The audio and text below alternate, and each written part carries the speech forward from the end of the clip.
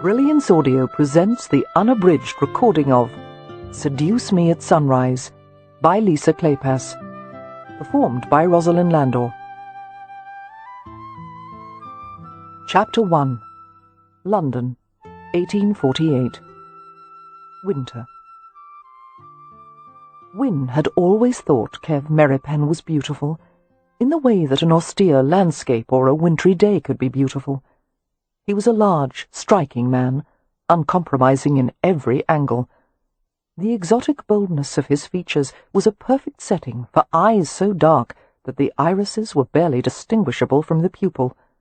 His hair was thick and as black as a raven's wing, his brows strong and straight, and his wide mouth was set with a perpetually brooding curve that Wynne found irresistible. Merripen. Her love, but never her lover. They had known each other since childhood, when he had been taken in by her family.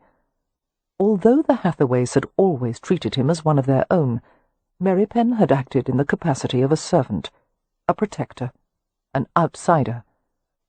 He came to Wynne's bedroom and stood at the threshold to watch as she packed a valise with a few personal articles from the top of her dresser. A hairbrush, a rack of pins, a handful of handkerchiefs that her sister Poppy had embroidered for her. As Wynne tucked the objects into the leather bag, she was intensely aware of Merripen's motionless form. She knew what lurked beneath his stillness, because she felt the same undertow of yearning. The thought of leaving him was breaking her heart, and yet there was no choice. She had been an invalid ever since she'd had scarlet fever 2 years earlier. She was thin and frail, and given to fainting spells and fatigue. Weak lungs, all the doctors had said. Nothing to do but succumb.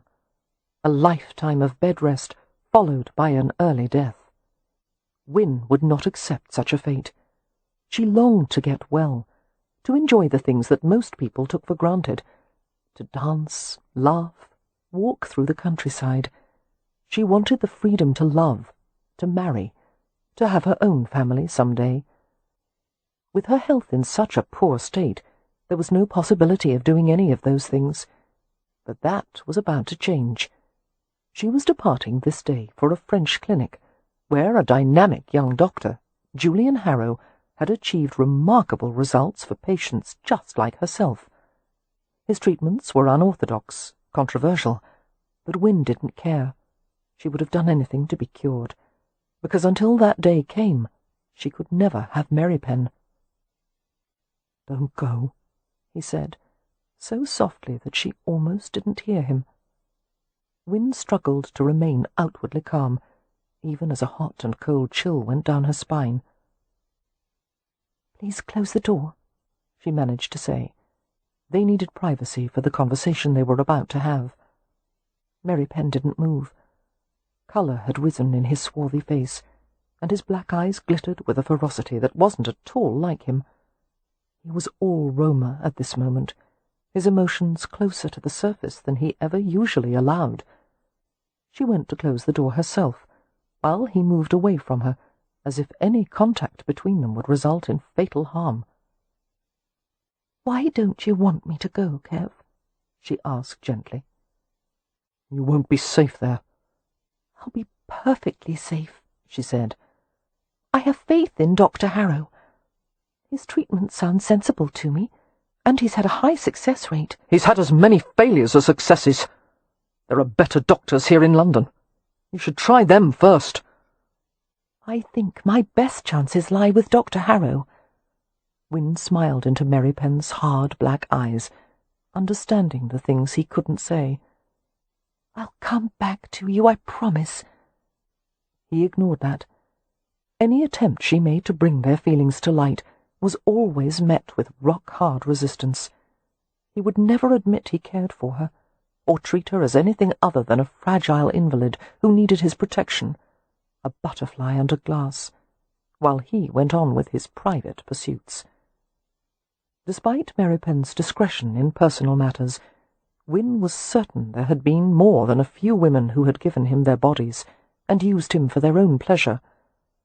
Something bleak and angry rose from the depths of her soul at the thought of Merripen lying with someone else, It would shock everyone who knew her, had they understood the power of her desire for him. It would probably shock Merripen most of all. Seeing his expressionless face, Wynne thought, "Very well, Kev. If this is what you want, I'll be stoic. We'll have a pleasant, bloodless goodbye."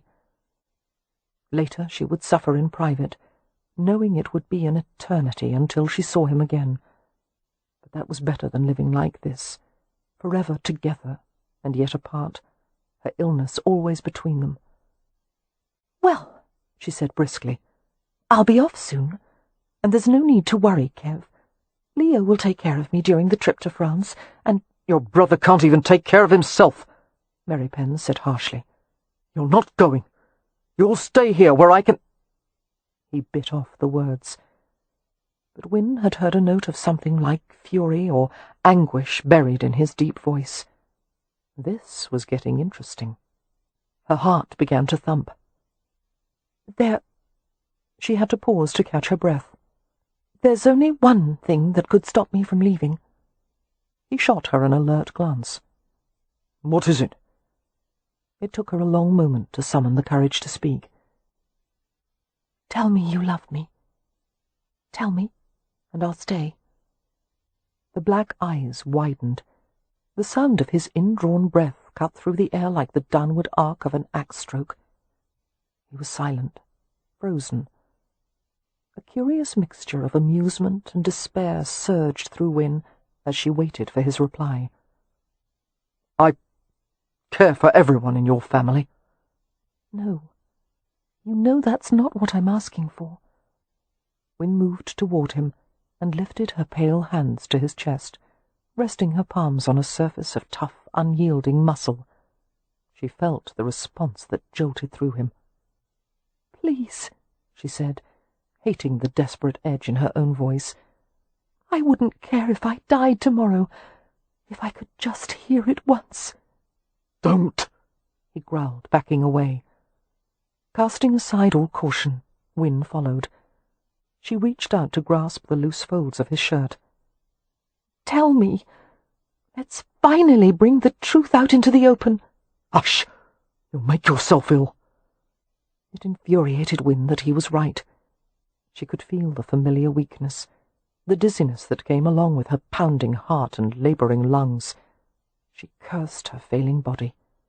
"I love you," she said wretchedly.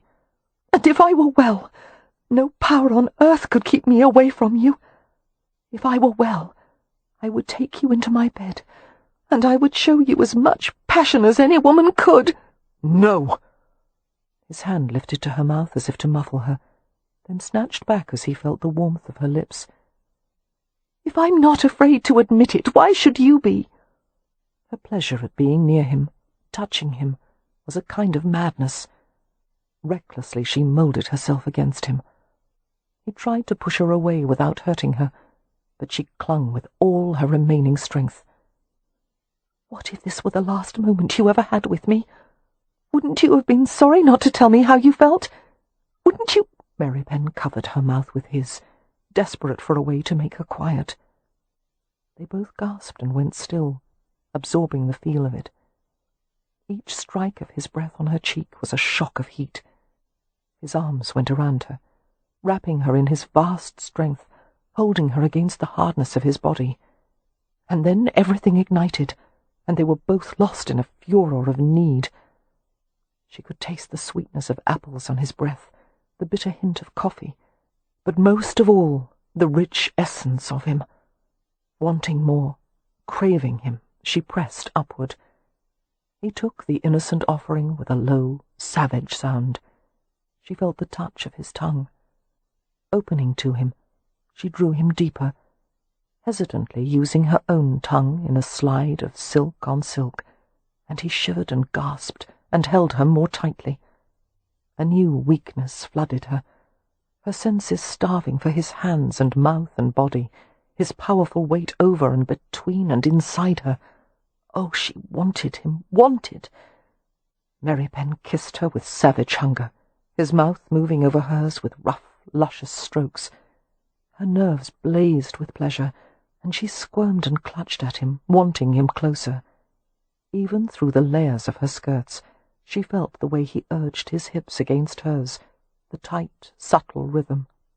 Instinctively, she reached down to feel him, to soothe him, and her trembling fingers encountered the hard shape of his arousal. He buried an agonized groan in her mouth. For one scalding moment, he reached down and gripped her hand tightly over himself. Her eyes flew open as she felt the pulsing charge, the heat and tension that seemed ready to explode. "Kev, the bed," she whispered, going crimson from head to toe. She had wanted him so desperately, for so long, and now it was finally going to happen. "Take me." Merripen cursed and shoved her away from him, turning to the side. He was gasping uncontrollably. Wynne moved toward him. "Kev." "Stay back!" he said, with such force that she jumped in fright. For at least a minute there was no sound or movement, save the angry friction of their breaths. Merripen was the first to speak. His voice was weighted with rage and disgust, though whether it was directed against her or himself was impossible to fathom. "That will never happen again." "Because you're afraid you might hurt me?" "Because I don't want you that way." She stiffened with indignation and gave a disbelieving laugh. "You responded to me just now. I felt it." His colour deepened. "That would have happened with any woman." You were trying to make me believe that you have no particular feeling for me." "Nothing other than a desire to protect one of your family." She knew it was a lie. She knew it. But his callous rejection made leaving a bit easier. It was difficult to speak. "How noble of you." Her attempt at an ironic tone was ruined by her breathlessness. Stupid, weak lungs. "You're overwrought," Merripen said, moving toward her. "You need to rest." "I'm fine," Wynne said fiercely, going to the washstand, gripping it to steady herself. When her balance was secured, she poured a splash of water onto a linen cloth and applied it to her flushed cheeks. Glancing into the looking-glass, she made her face into its usual serene mask. Somehow she made her voice calm. "I will have all of you, or nothing," she said. "You know the words that will make me stay. If you won't say them, then leave." The air in the room was heavy with emotion. Wynne's nerves screamed in protest as the silence drew out. She stared into the looking-glass, able to see only the broad shape of his shoulder and arm. And then he moved, and the door opened and closed. Wynne continued to dab at her face with the cool cloth, using it to blot a few stray teardrops. Setting the cloth aside, she noticed that her palm, the one she had used to grip the intimate shape of him, still retained the memory of his flesh, and her lips still tingled from the sweet, hard kisses, and her chest was filled with the ache of desperate love. "Well," she said to her flushed reflection, "now you're motivated." And she laughed shakily until she had to wipe away more tears. As Cam Rowan supervised the loading of the carriage that would soon depart for the London docks, he couldn't help wondering if he were making a mistake. He had promised his new wife that he would take care of her family, but less than 2 months after he'd married Amelia, he was sending one of her sisters to France. "We can wait," he had told Amelia only last night, holding her against his shoulder, stroking her rich brown hair as it lay in a river over his chest. "If you wish to keep Wynne with you a little longer, we can send her to the clinic in the spring." "No, she must go as soon as possible. Dr. Harrow made it clear that too much time has already been wasted. Wynne's best hope of improvement is to start the course of treatment at once." Cam had smiled at Amelia's pragmatic tone. His wife excelled at hiding her emotions, maintaining such a sturdy facade that few people perceived how vulnerable she was underneath. Cam was the only one with whom she would let down her guard. "We must be sensible," Amelia had added. Cam had rolled her to her back and stared down at her small, lovely face in the lamplight. Such round blue eyes, dark as the heart of midnight. "Yes," he allowed softly, "but it's not always easy to be sensible, is it?" She shook her head, her eyes turning liquid. He stroked her cheek with his fingertips. "Poor hummingbird," he whispered. "You've gone through so many changes in the past months, not the least of which was marrying me, and now I'm sending your sister away." "To a clinic, to make her well," Amelia had said. "I know it's best for her. It's only that I'll miss her. Win is the dearest, gentlest one in the family, the peacemaker. We'll all probably murder each other in her absence." She gave him a little scowl. "Don't tell anyone I was crying, or I shall be very cross with you." "No, Monisha," he had soothed, cuddling her closer as she sniffled. "All your secrets are safe with me, you know that." And he had kissed away her tears and removed her nightgown slowly, and made love to her even more slowly. "Little love," he had whispered, as she trembled beneath him, "let me make you feel better." And as he took careful possession of her body, he told her in the old language that she pleased him in all ways, that he loved to be inside her, that he would never leave her. Although Amelia hadn't understood the foreign words, the sound of them had excited her, her hands working on his back like cat paws, her hips pressing upward into his weight. He had pleasured her and taken his own pleasure, until his wife had fallen into a sated sleep. For a long while afterward, Cam had held her nestled against him, with the trusting weight of her head on his shoulder. He was responsible for Amelia now, and for her entire family. The Hathaways were a group of misfits that included 4 sisters, a brother, and Merripen, who was a Roma like him. No one seemed to know much about Merripen, aside from the fact that he had been taken in by the Hathaway family as a boy, after being wounded, and left for dead in a gypsy hunt. He was something more than a servant, but not quite part of the family. There was no predicting how Merripen would fare in Win's absence, but Cam had a feeling it wasn't going to be pleasant. They couldn't have been more opposite, the pale blonde invalid and the huge Roma, one so refined and otherworldly, the other brown and rough-hewn and barely civilized. But the connection was there, like the path of a hawk that always returned to the same forest, following the invisible map that was etched in its very nature. When the carriage was properly loaded, and the luggage was secured with leather straps, Cam went into the hotel suite where the family was staying. They had gathered in the receiving room to say their goodbyes. Merripen was conspicuously absent. They crowded the small room, the sisters and their brother Leo, who was going to France as Win's companion and escort. "There now," Leo said gruffly, patting the back of the youngest, Beatrix, who had just turned 16. "No need to make a scene." She hugged him tightly. "You'll be lonely so far from home. Won't you take one of my pets to keep you company?" "No, darling. I'll have to content myself with whatever human companionship I can find on board." He turned to Poppy, a ruddy-haired beauty of 18. "Goodbye, sis. Enjoy your first season in London. Try not to accept the first fellow who proposes to you." Poppy moved forward to embrace him. "Dear Leo," she said, her voice muffled against his shoulder, "do try to behave while you're in France." "No one behaves in France," Leo told her. "That's why everyone likes it so much." He turned to Amelia. It was only then that his self-assured facade began to disintegrate. He drew an unsteady breath.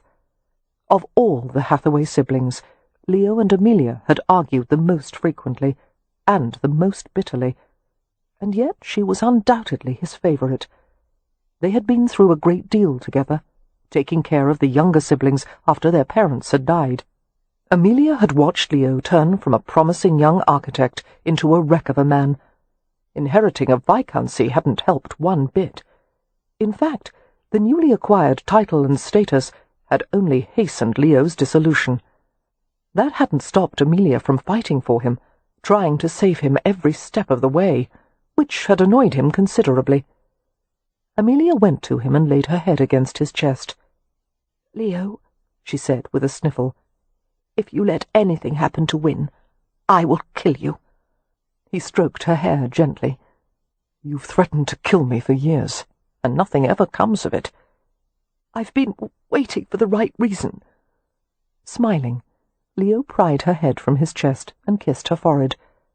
"I'll bring her back safe and well." "And yourself?" "And myself." Amelia smoothed his coat, her lip trembling. "Then you had better stop leading the life of a drunken wastrel," she said. Leo grinned. "But I've always believed in cultivating one's natural talents to the fullest." He lowered his head so she could kiss his cheek. "You're a fine one to talk about how to conduct oneself," he said. "You, who just married a man you barely know." "It was the best thing I ever did," Amelia said. "Since he's paying for my trip to France, I suppose I can't disagree." Leo reached out to shake Cam's hand. After a rocky beginning, the two men had come to like each other in a short time. "Goodbye, Frau," he said, using the Romany word that Cam had taught him for brother. "I have no doubt you'll do an excellent job taking care of the family. You've already gotten rid of me, which is a promising beginning. You'll return to a rebuilt home and a thriving estate, my lord." Leo gave a low laugh. "I can't wait to see what you will accomplish. You know, not just any peer would entrust all his affairs to a pair of gypsies." "I would say with certainty," Cam replied, "that you're the only one." After Win had bid farewell to her sisters, Leo settled her into the carriage and sat beside her. There was a soft lurch as the team pulled forward, and they headed to the London docks. Leo studied Win's profile. As usual, she showed little emotion, her fine, boned face serene and composed.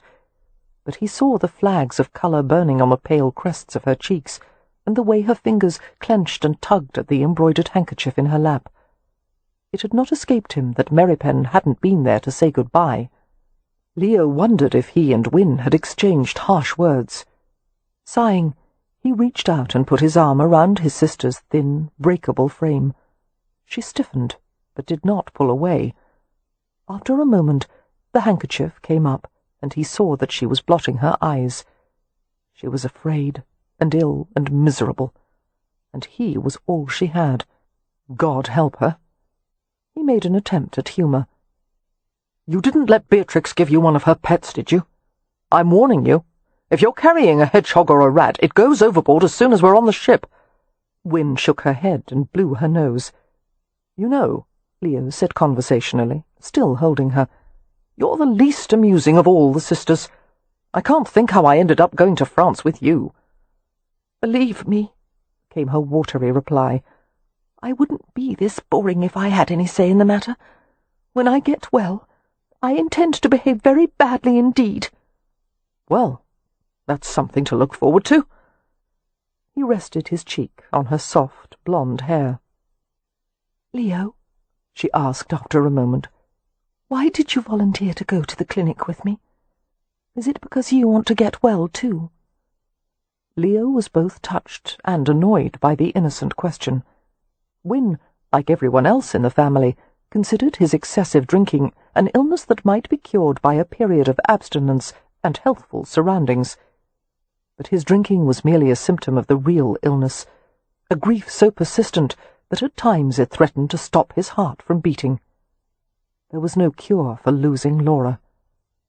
"No," he said to Win, "I have no aspirations to get well. I merely want to continue my debauchery with new scenery." He was rewarded by a small chuckle. "Win, did you and Merripen quarrel? Is that why he wasn't there to see you off?" At her prolonged silence, he rolled his eyes. "If you insist on being close-mouthed, sis, it's going to be a long journey indeed." "Yes, we quarrelled." "About what? Harrow's clinic?" "Not really. That was part of it, but Wynne shrugged uncomfortably. It's too complicated. It would take forever to explain. We're about to cross an ocean and half of France. Believe me, we have time. After the carriage had departed, Cam went to the mews behind the hotel, a tidy building with horse stalls and a carriage house on the ground floor and servants' accommodations above. As he had expected, Merripen was grooming the horses. The hotel mews were run on a part livery system, which meant some of the stabling chores had to be assumed by the horse owners. At the moment, Merripen was taking care of Cam's black gelding, a 3-year-old named Puka. Merripen's movements were light, quick, and methodical as he ran a brush over the horse's shining flanks. Cam watched him for a moment, appreciating the roamer's deftness. The story that gypsies were exceptionally good with horses was no myth. A roamer considered the horse to be a comrade, an animal of poetry and heroic instincts, and Puka accepted Merripen's presence with a calm deference he showed to few people. "What do you want?" Merripen asked without looking at him. Cam approached the open stall leisurely, smiling as Puka lowered his head and nudged his chest. "No, boy, no sugar lumps." He patted the muscular neck. His shirt sleeves were rolled up to his elbows, exposing the tattoo of a black flying horse on his forearm. Cam had no memory of when he'd gotten the tattoo. It had been there forever, for reasons his grandmother would never explain. The symbol was an Irish nightmare steed called a Puka, an alternately malevolent and benevolent horse who spoke in a human voice and flew at night on widespread wings. According to legend, the Puka would come to an unsuspecting human's door at midnight and take him on a ride that would leave him forever changed. Cam had never seen a similar mark on anyone else, until Merripen. Through a quirk of fate, Merripen had recently been injured in a house fire, and as his wound was being treated, the Hathaways had discovered the tattoo on Merripen's shoulder. That had raised more than a few questions in Cam's mind. He saw Merripen glance at the tattoo on his arm. "What do you make of a roamer wearing an Irish design?" Cam asked. "There are Rome in Ireland. Nothing unusual." "There's something unusual about this tattoo," Cam said evenly. "I've never seen another like it, until you. And since it came as a surprise to the Hathaways, you've evidently taken great care to keep it hidden. Why is that, my Frau?" "Don't call me that. You've been part of the Hathaway family since childhood," Cam said, "and I've married into it. That makes us brothers, doesn't it?" A disdainful glance was his only reply. Cam found perverse amusement in being friendly to a roamer who so clearly despised him. He understood exactly what had engendered Merripen's hostility. The addition of a new male to a family tribe, or vice, was never an easy situation, and usually his place would be low in the hierarchy. For Cam, a stranger, to come in and act as the head of the family was nearly unendurable. It didn't help that Cam was Poshram, a half-bred born of a Romany mother and an Irish Gajo father, and if there was anything that could make matters even worse, Cam was wealthy, which was shameful in the eyes of the Rome. "Why have you always kept it hidden?" Cam persisted. Merripen paused in his brushing and gave Cam a cold, dark glance. "I was told it was the mark of a curse, that on the day I discovered what it meant and what it was for, I or someone close to me was fated to die." Cam showed no outward reaction, but he felt a few prickles of unease at the back of his neck. "Who are you, Merripen?" he asked softly. The big roamer went back to work. "No one. You were part of a tribe once. You must have had family." "I don't remember any father. My mother died when I was born. So did mine. I was raised by my grandmother." The brush halted in mid-stroke. Neither of them moved. The stable became deadly quiet, except for the snuffling and shifting of horses. "I was raised by my uncle, to be one of the Asherib." "A Cam kept any hint of pity from his expression, but privately he thought, "You poor bastard. No wonder Merripen fought so well."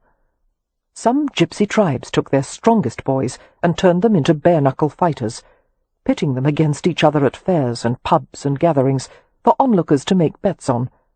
Some of the boys were disfigured or even killed, and the ones who survived were hardened fighters down to the bootstraps and designated as warriors of the tribe. "Well, that explains your sweet temperament," Cam said. "Was that why you chose to stay with the Hathaways after they took you in? Because you no longer wanted to live as an Asharib?" "Yes." "You're lying, Frau," Cam said, watching him closely. "You stayed for another reason." And he knew from the roamer's visible flush that he'd hit upon the truth. Quietly, Cam added, "You stayed for her." Chapter 2. 12 years earlier. There was no goodness in him, no softness. He had been raised to sleep on hard ground, to eat plain food and drink cold water, and to fight other boys on command. If he ever refused to fight, he was beaten by his uncle, the Rom Baro, the big male of the tribe. There was no mother to plead for him, no father to intervene in the Rom Baro's harsh punishments. No one ever touched him except in violence. He existed only to fight, to steal, to do things against the Gaji. Most gypsies did not hate the pale, doughy Englishmen who lived in tidy houses and carried pocket watches and read books by the hearth. They only distrusted them. But Kev's tribe despised Gaji, mostly because the Rom Baro did. And whatever the leader's whims, beliefs, and inclinations were, you followed them.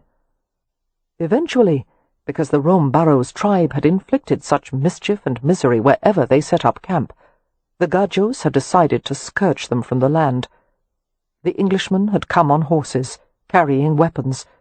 There had been gunshots, clubbings, sleeping roamers attacked in their beds, women and children screaming and crying. The camp had been scattered, and everyone had been driven off, the Vardo wagons set on fire, many of the horses stolen by the Gajos. Kev had tried to fight them, to defend the Vitsa, but he had been struck on the head with the heavy butt of a gun. Another had stabbed him in the back with a bayonet. The tribe had left him for dead. Alone in the night, he had lain half-conscious by the river, listening to the rush of dark water, feeling the chill of hard, wet earth beneath him, dimly aware of his own blood seeping in warm runlets from his body. He had waited without fear for the great wheel to roll into darkness. He had no reason or desire to live. But just as night yielded to the approach of her sister morning, Kev found himself gathered up and carried away in a small rustic cart. A Gajo had found him, and had bid a local boy to help carry the dying roamer into his house. It was the first time Kev had ever been beneath the ceiling of anything other than a Vardo. He found himself torn between curiosity at his foreign surroundings and rage at the indignity at having to die indoors under the care of a Gajo. But he was too weak, too much in pain to lift a finger in his own defence. The room he occupied was not much bigger than a horse stall, holding only a bed and a chair. There were cushions, pillows, framed needlework on the walls, a lamp with beaded fringe. Had he not been so ill, he would have gone mad in the overstuffed little room. The Gajo who had brought him here, Hathaway, was a tall, slender man with pale yellow hair. His gentle manner, his diffidence, made Kev hostile. Why had Hathaway saved him? What could he want from a Roma boy? Kev refused to talk to the Gajo, and wouldn't take medicine. He rejected any overture of kindness. He owed this Hathaway nothing. He hadn't wanted to be saved, hadn't wanted to live. So he lay there, flinching and silent, whenever the man changed the bandage on his back. There was only one time Kev spoke, and that was when Hathaway had asked about the tattoo. "What is this mark for?" "It's a curse," Kev said through gritted teeth. "Don't speak of it to anyone, or the curse will fall on you too." "I see," The man's voice was kind. "I will keep your secret. But I'll tell you that, as a rationalist, I don't believe in such superstitions.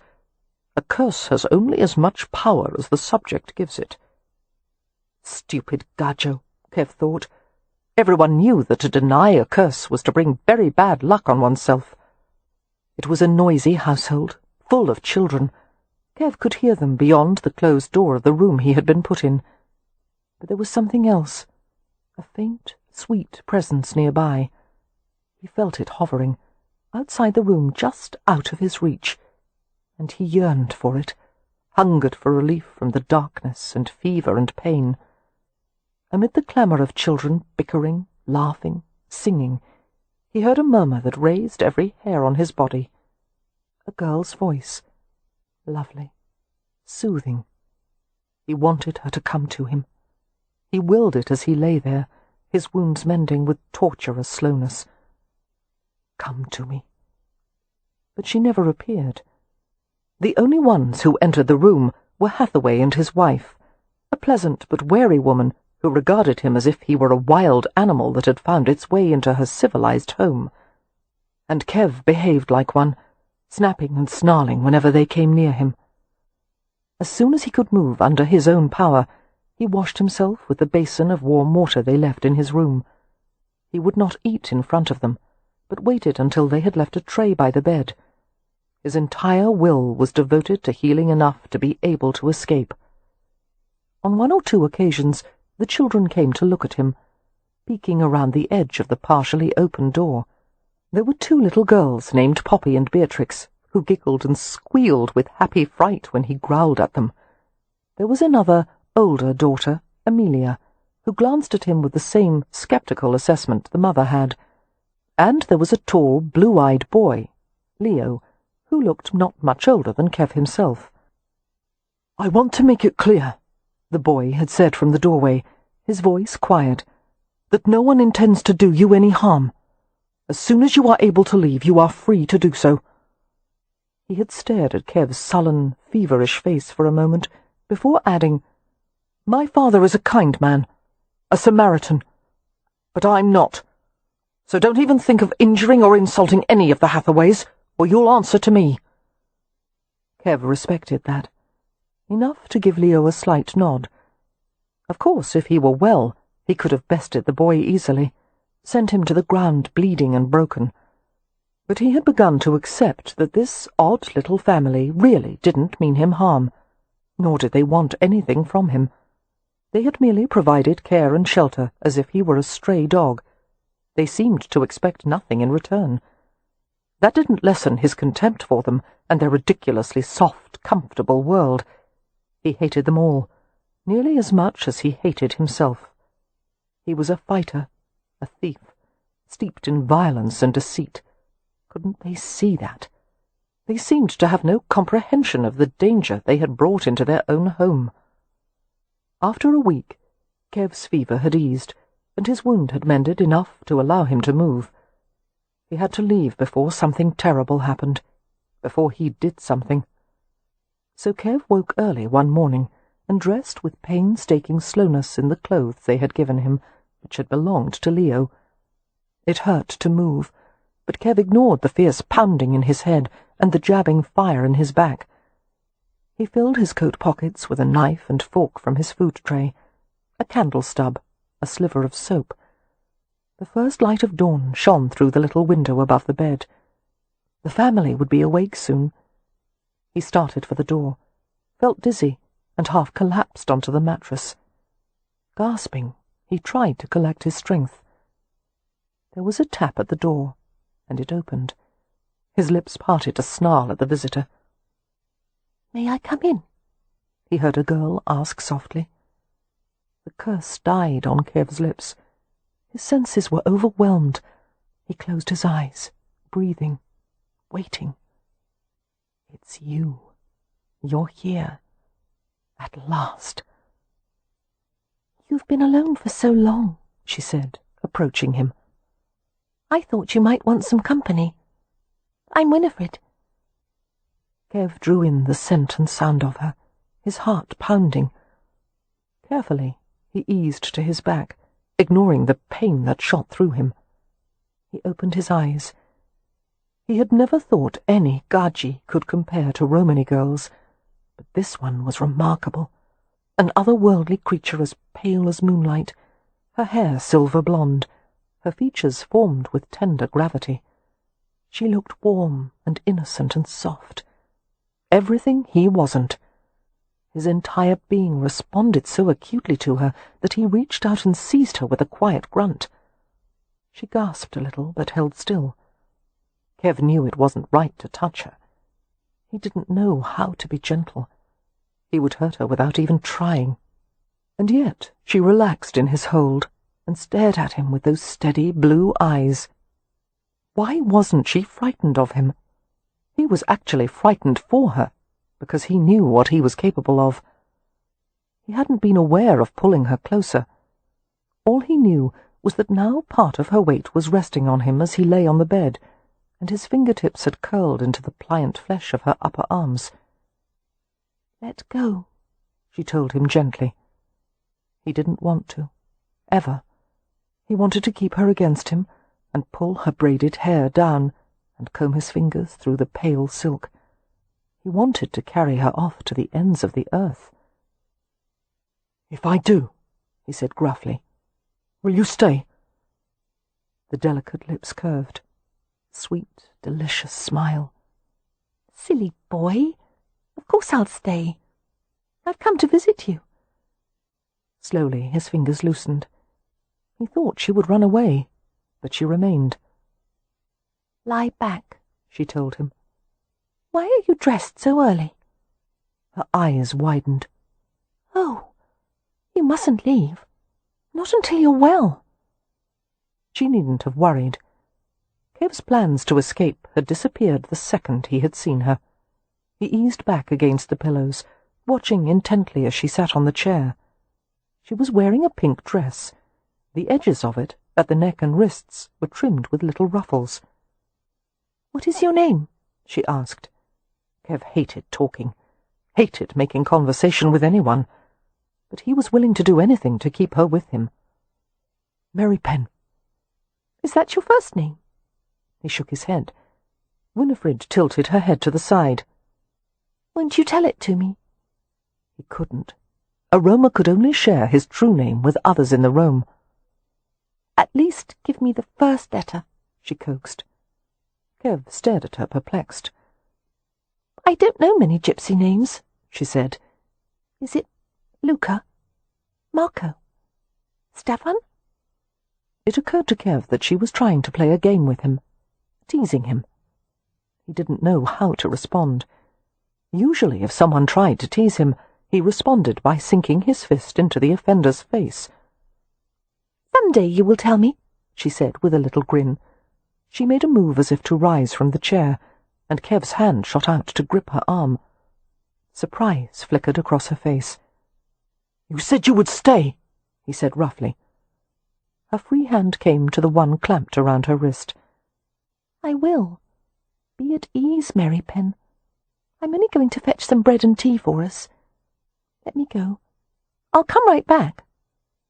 Her palm was light and warm as it rubbed over his hand. "I'll stay in here all day if you wish." "They won't let you." "Oh, yes, they will." She coaxed his hand to loosen, gently prying at his fingers. "Don't be so anxious. My goodness, I thought gypsies were supposed to be merry." She almost made him smile. "I've had a bad week," he told her gravely. She was still busy trying to detach his fingers from her arm. "Yes, I can see that. How did you come to be hurt?" "Gajos attacked my tribe. They may come for me here." He stared at her hungrily, but forced himself to let go of her. "I'm not safe. I should go." "No one would dare take you away from us. My father is a very respected man in the village. A scholar." Seeing his doubtful expression, she added, "The pen is mightier than the sword, you know." That sounded like something a Gajo would say. It made no sense at all. "The men who attacked my Vitsa last week were not armed with pens." You poor thing, she said compassionately. I'm sorry. Your wounds must hurt after all this moving about. I'll get you some tonic. Kev had never been the object of sympathy before. He didn't like it. His pride bristled. I won't take it. Gajo medicine doesn't work. If you bring it, I'll only throw it on the... All right, don't excite yourself. I'm sure it's not good for you. She went to the door, and a thrill of desperation shook Kev's frame. He was certain she would not come back, and he wanted her near him so badly. Had he the strength, he would have leapt from the bed and seized her again. But that wasn't possible. So he fixed her with a sullen stare and muttered, Go then! Devil take you! Winnifred paused at the doorway and glanced over her shoulder with a quizzical grin. How contrary and cross you are! I will come back with bread and tea and a book, and I will stay as long as it takes to get a smile from you. I never smile, he told her. Much to his surprise, Win did return. She spent the better part of a day reading to him, some dull and wordy story that made him drowsy with contentment. No music, no rustling of trees in the forest, no bird-songs had ever pleased him as much as her soft voice. Occasionally another family member came to the doorway, but Kev couldn't bring himself to snap at any of them. He was full of ease for the first time he could ever remember. He couldn't seem to hate anyone when he was so close to happiness. The next day the Hathaways brought him to the main room in the cottage, a parlour filled with worn furniture. Every available surface was covered with sketches, needlework, and piles of books. One couldn't move without knocking something over. While Kev half reclined on the sofa, the smaller girls played on the carpet nearby, trying to teach tricks to Beatrix's pet squirrel.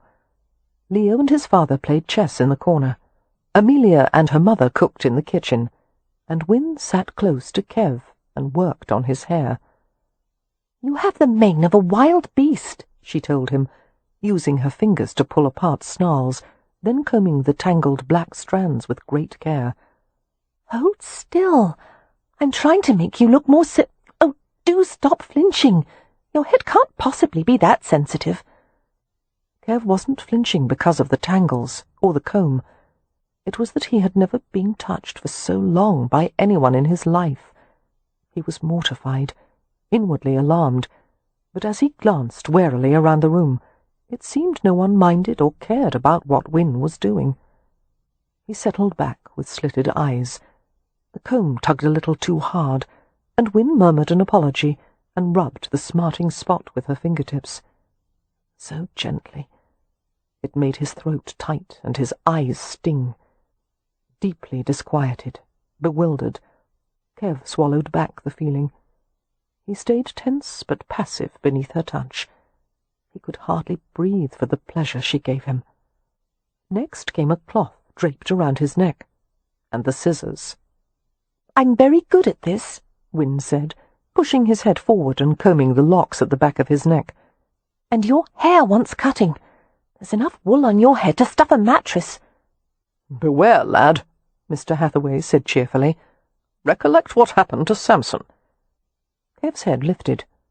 What? Win pushed it back down. Samson's hair was his source of strength, she said. After Delilah cut it, he turned weak and was captured by the Philistines. Haven't you read the Bible? Poppy asked. No, Kev said. He held still as the scissors bit carefully through the thick waves at his nape. Then you're a heathen. Yes. Are you the kind that eats people? Beatrix asked with great interest. Win answered before Kev could say anything. No, Beatrix. One may be a heathen without being a cannibal. But gypsies do eat hedgehogs, Beatrix said, and that's just as bad as eating people, because hedgehogs do have feelings, you know. She paused as a heavy lock of black hair fell to the floor. Oh, how pretty, the little girl exclaimed. May I have it, Win? No, Merripen said gruffly, his head still bent. Why ever not? Beatrix asked. Someone could use it to make a bad luck charm, or a love spell. Oh, I wouldn't do that, Beatrix said earnestly. I just want to line a nest with it. Never mind, darling, Wynne said serenely. If it makes our friend uncomfortable, your pets will have to make do with some other nesting material. The scissors snipped through another heavy black swathe. Are all gypsies as superstitious as you? She asked Kev. No, most are worse. Her light laugh tickled his ear, her warm breath bringing gooseflesh to the surface. Which would you hate more, Merripen? The bad luck or the love spell? The love spell, he said without hesitation. For some reason, the entire family laughed. Merripen glowered at all of them, but found no mockery in their collective gaze, only friendly amusement. Kev was quiet, listening to them chatter while Wynne cut layers in his hair. It was the oddest conversation he'd ever witnessed, the girls interacting freely with their brother and father. They all moved from one subject to another, debating ideas that didn't apply to them, situations that didn't affect them. There was no point to any of it, but they seemed to enjoy themselves tremendously. He had never known people like this existed. He had no idea how they had survived this long. The Hathaways were an unworldly lot, eccentric and cheerful, and preoccupied with books and art and music. They lived in a ramshackle cottage, but instead of repairing door frames or holes in the ceiling, they pruned roses and wrote poetry. If a chair leg broke off, they merely wedged a stack of books beneath it. Their priorities were a mystery to him. And he was mystified still further when, after his wounds had healed sufficiently, they invited him to make a room for himself in the stable loft. "You may stay as long as you wish," Mr. Hathaway had told him, "though I expect that someday you'll want to strike out in search of your tribe." But Kev no longer had a tribe. They had left him for dead. This was his stopping place. He began to take care of the things they had paid no attention to, such as repairing the holes in the ceiling and the decaying joints beneath the chimney stack. Despite his terror of heights, he did new coatwork on the thatched roof. He took care of the horse and the cow, and tended the kitchen garden, and even mended the family's shoes. Soon Mrs. Hathaway trusted him to take money to the village to buy food and necessities.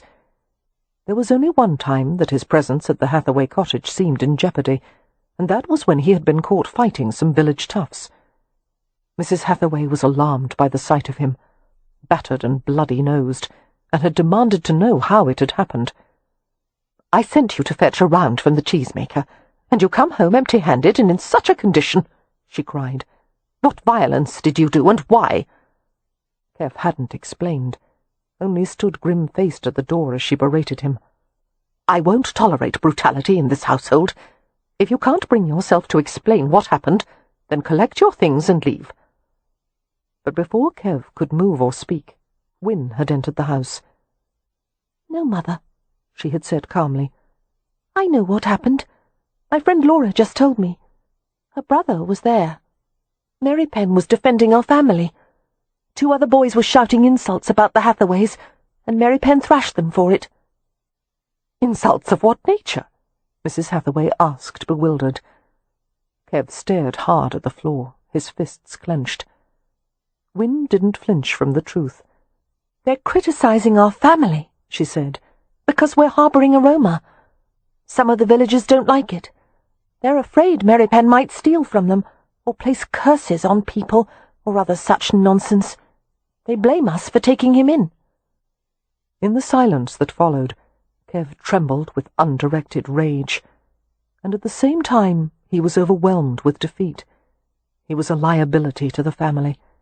He could never live among the Gaji without conflict. "I will go," he said. It was the best thing he could do for them. "Where?" Wynne asked, a surprising edge to her voice, as if the notion of his leaving had annoyed her.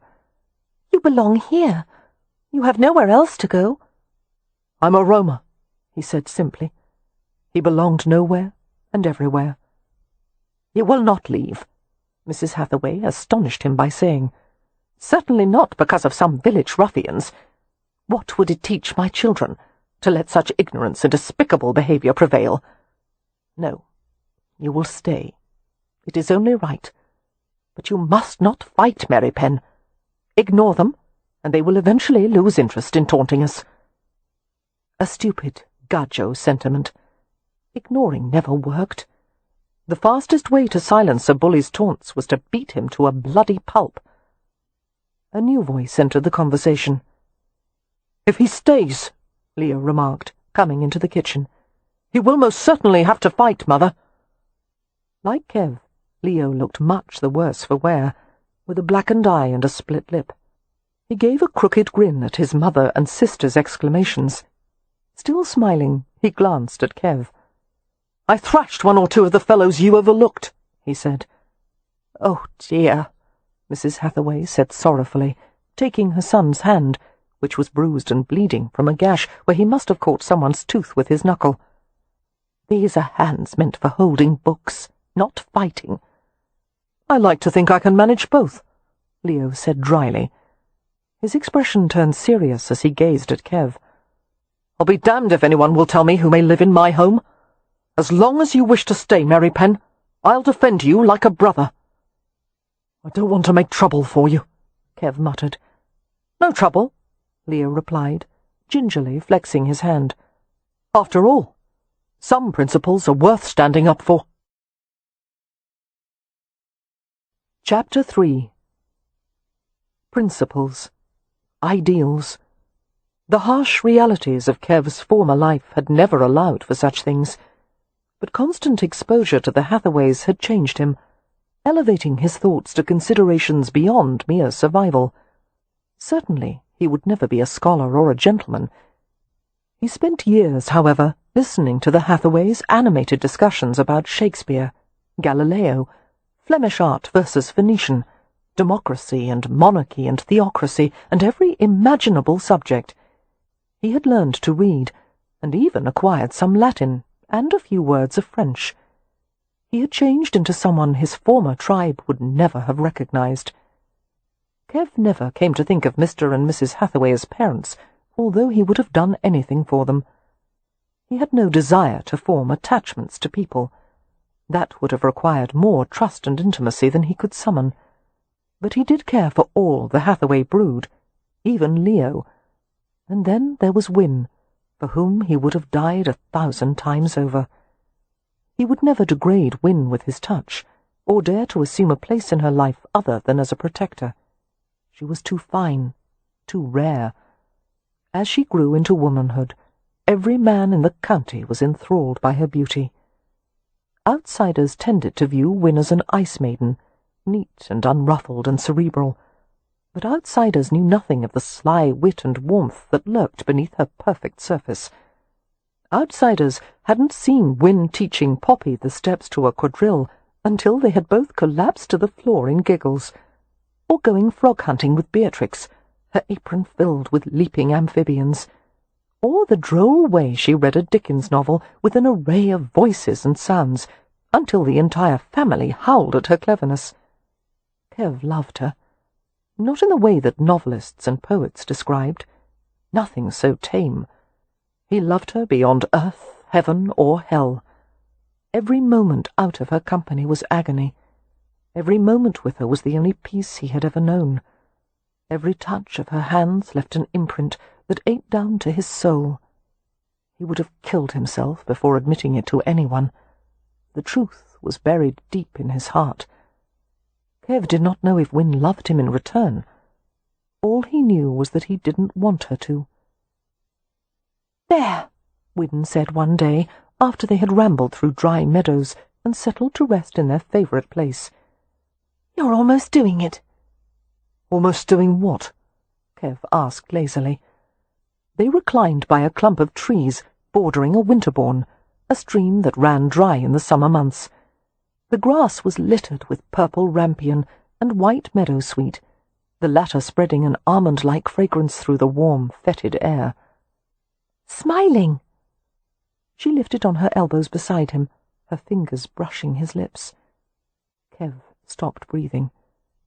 A pipit rose from a nearby tree on taut wings, drawing out a long note as he descended.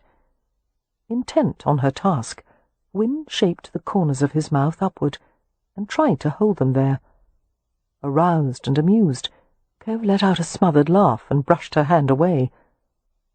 "You should smile more often," Wynne said, still staring down at him. "You're very handsome when you do."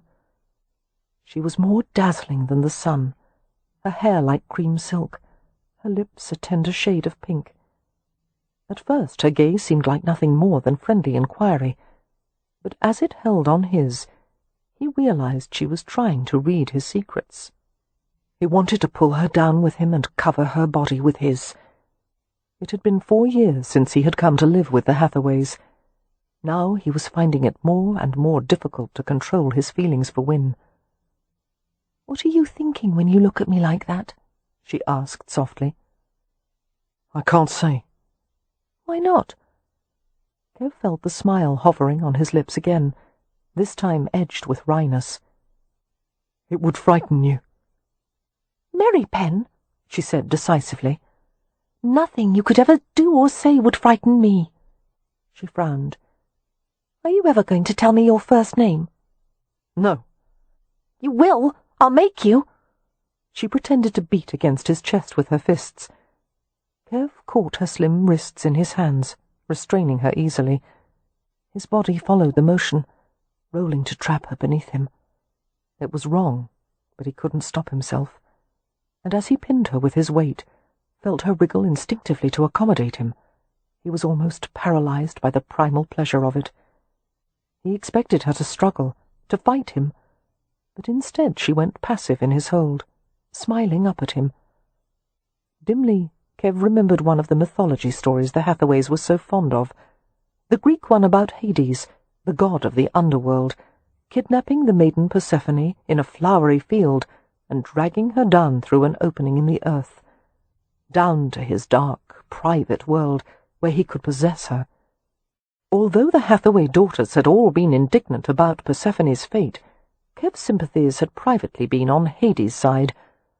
Romany culture tended to romanticize the idea of kidnapping a woman for one's bride, even mimicking it during their courtship rituals. "I don't see why eating a mere half-dozen pomegranate seeds should have condemned Persephone to stay with Hades part of every year," Poppy had said in outrage. "No one told her the rules. It wasn't fair. I'm certain she would never have touched a thing had she known what would happen. And it wasn't a very filling snack," Beatrix had added, perturbed. "If I'd been there, I would have asked for a pudding or a jam pasty at least." "Perhaps she wasn't altogether unhappy having to stay," Wynne had suggested, her eyes twinkling. "After all, Hades did make her his queen, and the story says he possessed the riches of the earth. A rich husband," Amelia had said, "doesn't change the fact that Persephone's main residence is in an undesirable location with no view whatsoever. Just think of the difficulties in leasing it out during the off-months." They had all agreed that Hades was a complete villain, but Kev had understood exactly why the underworld god had stolen Persephone for his bride. He had wanted a little bit of sunshine, of warmth for himself, down in the cheerless gloom of his dark palace. "So your tribe members who left you for dead," Wynne said, bringing his thoughts back to the present.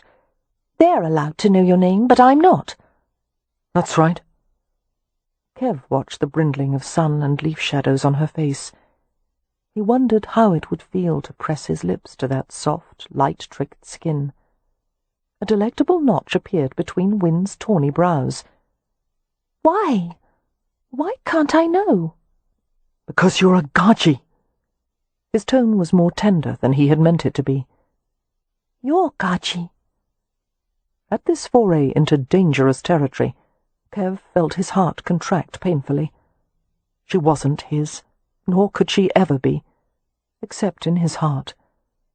He rolled off her, rising to his feet. "It's time to go back," he said curtly.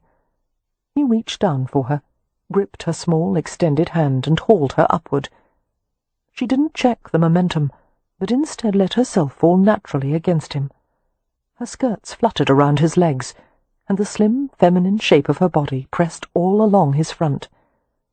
Desperately he searched for the strength, the will to push her away. "Will you ever try to find them, Merripen?" she asked. Will you ever go away from me? Never, he thought in a flash of ardent need. But instead he said, I don't know.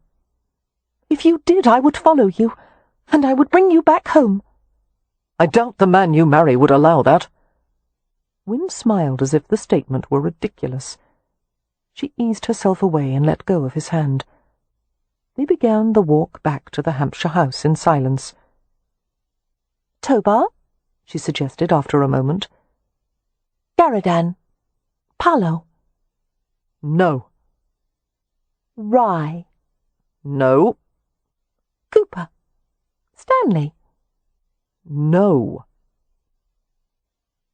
To the pride of the entire Hathaway family, Leo was accepted at the Grande École des Beaux-Arts in Paris, where he studied art and architecture for 2 years. So promising was Leo's talent that part of his tuition was assumed by the renowned London architect Roland Temple, who said that Leo could repay him by working as his draftsman upon returning. Few would have argued that Leo had matured into a steady and good-natured young man, with a keen wit and a ready laugh, and in light of his talent and ambition there was the promise of even more attainment. Upon his return to England, Leo took up residence in London to fulfil his obligation to Temple, but he also came frequently to visit his family at Primrose Place, and to court a pretty, dark-haired village girl named Laura Dillard. During Leo's absence, Kev had done his best to take care of the Hathaways, and Mr. Hathaway had tried on more than one occasion to help him plan a future for himself. Such conversations turned out to be an exercise in frustration for them both. "You are being wasted," Mr. Hathaway had told Kev, looking mildly troubled. Kev had snorted at that, but Hathaway had persisted. "We must consider your future, and before you say a word, let me state that I am aware of the Rome's preference to live in the present. But you have changed, Merripen. You have advanced too far to neglect what has taken root in you." "Do you want me to leave?" Kev asked quietly. "Heavens, no, not at all. As I have told you before, you may stay with us as long as you wish, but I feel it my duty to make you aware that in staying here you are sacrificing many opportunities for self-improvement. You should go out into the world as Leo has. Take an apprenticeship, learn a trade, perhaps enlist in the military." "What would I get from that?" Kev had asked. "To start with, the ability to earn more than the pittance I'm able to give you. I don't need money. But as things stand, you haven't the means to marry, to buy your own plot of land, to—" "I don't want to marry, and I can't own land. No one can.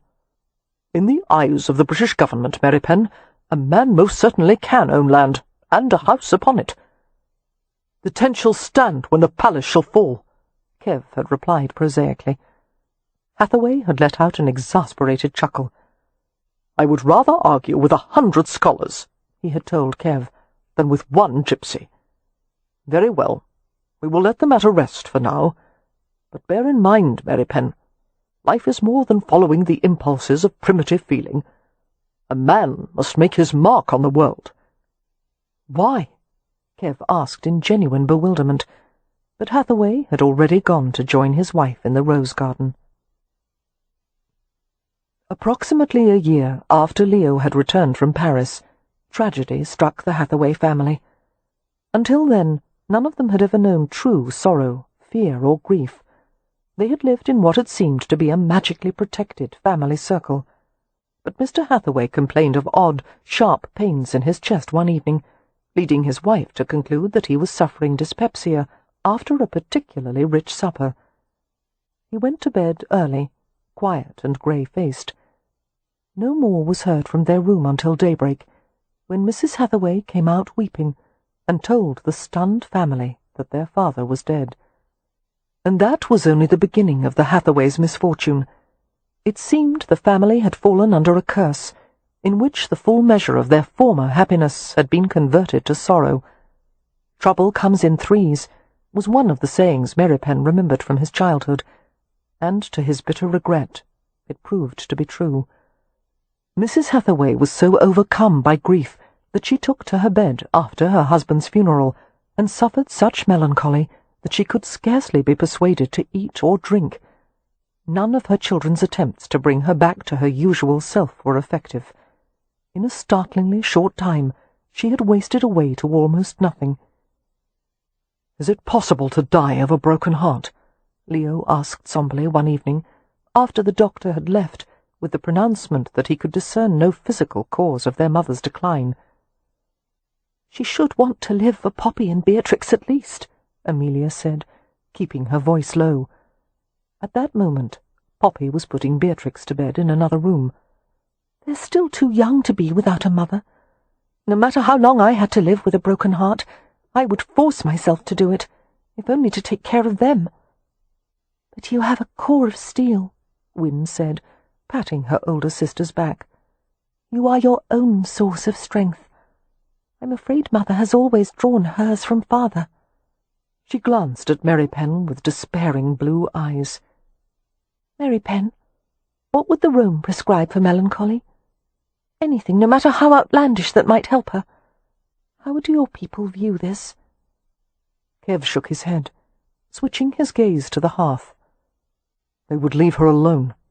The Rome has a fear of excessive grief." "Why?" "It tempts the dead to come back and haunt the living." All four were silent then, listening to the hiss and snap of the small fire. "She wants to be with Father," Wynne said eventually. Her tone was pensive. "Wherever he has gone. Her heart is broken. I wish it weren't. I would exchange my life, my heart, for hers if such a trade were possible. I wish—" She broke off with a quick breath as Kev's hand closed over her arm. He had not been aware of reaching out for her, but her words had provoked him irrationally. "Don't say that," he muttered. He was not so far removed from his Romany past that he had forgotten the power of words to tempt fate. "Why not?" she whispered. "Because it wasn't hers to give. Your heart is mine," he thought savagely. "It belongs to me." And though he hadn't said the words aloud, it seemed somehow that Wynne had heard them. Her eyes widened, darkened, and a flush born of strong emotion rose in her face. And right there, in the presence of her brother and sister, she lowered her head and pressed her cheek to the back of his hand. Kev longed to comfort her, envelop her with kisses, surround her with his strength.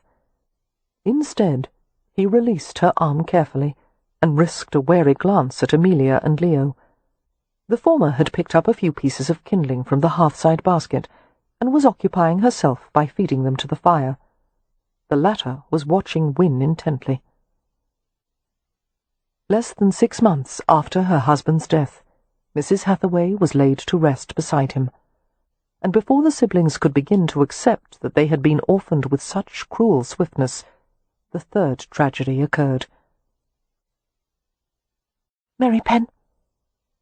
Wynne stood at the front threshold of the cottage, hesitating to come in. There was such a queer look on her face that Kev rose to his feet at once. He was bone-weary and dirty, having just come in from working all day at a neighbour's house, building a gate and fence around their yard. To set the fence posts, he had dug holes in ground that had already been permeated with the frost of approaching winter. Kev had just sat down at the table with Amelia, who was attempting to clean spots from one of Poppy's dresses with a quill dipped in spirit of turpentine. The scent of the chemical burned in Kev's nostrils as he drew in a quick breath. He knew from Wynne's expression that something was very wrong. "I've been with Laura and Leo today," Wynne said. "Laura took ill earlier. She said her throat hurt, and her head, and so we took her home at once, and her family sent for the doctor. He said it was scarlet fever." "Oh, God!" Amelia breathed, the colour draining from her face. The three of them were silent with shared horror. There was no other fever that burned so violently or spread so quickly. It provoked a brilliant red rash from the skin, imparting a fine, gritty texture, like the glass paper used to smooth pieces of wood, and it burned and ravaged its way through the body until the organs failed. The disease lingered in the expired air, in locks of hair, on the skin itself. The only way to protect others was to isolate the patient. "Was he certain?" Kev asked in a controlled voice. "Yes. He said the signs are unmistakable. And he said—" Wynne broke off as Kev strode toward her. "No, Merripen!" And she held up a slim white hand with such desperate authority that it stopped him in his tracks. "No one must come near me. Leo is at Laura's house. He won't leave her. They said it was all right for him to stay, and you must gather up Poppy and Beatrix, and Amelia too, and take them to our cousins in Hedgerley.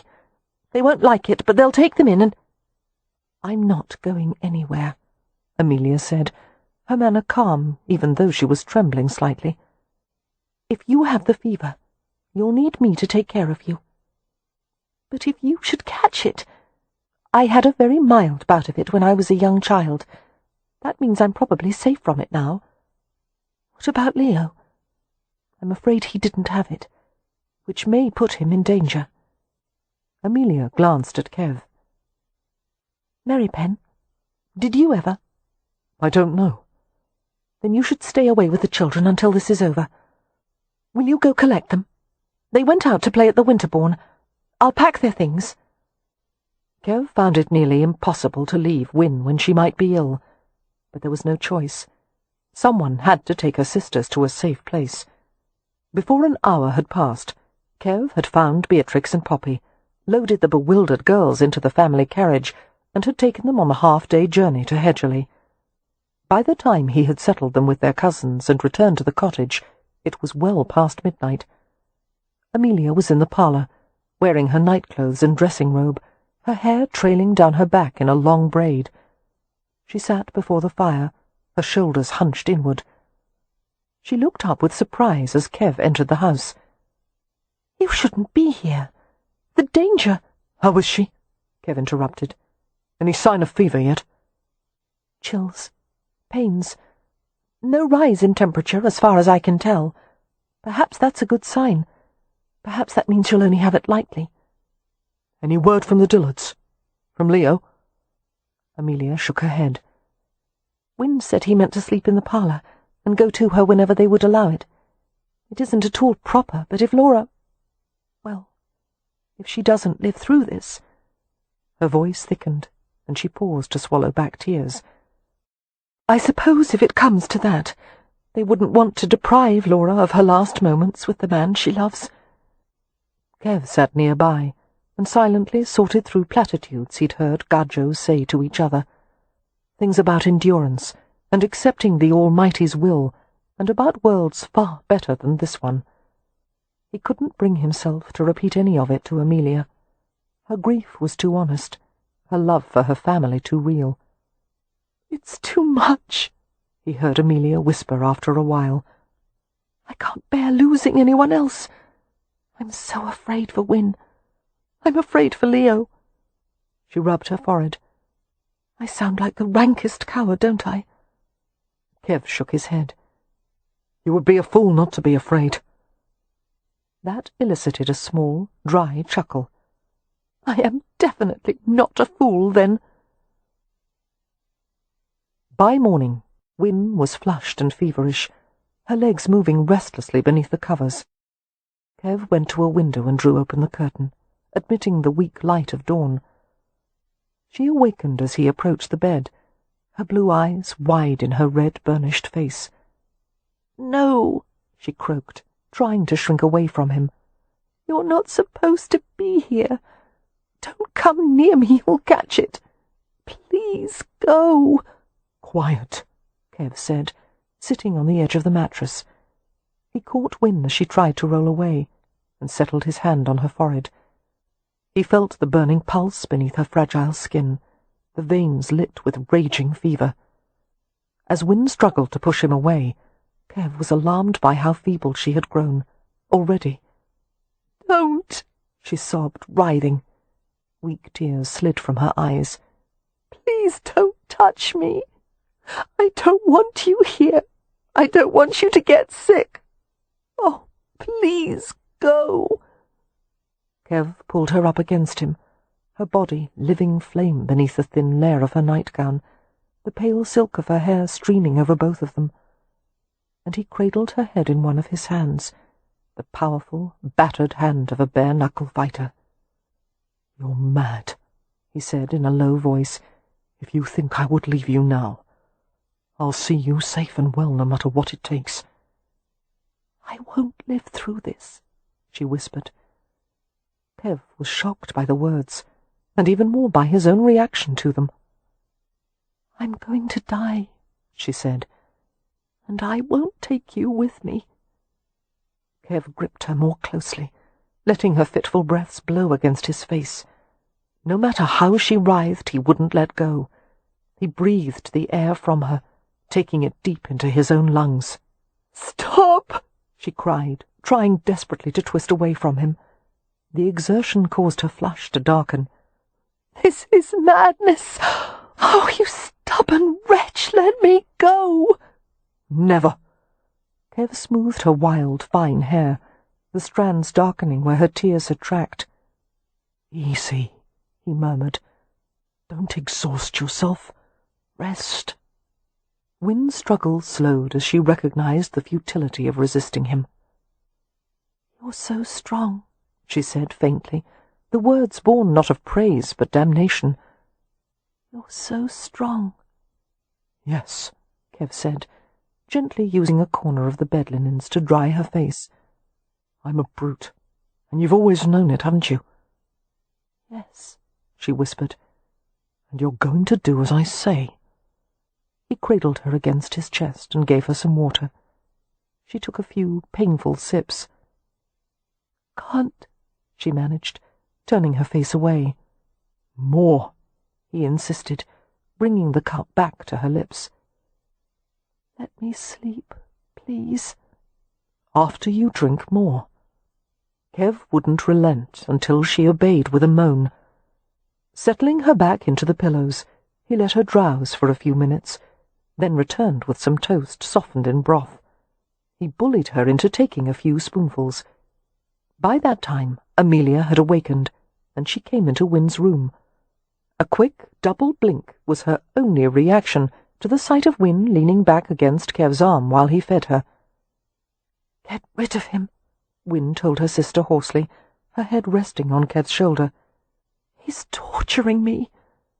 "Well, we've always known he was a fiend," Amelia said in a reasonable tone, coming to stand at the bedside. "How dare you, Merripen, coming into an unsuspecting girl's room and feeding her toast?" "The rash has started," Kev said, noting the roughness that was rising up Wynn's throat and cheeks. Her silken skin had turned sandy and red.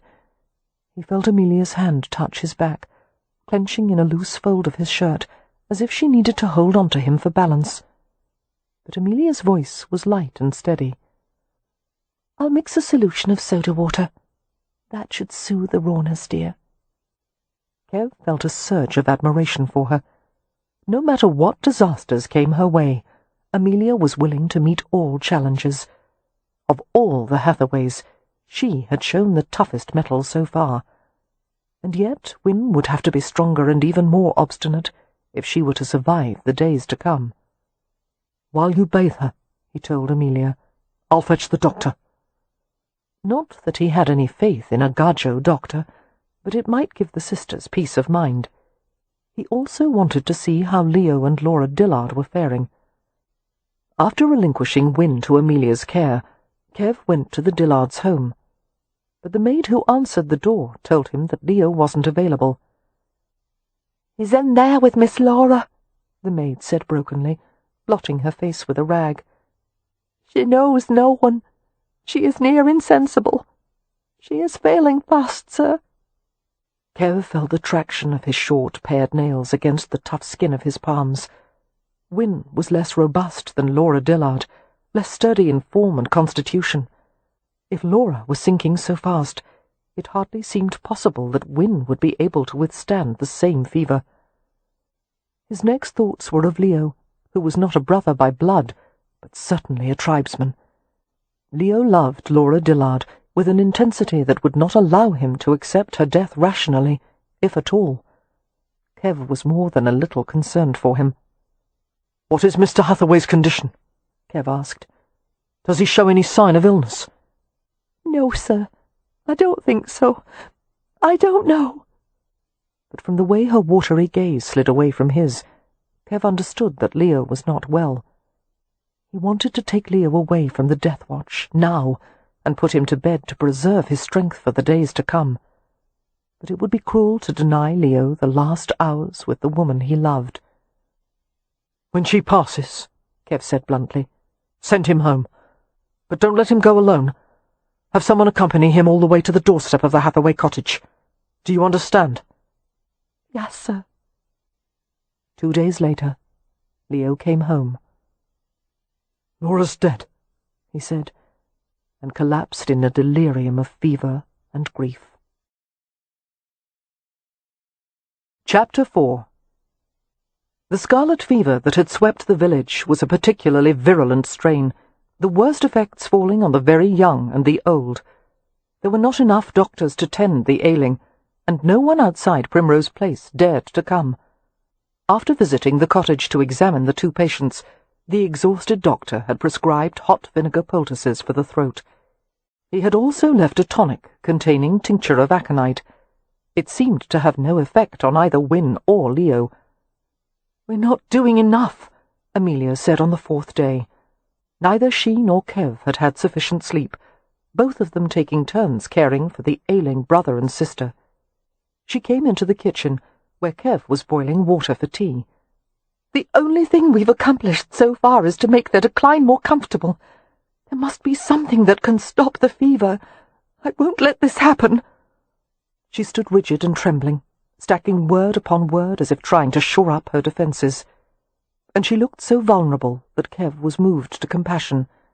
He was not comfortable with touching other people or being touched, but a brotherly feeling caused him to step toward her. "No," Amelia said quickly, as she realized he had been about to reach out to her.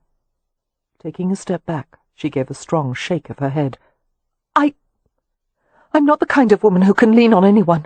I would fall to pieces." Kev understood. For people like her and himself, closeness meant too much.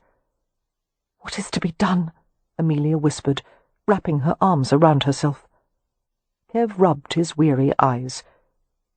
"Have you heard of a plant called deadly nightshade?" No. Amelia was only familiar with herbs used for cooking. "It only blooms at night. When the sun comes up, the flowers die. There was a Drabengro, a man of poison, in my tribe. Sometimes he sent me to get the plants that were difficult to find. He told me deadly nightshade was the most powerful herb he knew of. It could kill a man, but it could also bring someone back from the brink of death." "Did you ever see it work?" Kev nodded, giving her a sidelong glance as he rubbed the taut muscles at the back of his neck. "I saw it cure fever," he muttered, and he waited. "Get some," Amelia finally said, her voice unsteady. "It may prove to be fatal, but they're both sure to die without it." Kev boiled the plants, which he had found in the corner of the village graveyard, down to thin black syrup. Amelia stood beside him as he strained and poured the deadly broth into a small egg cup. "Leo first," Amelia said resolutely, though her expression was doubt-ridden. "He's worse off than Win." They went to Leo's bedside. It was astonishing how quickly a man could deteriorate from scarlet fever, how emaciated their strapping brother had become. Leo's formerly handsome face was unrecognizable, turgid and swollen and discoloured. His last coherent words had been the day before, when he had begged Kev to let him die. His wish would soon be granted. From all appearances, a coma was only hours, if not minutes, away. Amelia went directly to a window and opened it, letting the cold air sweep away the taint of vinegar. Leo moaned and stirred feebly, unable to resist as Kev forced his mouth open, lifted a spoon, and poured 4 or 5 drops of the tincture onto his dry, fissured tongue. Amelia went to sit beside her brother, smoothing his dull hair, kissing his brow. "If it were going to have an adverse effect," she said, when Kev knew she meant if it were going to kill him, How long would it take? 5 minutes to an hour. He saw the way Amelia's hand shook as she continued to smooth Leo's hair. It seemed the longest hour of Kev's life as they sat and watched Leo, who moved and muttered as if he were in the middle of a nightmare. "Poor boy," Amelia murmured, running a cool rag over his face. When they were certain that no convulsions were forthcoming, Kev retrieved the egg cup and stood. "You're going to give it to Win now?" Amelia asked, still looking down at her brother. "Yes." "Do you need help?" Kev shook his head. "Stay with Leo." He went to Win's room. She was still and quiet on the bed.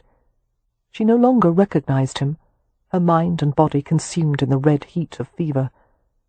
As he lifted her and let her head fall back on his arm, she writhed in protest. "Win," he said softly. "Love, be still." Her eyes slitted open at the sound of his voice. "I'm here," he whispered. He picked up a spoon and dipped it into the cup. "Open your mouth, little Gaji. Do it for me." But she refused. She turned her face, and her lips moved in a soundless whisper. "What is it?" he murmured, easing her head back. "Win, you must take this medicine," she whispered again. Comprehending the scratchy words, Kev stared at her in disbelief. "You'll take it if I tell you my name?" She struggled to produce enough saliva to speak. "Yes." His throat got tighter and tighter, and the corners of his eyes burned. "It's Kev," he managed to say. "My name is Kev." She let him put the spoon between her lips then, and the inky poison trickled down her throat. Her body relaxed against him. As he continued to hold her, the fragile body felt as light and hot as flame in his arms. "I will follow you," he thought, "whatever your fate is." Win was the only thing on earth he had ever wanted. She would not leave without him. Kev bent over her and touched the dry, hot lips with his own, a kiss she could not feel and would never remember. He tasted the poison as he let his mouth linger on hers. Lifting his head, he glanced at the bedside table where he had set the remainder of the deadly nightshade. There was more than enough left to kill a healthy man. It seemed as if the only thing that kept Win's spirit from leaving her body was the confinement of his arms. So he held her and rocked her. He thought briefly of praying, but he would not acknowledge any being, supernatural or mortal, who threatened to take her from him. The world had become this quiet, shadowed room, the slender body in his arms, the breath that filtered softly in and out of her lungs. He followed that rhythm with his own breath, his own heartbeat. Leaning back against the bed, he fell into a dark trance as he waited for their shared fate. Unaware of how much time passed, he rested with her until a movement in the doorway and a glow of light awakened him. "Merripen," Amelia's husky voice. She held a candle at the threshold. Kev felt blindly for Win's cheek, laid his hand along the side of her face, and felt a thrill of panic as his fingers met cool skin. He felt for the pulse in her throat. "Leo's fever has broken," Amelia said. Kev could barely hear her over the blood rush in his ears. "He's going to be well." A weak but steady throb lay beneath Kev's searching fingertips. Win's heartbeat, the pulse that sustained his universe.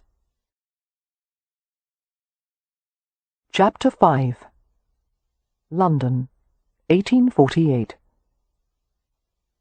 The addition of Cam Rowan to the Hathaway family had set the table for a new company. It was puzzling how one person could change everything, not to mention infuriating. But then everything was infuriating to Kev now. Win had gone to France, and there was no reason for him to be pleasant or even civil. Her absence had put him in the prowling fury of a wild creature deprived of its mate. He was always aware of his need for her, and the unendurable knowledge that she was somewhere far away, and he couldn't reach her. Kev had forgotten how this felt, this black hatred of the world and all its occupants.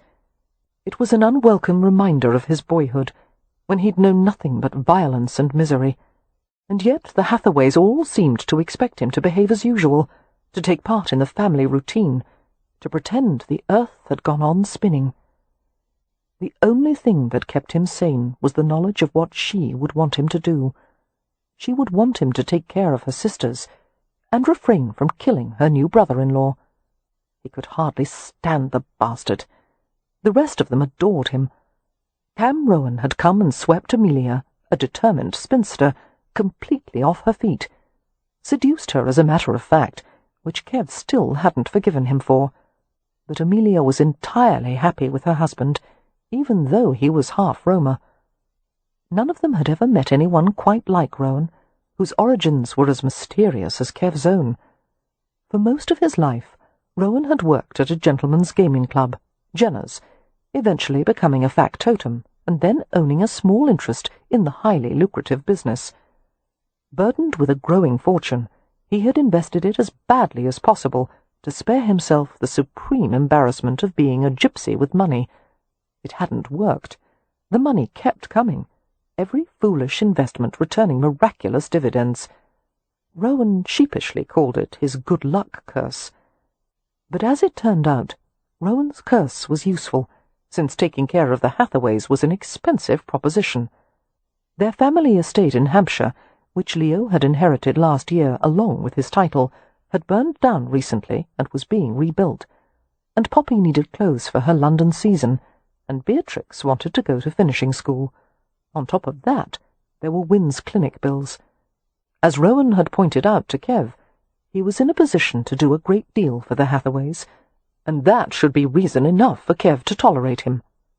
Therefore, Kev tolerated him. Barely. "Good morning," Rowan said cheerfully, coming into the dining area of the family suite at the Rutledge Hotel. They were already halfway through breakfast.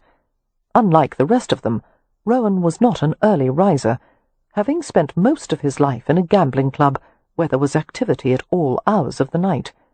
A town gypsy, Kev thought with contempt. Freshly washed and dressed in gajo clothes, Rowan was exotically handsome, with dark hair worn a shade too long, and a diamond stud sparkling in one ear.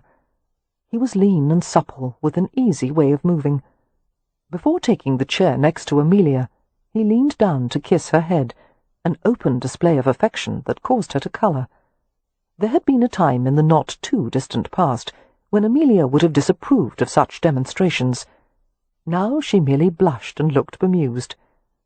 Kev scowled down at his half-finished plate. "Are you still sleepy?" he heard Amelia ask Rowan. "At this rate, I won't be fully awake until noon." "You should try some coffee." "No, thank you. I can't abide the stuff." Beatrix spoke then. "Merripen drinks lots of coffee. He loves it." "Of course he does," Rowan said. "It's dark and bitter." He grinned as Kev gave him a warning glance. "How are you faring this morning, Frau?" "Don't call me that." Although Kev didn't raise his voice, there was a savage note in it that gave everyone pause. After a moment, Amelia spoke to Rowan in a deliberately light tone. "We're going to the dressmaker's today, Poppy and Beatrix and I. We'll probably be gone till supper." While Amelia went on to describe the gowns and hats and fripperies they would need, Kev felt Beatrix's small hand creep over his. "It's all right," Beatrix whispered. "I miss them too." At 16, the youngest Hathaway sibling was at that vulnerable age between childhood and adulthood. A sweet-natured little scamp, she was as inquisitive as one of the many pets she had accumulated. Since Amelia's marriage to Rowan, Beatrix had been begging to go to finishing school. Kev suspected she had read one too many novels featuring heroines who acquired airs and graces at academies for young ladies. He was doubtful that finishing school would turn out well for the free-spirited Beatrix. Letting go of his hand, Beatrix turned her attention back to the conversation, which had progressed to the subject of Rowan's latest investment. It had become something of a game to Rowan to find an investment opportunity that wouldn't succeed. The last time he had tried it, he had bought a London rubber manufactory that was failing badly.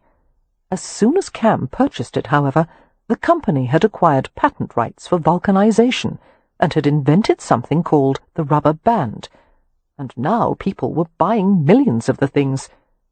"This one is sure to be a disaster," Cam was saying.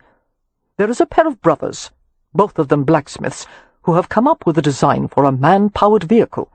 They call it a velocicle. 2 wheels set on a tubular steel frame, propelled by pedals you push with your feet." "Only 2 wheels?" Poppy asked, perplexed. "How could one ride it without falling over?" "The driver would have to balance his center of mass over the wheels." "How would one turn the vehicle?" "More importantly," Amelia said in a dry tone, "how would one stop it?" "By the application of one's body to the ground," Poppy suggested. Cam laughed. "Probably. We'll put it into production, of course. Westcliff says he's never seen a more disastrous investment. The velocicle looks uncomfortable as the devil, and requires balance far beyond the abilities of the average man. It won't be affordable or practical. After all, no sane man would choose to pedal along the street on a 2-wheeled contraption in lieu of riding a horse." "It sounds quite fun, though," Beatrix said wistfully. "It's not an invention a girl could try," Poppy pointed out. "Why not? Our skirts would get in the way." "Why must we wear skirts?" Beatrix asked. "I think trousers would be ever so much more comfortable." Amelia looked appalled and amused. "These are observations best kept in the family, dear." Picking up a glass of water, she raised it in Rowan's direction. "Well, then, here's to your first failure." She raised an eyebrow. "I hope you're not risking the entire family fortune before we reach the dressmaker's." He grinned at her. "Not the entire fortune. Shop with confidence, Monisha." When breakfast was concluded, the women left the dining table, while Rowan and Kev stood politely. Lowering himself back into the chair, Rowan watched as Kev began to leave. "Where are you going?" he asked lazily. "Meeting with your tailor? Going to discuss the latest political events at the local coffee house?"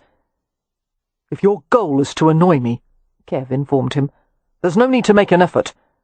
You annoy me just by breathing." "Forgive me. I would try to refrain from the habit, but I've become rather fond of it." Rowan gestured to a chair.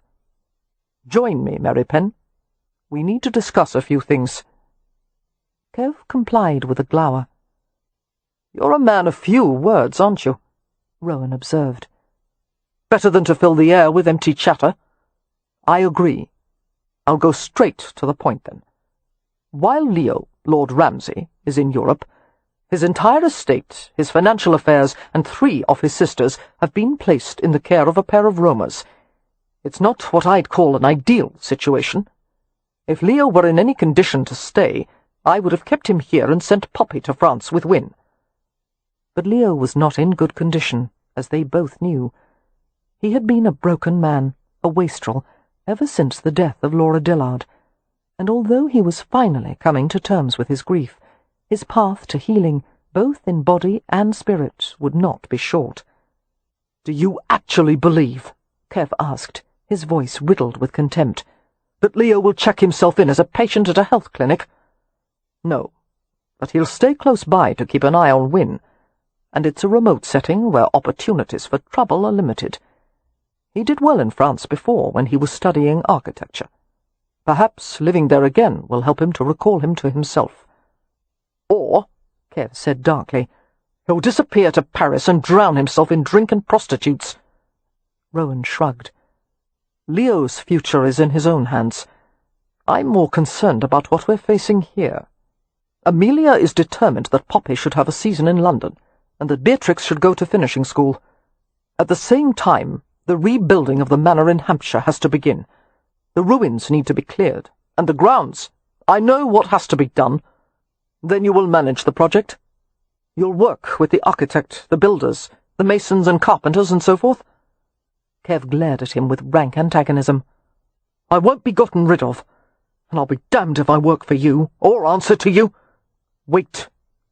Rowan's hands lifted in a staying gesture, a scattering of gold rings gleaming richly on his dark fingers. "Wait! For God's sake! I'm not trying to get rid of you. I'm proposing a partnership. Frankly, I'm no more thrilled by the prospect than you are. But there is much to be accomplished, and we have more to gain by working together than being at cross purposes." Idly picking up a table knife, Kev ran his fingers along the blunt edge and the intricate gilded handle.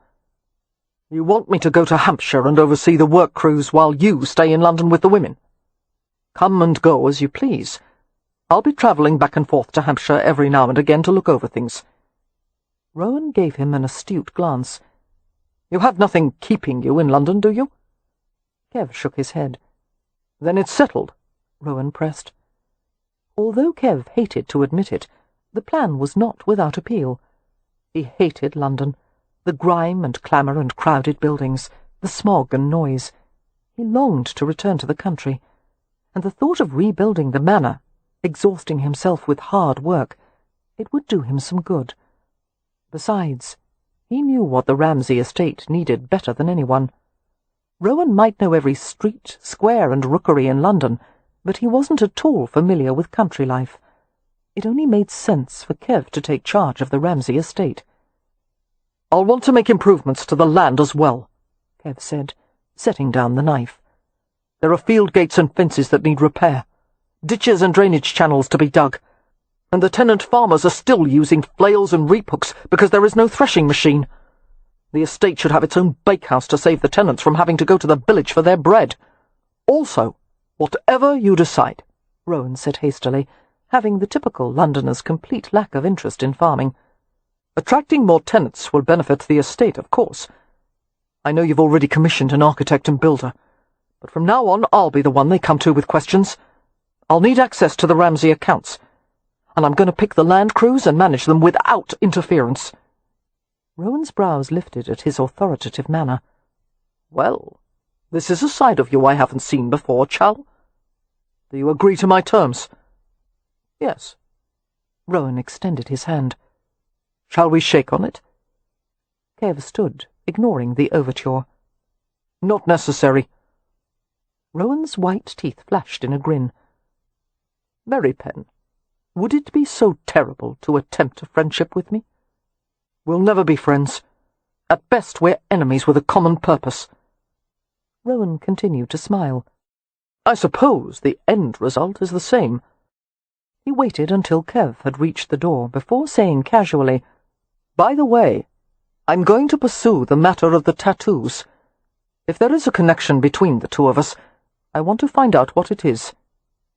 "You'll do so without my cooperation," Kev said stonily. "Why not? Aren't you curious?" "Not in the least." Rowan's hazel eyes were filled with speculation. "You have no ties to the past or the Rome, and no knowledge of why a unique design was inked into your arm in early childhood. What are you afraid of finding out?" "You've had the same tattoo for just as long," Kev shot back. "You have no more idea about what it's for than I do. Why take such an interest in it now?" Absently, Rowan rubbed his arm over his shirt-sleeve, where the tattoo was located. "I always assumed it was done at some whim of my grandmother's. She would never explain why I had the mark, or what it meant. Did she know?" "I believe so." Rowan's mouth quirked. "She seemed to know everything.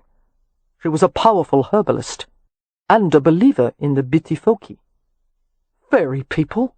Kev asked with a disdainful curl of his lips. Rowan smiled. "Oh, yes. She assured me she was on personal terms with many of them." The trace of amusement faded. "When I was about 10 years old, my grandmother sent me away from the tribe. She said I was in danger. My cousin Noah brought me to London and helped me to find work at the gambling club as a list-maker's runner. I've never seen any of my tribe since then." Rowan paused, his face becoming shadowed. "I was banished from the room without ever knowing why, and I had no reason to assume the tattoo had anything to do with it. Until I met you. We have two things in common, Frau. We are outcasts, and we bear the mark of an Irish nightmare horse. And I think that finding out where it came from may help us both." In the following months, Kev prepared the Ramsay estate for reconstruction. A mild and half-hearted winter had fallen over the village of Stony Cross and its environs, where the Ramsay estate was located. Beige grasses were crisped with frost, and stones rested hard-frozen by the banks of the Avon and Itchen rivers. Catkins emerged on willows, soft and tender as a lamb's tail, while dogwood sent up red winter stems to splinter the pale grey landscape. The crews employed by John Dashel, the contractor who would rebuild the Ramsay Manor, were hard-working and efficient. The first 2 months were spent clearing the remains of the house, carting off charred wood and broken rock and rubble. A small gatehouse on the approach road was repaired and refurbished for the Hathaways' convenience. Once the ground began to soften in March, the rebuilding of the manor would start in earnest. Kev was certain the crews had been warned in advance that the project was being supervised by a Roma, for they offered no objection to his presence or his authority. Dashel, being a self-made and pragmatic man, didn't seem to care if his clients were English, Roma, or any other nationality, so long as his payment schedule was met. Near the end of February, Kev made the 12-hour journey from Stony Cross to London. He had received word from Amelia that Beatrix had quit finishing school.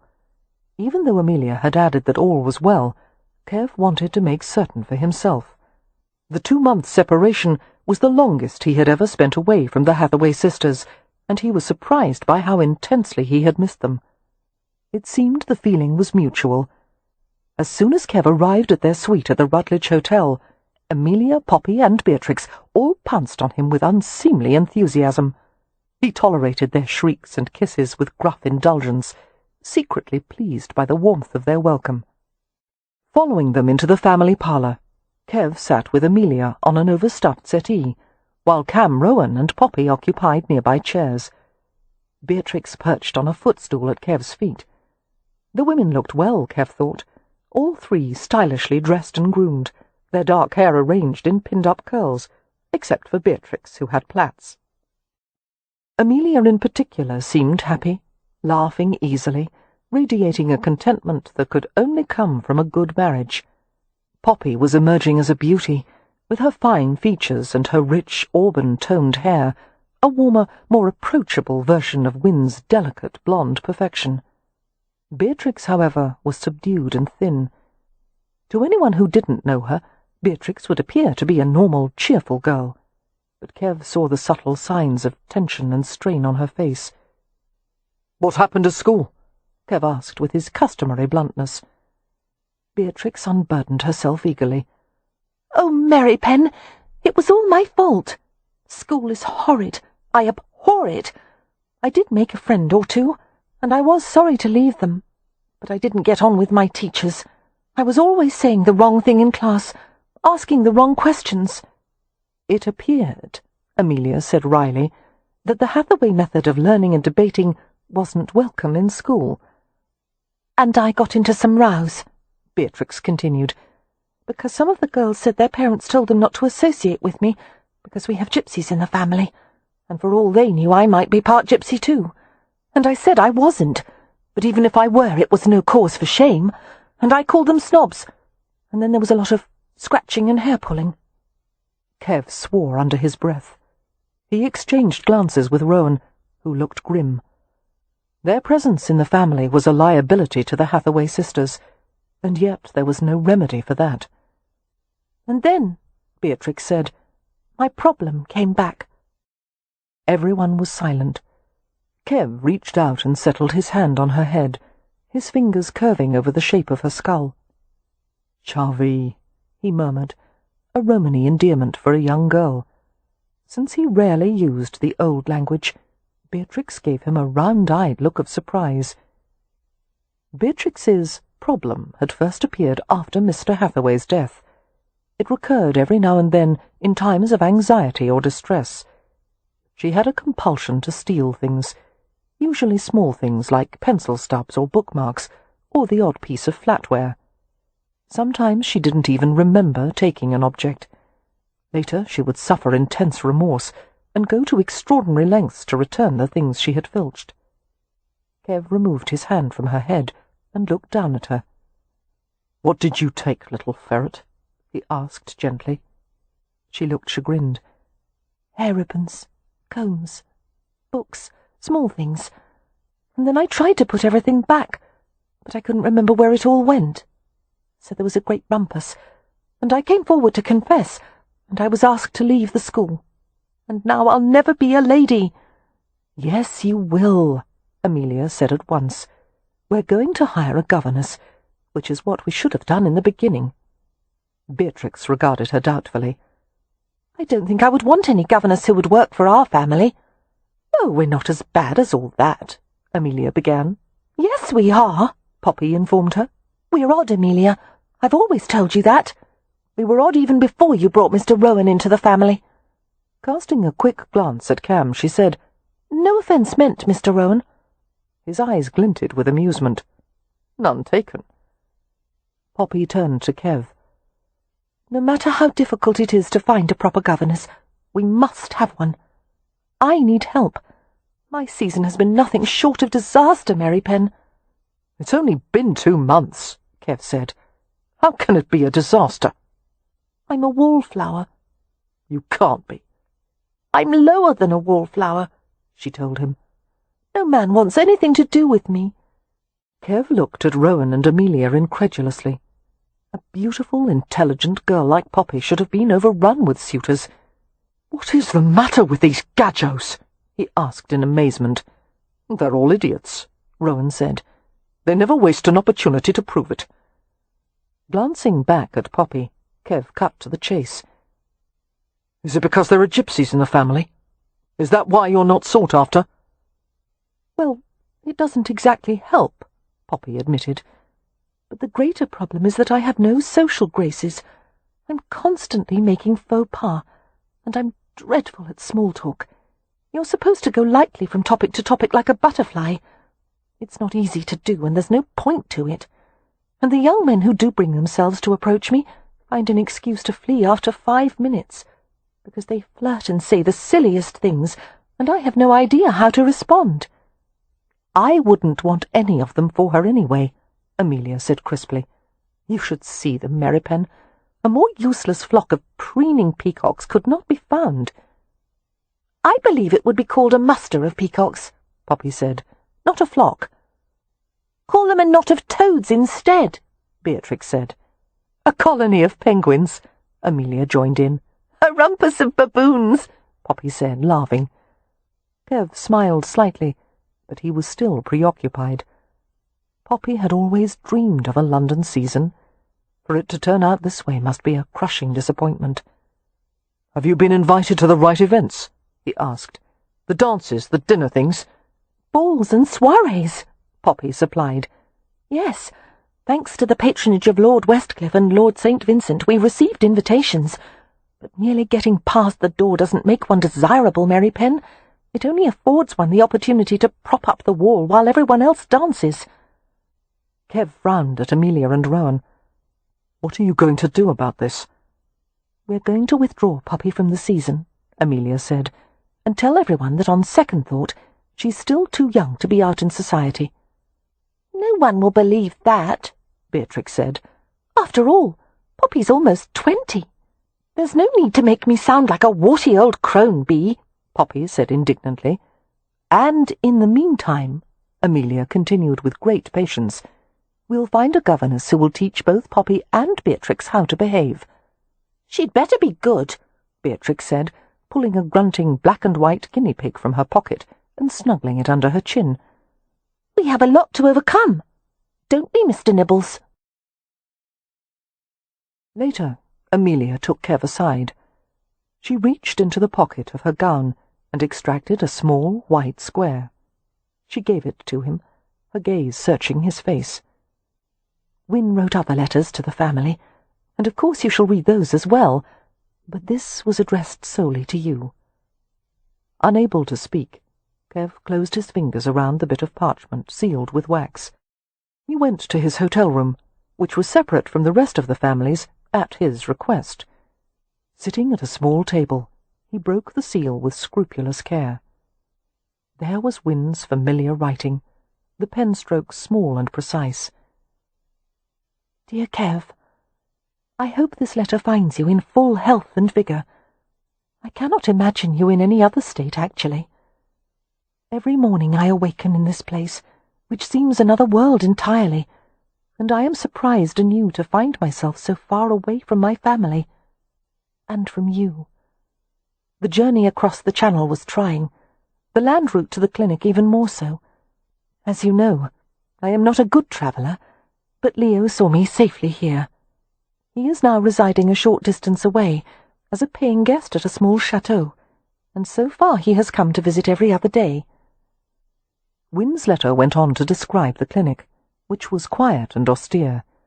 The patients suffered from a variety of ailments, but most especially those of the lung and pulmonary system. Instead of dosing them with narcotic drugs and keeping them inside, as most doctors prescribed, Dr. Harrow put them all on a program of exercise, cold baths, health tonics, and a simple abstemious diet. Compelling the patients to exercise was a controversial treatment, but according to Dr. Harrow, motion was the prevailing instinct of all animal life. The patients started every day with a morning walk outside, rain or shine, followed by an hour in the gymnasium for activities such as ladder climbing or lifting dumbbells. So far, Winn could hardly manage any exercises without becoming severely out of breath, but she thought she could detect a small improvement in her abilities. Everyone at the clinic was required to practice breathing on a new device called a spirometer, an apparatus for measuring the volume of air inspired and expired by the lungs. There was more about the clinic and the patients, which Kev skimmed over quickly, and then he reached the last paragraph. Since my illness, I have had the strength to do very little except to love, Winn had written, but that I have done, and I still do, in full measure. I am sorry for the way I shocked you the morning I left, but I do not regret the sentiments I expressed. I am running after you and life in desperate pursuit. My dream is that some day you will both turn and let me catch you. That dream carries me through every night. I long to tell you so many things, but I am not free yet. I hope to be well enough some day to shock you again, with far more pleasing results. I have enclosed 100 kisses in this letter. You must count them out carefully, and not lose any. Yours, Winnifred. Flattening the slip of paper on the table, Kev smoothed it and ran his fingertips along the delicate lines of script. He read it twice more. He let his hand close over the parchment, crushing it tightly, and he hurled it into the hearth where a small fire was burning. And he watched it light and smoulder until the whiteness had darkened into ash, and every last word from Winn had disappeared. Chapter 6. London, 1851. Spring. At long last, Winn had come home. The clipper from Calais was docked, the hold packed with luxury goods and bags of letters and parcels to be delivered by the Royal Mail. It was a medium-sized ship, with 7 spacious staterooms for the passengers, each lined with Gothic arched panels and painted a glossy shade of Florence white. Winn stood on the deck and watched the crew employing the ground tackle to moor the ship. Only then would the passengers be allowed to disembark. Once the excitement that gripped her would have made it impossible to breathe. But Winn was returning to London a different woman. She wondered how her family would react to the changes in her, and of course they had changed as well. Amelia and Cam had been married for 2 years now, and Poppy and Beatrix were now out in society. And Merripen... But her mind shied from thoughts of him, which were too stirring to dwell on in anything other than a private setting. She gazed at her surroundings, the forest of shipmasts, the endless acres of quay and jetty, the immense warehouses for tobacco, wool, wine, and other items of commerce. There was movement everywhere. Sailors, passengers, provision agents, labourers, vehicles, and livestock. A profusion of odours thickened the air. Goats and horses, spices, ocean salt, tar, dry rot, and above all hung the stench of chimney smoke and coal vapour, darkening as the night pressed close over the city. Wynne longed to be in Hampshire, where the spring meadows would be green and thick with primroses and wildflowers, and the hedgerows were in bloom. According to Amelia, the restoration of the Ramsay estate was not yet complete, but the manor was habitable now. It seemed the work had gone with miraculous speed under Merripen's direction. The gangplank was lowered from the vessel and secured.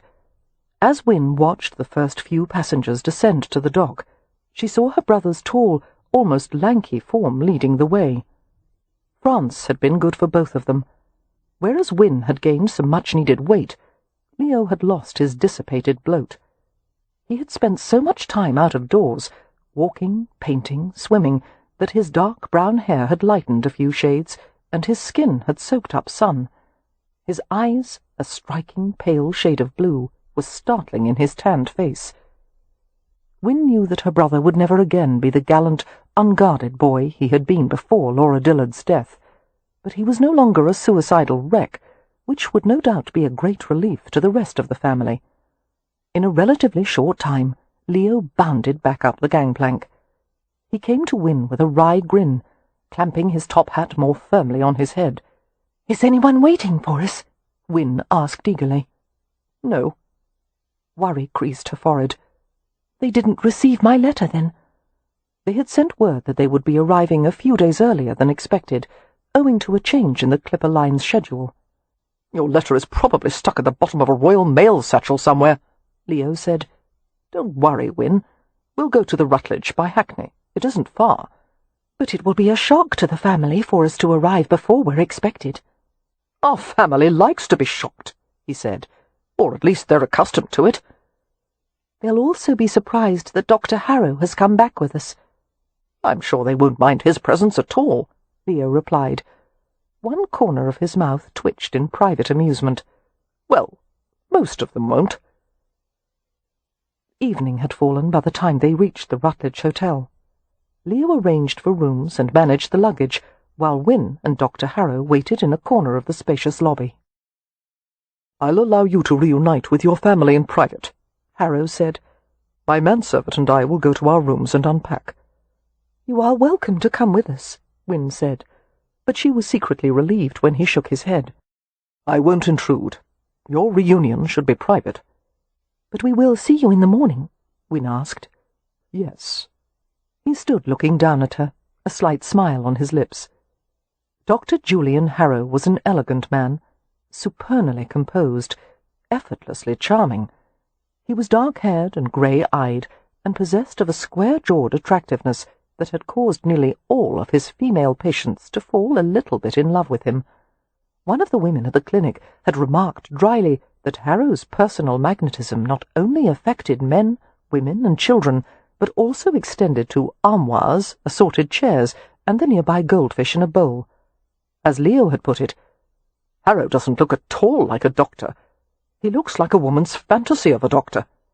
I suspect half his practice consists of love-struck females who prolong their illness merely to continue being treated by him."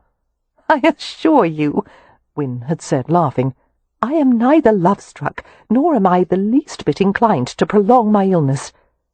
But she had to admit it was difficult not to feel something for a man who was attractive, attentive, and had also cured her of a debilitating illness. And Wynne thought Julian might possibly have feelings for her in return. During the past year, especially, when Wynne's health had rebounded into full vitality, Julian had begun to treat her as something more than a mere patient. They had gone on long walks through the impossibly romantic scenery of Provence, and he had flirted with her and made her laugh. His attentions had soothed her wounded spirit after Merripen had so callously ignored her. Eventually Wynne had accepted that the feelings were all on her side. She had even cried on Leo's shoulder. Her brother had pointed out that she had seen very little of the world and knew next to nothing about men. "Don't you think it's possible your attachment to Merripen was a result of proximity as much as anything else?" Leo had asked gently. "Let's look at the situation honestly, Win. You have nothing in common with him. You're a lovely, sensitive, literate woman, and he's Merripen. He likes to chop wood for entertainment, and apparently it falls to me to point out the indelicate truth that some couples are well suited in the bedroom, but not anywhere else." Win had been shocked out of her tears by his bluntness. "Leo Hathaway, are you suggesting—" "Lord Ramsay now, thank you," he teased. "Lord Ramsay, are you suggesting that my feelings for Merripen are carnal in nature?" "They're certainly not intellectual," Leo said, and grinned as she punched him in the shoulder. After much reflection, however, Win had to admit that Leo had a point. Of course, Merripen was far more intelligent and educated than her brother gave him credit for. As far as she remembered, Merripen had challenged Leo in many a philosophical discussion, and he had memorized more Greek and Latin than anyone else in the family except her father. But he had only learned those things to fit in with the Hathaways, not because he had any real interest in obtaining an education. Merripen was a man of nature. He craved the feel of earth and sky. He would never be more than half tame, and he and Win were as different as fish from fowl. Julian took her hand in his long, elegant one. His fingers were smooth and well-tended, tapered at the tips. "Winnifred," he said gently, "now that we're away from the clinic, life won't be quite so well regulated. You must safeguard your health. Make certain you rest tonight, no matter how tempting it is to stay up all hours." "Yes, Doctor," Win said, smiling up at him. She felt a surge of affection for him, remembering the first time she had managed to climb the exercise ladder in the clinic. Julian had been behind her every step, his encouragement soft in her ear, his chest firm against her back. "A little higher, Winnifred. I won't let you fall." He hadn't done any of the work for her, only kept her safe as she climbed. "I'm a bit nervous," Win admitted, as Leo escorted her to the Hathaway suite on the hotel's second floor. "Why?" "I'm not sure. Perhaps because we've all changed." "The essential things haven't changed." Leo gripped her elbow firmly. "You're still the delightful girl you were, and I'm still a scoundrel with a taste for spirits and light skirts." "Leo," she said, darting a quick frown at him, "you're not planning to go back to your old ways, are you?" "I will avoid temptation," he replied, "unless it happens to fall directly in my path." He stopped her at the middle landing. "Do you want to pause for a moment?" "Not at all," Win continued enthusiastically upward. "I love stair climbing. I love doing anything I couldn't do before. And from now on, I'm going to live by the motto, life is to be lived to the fullest." Leo grinned. "You should know that I've said that on many occasions in the past, and it always got me in trouble." Win glanced at her surroundings with pleasure. After living in the austere surroundings of Harrow's clinic for so long, she would enjoy a taste of luxury. Elegant, modern, and supremely comfortable, the Rutledge was owned by the mysterious Harry Rutledge, about whom there were so many rumours that no one could even say definitively whether he was British or American. All that was known for certain was that he had lived for a time in America, and had come to England to create a hotel that combined the opulence of Europe with the best of American innovations. The Rutledge was the first hotel to design every single bedroom en suite with its own private bathroom. And there were delights such as food service lifts, built-in cupboards in the bedrooms, private meeting rooms with atrium glass ceilings, and gardens designed as outdoor rooms. The hotel also featured a dining room that was said to be the most beautiful in England, with so many chandeliers that the ceiling had required extra reinforcements during construction. They reached the door of the Hathaways' suite, and Leo knocked gently. There were a few movements from within. The door opened to reveal a young, fair-haired maid. The maid's gaze swept over the both of them. "May I help you, sir?" she asked Leo. "We come to see Mr. and Mrs. Rowan." "Beg pardon, sir, but they have just retired for the evening." The hour was quite late, Win thought, deflated. "We should go to our rooms and let them rest," she told Leo. "We'll come back in the morning." Leo stared at the housemaid with a slight smile, and asked in a soft, low voice, "What is your name, child?" Her brown eyes widened, and a blush crept up her cheeks. "Abigail, sir." "Abigail," he repeated. "Tell Mrs. Rowan that her sister is here and wishes to see her." "Yes, sir."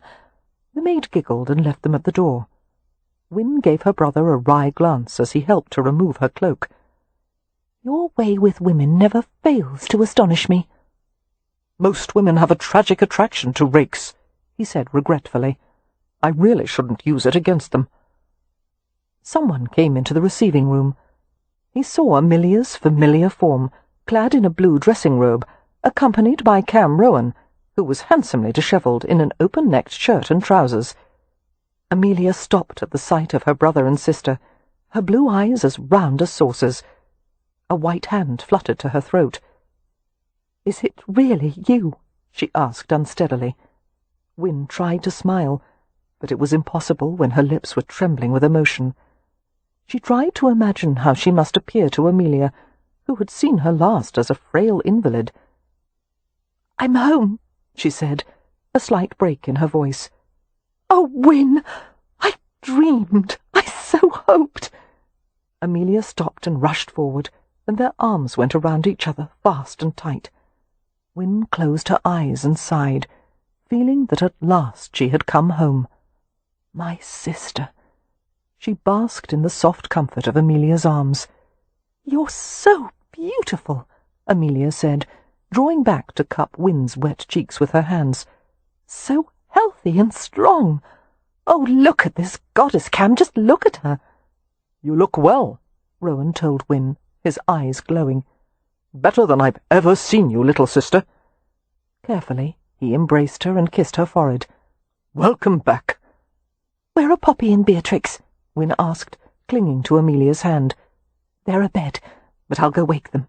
"No, let them sleep," Wynne said quickly. "We shan't stay for long. We're both exhausted. But I had to see you before retiring for the night." Amelia's gaze went to Leo, who had hung back near the door. Wynne heard the quiet intake of her sister's breath as she saw the changes in him. "There's my old Leo," Amelia said softly. Wynne was surprised to see a flicker of something in Leo's sardonic expression, a sort of boyish vulnerability, as if he were embarrassed by his own pleasure in the reunion. "Now you'll weep for a different cause," he told Amelia, "because, as you see, I've come back as well." She flew to him, and was swallowed in a strong embrace. "The French wouldn't have you?" she asked, her voice muffled against his chest. "On the contrary, they adored me.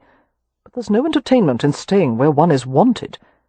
"That's too bad," Amelia said, standing on her toes to kiss his cheek, "because you're very much wanted here." Smiling, Leo reached out to shake Rowan's hand. "I look forward to seeing the improvements you wrote about. It seems the estate is thriving." "You can ask Merripen on the morrow," Rowan replied easily. "He knows every inch of the place, and the name of every servant and tenant, and he has much to say on the subject, so be forewarned that any conversation about the estate will be a lengthy one." "On the morrow," Leo repeated, giving Wynne a quick glance. "He's in London, then?" "Here, at the Rutledge. He's in town to visit a placement agency to hire more servants." "I have much to thank Merripen for," Leo said with uncharacteristic sincerity. "And you as well, Rowan. The devil knows why you've undertaken so much for my sake. It was for the family's sake as well." As the two men talked, Amelia drew Wynne to a settee near the hearth. "Your face is fuller," Amelia said, openly cataloguing the changes in her sister. "Your eyes are brighter, and your figure is altogether splendid." "No more corsets," Wynne said with a grin. "Dr. Harrow says they compress the lungs, force the spine and head into an unnatural attitude, and weaken the back muscles." "Scandalous!" Amelia exclaimed, her eyes sparkling. "No corset even on formal occasions?" "He allows that I might wear one very rarely, but only loosely laced." "And what else does Dr. Harrow say?" Amelia was clearly entertained. Any opinions on stockings and garters? You may hear it from the source himself, Wynne said. Leo and I have brought Dr. Harrow back with us. Lovely. Does he have business here? Not that I know of. I suppose since he's from London he has relations and friends to meet. Yes, that's part of it, but... Wynne felt herself flush a little. Julian has expressed a personal interest in spending time with me away from the setting of the clinic. Amelia's lips parted in surprise. Julian, she repeated. Does he mean to court you, Wynne? I'm not sure. I'm not at all experienced in these matters, but I think so. Do you like him? Wynne nodded without hesitation. Quite a lot. Then I'm certain to like him as well, and I will be glad of the chance to thank him personally for what he has done. They grinned at each other, basking in the delight of being reunited. But after a moment, Wynne thought of Merripen, and her pulse began to throb with uncomfortable force, and nerves jumped everywhere in her body. "How is he, Amelia?" she finally brought herself to whisper. There was no need for Amelia to ask who he was. "Merripen has changed," she said cautiously, "nearly as much as you and Leo. Cam says what Merripen has accomplished with the estate is no less than astounding. It requires a broad array of skills to direct builders, craftsmen and groundsmen, and also to repair the tenant farms. And Merripen has done it all. When necessary, he'll strip off his coat and lend his own back to a task. He's earned the respect of the workers. They never dare to question his authority." "I'm not surprised, of course," Wynne said, while a bittersweet feeling came over her. "He has always been a very capable man. But when you say he has changed, what do you mean?" "He has become rather hard." "Hard-hearted? Stubborn?" "Yes, and remote. He seems to take no satisfaction in his success, nor does he exhibit any real pleasure in life. Oh, he has learned a great deal, and he wields authority effectively, and he dresses better to befit his new position. But oddly, he seems less civilized than ever. I think—" an uncomfortable pause. "Perhaps it may help him to see you again. You were always a good influence." Wynne eased her hands away and glowered down at her own lap. "I doubt that. I doubt I have any influence on Merripen whatsoever. He has made his lack of interest very clear." "Lack of interest?" Amelia repeated, and gave a strange little laugh. "No, Wynne, I wouldn't say that at all. Any mention of you earns his closest attention." "One may judge a man's feelings by his actions." Wynne sighed and rubbed her weary eyes. "At first I was hurt by the way he ignored my letters. Then I was angry. Now I merely feel foolish." "Why, dear?" Amelia asked, her blue eyes filled with concern. For loving, and having that love tossed back in her face, for wasting an ocean's worth of tears on a big, hard-hearted brute, and for still wanting to see him despite all that. Wynne shook her head. The talk of Merripen had made her agitated and melancholy. "I'm weary after the long journey, Amelia," she said with a half-smile. "Would you mind if I—" "No, no, go at once," her sister said, drawing her up from the settee and putting a protective arm around her. "Leo, do take Wynne to her room. You're both exhausted. We'll have time for talking tomorrow." "Ah, that lovely tone of command," Leo reminisced. "I'd hoped that by now you would have rid her of the habit of barking out orders like a drill sergeant, Rowan." "I enjoy all her habits," Rowan replied, smiling at his wife. "What room is Merripen in?" Wynne whispered to Amelia. "Third floor, number 21, Amelia whispered back. "But you mustn't go tonight, dear." "Of course." Wynne smiled at her. "The only thing I intend to do tonight is to go to bed without delay." Chapter 7. Third floor, number 21.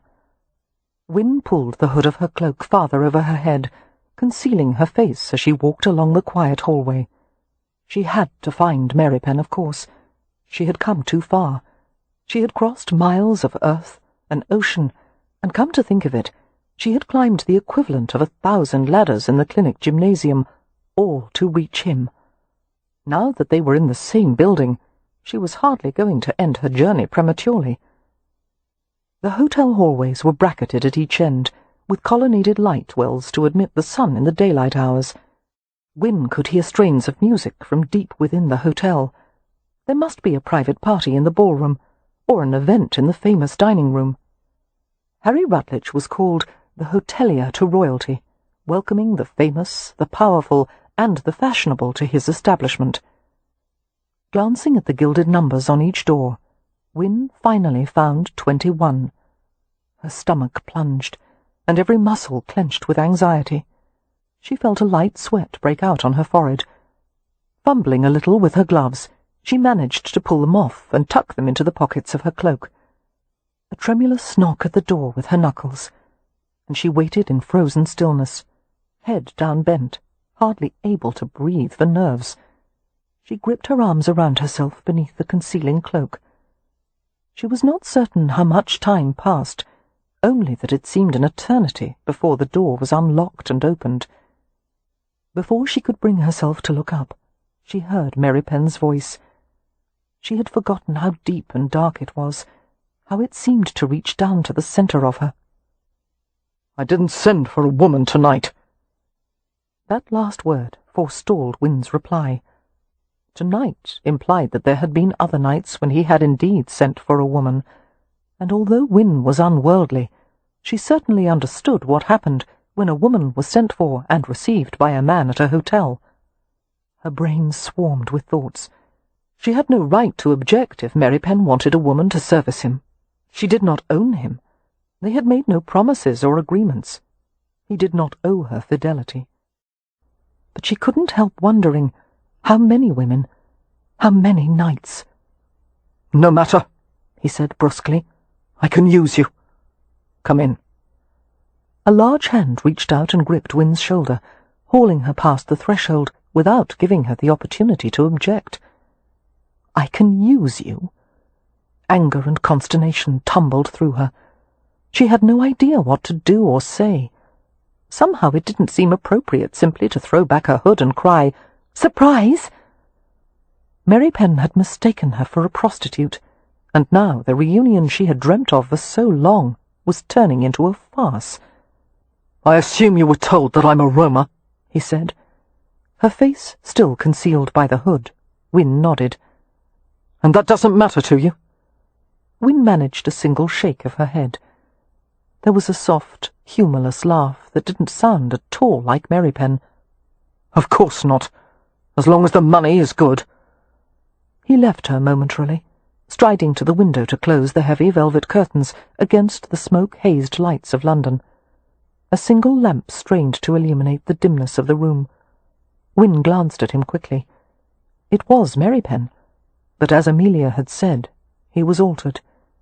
He had lost weight, perhaps a stone. He was huge, lean, almost raw-boned.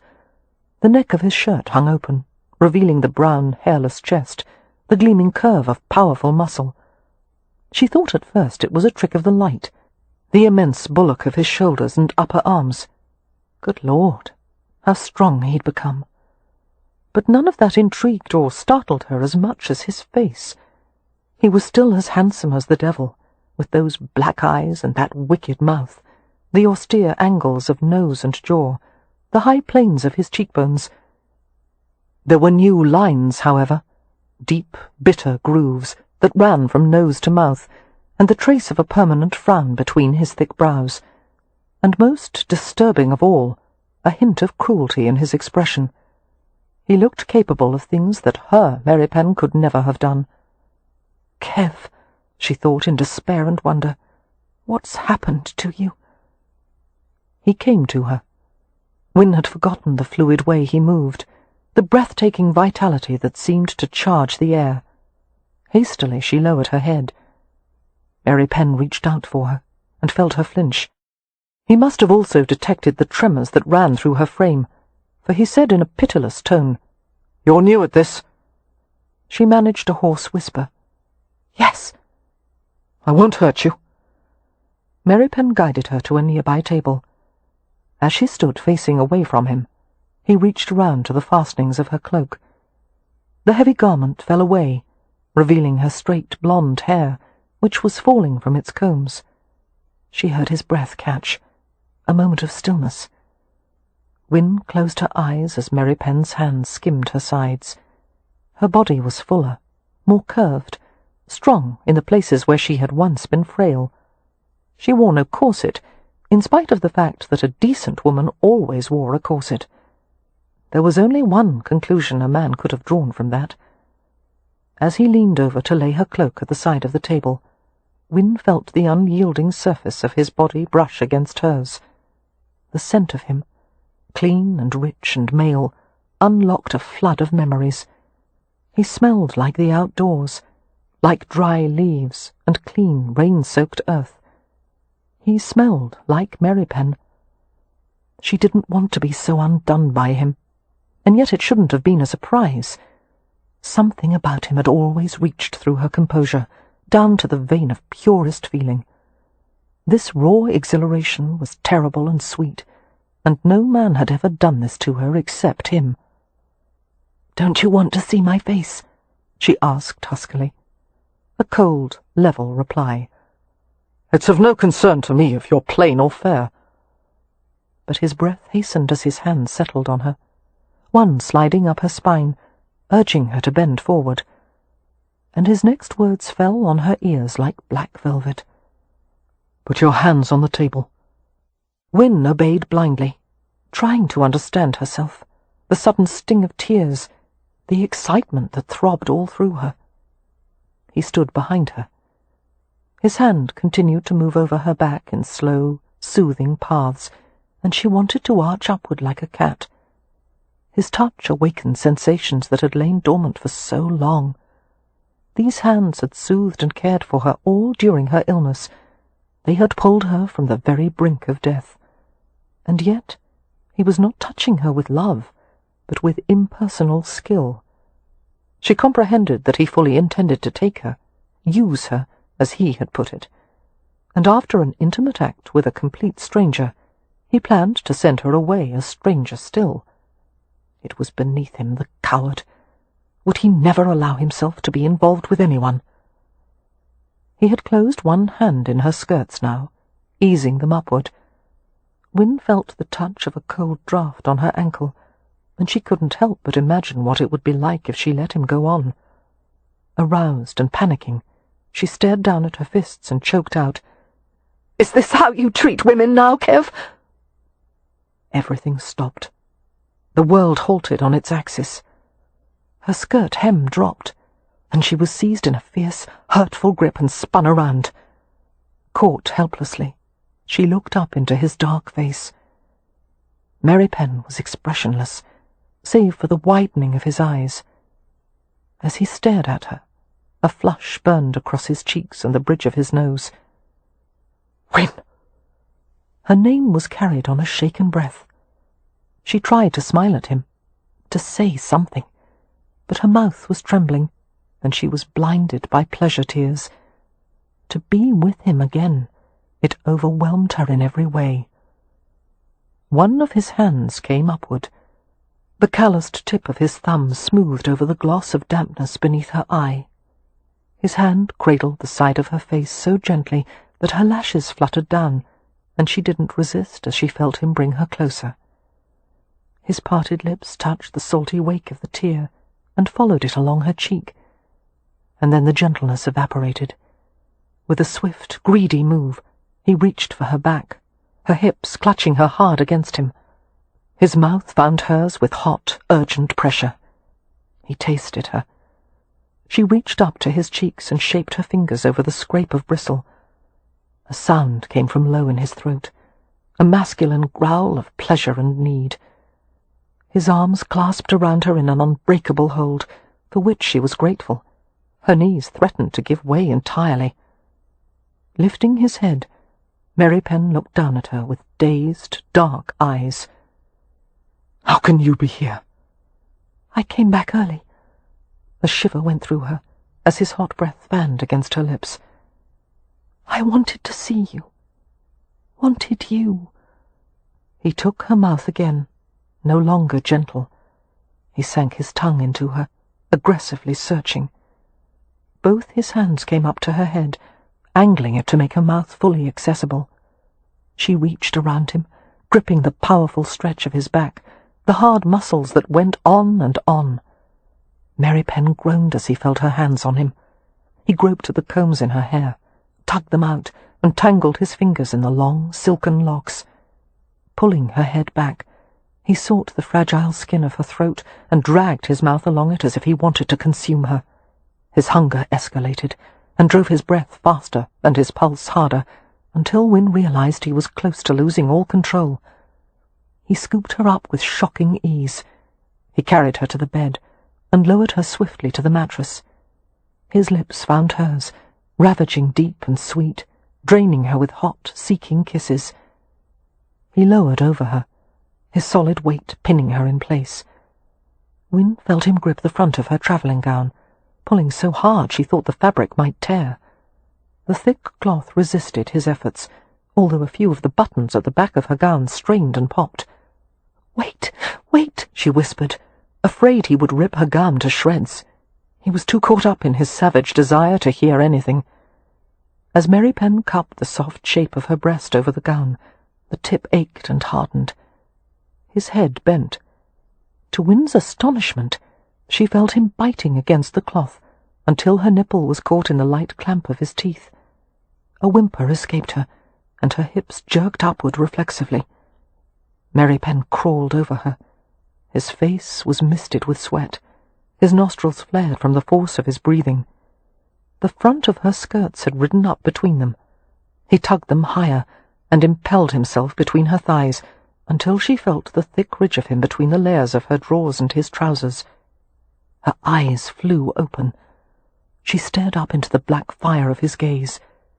He moved against her, letting her feel every inch of what he wanted to put inside her, and she moaned and opened to him. He made a primitive sound as he rubbed over her again, caressing her with unspeakable intimacy. She wanted him to stop, and at the same time she wanted him never to stop. "Kev!" Her voice was shaking. "Kev!" But his mouth covered hers, penetrating deeply, while his hips moved in slow strokes. Shaken and impassioned, she lifted against that demanding hardness. Each wicked thrust caused sensations to spread, heat unfolding. Wynne writhed helplessly, unable to speak with his mouth possessing hers. More heat, more delicious friction. Something was happening. Her muscles tightening, her senses opening in readiness for what? She was going to faint if he didn't stop. Her hands groped at his shoulders, pushing at him, but he ignored the feeble shove. Reaching beneath her, he cupped her squirming bottom and pulled her higher, right against the pumping, sliding pressure.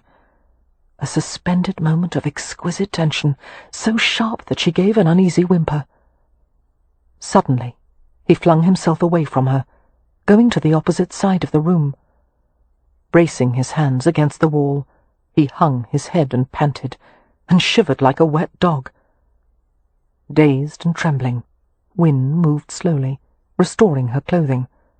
She felt desperate and painfully empty, needing something she had no name for. When she was covered again, she left the bed on unsteady legs. She approached Merripen cautiously. It was obvious he was aroused, painfully so. She wanted to touch him again. Most of all, she wanted him to put his arms around her and tell her how overjoyed he was to have her back. But he spoke before she reached him, and his tone was not encouraging. "If you touch me," he said in a guttural voice, "I'm going to drag you back to that bed, and I won't be responsible for what happens next." Wynne stopped, plaiting her fingers. Eventually, Merripen recovered his breath, and he gave her a glance that should have immolated her on the spot. "Next time," he said flatly, "some advance warning of your arrival might be a good idea." "I did send advance notice." Wynne was amazed that she could even speak. It must have been lost. She paused. That was a far warmer welcome than I expected, considering the way you've ignored me for the past 2 years. I haven't ignored you. Wynne took quick refuge in sarcasm. You wrote to me once in 2 years. Merripen turned and rested his back against the wall. You didn't need letters from me. I needed any small sign of affection, and you gave me none. She stared at him incredulously as he remained silent. For heaven's sake, Kev, aren't you even going to say that you're glad I'm well again? I'm glad you're well again. Then why are you behaving this way? Because nothing else has changed. You've changed, she shot back. I don't know you anymore. That's as it should be. Kev, she said in bewilderment, why are you behaving this way? I went away to get well. Surely you can't blame me for that. I blame you for nothing, but the devil knows what you could want from me now. I want you to love me, she wanted to cry out. She had travelled so far, and yet there was more distance between them than ever. I can tell you what I don't want, Kev, and that is to be estranged from you. Merripen's expression was stony and unfeeling. We're not estranged. He picked up her cloak and handed it to her. Put this on. I'll take you to your room. Wynne pulled the garment around herself, stealing discreet glances at Merripen, who was all brooding energy and suppressed power as he tucked his shirt into his trousers. The X of the braces over his back highlighted his magnificent build. You needn't walk with me to my room, she said in a subdued voice. I can find my way back without— You're to go nowhere in this hotel alone. It's not safe. You're right, she said sullenly. I would hate to be accosted by someone. The shot hit its mark. Merripen's mouth hardened, and he gave her a dangerous glance as he shrugged into his coat. How much he reminded her just now of the rough, wrathful boy he had been when he had first come to the Hathaways. Kev, she said softly, can't we resume our friendship? I'm still your friend. But nothing more? No. Wynne couldn't help glancing at the bed, at the rumpled counterpane that covered it, and a new surge of heat went through her. Merripen went still as he followed the direction of her gaze. That shouldn't have happened, he said roughly. I shouldn't have— He stopped and swallowed audibly. I haven't had a woman in a while. You were in the wrong place at the wrong time. Wynne had never been so mortified. You're saying you would have reacted that way with any woman? Yes. I don't believe you. Believe what you like. Merripen went to the door and opened it to glance in both directions along the hallway. Come here. I want to stay. I need to talk with you. Not alone. Not at this hour. He paused. I told you to come here. This last was said with a quiet authority that made her bristle, but she obeyed. As Wynne reached him, Merripen pulled the hood of her cloak up to conceal her face. Ascertaining that the hallway was still clear, he guided her outside the room and closed the door. They were silent as they went to the staircase at the end of the hallway. Wynne was acutely conscious of his hand resting lightly on her back. Reaching the top step, she was surprised when he stopped her. Take my arm. She realized he intended to help her down the stairs, as he had always done when she was ill. Stairs had been a particular trial for her. The entire family had been terrified that she would faint while going up or down the steps, and perhaps break her neck. Merripen had often carried her rather than let her take the risk. "No, thank you," she said. "I'm able to do it on my own now." "Take it," he repeated, reaching for her hand. Wynne snatched it back, while her chest tightened with annoyance. "I don't want your help. I'm no longer a helpless invalid, though it seems you preferred me that way." Although she couldn't see his face, she heard his sharply indrawn breath. She felt ashamed at the petty accusation.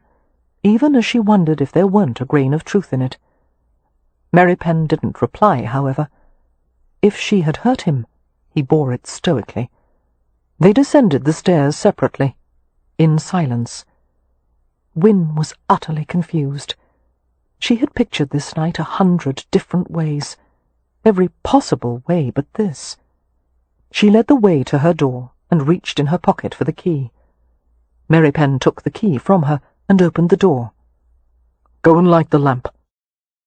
Conscious of his large, dark form waiting at the threshold, Wynne went to the bedside table. Carefully she lifted the glass globe of the lamp, lit the wick and replaced the glass. After inserting the key into the other side of the door, Merripen said, "Lock it behind me." Turning to look at him, Wynne felt a miserable laugh knotting in her throat. "This is where we left off, isn't it? Me throwing myself at you, you turning me away. I thought I understood before. I wasn't well enough for the kind of relationship I wanted with you. But now I don't understand, because there's nothing to stop us from finding out if we are meant to—" Distressed and mortified, she couldn't find words for what she wanted. "Unless I was mistaken in how you once felt for me. Did you ever desire me, Kev?" "No." His voice was barely audible. "It was only friendship. And pity." Wynne felt her face go very white. Her eyes and nose prickled. A hot tear leaked down her cheek. "Liar!" she said, and turned away. The door closed gently.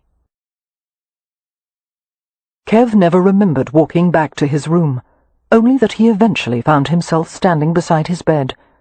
Groaning a curse, he sank to his knees and gripped huge handfuls of the counterpane and buried his face in it.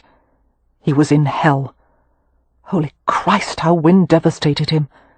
He had starved for her for so long, dreamed of her so many nights, and woken to so many bitter mornings without her, that at first he hadn't believed she was real. He thought of Wynne's lovely face, and the softness of her mouth against his, and the way she had arched beneath his hands.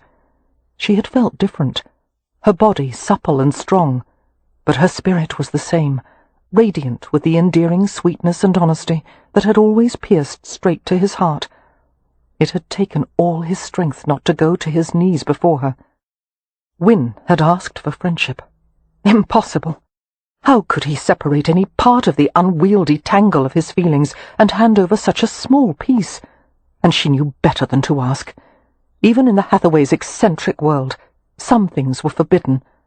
Kev had nothing to offer Wynne except degradation. Even Cam Rowan had been able to provide Amelia with his considerable wealth.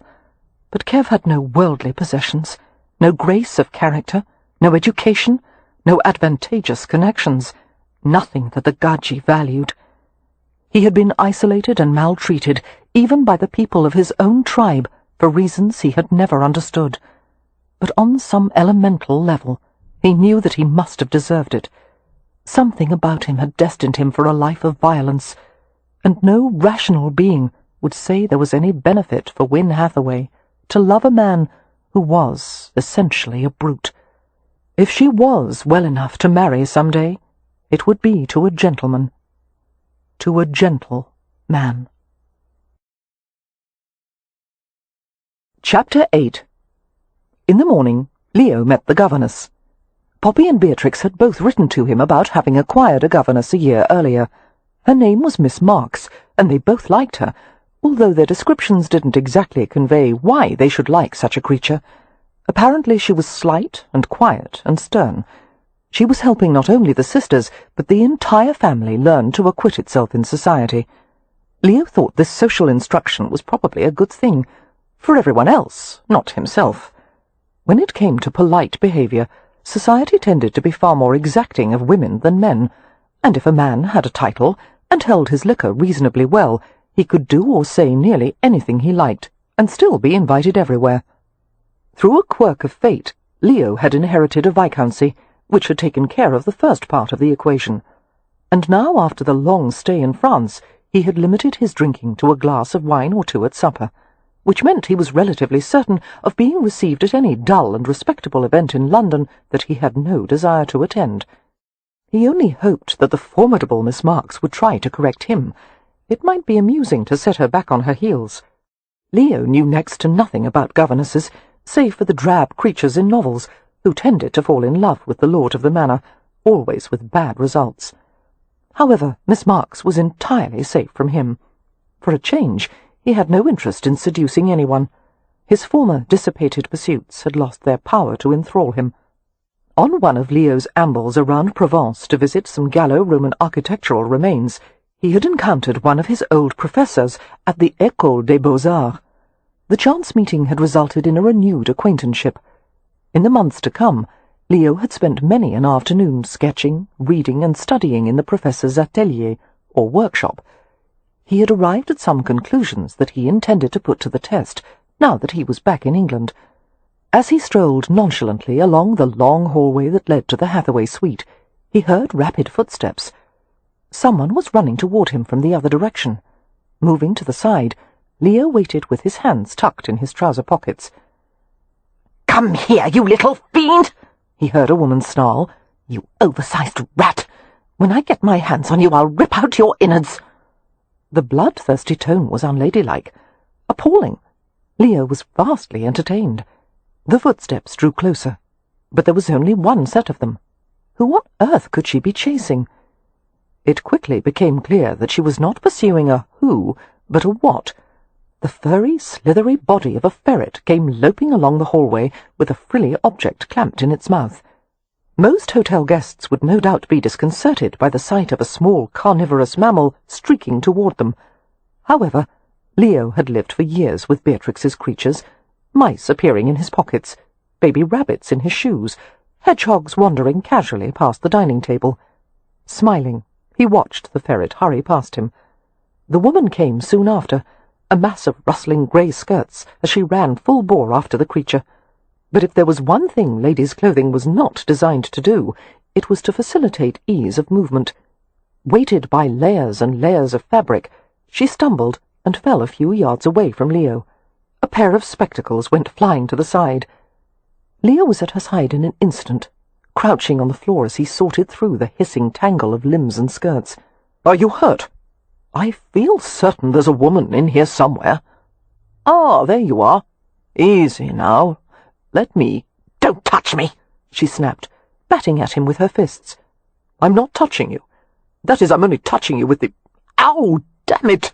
With the intention of helping." Her hat, a little scrap of wool felt with cheap corded trim, had fallen over her face. Leo managed to push it back to the top of her head, narrowly missing a sharp blow to his jaw. "Christ! Would you stop flailing for a moment?" Struggling to a sitting position, she glared at him. Leo crawled to retrieve the spectacles and returned to hand them to her. She snatched them from him without a word of thanks. She was a lean, anxious-looking woman, a young woman with narrowed eyes, from which bad temper flashed out. Her light brown hair was pulled back with a gallows-rope tightness that made Leo wince just to see it. One would have hoped for some compensating feature, a soft pair of lips, perhaps, or a pretty bosom. But no, there was only a stern mouth, a flat chest, and gaunt cheeks. If Leo were compelled to spend any time with her, which thankfully he wasn't, he would have started by feeding her. "If you want to help," she said coldly, hooking the spectacles around her ears, "retrieve that blasted ferret for me. Perhaps I've tired him enough that you may be able to run him to ground." Still crouching on the floor, Leo glanced at the ferret, which had paused 10 yards away, and was watching them both with bright, beady eyes. "What is his name?" "Dodger." Leo gave a low whistle and a few clicks of his tongue. "Come here, Dodger. You've caused enough trouble for the morning, though I can't fault your taste in— ladies' garters, is that what you're holding?" The woman watched, stupefied, as the ferret's long, slender body wriggled toward Leo. Chattering busily, Dodger crawled onto Leo's thigh. "Good fellow," Leo said, stroking the sleek fur. "How did you do that?" the woman asked in annoyance. "I have a way with animals. They tend to acknowledge me as one of their own." Leo gently pried a frilly bit of lace and ribbon from the long front teeth. It was definitely a garter, deliciously feminine and impractical. He gave the woman a mocking smile as he handed it to her. "No doubt this is yours." He hadn't really thought that, of course. He had assumed the garter belonged to someone else. It was impossible to fathom this stern female wearing something so frivolous. But as he saw a blush spreading across the young woman's cheeks, he realized it actually was hers. Intriguing. He gestured with the ferret hanging relaxed in his hand and said, "I take it this animal doesn't belong to you?" "No, to one of my charges." "Are you by chance a governess?" "That is no concern of yours." "Because if you are, then one of your charges is most definitely Miss Beatrix Hathaway." She scowled. "How do you know that?" "My sister is the only person I know of who would bring a garter-stealing ferret to the Rutledge Hotel." "Your sister?" He smiled into her astonished face. "Lord Ramsay at your service. And you are Miss Marks, the governess?" "Yes," she muttered, ignoring the hand he reached down for her. She rose to her feet unassisted. Leo felt an irresistible urge to provoke her. "How gratifying! I've always wanted a family governess to harass." The comment seemed to incense her beyond all expectation. "I am aware of your reputation as a skirt-chaser, my lord. I find no cause for humour in it." Leo didn't think she found cause for humour in much of anything. "My reputation has lasted in spite of a nearly 3-year absence?" he asked, affecting a tone of pleased surprise.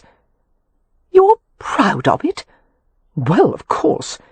It's easy to have a good reputation. You merely have to do nothing. But earning a bad reputation, well, that takes some effort." A contemptuous stare burned through the spectacle lenses. "I despise you," she announced. Turning on her heel, she walked away from him. Leo followed, carrying the ferret. "We've only just met. You can't despise me until you really get to know me." She ignored him as he followed her to the Hathaway suite. She ignored him as he knocked at the door, and she ignored him as they were welcomed inside by the maid. There was some kind of commotion going on in the suite, which shouldn't have been a surprise, considering it was his family suite. The air was filled with cursing, exclamations, and grunts of physical combat. "Leo!" Beatrix appeared from the main receiving room and hurried over to them. "Beatrix, darling!"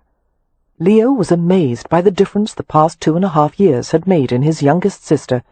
"How you've grown!" "Yes, never mind that," she said impatiently, snatching the ferret from him. "Go in there and help Mr. Rowan." "Help him with what?" "He's trying to stop Merripen from killing Dr. Harrow." "Already?" Leo asked blankly, and rushed into the receiving room. Chapter 9. After attempting to sleep on a bed that had turned into a torture rack, Kev had awoken with a heavy heart, and other, more urgent discomforts. He'd been plagued with stimulating dreams, in which Wynn's naked body had been writhing against him, beneath him. All the desires he kept at bay in the daylight hours had expressed themselves in those dreams.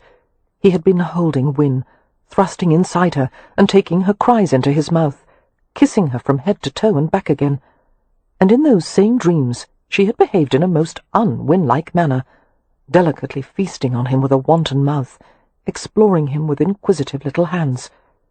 Washing in frigid water had helped his condition marginally, but Kev was still aware of the heat burning far too close to the surface. He was going to have to face Wynn today and converse with her in front of everyone, as if everything were ordinary. He was going to have to look at her and not think about the softness between her thighs, and how she had cradled him as he had thrust against her, and how he had felt her warmth even through the layers of their clothes, and how he had lied to her and made her cry. Feeling wretched and explosive, Kev dressed in the town clothes that the family insisted he wear when in London. "You know how much value Gargios place on appearance," Rowan had told him, dragging him to Savile Row. "You have to look respectable, or it will reflect badly on your sisters to be seen with you." Rowan's former employer, Lord St. Vincent, had recommended a shop that specialized in bespeak tailoring. "You won't get anything decent in made-to-measure," St. Vincent had said, flicking an assessing glance over Kev. "No pattern would fit him." Kev had submitted to the indignity of having measurements taken, being draped with countless fabrics, and going for endless fittings. Rowan and the Hathaway sisters had all seemed pleased with the results, but Kev couldn't see any difference between his new attire and the old. Clothes were clothes, something that covered the body to protect it from the elements. Scowling, Kev donned a white pleated shirt and black cravat, a vest with a notched collar, and narrow-legged trousers. He pulled on a wool towncoat with front flap pockets and a split at the back. Despite his disdain for gajo clothing, he had to admit it was a fine, comfortable coat. As was his habit, Kev went to the Hathaway suite for breakfast. He kept his face expressionless, even though his gut was twisting and his pulse was rampaging, all at the thought of seeing Win. But he would manage the situation adeptly. He would be calm and quiet, and Win would be her usual composed self, and they would get past this first unholy, awkward meeting. All his intentions, however, vanished as he entered the suite, went to the receiving room, and saw Win on the floor, in her underclothes. She was lying prostrate on her stomach, trying to push upward, while a man leaned over her, touching her. The sight exploded inside Kev. With a bloodthirsty roar, he reached Win in a flash, snatching her up in possessive arms. "Wait!" she gasped. "What are you— Oh, don't! Let me explain— No!" He deposited her unceremoniously on a sofa behind him and turned to face the other man. The only thought in Kev's mind was swift and effective dismemberment, starting by ripping the bastard's head off. Prudently, the man had rushed behind a heavy chair, placing it between them. "You must be Merripen," he said. "And I'm a dead man," Kev growled, starting for him. "He's my doctor," Win cried. "He's Dr. Harrow, and— Merripen, don't you dare hurt him!" Ignoring her, Kev went forward about 2 strides before he felt a leg hook around his, sending him hurtling to the floor. It was Cam Rowan, who pounced on him, knelt on his arms and gripped the back of his neck. "Merripen, you idiot!" Rowan said, struggling to keep him down. "He's the damned doctor! What do you think you're doing?" "Killing him!" Kev grunted, lurching upward despite Rowan's restraining weight. "Bloody hell!" Rowan exclaimed. "Leo, help me hold him, now!" Leo rushed over to help. It took both of them to keep him down. "I love our family gatherings," he heard Leo say. "Merripen, what the devil is your problem? Win is in her underclothes, and that man—" "These are not my underclothes," came Win's exasperated voice. "This is an exercise costume." Merripen twisted to look in her direction. Since Rowan and Leo were still pinning him down, he couldn't look all the way up. But he saw that Win was clad in loose-fitting drawers and a bodice with bare arms. "I know underclothes when I see them," he snapped. "These are Turkish trousers and a perfectly respectable bodice. Every woman at the clinic wears this same costume. Exercising is necessary for my health, and I am certainly not going to do it in a gown and "He was touching you!" Kev interrupted harshly. "He was making certain that I had the correct form." The doctor approached with caution. There was a flicker of humour in his alert grey eyes. "It's a Hindu exercise, actually. It's part of a strength training system I've developed. All my patients have incorporated it into their daily schedules. Please believe that my attentions to Miss Hathaway were entirely respectful." He paused and asked wryly, "Am I safe now?" Leo and Cam, still struggling with Kev, both answered simultaneously, "No." By this time, Poppy, Beatrix, and Miss Marks had hurried into the room. "Merripen," Poppy said. "Dr. Harrow wasn't hurting Win a bit, and he's really very nice, Merripen," Beatrix chimed in. "Even my animals like him." "Easy," Rowan said quietly to Kev, speaking in Romany so that no one else could understand. "This is no good for anyone." Kev went still. "He was touching her," he replied in the old language, even though he hated using it. And he knew Rowan understood that Aroma found it difficult, even impossible, to tolerate any other man putting a hand on his woman, for any reason. "She's not yours, Frau," Rowan said in Romany, not without sympathy. Slowly, Kev forced himself to relax. "May I get off him now?" Leo asked. "There's only one kind of exertion I enjoy before breakfast, and this is not it." Rowan allowed Kev to stand, but he kept one arm twisted behind his back. Wynne went to stand beside Harrow. The sight of her wearing so little, being so near another man, caused muscles to twitch all over Kev's body. He could see the shape of her hips and legs. The entire family had gone insane, letting her dress that way in front of an outsider and acting as though it were appropriate. Turkish trousers, as if giving them such a name made them anything but underdraws. "I insist that you apologize," Wynne said. "You've been very rude to my guest, Merripen." Her guest? Kev stared at her in outrage. "No need," Harrow said hastily. "I know how it must have appeared." Wynne glared at Kev.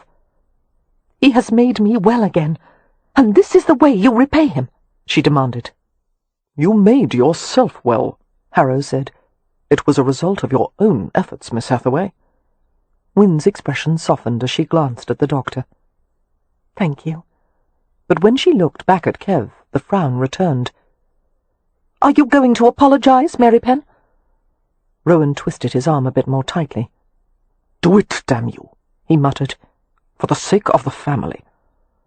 Glaring at the doctor, Kev spoke in Romany. "Kajlama patut." "I'm going to shit on you." "Which means," Rowan said hastily, "please forgive the misunderstanding. Let's part as friends." "Te malavel lazy menkiva," Kev added for good measure. "May you die of a malignant wasting disease." "Roughly translated," Rowan said, "that means, may your garden be filled with fine fat hedgehogs, which, I may add, is considered quite a blessing among the Rome." Harrow looked sceptical, but he murmured, "I accept your apology. No harm done." "Excuse us," Rowan said pleasantly, still twisting Kev's arm. "Go on with breakfast, please. We have some errands to accomplish. Please tell Amelia when she rises that I'll return at approximately midday." And he steered Kev from the room, with Leo at their heels. As soon as they were out of the suite and in the hallway, Rowan released Kev's arm and turned to face him. Raking his hand through his hair, he asked with mild exasperation, "What did you hope to get out of killing Wynne's doctor?" "Enjoyment. No doubt you would have. Wynne didn't seem to be enjoying it, however." "Why is Harrow here?" Kev asked fiercely. "I can answer that one," Leo said, leaning a shoulder against the wall with casual ease. "Harrow wants to become better acquainted with the Hathaways, because he and my sister are close." Kev abruptly felt a sickening weight in his stomach, as if he'd swallowed a handful of river stones. "What do you mean?" he asked, even though he knew. No man could be exposed to Wynne and not fall in love with her. "Harrow is a widower," Leo said. "A decent enough fellow, more attached to his clinic and patients than anything else. But he's a sophisticated man, widely travelled and wealthy as the devil, and he's a collector of beautiful objects, a connoisseur of fine things."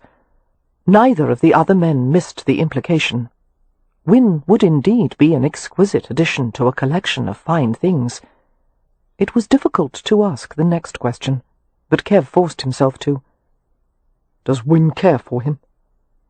"I don't believe Wynne knows how much of what she feels for him is gratitude, and how much is true affection." Leo gave Kev a pointed glance. "And there are still a few unresolved questions she has to answer for herself. I'll talk to her. I wouldn't if I were you. Not until she cools a bit. She's rather incensed with you." "Why?" Kev asked, wondering if she had confided to her brother about the events of the previous night. "Why?" Leo's mouth twisted. "There's such a dazzling array of choices, I find myself in a quandary about which one to start with. Putting the subject of this morning aside, what about the fact that you never wrote to her?" "I did," Kev said indignantly. "One letter," Leo allowed. "The farm report. She showed it to me, actually. How could one forget the soaring prose you wrote about fertilizing the field near the east gate? I'll tell you, the part about sheep dung nearly brought a tear to my eye, It was so sentimental, and what did she expect me to write about? Kev demanded. Don't bother to explain, my lord, Cam interceded, as Leo opened his mouth. It's not the way of the room to put our private thoughts on paper. It's not the way of the room to run an estate and manage crews of workmen and tenant farmers either, Leo replied. But he's done that, hasn't he? He smiled sardonically at Kev's sullen expression. In all likelihood, Merripen, you'd make a far better lord of the manor than I will. Look at you. Are you dressed like a Roma? Do you spend your days lounging by the campfire, or are you poring over estate account books? Do you sleep outside on the hard ground, or inside on a nice feather bed? Do you even speak like a Roma any more? No, you've lost your accent. You sound like— What is your point? Kev interrupted curtly. Only that you've made compromises right and left since you came to this family. You've done whatever you had to be close to Win. So don't be a bloody hypocrite and turn all Roma now that you finally have a chance to— Leo stopped and lifted his eyes heavenward. Good Lord, this is too much even for me, and I thought I was inured to drama. He gave Rowan a sour look. You talk to him. I'm going to have my tea. He went back into the suite, leaving them in the hallway. I didn't write about sheep dung, Kev muttered. It was another kind of fertilizer. Rowan tried unsuccessfully to smother a grin. Be that as it may, Frau, the word fertilizer should probably be left out of a letter to a lady. Don't call me that. Rowan started down the hallway. Come with me. There actually is an errand I want you for. Not interested. It's dangerous, Rowan coaxed. You might get to hit someone, maybe even start a brawl. Ah, I knew that would convince you. One of the qualities Kev found most annoying about Cam Rowan was his persistence in trying to find out about the tattoos. He had pursued the mystery for almost 3 years. Despite the multitude of responsibilities he shouldered, Rowan never missed an opportunity to delve further into the matter. He had searched diligently for his own tribe, asking for information from every passing Vardo and going to every Romany camp. But it seemed as if Rowan's tribe had disappeared from the face of the earth, or at least had gone to the other side of it. He would probably never find them. There was no limit to how far a tribe might travel, and no guarantee they would ever return to England. Rowan had searched marriage records, birth and death records, to find any mention of his mother Sonia, or himself. Nothing so far. He had also consulted heraldic experts and Irish historians to find out the possible significance of the puka symbol. All they had been able to do was dredge up the familiar legends of the nightmare horse, that he spoke in a human voice, that he appeared at midnight and called for you to come with him, and you could never refuse. And when you went with him, if you survived the ride, you were changed forever when you returned. Cam had also not been able to find any meaningful connection between the Rowan and Merripen names, which were common among the Rome. Therefore, Rowan's latest approach was to search for Kev's tribe, or anyone who knew about it. Kev was understandably hostile about this plan, which Rowan revealed to him as they walked to the Hotel Mews. They left me for dead, Kev said, and you want me to help you find them. If I see any of them, especially the Rome Barrow, I'll kill him with my bare hands. Fine, Rowan returned equably, after they tell us about the tattoo. All they'll say is what I've already told you. It's the mark of a curse, and if you ever find out what it means— Yes, I know. We're doomed. But if I'm wearing a curse on my arm, Merripen, I want to know about it. Kev gave him a glance that should have felled him on the spot. He stopped at a corner of the stables, where hoof-picks, clippers, and files were neatly organized on shelves. I'm not going. You'll have to look for my tribe without me. I need you, Rowan countered. For one thing, the place we are headed to is Kekino Mushespouv. Kev stared at him in disbelief. Kekeno Mushespouv, translated as No Man's Land, was a squalid plain located on the Surrey side of the Thames. The open, muddy ground was crowded with ragged gypsy tents, a few dilapidated vardos, feral dogs, and nearly feral roamers. But that wasn't the real danger. There was another non-gypsy group called the Korodis, descendants of rogues and outcasts, mainly Saxon in origin. The Korodis were truly vile, dirty and ferocious, without customs or manners. Going anywhere near them was virtually asking to be attacked or robbed. It was hard to imagine a more dangerous place in London, except for a few East Side rookeries. "Why do you think anyone from my tribe could be in such a place?" Kev asked, more than a little shocked by the idea. Surely, even under the Rom Barrow's leadership, they wouldn't have sunk so low. "Not long ago I met a chal from the Boswell tribe. He said his youngest sister Shuri was married long ago to your Rom Barrow." Rowan stared at Merripen intently. "It seems the story of what happened to you has been told all through Romanisia." "I don't see why," Kev muttered, feeling suffocated. "It's not important." Rowan shrugged casually, his gaze trained on Kev's face. "The Rom takes care of its own. No tribe would ever leave an injured or dying boy behind, no matter what the circumstances. And apparently it brought a curse on the Rom Barrow's tribe. Their luck turned very bad, and most of them came to ruin. There's justice for you." "I never cared about justice." Kev was vaguely surprised by the rustiness of his own voice. Rowan spoke with quiet understanding. "It's a strange life, isn't it? A roamer with no tribe.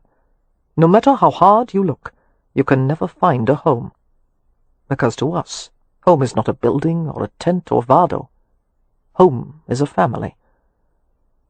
Kev had a difficult time meeting Rowan's gaze. The words cut too close to his heart. In all the time he had known Rowan, Kev had never felt a kinship with him until now. But he could no longer ignore the fact that they had too damn much in common. They were two outsiders with pasts full of unanswered questions, and each of them had been drawn to the Hathaways, and had found a home with them. "I'll go with you, damn it," Kev said gruffly. "But only because I know what Amelia would do to me if I let something happen to you." Chapter 10. Somewhere in England, spring had covered the ground with green velvet and coaxed flowers from the hedgerows. Somewhere the sky was blue and the air was sweet. But not in No Man's Ground, where smoke from millions of chimney pipes had soured the complexion of the city with a yellow fog that daylight could barely penetrate. There was little but mud and misery in this barren place. It was located approximately a quarter-mile from the river, and bordered by a hill and a railway. Kev was grim and silent as he and Rowan led their horses through the Romany camp. Tents were loosely scattered, with men sitting at the entrances and whittling pegs or making baskets. He heard a few boys shouting at each other. As he rounded a tent, he saw a small group gathered around a fight. Men angrily shouted instructions and threats to the boys, as if they were animals in a pit. Stopping at the sight, Kev stared at the boys, while images from his own childhood flashed through his mind. Pain, violence, fear, the wrath of the Rom Barrow, who would beat him further if he lost. And if Kev had won, sending another boy bloodied and broken to the ground, there had been no reward, only the crushing guilt of harming someone who had done no wrong to him. "What is this?" the Rom Barrow had roared, discovering Kev huddled in a corner, crying after he had beaten a boy who had begged him to stop. "You pathetic, snivelling dog! I'll give you one of these!" His booted foot had landed in Kev's side, bruising a rib. "For every tear you shed! What kind of idiot would cry for winning? Crying after doing the only thing you're good for! I'll drive the softness out of you, big, bawling infant!" He hadn't stopped kicking Kev until he was unconscious. The next time Kev had beaten someone, he had felt no guilt. He had felt nothing. Kev wasn't aware that he'd frozen in his tracks, or that he was breathing heavily, until Rowan spoke to him softly. "Come, Frau." Tearing his gaze away from the boys, Kev saw the compassion and sanity in the other man's eyes. The dark memories receded. He gave a short nod and followed. Rowan stopped at 2 or 3 tents, asking the whereabouts of a woman named Shuri. The responses were grudging. As expected, the roamers regarded Rowan and Kev with obvious suspicion and curiosity. Their dialect was difficult to interpret, a medley of deep Romany and what was called tinker patois, a slang used by urban gypsies. They were directed to one of the smaller tents, where an older boy sat by the entrance on an overturned pail. He carved buttons with a small knife. "We're looking for Shuri," Kev said in the old language. The boy glanced over his shoulder into the tent. "Mommy," he called. "There are 2 men to see you. Roamers dressed like gajos." A singular-looking woman came to the entrance. She was not quite 5 feet tall, but her torso and head were broad, her complexion dark and wrinkled, her eyes lustrous and black. Kev recognized her immediately. It was indeed Shuri, who had only been about 16 when she had married the Rom Barrow. Kev had left the tribe not long after that. The years had not been kind to her. Shuri had once been a striking beauty, but a life of hardship had aged her prematurely. Although she and Kev were nearly the same age, the difference between them could have been 20 years instead of 2. She stared at Kev without much interest. Then her eyes widened, and her gnarled hands moved in a gesture commonly used to protect oneself against evil spirits.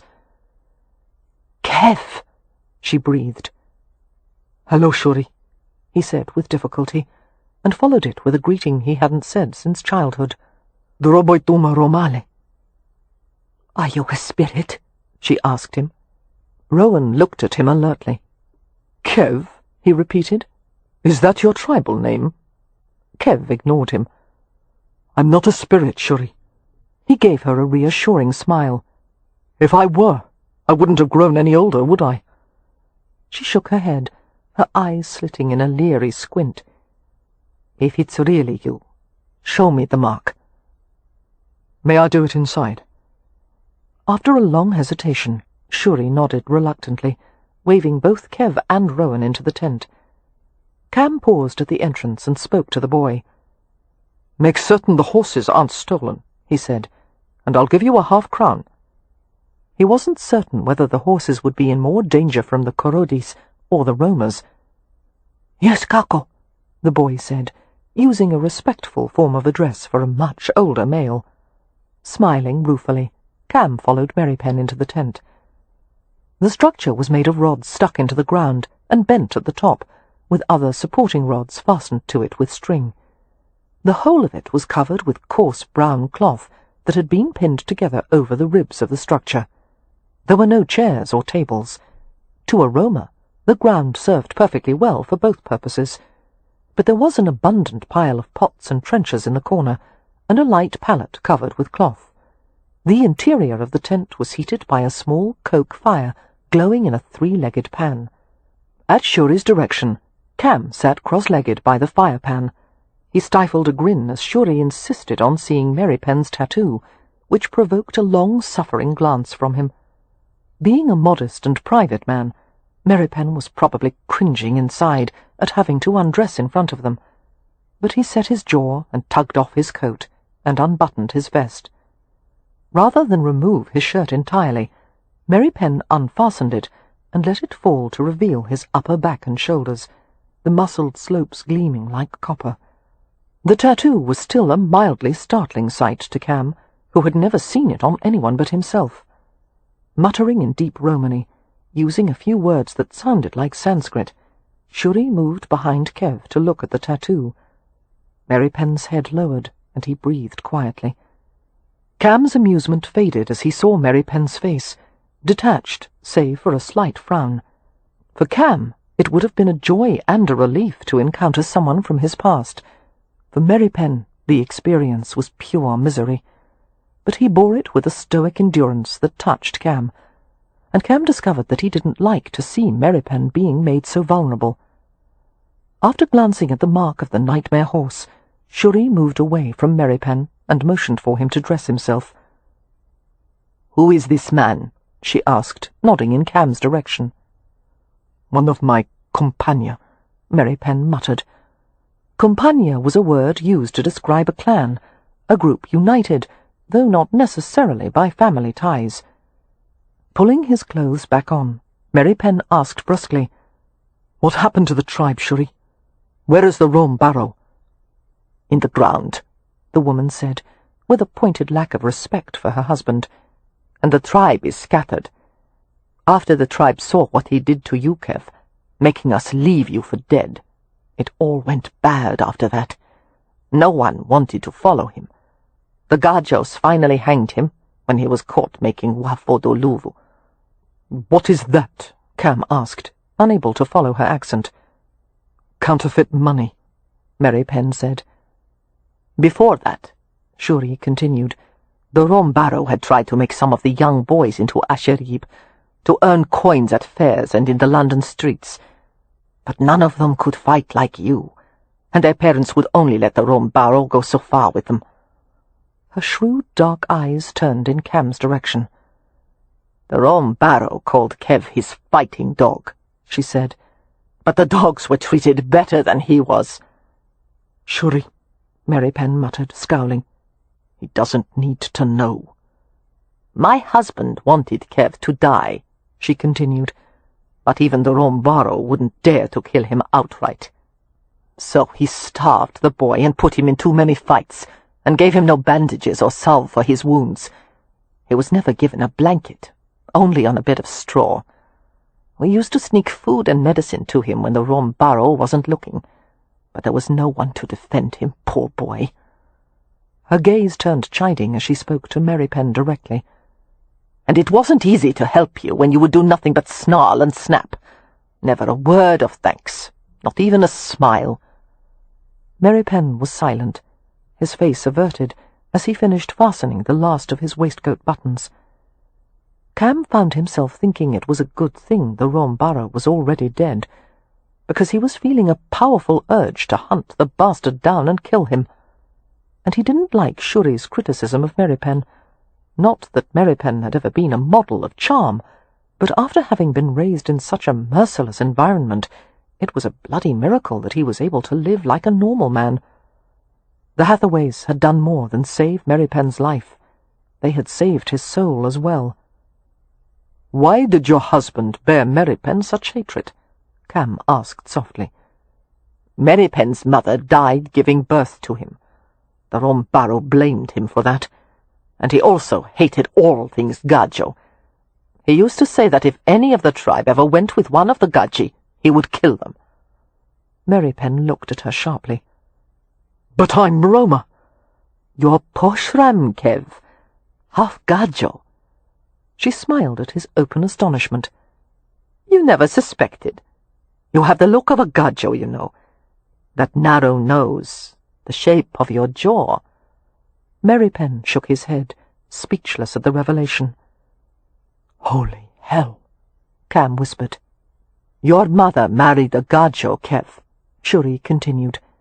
"The tattoo you bear is the mark of his family. But your father left her, as Gajos tend to do. When she died giving birth, you were sent to her brother, the Rome barrow. That is all I know. The Rome barrow told it to me after we thought you died. He said, 'Now there is only one.'"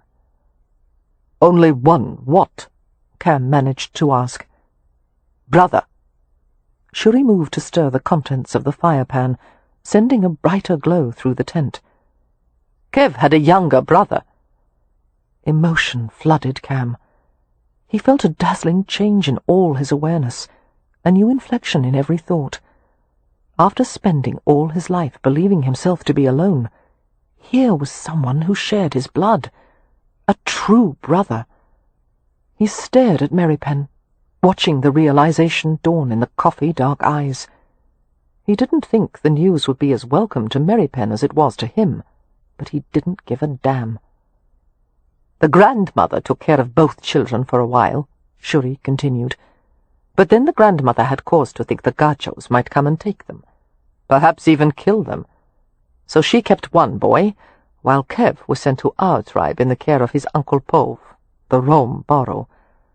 I'm sure the grandmother didn't suspect how the Rome barrow would abuse him, or she never would have done it. Shuri glanced at Merripen. She probably thought that since Pov was a strong man, he would do a good job of protecting you. But he thought of you as an abomination, being half. She stopped with a gasp as Cam shoved up his coat and shirt sleeve and showed his forearm to her. The puka tattoo stood out in dark, inky relief against his skin. "I'm his brother," Cam said, his voice slightly hoarse. Shuri's gaze moved from one man's face to the other. "Yes, I see," she eventually murmured.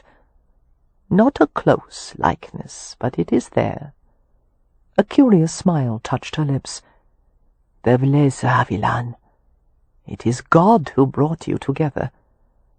Whatever Merripen's opinion was of who or what had brought them together, he didn't share it. Instead, he asked tersely, "Do you know our father's name?" Shuri looked regretful. "The Rombarrow never mentioned it. I'm sorry." "No, you've helped quite a lot," Cam said. "Do you know anything about why the Gajos might have wanted to—" "Mommy!" came the boy's voice from outside. "Korodis are coming!" "They want the horses," Merripen said, rising swiftly to his feet. He pressed a few coins into Shuri's hand. "Luck and good health," he said. "Kushtibok," she replied, returning the sentiment. Cam and Merripen hurried outside the tent. 3 Korodis were approaching. With their matted hair, filthy complexions, rotted mouths, and a stench that preceded them well before their arrival, they seemed more like animals than men. A few curious roamers watched from a safe distance. It was clear there would be no help from that quarter. "Well," Cam said beneath his breath, "this should be entertaining." "Korodis like knives," Merripen said, "but they don't know how to use them. Leave this to me." "Go right ahead," Cam said agreeably. One of the Korodis spoke in a dialect Cam couldn't understand, but he gestured to Cam's horse Puka, who eyed them nervously and shuffled his feet. "Like hell," Cam muttered. Merripen replied to the man with a handful of equally incomprehensible words. As he had predicted, the Korodi reached behind his back and produced a jagged knife. Merripen appeared relaxed, but his fingers flexed, and Cam saw the way his posture altered in subtle readiness for attack. The Korodi lunged forward with a harsh cry, aiming for the mid to lower torso, but Merripen turned in a nimble sidestep. With impressive speed and dexterity, he grabbed the attacking arm. He jerked the Korodi off balance, using his own momentum against him. Before another heartbeat had passed, he had flipped his opponent to the ground, twisting the bastard's arm in the process. An audible fracture caused all of them, even Cam, to flinch. The Korodi howled in agony. Prying the knife from the man's limp hand, Merripen tossed it to Cam, who caught it reflexively. Merripen glanced at the remaining 2 Korodis. "Who's next?" he asked coldly. Although the words were spoken in English, the creatures appeared to understand his meaning. They fled without a backward glance, leaving their injured companion to drag himself away with loud groans. "Very nice, Frau," Cam said in admiration. "We're leaving," Merripen informed him curtly, "before more of them come." "Let's go to a tavern," Cam said. "I need a drink." Merripen mounted the bay without a word. For once, it seemed, they were in agreement. Taverns were often described as the busy man's recreation, the idle man's business, and the melancholy man's sanctuary. The Hell and Bucket, located in the more disreputable environs of London, could also have been called the criminal's covert and the drunkard's haven. It suited Cam and Kev's purposes quite well, being a place that would serve 2 roamers without blinking an eye.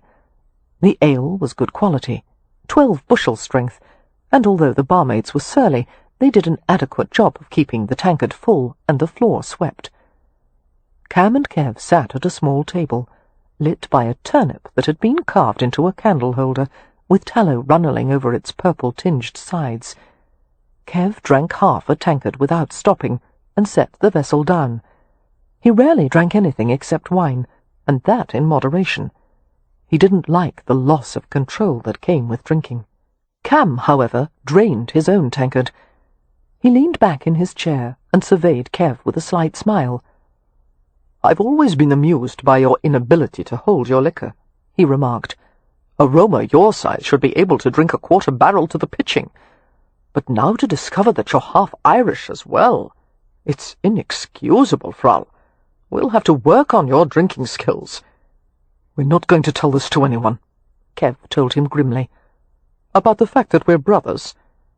Cam seemed to enjoy Kev's visible wince. "It's not so bad being half Gacho," he told Kev kindly, and snickered at his expression. "It certainly explains why both of us have found a stopping place, while most roamers choose to wander forever. It's the Irish in us that—" "Not one word," Kev said. "Not even to the family." Cam sobered a little. "I don't keep secrets from my wife. Not even for her safety."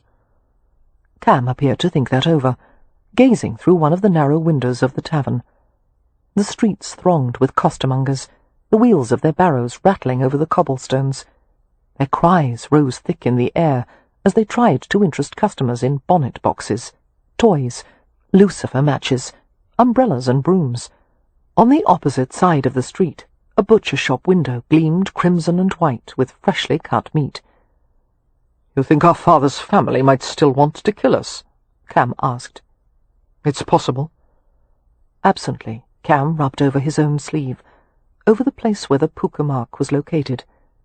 "You realize that none of this, the tattoos, the secrets, splitting us apart, giving us different names, would have happened unless our father was a man of some worth. Because otherwise the Gajos wouldn't give a damn about a pair of half-breed children. I wonder why he left our mother. I don't give a damn. I'm going to do a new search of parish birth records. Perhaps our father— Don't let it lie." "Let it lie?" Cam gave him an incredulous glance. "Do you actually want to ignore what we found out today? Ignore the kinship between us?" "Yes." Shaking his head slowly, Cam turned one of the gold rings on his fingers.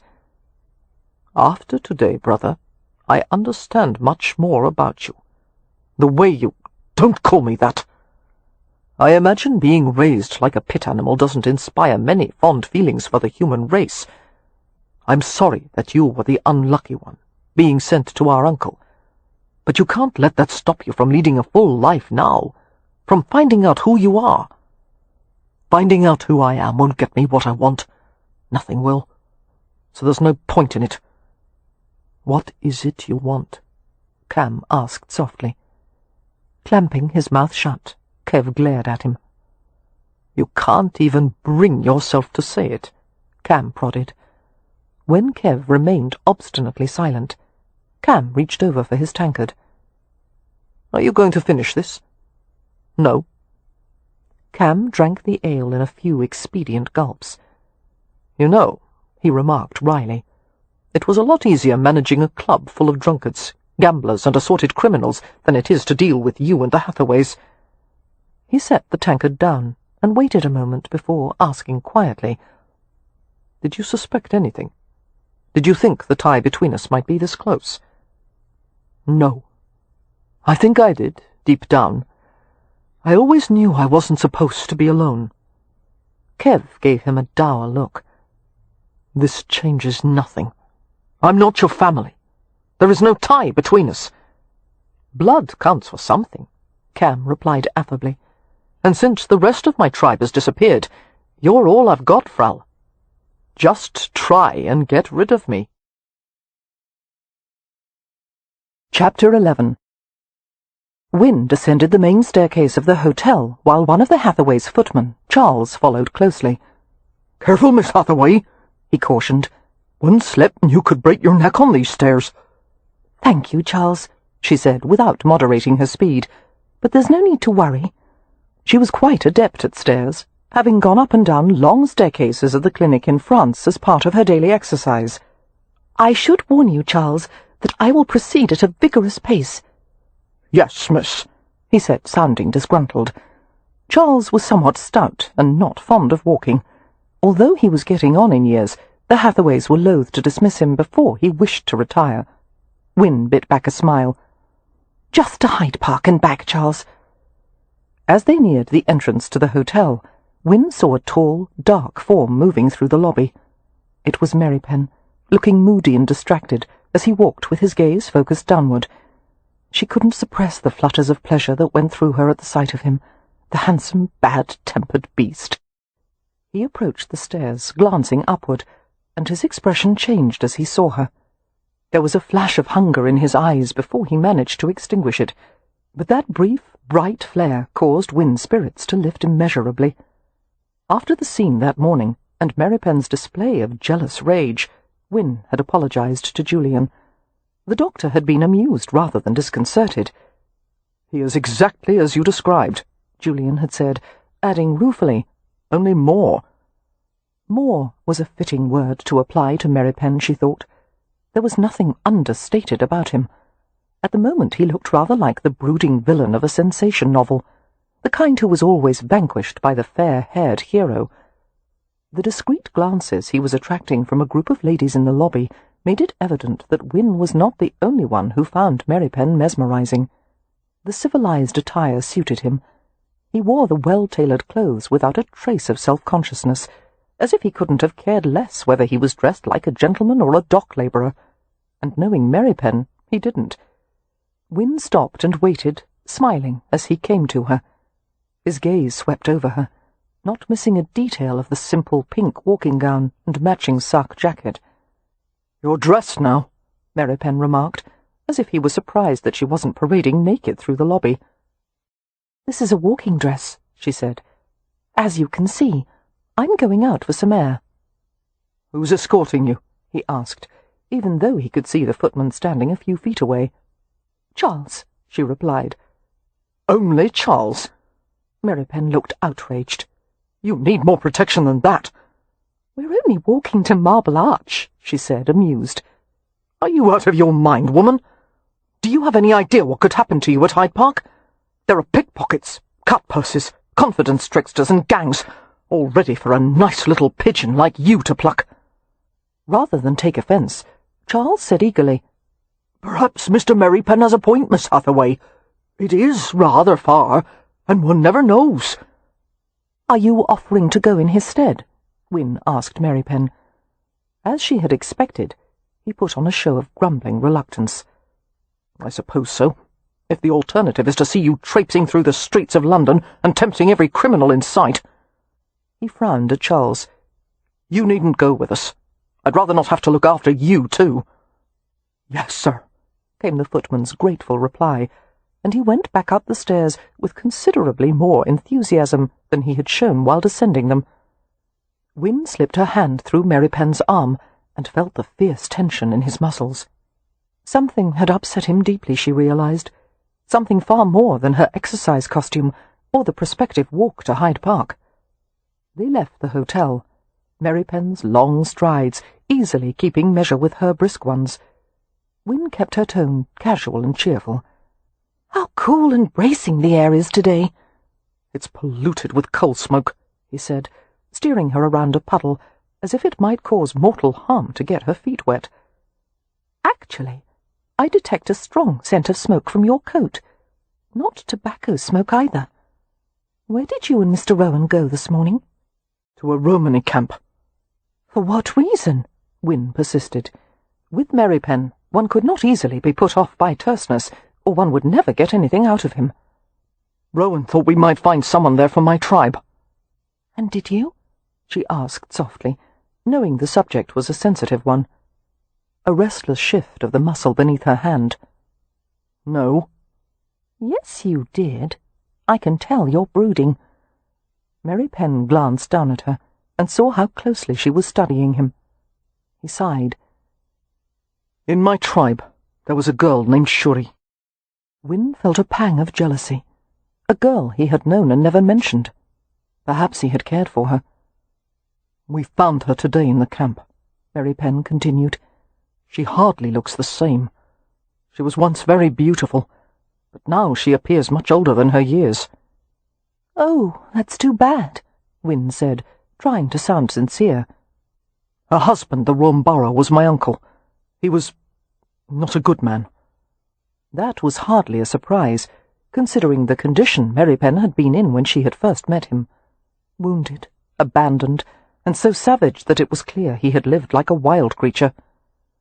Wynne was filled with compassion and tenderness.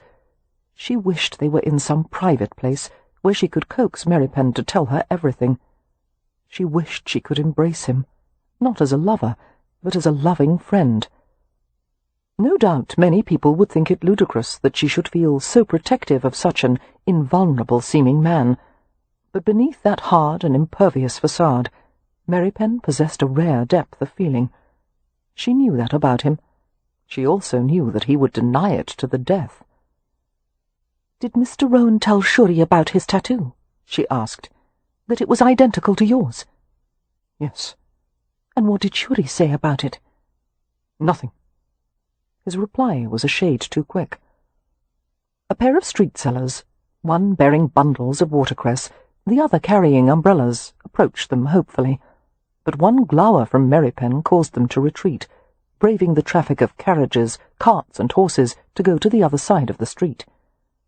Wynne didn't say anything for a minute or two, just held Merripen's arm as he guided her along with exasperating bossiness, muttering, "Don't step there," or "Come this way," or "Tread carefully here," as if stepping on broken or uneven pavement might result in severe injury. "Kev," she finally protested, "I'm not fragile." "I know that." "Then please don't treat me as if I'll break at the first misstep." Merripen grumbled a little, something about the street not being good enough for her. It was too rough, too dirty. Wynne couldn't help chuckling. "For heaven's sake!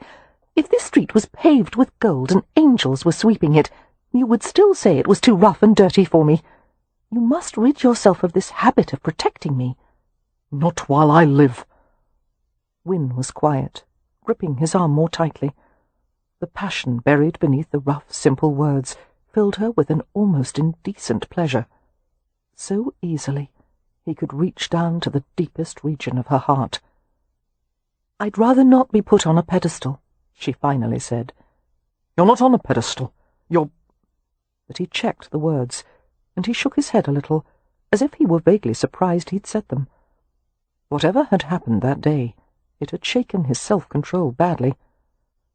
Wynne pondered what possible things Shuri might have said. Something about the connection between Cam Rowan and Merripen. "Kev." She eased her pace, forcing him to go more slowly as well.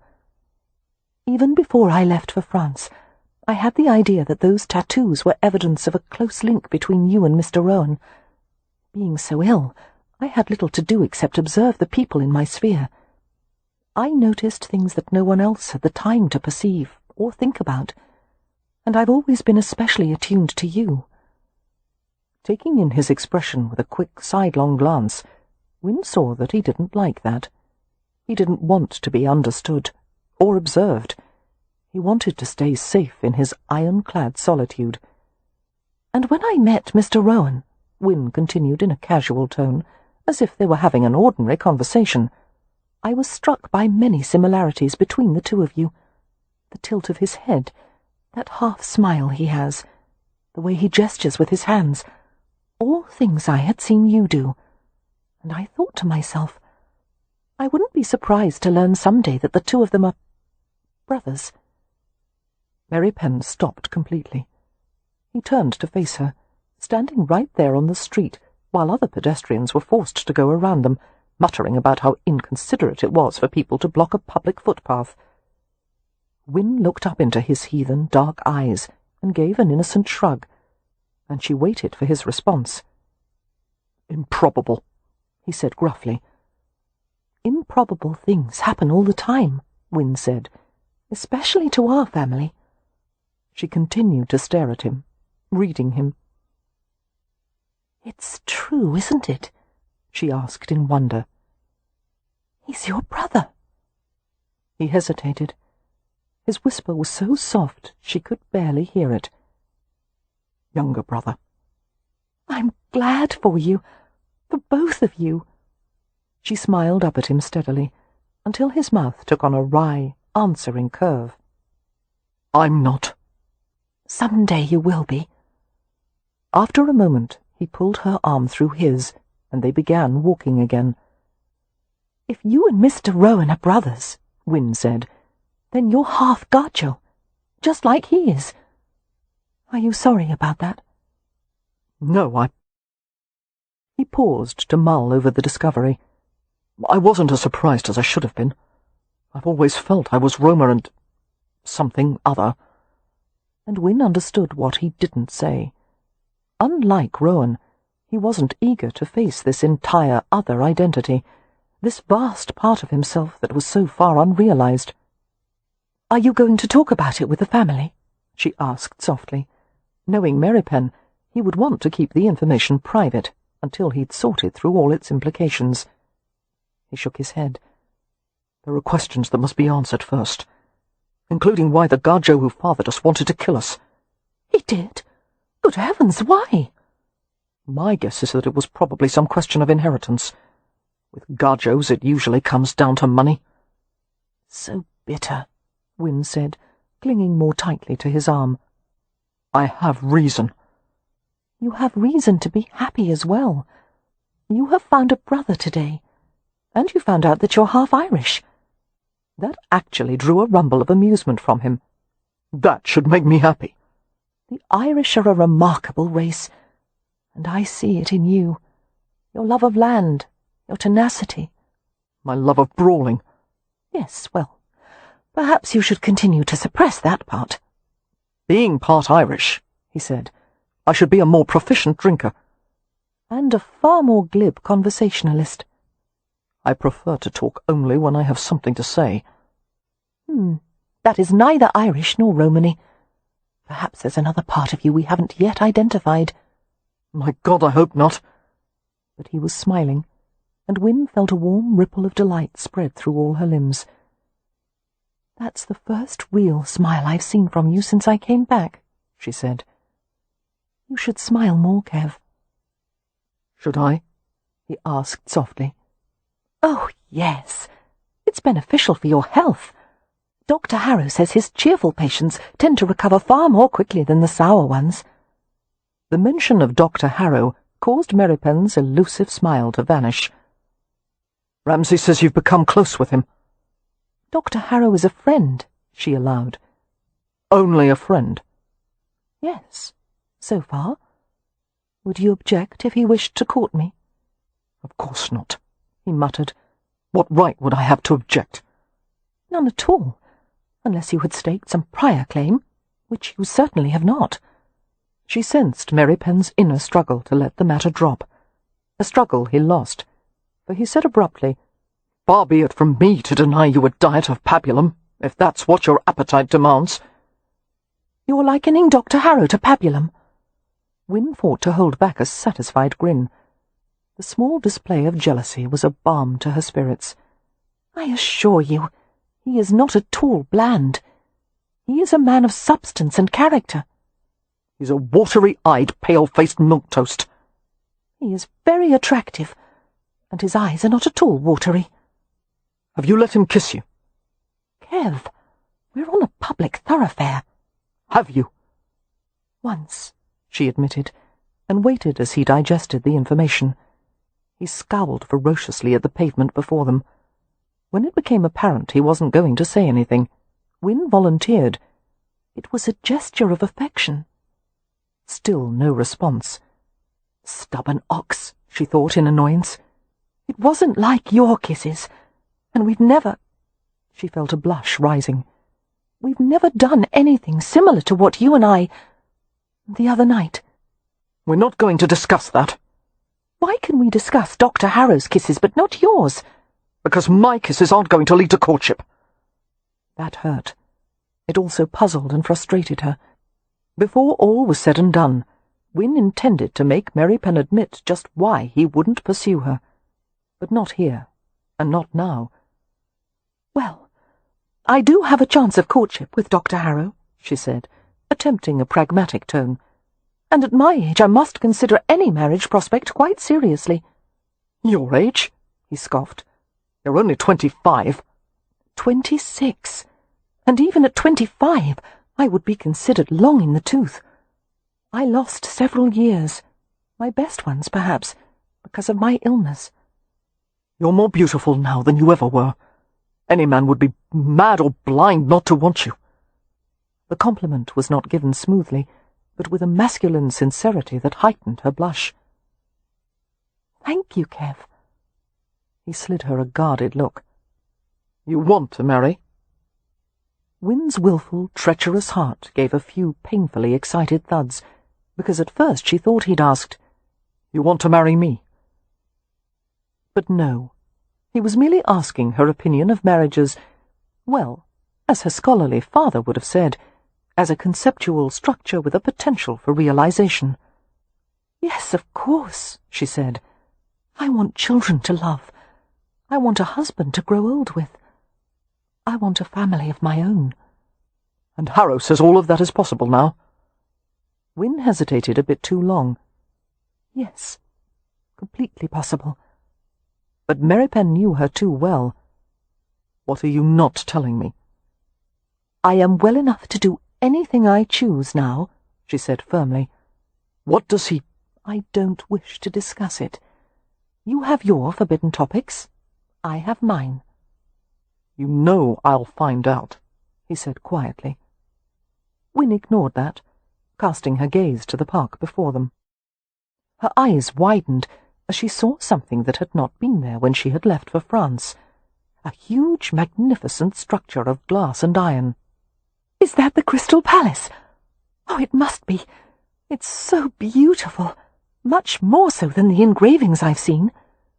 The building, which covered an area of more than 9 acres, housed an international show of art and science called the Great Exhibition. Wynn had read about it in the French newspapers, which had aptly termed the exhibition one of the great wonders of the world. "How long since it was completed?" she asked, her step quickening as they headed toward the glittering building. Not quite a year. "Have you been inside? Have you seen the exhibits?"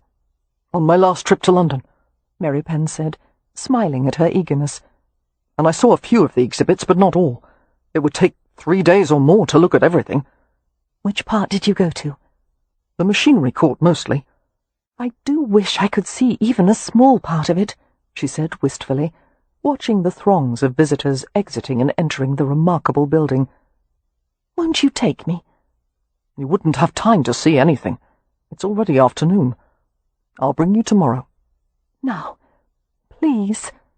She tugged impatiently on his arm. "Oh, Kev, don't say no." As Merripen looked down at her, he was so handsome that she felt a pleasant little ache at the pit of her stomach. How could I say no to you? He asked softly. As he took her to the towering, arched entrance of the Crystal Palace and paid a shilling each for their admission, Wynn gazed at her surroundings in awe. The driving force behind the exhibition of industrial design had been Prince Albert, a man of vision and wisdom. According to the tiny printed map that was given out with the tickets, the building itself was constructed of over 1,000 iron columns and 300,000 panes of glass. Parts of it were tall enough to encompass full-grown elm trees. All totaled, there were 100,000 exhibits from around the world. The exhibition was important in a social sense as well as a scientific one.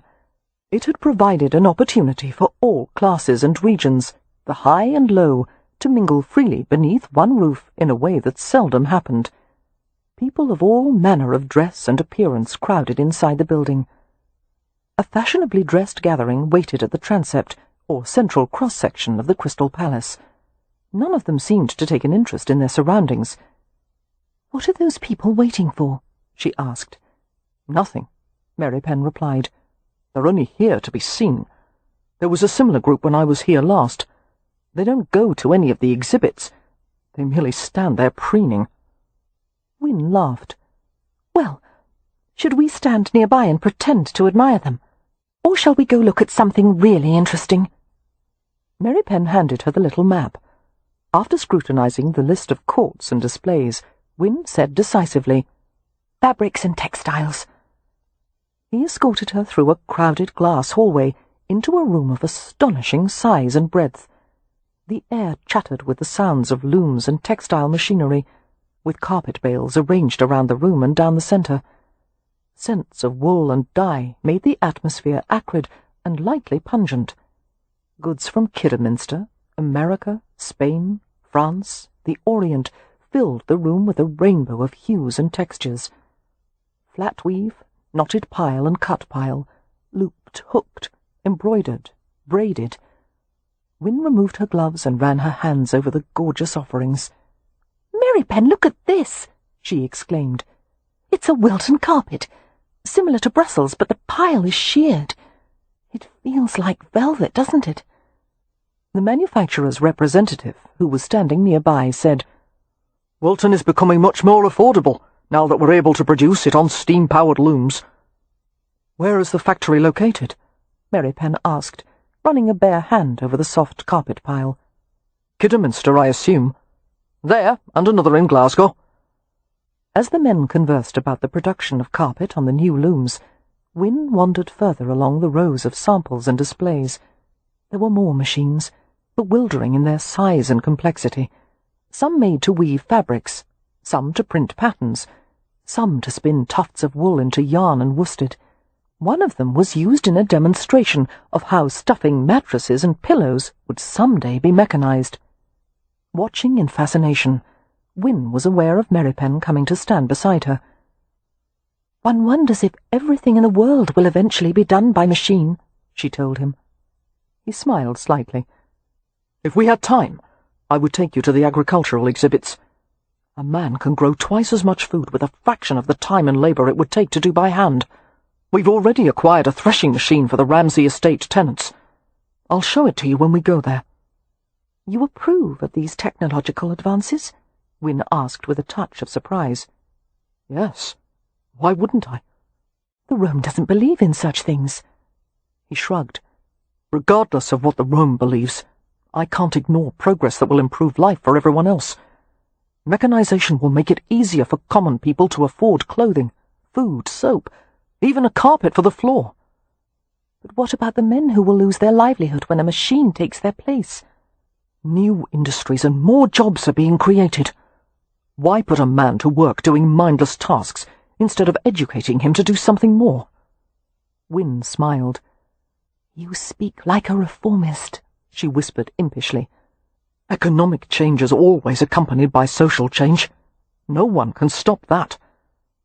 What an adept mind he had, Wynne thought.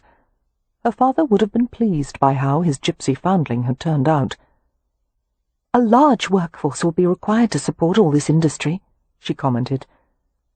"Do you suppose a sufficient number of country people would be willing to move to London and the other places that—" She was interrupted by an explosive puff and a few cries of surprise from the visitors around them.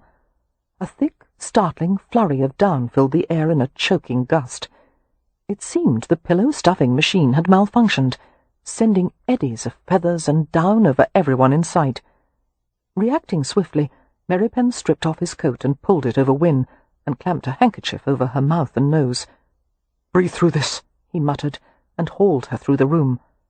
The crowd was scattering, some people coughing, some swearing, some laughing, as great volumes of fluffy white down settled over the scene. There were even cries of delight from children who had come from the next room, dancing and hopping to try and catch the elusive floating clumps.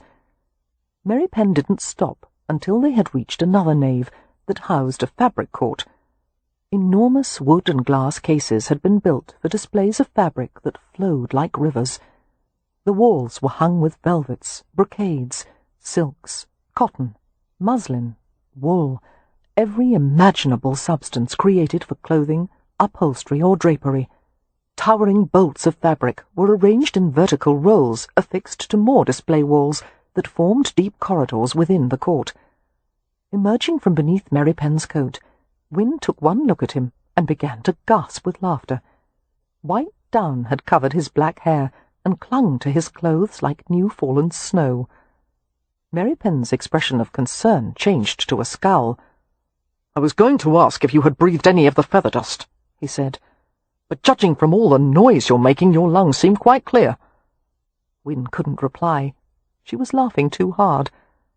As Merripen raked his hand through the midnight locks of his hair, the down became even more enmeshed. "Don't!" Win managed, struggling to restrain her laughter. "You'll never... You must let me help you. You're making it worse. And you said I was a pigeon to be plucked." Still chortling, she snatched his hand and tugged him into one of the fabric corridors, where they were partially concealed from view. They went beyond the half-light and into the shadows. "Here, before anyone sees us. Oh, you're too tall for me." She urged him to the floor with her, where he lowered to his haunches. Win knelt amid the mass of her skirts. Untying her bonnet, she tossed it to the side. Merripen watched Win's face as she went to work, brushing at his shoulders and hair. "You can't be enjoying this," he said. "Silly man. You're covered in feathers. Of course I'm enjoying it." And she was. He looked so, well, adorable, kneeling and frowning and holding still while she defeathered him. And it was lovely to play with the thick, shiny layers of his hair, which he never would have allowed in other circumstances. Her giggles kept frothing up, impossible to suppress. But as a minute passed, and then another, the laughter left her throat, and she felt relaxed and almost dreamlike as she continued to pull the fluff from his hair. The sound of the crowds was muffled by the velvet draped all around them, hanging like curtains of night and clouds and mist. Merripen's eyes held a strange, dark glow, the contours of his face stern and beautiful. He seemed like some dangerous pagan creature emerging from the witching hour. "Almost done," Win whispered, although she was already finished. Her fingers sifted gently through his hair, so vibrant, heavy, the shorn locks like velvet pile at the back of his neck. Win's breath caught as Merripen moved. At first she thought he was rising to his feet, but he tugged her closer and took her head in his hands. His mouth was so close, his exhalations like steam against her lips. She was stunned by the moment of suspended violence, the savage tightness of his grip. She waited, listening to his hard, angry breathing, unable to understand what had provoked him. "I have nothing to offer you," he finally said in a guttural voice. "Nothing." Win's lips had turned dry. She moistened them and tried to speak through a thrill of anxious trembling. "You have yourself," she whispered. "You don't know me. You think you do, but you don't.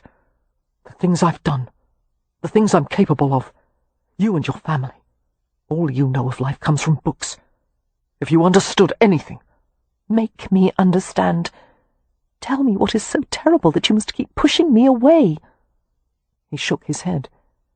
"Then stop torturing the both of us," she said unsteadily. "Leave me, or let me go." "I can't," he snapped. "I can't, damn you!" And before she could make a sound, he kissed her.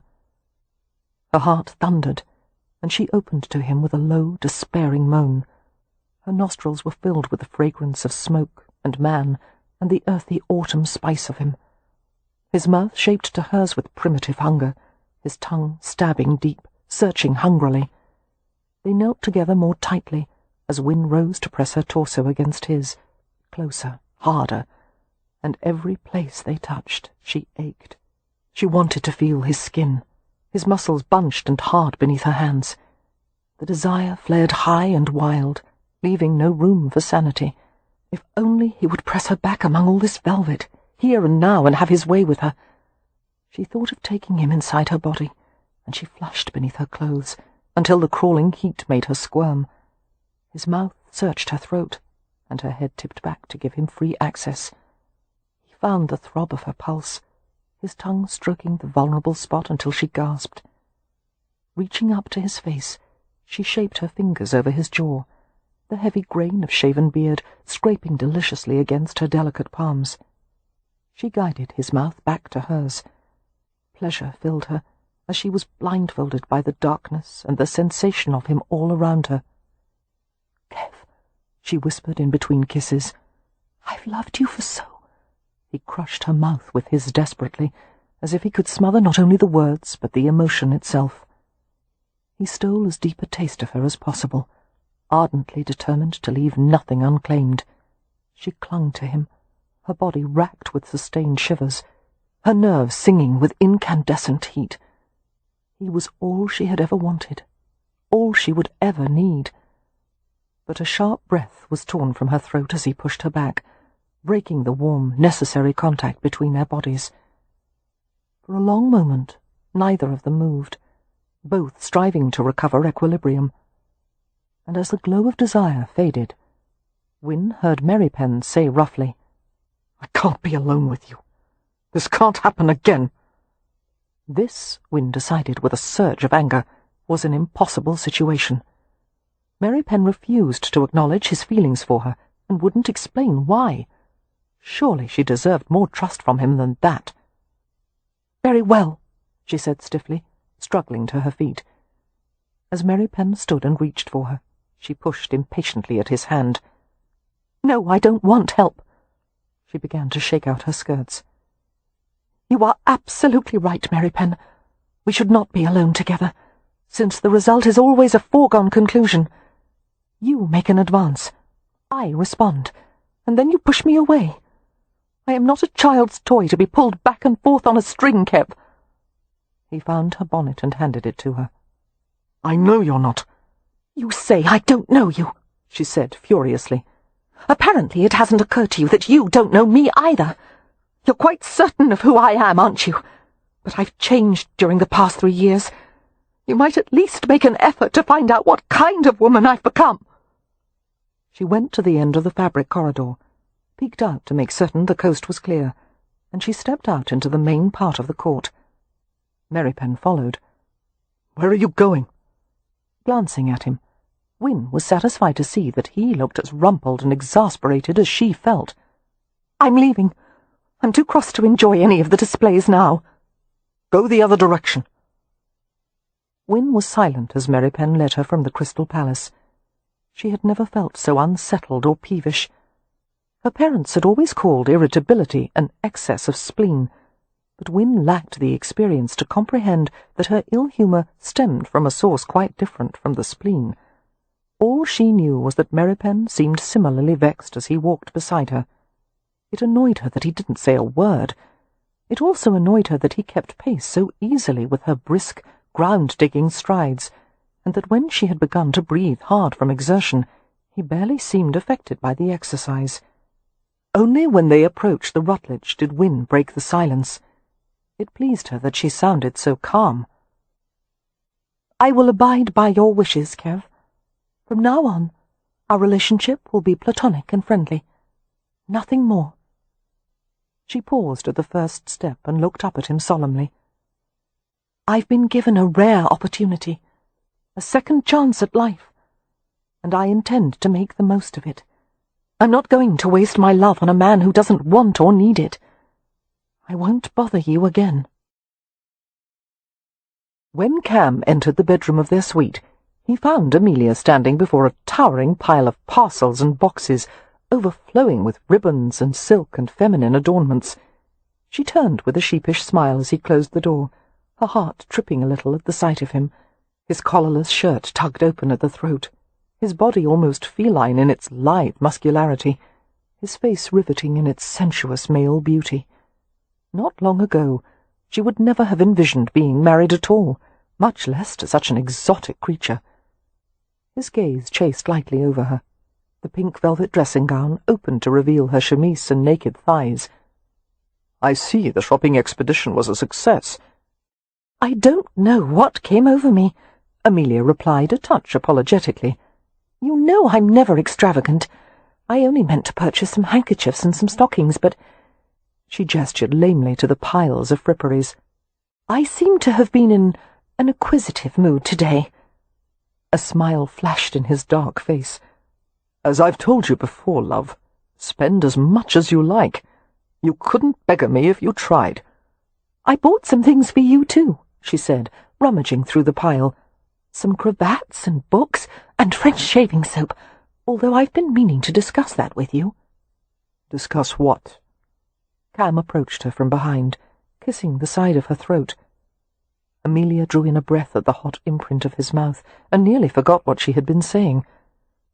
"You're shaving," she said vaguely. "Beards are becoming quite fashionable of late. I think you should try a goatee. You would look very dashing and—" Her voice faded as he worked his way down her neck. "It might tickle," Cam murmured, and laughed as she shivered. Gently turning her to face him, he stared into her eyes. There was something different about him, she thought, a curious vulnerability she had never seen before. "Cam," she said carefully, "how did your errand with Merripen go?" The amber eyes were soft and alive with excitement. "Quite well. I have a secret, Monisha. Shall I tell you?" He drew her against him, wrapping his arms around her, and he whispered into her ear.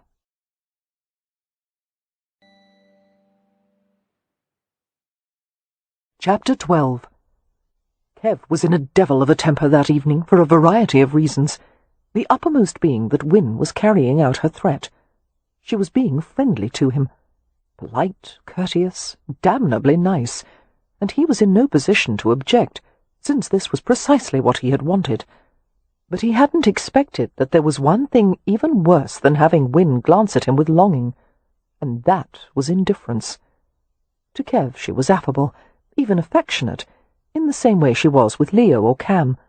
She treated him as if he were a brother. He could hardly bear it.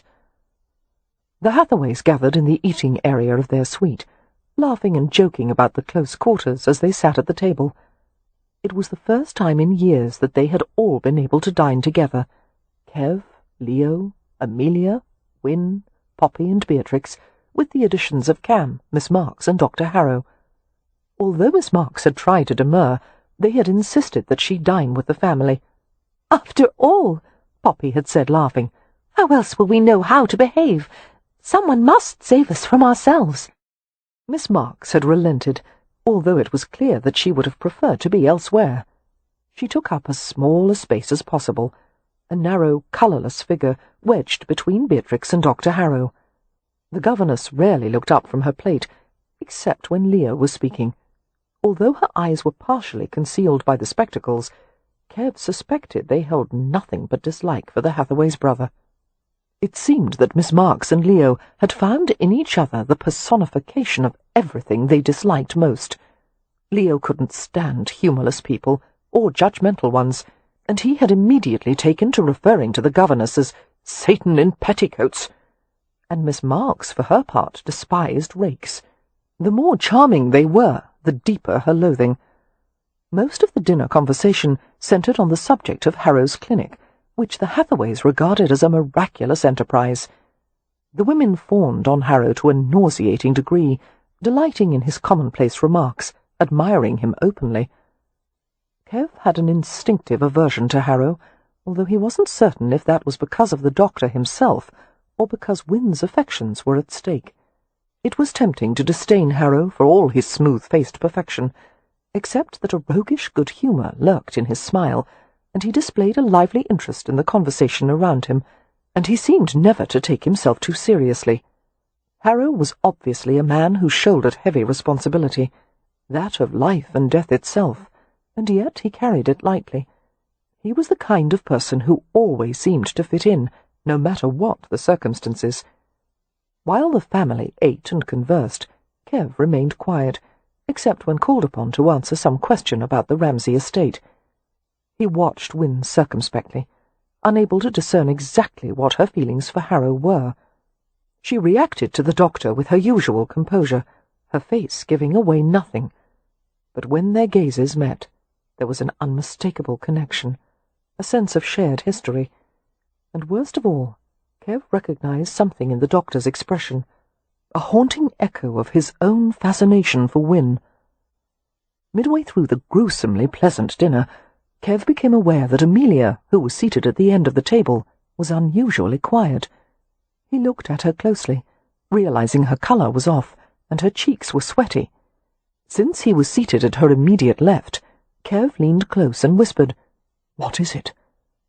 Amelia gave him a distracted glance.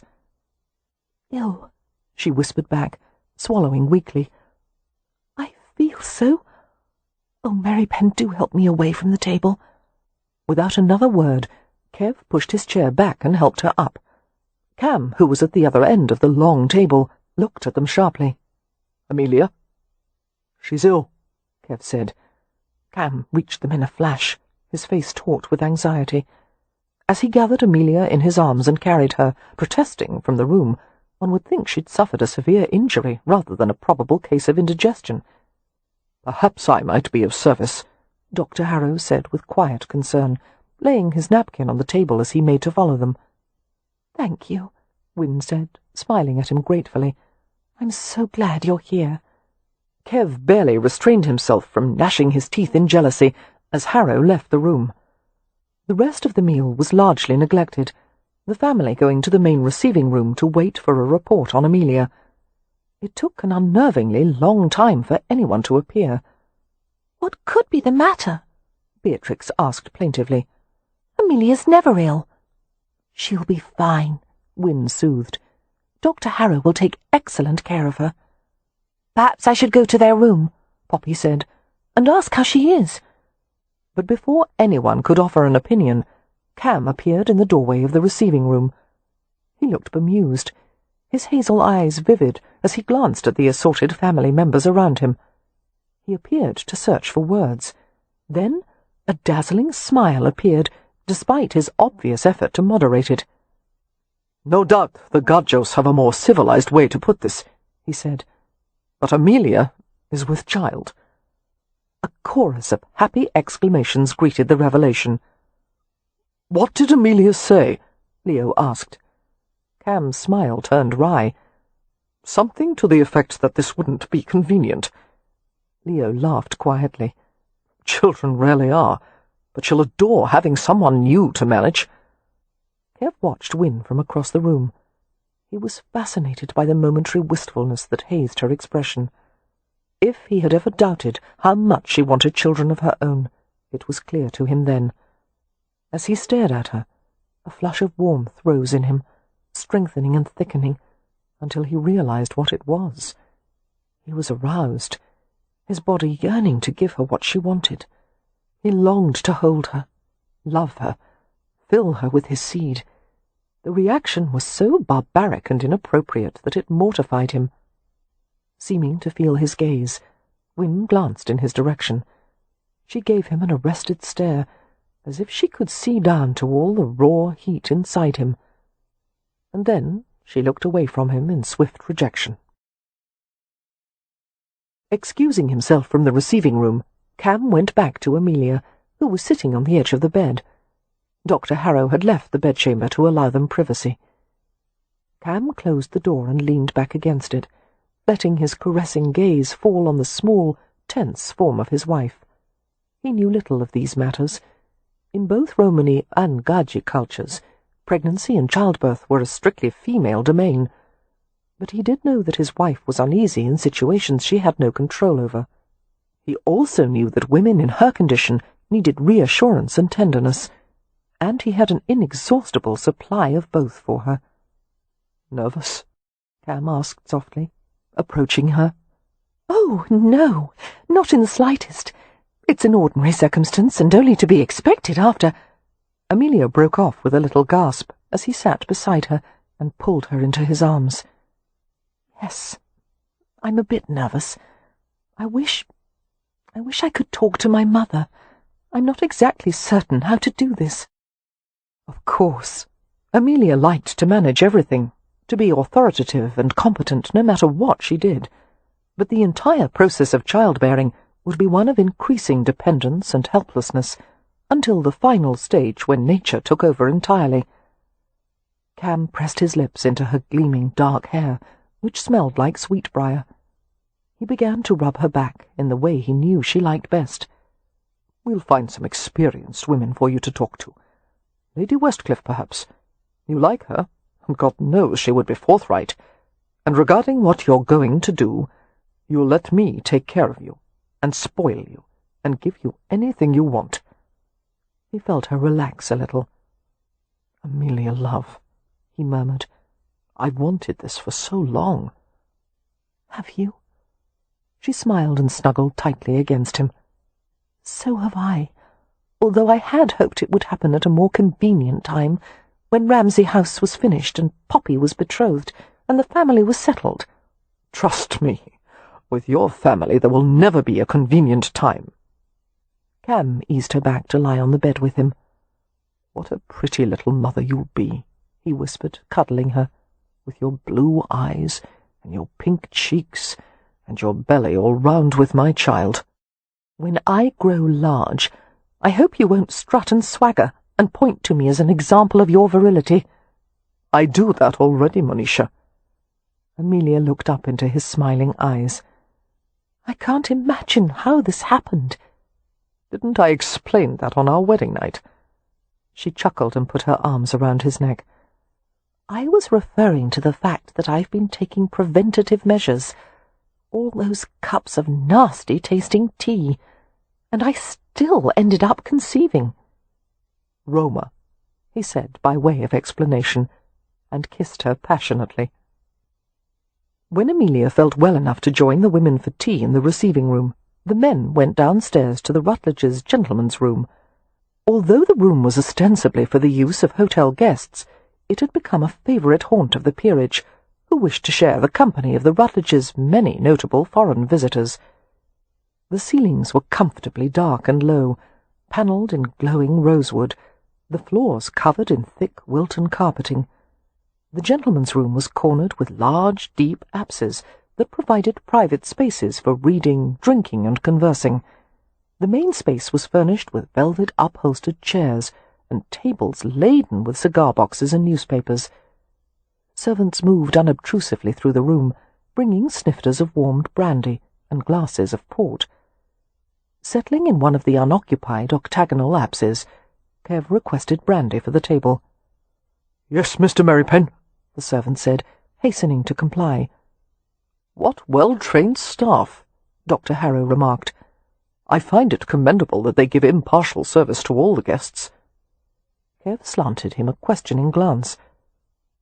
"Why wouldn't they? I imagine that a gentleman of your origins does not receive service at every establishment you frequent. I find that most establishments pay more attention to the quality of a man's clothes than the shade of his complexion," Kev replied evenly.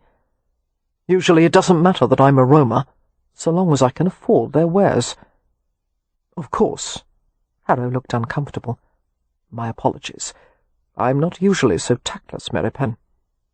Kev gave him a short nod to indicate that no offence had been taken. Harrow turned to Cam, seeking to change the subject. "I hope you'll allow me to recommend a colleague to attend Mrs. Rowan during the remainder of your stay in London. I'm acquainted with many excellent physicians here." "I would appreciate that," Cam said, accepting a brandy from a servant, "although I suspect we won't remain in London much longer." "Miss Winnifred seems to have a great fondness for children," Harrow mused. "In light of her condition, it's fortunate that she will have nieces and nephews to dote on." The other three men looked at him sharply. Cam had paused in the act of lifting the brandy to his lips. "Condition?" he asked. "Her inability to have children of her own," Harrow clarified. "What the devil do you mean, Harrow?" Leo asked. "Haven't we all been trumpeting about my sister's miraculous recovery, due to your stellar efforts?" "She has indeed recovered, my lord." Harrow frowned thoughtfully as he stared into his brandy-snifter. "But she will always be somewhat fragile. In my opinion, she should never try to conceive. In all likelihood the process would result in her death." A heavy silence followed this pronouncement. Even Leo, who usually affected an air of insouciance, couldn't manage to conceal his reaction. "Have you made my sister aware of this?" he asked. "Because she has given me the impression that she fully expects to marry and have her own family some day." "I have discussed it with her, of course," Harrow replied. "I have told her that if she marries, her husband would have to agree that it would be a childless union." He paused. "However, Miss Hathaway is not yet ready to accept the idea. In time, I hope to persuade her to adjust her expectations." He smiled slightly. Motherhood, after all, is not necessary for every woman's happiness, much as society glorifies the notion. Cam stared at him intently. My sister-in-law will find it a disappointment, to say the least. Yes, but Miss Hathaway will live longer and enjoy a higher quality of life as a childless woman, and she will learn to accept her altered circumstances. That is her strength. He swallowed some brandy before continuing quietly. Miss Hathaway was probably never destined for childbearing, even before the scarlet fever. Such a narrow frame, elegant, but hardly ideal for breeding purposes. Kev tossed back his brandy, letting the amber fire wash down his throat. He pushed back from the table and stood, unable to bear another moment of the bastard's proximity. The mention of Wynn's narrow frame had been the last straw. Excusing himself with a rough mutter, he walked out of the hotel and into the night. His senses drew in the cool air, the foul, sharp city smells, the stirrings and rattlings and cries of the London night coming to life. Christ, he wanted to be away from this place. He wanted to take Wynn to the country with him, to some place that was fresh and wholesome, away from the gleaming Dr. Harrow, whose clean, fastidious perfection filled Kev with dread. Every instinct warned that Wynn wasn't safe from Harrow, but she wasn't safe from him either. His own mother had died giving birth. The thought of killing Wynn with his own body, his spawn swelling inside her until... His entire being shied at the thought. His deepest terror was harming her, losing her. Kev wanted to talk to her, to listen to her, help her somehow to come to terms with the limitations she'd been given. But he'd put a barrier between them, and he didn't dare cross it. Because if Harrow's flaw was a lack of empathy, Kev's was just the opposite. Too much feeling, too much need, enough to kill her. Later that evening, Cam came to Kev's room. Kev had just returned from his walk, a glaze of evening mist still clinging to his coat and hair. Answering the knock at the door, Kev stood at the threshold and scowled. "What is it?" "I had a private talk with Harrow," Cam said, his face expressionless. "And?" "He wants to marry Wynn, but he intends the marriage to be in name only. She doesn't know it yet." "Bloody hell," Kev muttered. "She'll be the latest addition to his collection of fine objects. She'll stay chaste while he has his affairs." "I don't know her well," Cam murmured, "but I don't think she would ever agree to such an arrangement, especially if you offered her an alternative, Frau." "There is only one alternative, and that is to stay safe with her family." "There's one more. You could offer for her." "That's not possible." "Why not?" Kev felt his face burn. "I couldn't stay celibate with her. I could never hold to it. There are ways to prevent conception." That elicited a contemptuous snort from Kev. "That worked out well for you, didn't it?" He rubbed his face wearily. "You know the other reasons I can't offer for her." "I know the way you once lived," Cam said, choosing his words with obvious care. "I understand your fear of harming her, but in spite of all that, I find it hard to believe that you would really let her go to another man." "I would if that was best for her." "Can you actually say that the best Winnifred Hathaway deserves is someone like Harrow?" "Better him," Kev managed to say, "than someone like me." Although the social season was not yet over, it was agreed that the family would go to Hampshire. There was Amelia's condition to consider. She would be better off in the healthful surroundings, and Wynn and Leo wanted to see the Ramsay estate. The only question was the fairness of depriving Poppy and Beatrix of the remainder of the season, but they both claimed to be quite happy to quit London. This attitude was not unexpected, coming from Beatrix, who still seemed far more interested in books and animals and romping through the countryside like a wild creature.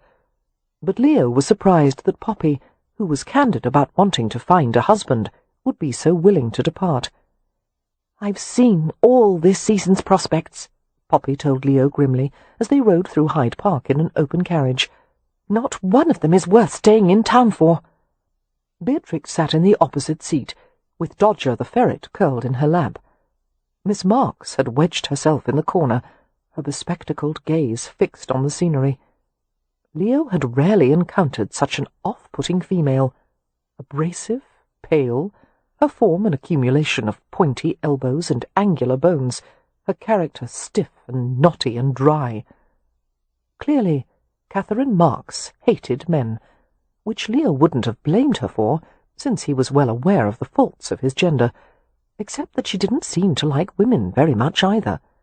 The only people she seemed to unbend with were Poppy and Beatrix, who had reported that Miss Marks was exceptionally intelligent and could be very witty at times, and she had a lovely smile. Leo had a difficult time imagining the tight little seam of Miss Marks's mouth curving in a smile. He rather doubted she even had teeth, since he had never seen them. "She'll ruin the view," he had complained that morning, when Poppy and Beatrix had told him they were bringing him on their drive.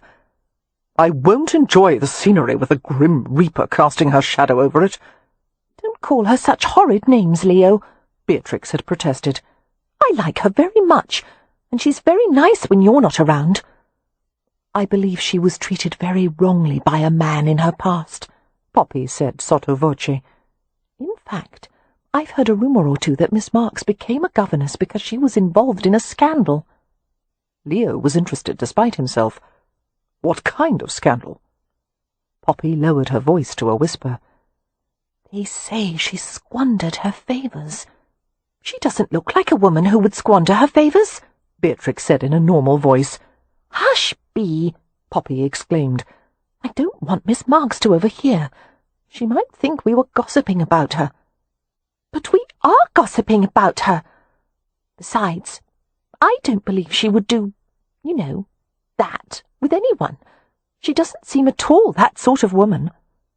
"I believe it," Leo had said. "Usually the ladies most inclined to squander their favours are the ones who don't have any." "I don't understand," Bee said. "He means unattractive ladies are more easily seduced," Poppy said wryly, "which I don't agree with. And besides, Miss Marks isn't unattractive at all. She's only a bit stern." "And scrawny as a Scottish chicken," Leo had muttered. As the carriage passed Marble Arch and proceeded to Park Lane, Miss Marks glued her gaze to the spring floral displays. Glancing at her idly, Leo noted that she had a decent profile, a sweet little tip of a nose supporting the spectacles, a gently rounded chin. Too bad the clenched mouth and frowning forehead ruined the rest of it. He turned his attention back to Poppy, pondering her lack of desire to stay in London. Surely any other girl her age would have been begging to finish the season and enjoy all the balls and parties. "Tell me about this season's prospects," he said to Poppy. "Can it be that not one of them holds any interest for you?" She shook her head. "Not one. I've met a few whom I do like, such as Lord Bromley or—" "Bromley?" Leo repeated, his brows lifting. "But he's twice your age. Are there any younger ones you might consider? Someone born in this century, perhaps?" "Well, there's Mr. Radstock." "Portly and plodding," Leo said, having met the porker on a few previous occasions. The upper circles of London were a relatively small community. "Who else?" "There is Lord Walscourt, very gentle and friendly, but he's a rabbit." "Curious and cuddly?" Beatrix asked, having a high opinion of rabbits.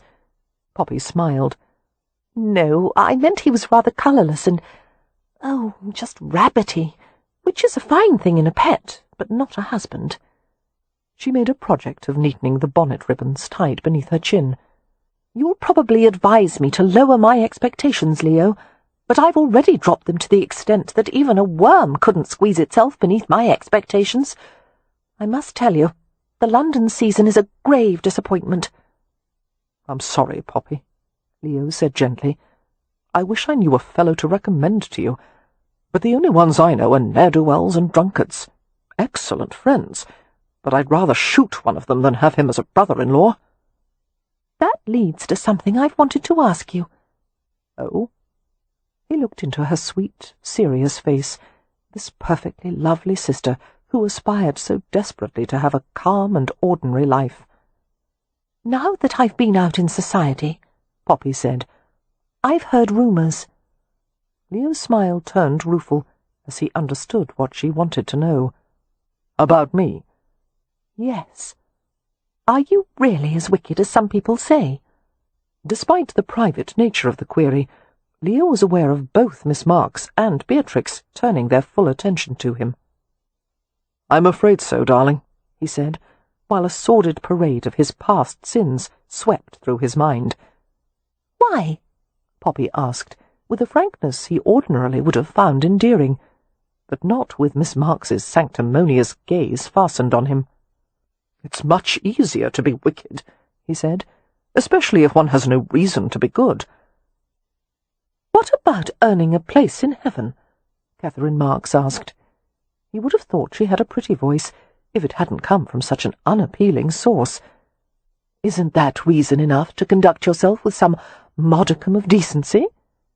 "That depends," he said sardonically. "What is heaven to you, Miss Marks?" She considered the question with more care than he would have expected. "Peace, serenity, a place where there is no sin, nor gossip, nor conflict." "Well, Miss Marks, I'm afraid your idea of heaven is my idea of hell. Therefore my wicked ways shall happily continue." Turning back to Poppy, he spoke far more kindly. "Don't lose hope, sis. There's someone out there waiting for you. Some day you'll find him, and he'll be everything you were hoping for." "Do you really think so?" Poppy asked. "No, but I've always thought that was a nice thing to say to someone in your circumstances." Poppy snickered and poked Leo in the side, while Miss Marks gave him a stare of pure disgust. Chapter 13. On their last evening in London, the family attended a private ball, given at the home of Mr. and Mrs. Simon Hunt in Mayfair. Mr. Hunt, a railway entrepreneur and part owner of a British locomotive works, was a self-made man, the son of a London butcher. He was part of a new and growing class of investors, businessmen and managers who were unsettling the long-held traditions and authority of the peerage itself. A fascinating and rather volatile mix of guests attended the Hunts' annual spring ball: politicians, foreigners, aristocrats and business people. It was said the invitations were highly sought after, since even the peers, who outwardly disdained the pursuit of wealth, were eager to have some connection to the extraordinarily powerful Mr. Hunt. The Hunt mansion could well have been described as the symbol of the success of private enterprise. Large, luxurious, and technologically advanced, the house was lit with gas in every room, and filled with plasterwork made from modern flexible moulds that were currently being displayed at the Crystal Palace. Floor-length windows gave access to broad walks and gardens outside, not to mention a remarkable glass-roofed conservatory, heated with a complex system of underfloor pipework. Just before the Hathaways arrived at the Hunt mansion, Miss Marks whispered a few last-minute reminders to her charges, telling them not to fill their dance cards too quickly, in case a prepossessing gentleman might arrive later at the ball, and never be seen without their gloves, and never refuse a gentleman who asked them to dance unless they were already engaged to dance with another, but by all means never allow one gentleman more than 3 dances. Such excessive familiarity would cause gossip. Wynne was touched by the careful way in which Miss Marks relayed the instructions, and the earnest attention Poppy and Beatrix gave her. Clearly, the 3 of them had laboured long and hard on the intricate labyrinth of etiquette. Wynne was at a disadvantage compared to her 2 younger sisters. Since she had spent so long away from London, her own knowledge of social mores was lacking. "I hope I won't embarrass any of you," she said lightly, "though I should warn you that the chances of my making a social misstep are quite high. I hope you'll undertake to teach me as well, Miss Marks." The governess smiled a little, revealing even white teeth and soft lips. Wynne couldn't help thinking that if Miss Marks were a bit more filled out, she would be quite pretty. "You have such a natural sense of propriety," she told Wynne. "I can't imagine you being anything less than a perfect lady." "Oh, Win never does anything wrong," Beatrix told Miss Marks. "Win is a saint," Poppy agreed. "It's very trying, but we do our best to tolerate her." Win smiled at them. "For your information," she told them lightly, "I intend to break at least 3 rules of etiquette before the ball is over." "Which 3?" Poppy and Beatrix asked in unison. Miss Marks merely looked perplexed, as if she were trying to understand why anyone would deliberately do such a thing. "I haven't decided yet." Win folded her gloved hands in her lap. "I'll have to wait for the opportunities to present themselves." As they entered the mansion, domestics came to take the ladies' cloaks and shawls, and the gentlemen's hats and coats. Seeing Cam and Merripen standing near each other, shrugging off their coats with the same deft gestures, Win felt a whimsical smile touch her lips. She wondered how it was that everyone couldn't see that they were brothers. Their kinship was so clear to her, even though they weren't identical. The same wavy dark hair, although Cam's was longer, and Merripen kept his neatly cropped. The same long athletic build, although Cam was slimmer and more supple, whereas Merripen had the sturdier, more muscular build of a boxer. Their greatest difference, however, was not that of their external appearances, but the way each approached the world. Cam, with a sense of amused tolerance and charm and shrewd confidence, and Merripen, with his battered dignity and smouldering intensity, and most of all the strength of feeling that he fought so desperately to hide. Oh, how she wanted him! But he would not be easily won, if ever. Win thought it was rather like trying to coax a wild creature to come to her hand. The endless advances and retreats, the hunger and need for connection warring with fear.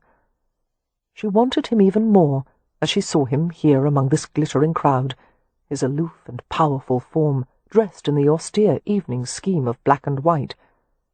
Merripen did not consider himself inferior to the people around him, but he was well aware that he was not one of them. He understood their values, even though he didn't always agree with them, and he had learned how to acquit himself well in the gajo world. He was the kind of man who would adapt to any circumstances. After all, Win thought with private amusement, not just any man could break a horse, build a stone fence by hand, recite the Greek alphabet, and discuss the relative philosophical merits of empiricism and rationalism. Not to mention rebuild an estate and run it as if he were to the manor born. There was a sense of impenetrable mystery about Kev Merripen. She was obsessed with the tantalizing thought of what it would be like to slip past all his secrets, to reach the extraordinary heart he guarded so closely. Melancholy swept over her as she glanced at the beautiful interior of the mansion, the guests laughing and chatting, while music floated lightly over the scene.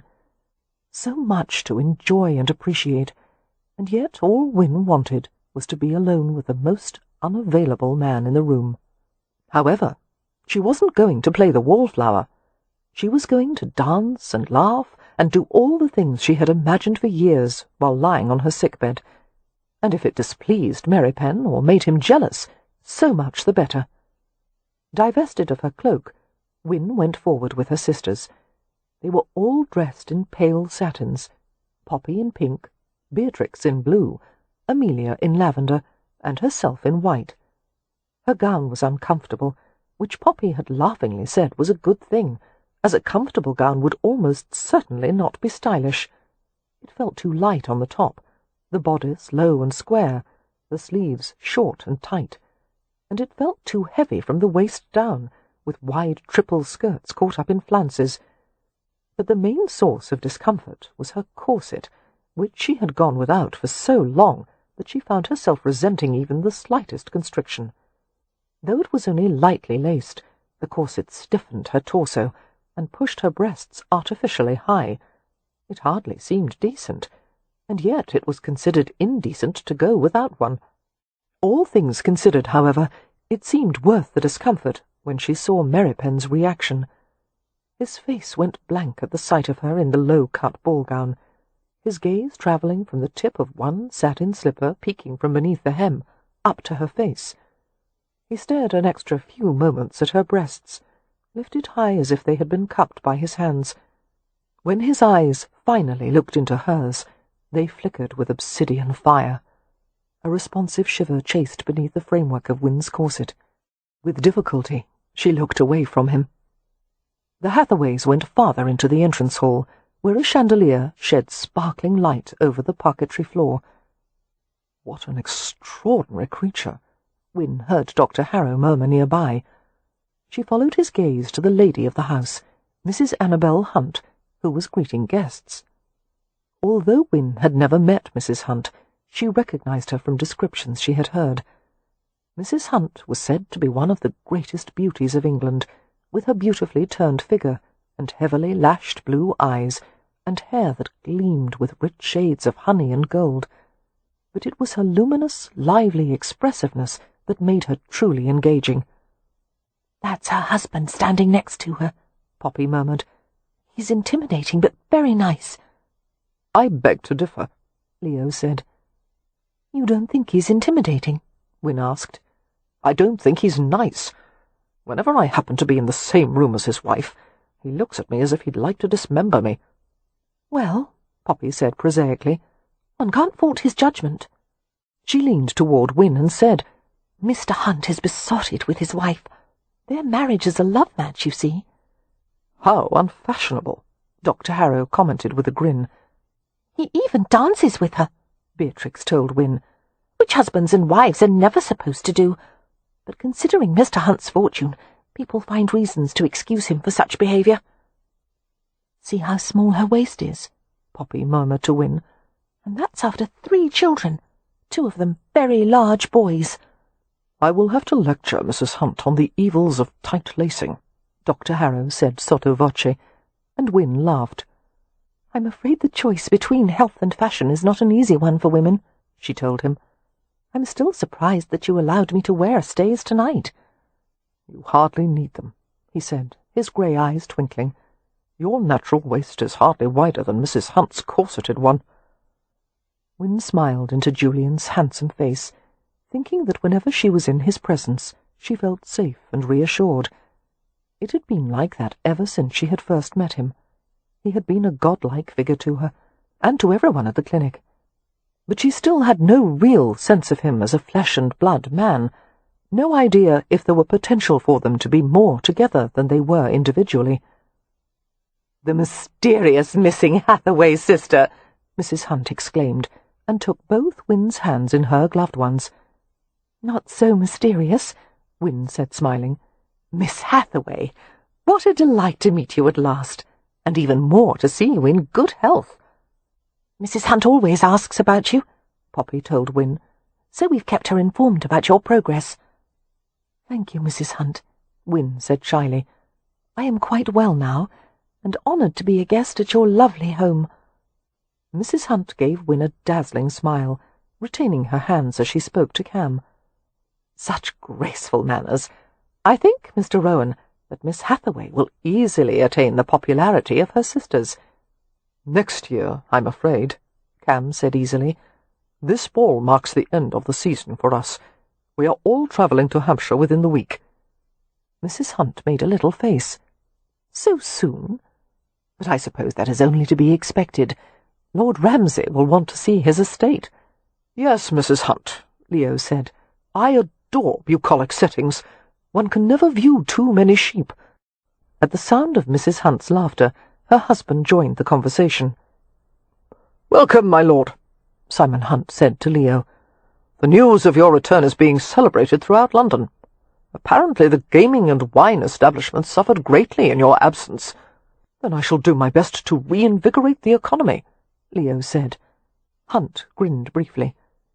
"You owe quite a lot to this fellow," he said to Leo, turning to shake Merripen's hand.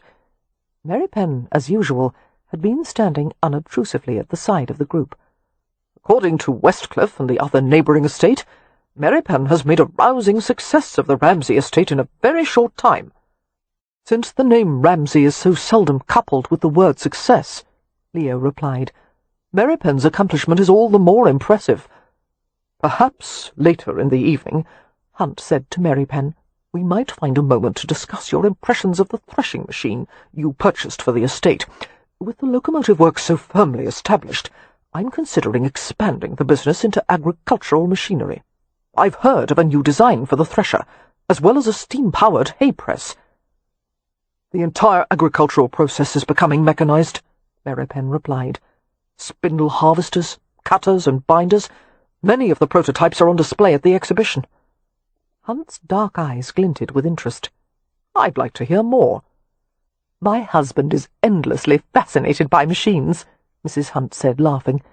I believe they've eclipsed all his other interests. Not all, Hunt said softly.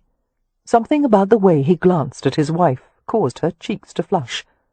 Amused, Leo smoothed over the moment by saying, Mr. Hunt, I would like to introduce Dr. Harrow, the physician who helped my sister to recover her health. A pleasure, sir, Dr. Harrow said, and shook Hunt's hand. Likewise, Hunt replied cordially, returning the shake. But he gave the doctor an odd, speculative look. You are the Harrow who runs the clinic in France? I am. And you reside there still? Yes, although I try to visit friends and family in Great Britain as often as my schedule allows. I believe I am acquainted with the family of your late wife, Hunt murmured, staring hard at him. After a quick double blink, Harrow responded with a regretful smile. The Lanhams, estimable people. I haven't seen them for years. The memories, you understand. I understand, Hunt said quietly. Wynne was puzzled by the long, awkward pause that followed, and the sense of discord that emanated from the two men. She glanced at her family, and Mrs. Hunt, who clearly didn't comprehend either. Well, Mr. Hunt, Mrs. Hunt said brightly, are we going to shock everyone by dancing together? They're going to play a waltz quite soon, and you know you are my favourite partner. Hunt's attention was immediately distracted by the flirtatious note in his wife's voice. He grinned at her. Anything for you, love. Harrow caught Wynne's gaze with his own. I haven't waltzed in far too long, he said. Might you save a place for me on your dance card? Your name is already there, she replied, and placed a light hand on his proffered arm.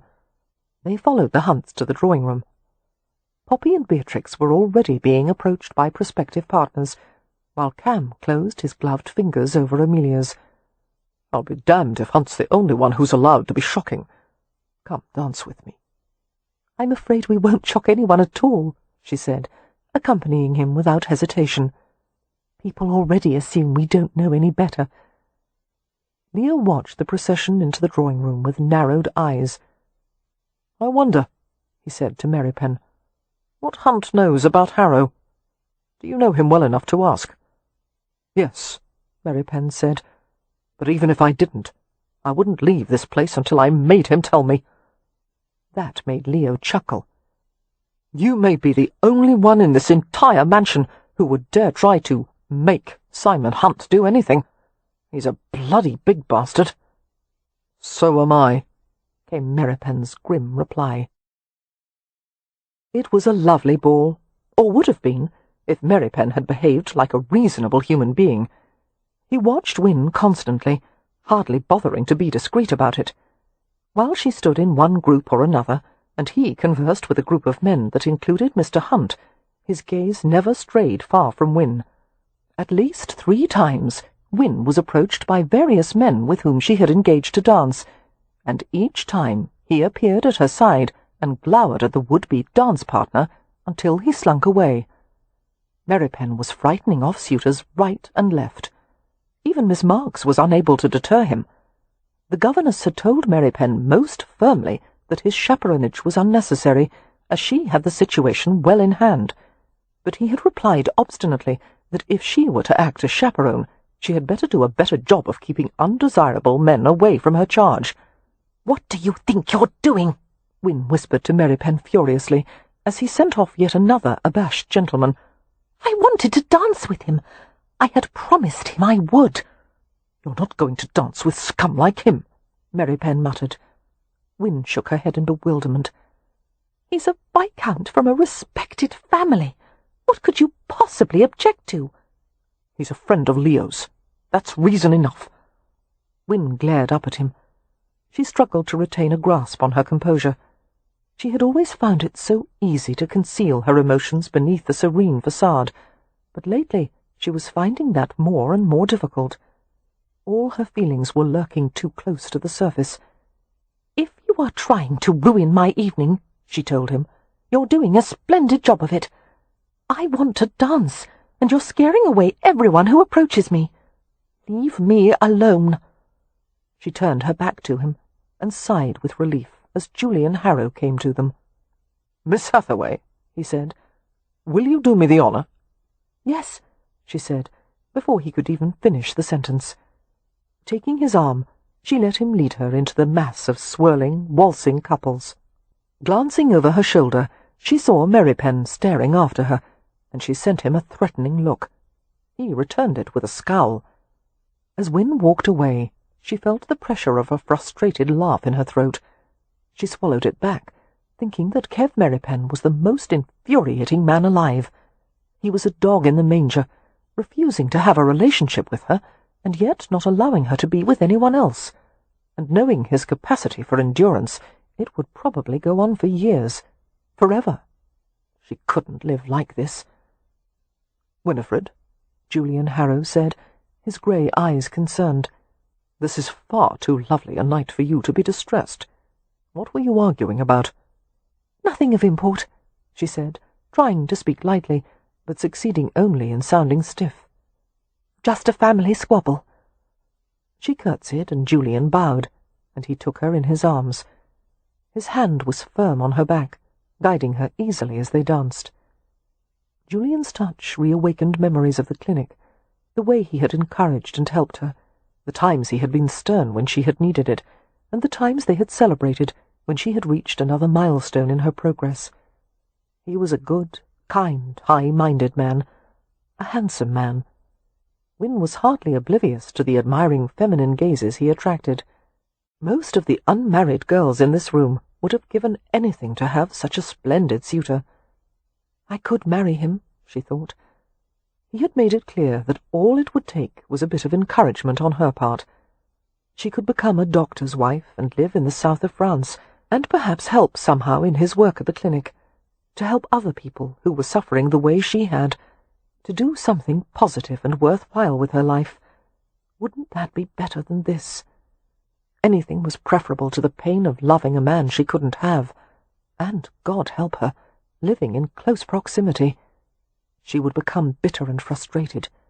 She might even come to hate him. She found herself relaxing in Julian's arms. The bleak, angry feeling faded, soothed by the music and the waltz rhythm. Julian swept her around the drawing-room, guiding her carefully among the dancing couples. "This is what I dreamed of," Wynne told him. "Being able to do this, just like everyone else." His hand tightened on her waist. "And so you are. But you're not like everyone else. You're the most beautiful woman here." "No," she said, laughing. "Yes, like an angel in an old master's work, or perhaps the Sleeping Venus. Are you familiar with that painting?" "I'm afraid not." "I'll take you to see it some day, though you might find it a bit shocking." "I suppose Venus is unclothed in that work." Wynne tried to sound worldly, but she felt herself blushing. "I've never understood why such depictions of beauty are always in the nude, when a bit of tactful drapery would yield the same effect." "Because there is nothing more beautiful than the unveiled female form." Julian laughed quietly as he saw her heightened colour. "Have I embarrassed you with my frankness? I'm sorry." "I don't think you are. I think you meant to disconcert me." It was a new sensation, flirting with Julian. "You're right. I want to set you a bit off balance." "Why?" "Because I would like for you to see me as someone other than predictable, tedious old Dr. Harrow." "You're none of those things," she said, laughing. "Good," he murmured, smiling at her.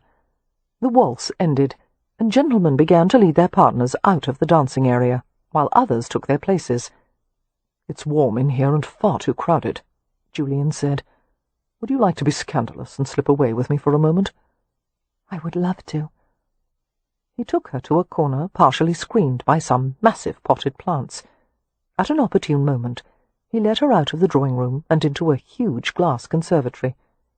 The space was filled with paths and indoor trees and flowers, and secluded little benches. Beyond the conservatory, a wide terrace overlooked the fenced gardens and the other mansions of Mayfair. The city was outlined in the distance, bristling with chimneys that frosted the midnight sky with streams of smoke. They sat on a bench, wind skirts billowing around them. Julian turned partially to face her. The glaze of moonlight gave his polished ivory skin a slight luminescence. "Winnifred," he murmured, and the timbre of his voice was low and intimate. Staring into his grey eyes, Wynne realized that he was going to kiss her. But he surprised her by removing one of her gloves with exquisite care, the moonlight shimmering over his black hair. Lifting her slender hand to his lips, he kissed the backs of her fingers, and then the fragile inside of her wrist. He held her hand like a half-open flower against his face. His tenderness disarmed her. "You know why I've come to England," he said softly. "I want to know you much better, my dear, in a way that wasn't possible at the clinic. I want—" But a sound from nearby caused Julian to break off, his head lifting. Together, he and Wynne stared at the intruder. It was Merripen, of course, huge and dark and aggressive as he strode toward them. Wynne's jaw sagged in disbelief. He had followed her out here. She felt like a hunted creature. For heaven's sake, was there no place she could evade his outrageous stalking? "Go away," she said, enunciating each word with scornful precision. "You are not my chaperone." "You should be with your chaperone," Merripen snapped. "Not here with him." Wynne had never found it so difficult to master her emotions. She shoved them back, closing them behind an expressionless face. But she could feel the temper seething impatiently inside her. Her voice shook only a little as she turned to Julian. "Would you be so kind as to leave us, Dr. Harrow? There is something I must settle with Merripen." Julian glanced from Merripen's set face to hers. "I'm not sure I should," he said slowly. "He's been plaguing me all evening," Wynne said. "I'm the only one who can put a stop to it. Please allow me a moment with him." "Very well." Julian stood from the bench. "Where shall I wait for you?" "Back in the drawing-room," Wynne replied, grateful that there was no argument from Julian. Clearly he respected her, and her abilities, enough to allow her to manage the situation. "Thank you, Dr. Harrow." She was barely aware of Julian's departure. She was so focused on Merripen. She stood and went to him with a furious scowl. "You are driving me mad!" she exclaimed. "I want you to stop this, Kev. Do you have any idea how ridiculous you're being? How badly you've behaved tonight?" "I've behaved badly," he thundered. "You were about to let yourself be compromised." "Perhaps I want to be compromised." "That's too bad," he said, reaching out to grip her upper arm, preparing to haul her from the conservatory.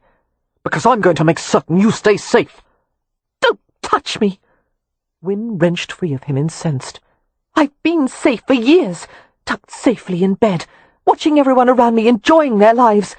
I've had enough safety to last a lifetime, Kev.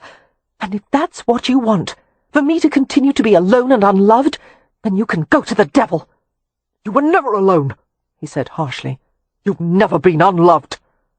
"I want to be loved as a woman, not as a child, or a sister, or an invalid. That's not how I— Perhaps you're not even capable of such love."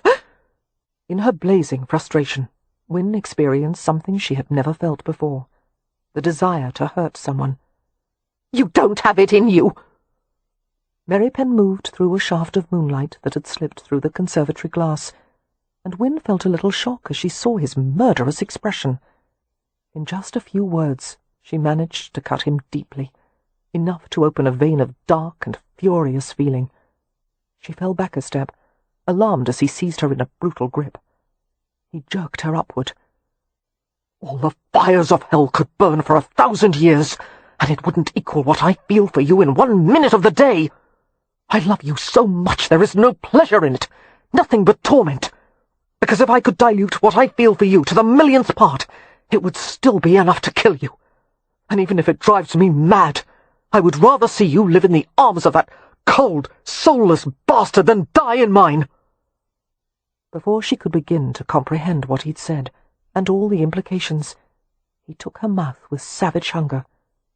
For a full minute, perhaps two, she couldn't even move, could only stand there helplessly, falling apart, every rational thought dissolving. She felt faint, but not from illness. Her hand fluttered to the back of his neck, the muscles rigid above the crisp edge of his collar, the locks of his hair like raw silk. Her fingers unconsciously caressed his nape, trying to soothe his hard-breathing fervour. His mouth slanted deeper over hers, sucking and teasing, his taste drugging and sweet. And then something quieted his frenzy, and he became gentle. His hand trembled as he touched her face, his fingers smoothing over her cheek, his palm cradling her jaw. The hungry pressure of his mouth lifted from hers, and he kissed her eyelids and nose and forehead. In his drive to press close, he had urged her back against the conservatory wall. She gasped as her bare upper shoulders were flattened on a pane of glass, causing gooseflesh to rise. Cold glass. But his body was so warm, his scalding soft mouth travelling down to her throat, her chest, the hint of cleavage. Merripen slipped 2 fingers inside her bodice, stroking the cool cushion of her breast. It wasn't enough. He tugged impatiently at the edge of the bodice and the shallow cup of the corset beneath. Wynne closed her eyes, offering not so much as a word of protest, still except for the heaves of her breathing. Merripen gave a soft grunt of satisfaction as her breast popped free. He lifted her higher against the glass, nearly lifting her off her feet, and he closed his mouth over the tip of her breast. Wynne bit her lip to keep from crying out. Each swirling lick of his tongue sent darts of heat down to her toes. She slid her hands into his hair, one gloved, one ungloved, her body arching against the tender stimulation of his mouth. When her nipple was taut and throbbing, he moved back up to her neck, dragging his mouth along the delicate skin. "Wynne!" His voice was ragged. "I want to—" But he bit back the words and kissed her again, deep and feverish, while he took the hard peak of her breast in his fingers. He squeezed and rolled it softly, until the wickedly gentle harassment caused her to writhe and sob in pleasure. Then it all ended with cruel suddenness. He froze inexplicably, and jerked her away from the window, pulling the front of her body into his, as if he was trying to hide her from something. A quiet curse escaped him. "What?" Wynne found it difficult to speak. She was as dazed as if she were emerging from a deep sleep, her thoughts tumbling over on themselves. "What is it?" "I saw movement on the terrace. Someone may have seen us." That startled Wynne back into a semblance of normalcy. She turned from him, clumsily pulling her bodice back into place. "My glove," she whispered, seeing it lying by the bench like a tiny abandoned flag of truce. Merripen went to retrieve it for her. I'm going to the ladies' dressing-room," she said shakily. "I'll put myself to rights and return to the drawing-room as soon as I'm able." She wasn't altogether certain what had just happened, what it had meant. Merripen had admitted he loved her. He had finally said it, but she had always imagined it as a joyful confession, not an angry and bitter one. Everything seemed so terribly wrong. If only she could go back to the hotel now and be alone in her room. She needed privacy in which to think. What was it he had said? "I would rather see you live in the arms of that cold, soulless bastard than die in mine." But that made no sense. Why had he said such a thing? She wanted to confront him, but this was not the time or place. This was a matter that must be handled with great care. Merripen was more complicated than most people realized. Although he gave the impression of being less sensitive than most men, the truth was he harbored such powerful feelings that even he wasn't able to manage them well. "We must talk later, Kev," she said. He gave a short nod, his shoulders and neck set as if he were carrying an unbearable burden. Wynne went as discreetly as possible to the ladies' dressing-room upstairs, where maids were busy repairing torn flounces, helping to blot the shine from perspiring faces, and anchoring coiffures with extra hairpins. Women had gathered in small groups, giggling and gossiping about things they'd seen and overheard. Wynne sat before a looking-glass and inspected her reflection. Her cheeks were flushed, a marked contrast to her usual composed paleness, and her lips were red and swollen. Her colour deepened as she wondered if everyone could see what she had been doing. A maid came to blot her face and dust it with rice powder, and Wynne murmured her thanks. She took several calming breaths, as deep as the dratted corset would allow, and tried inconspicuously to make certain her bodice was fully covering her breasts. By the time Wynne felt ready to go downstairs once more, approximately 30 minutes had passed. She smiled as Poppy entered the ladies' dressing-room and came to her. "Hello, dear," Wynne said, standing from the chair. "Here, take my chair. Do you need hairpins? Powder?" "No, thank you." Poppy wore a tense, anxious expression, looking nearly as flushed as Wynne had been earlier. "Are you enjoying yourself?" Wynne asked with a touch of concern. "Not really," Poppy said, drawing her to the corner to keep from being overheard. "I was looking forward to meeting someone other than the usual crowd of stuffy old peers, or worse, the stuffy young ones. But the only new men I met were climbers and businessmen. Either they want to talk about money, which is vulgar and I don't know anything about it, or they have careers they claim they can't discuss, which means they're probably involved in something illegal. And Beatrix, how is she faring? She's quite popular, actually. She goes around saying outrageous things, and people laugh and think she's being witty, when they don't realize she's perfectly serious." Wynne smiled. "Shall we go downstairs and find her?" "Not yet." Poppy reached out to take her hand and gripped it tightly. "Wynne, dear, I've come to find you because there's a sort of upheaval going on downstairs, and it involves you." "An upheaval?" Wynne shook her head, feeling cold in the marrow of her bones. Her stomach gave a sick plunge.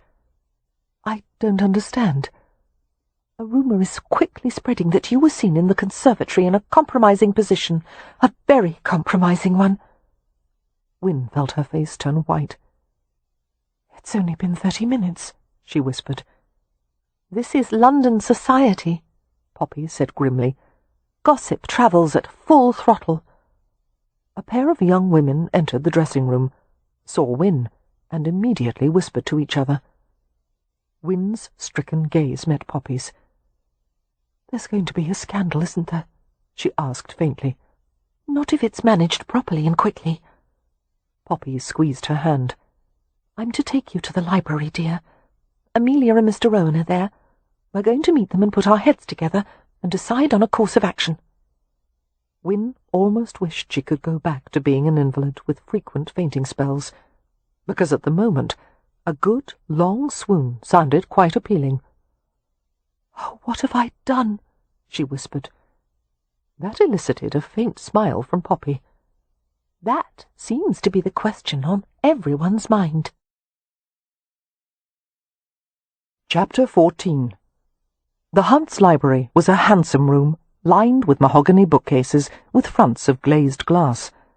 Cam Rowan and Simon Hunt were standing beside a large inlaid sideboard, laden with glittering spirit decanters. Holding a glass half-filled with amber liquid, Hunt gave Wynne an inscrutable glance as she entered the library. Amelia, Mrs. Hunt, and Dr. Harrow were also there. Wynne had the curious feeling that it couldn't really be happening. She had never been involved in a scandal before, and it wasn't nearly as exciting or interesting as she had imagined while lying in her sickbed. It was frightening, because, in spite of her earlier words to Merripen about wanting to be compromised, she hadn't meant any of it. No sane woman would wish for such a thing. Causing a scandal meant not only ruining her prospects, but those of her younger sisters. It would cast a shadow over the entire family. Her carelessness was going to harm all the people she loved. "Wynne!" Amelia came to her at once, embracing her firmly. "It's all right, dear. We'll manage this." Had Win not been so distressed, she would have smiled. Her older sister was famous for her confidence in her ability to manage anything, including natural disasters, foreign invasions, and stampeding wildlife. None of those, however, could come close to the havoc of a London society scandal. "Where is Miss Marks?" Win asked in a muffled voice. "In the drawing-room with Beatrix. We're trying to keep appearances as normal as possible." Amelia sent a tense, rueful smile to the Hunts. "But our family has never been especially good at that." Win stiffened as she saw Leo and Merripen enter the room. Leo came straight to her, while Merripen went to lurk in the corner as usual. He wouldn't meet her gaze. The room was filled with a charged silence that caused the down on the back of her neck to rise. She hadn't gotten herself into this all alone, Win thought with a flare of anger. Merripen would have to help her now. He would have to protect her with any means at his disposal, including his name. Her heart began to pound so heavily that it almost hurt. "It appears you've been making up for lost time, sis," Leo said flippantly, but there was a flicker of concern in his light eyes. "We have to be quick about this, since people will talk even more in light of our collective absence. Tongues are wagging so fast they've created a strong breeze in the drawing-room." Mrs. Hunt approached Amelia and Win. "Winnifred," her voice was very gentle, "if this rumour is not true, I will take action at once to deny it on your behalf." Win drew in a trembling breath. "It is true," she said. Mrs. Hunt patted her arm and gave her a reassuring glance. "Trust me, you are not the first, nor will you be the last to find yourself in this predicament." "In fact," came Mr. Hunt's lazy drawl, "Mrs. Hunt has first-hand experience in just such a—" "Mr. Hunt!" his wife said indignantly, and he grinned. Turning back to Win, Mrs. Hunt said, "Winnifred, you and the gentleman in question must resolve this at once." A delicate pause. "May I ask whom you were seen with?" Win couldn't answer. She let her gaze fall to the carpet, and she studied the pattern of medallions and flowers dazedly as she waited for Merripen to speak. The silence only lasted a matter of seconds, but it seemed like hours. "Say something," she thought desperately. "Tell them it was you." But there was no movement or sound from Merripen. And then Julian Harrow stepped forward. "I am the gentleman in question," he said quietly. Win's head jerked up. She gave him an astonished glance as he took her hand. "I apologize to all of you," Julian continued, "and especially to Miss Hathaway. I didn't intend to expose her to gossip or censure, but this precipitates something I had already resolved to do, which is to ask for Miss Hathaway's hand in marriage." Win stopped breathing. She looked directly at Merripen, and a silent cry of anguish seared through her heart. Merripen's hard face and coal-black eyes revealed nothing.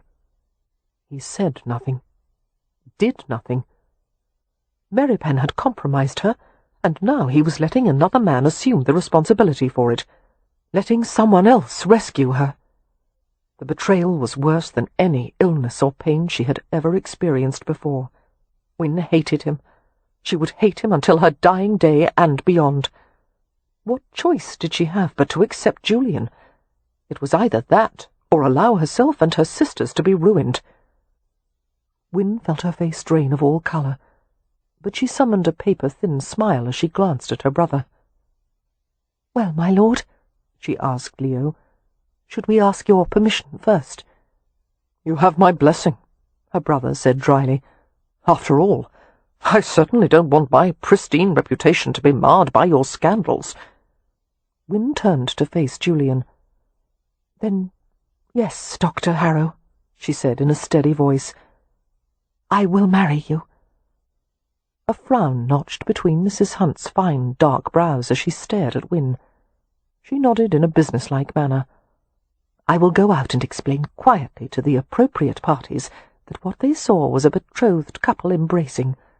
A bit intemperate, perhaps, but quite forgivable in light of a betrothal." "I'll go with you," Mr. Hunt said, coming to his wife's side. He extended a hand to Dr. Harrow and shook it. "My congratulations, sir." His tone was cordial, but far from enthusiastic. "You are most fortunate to have won Miss Hathaway's hand." As the Hunts left, Cam approached Win. She forced herself to stare directly into his perceptive hazel eyes, though it cost her.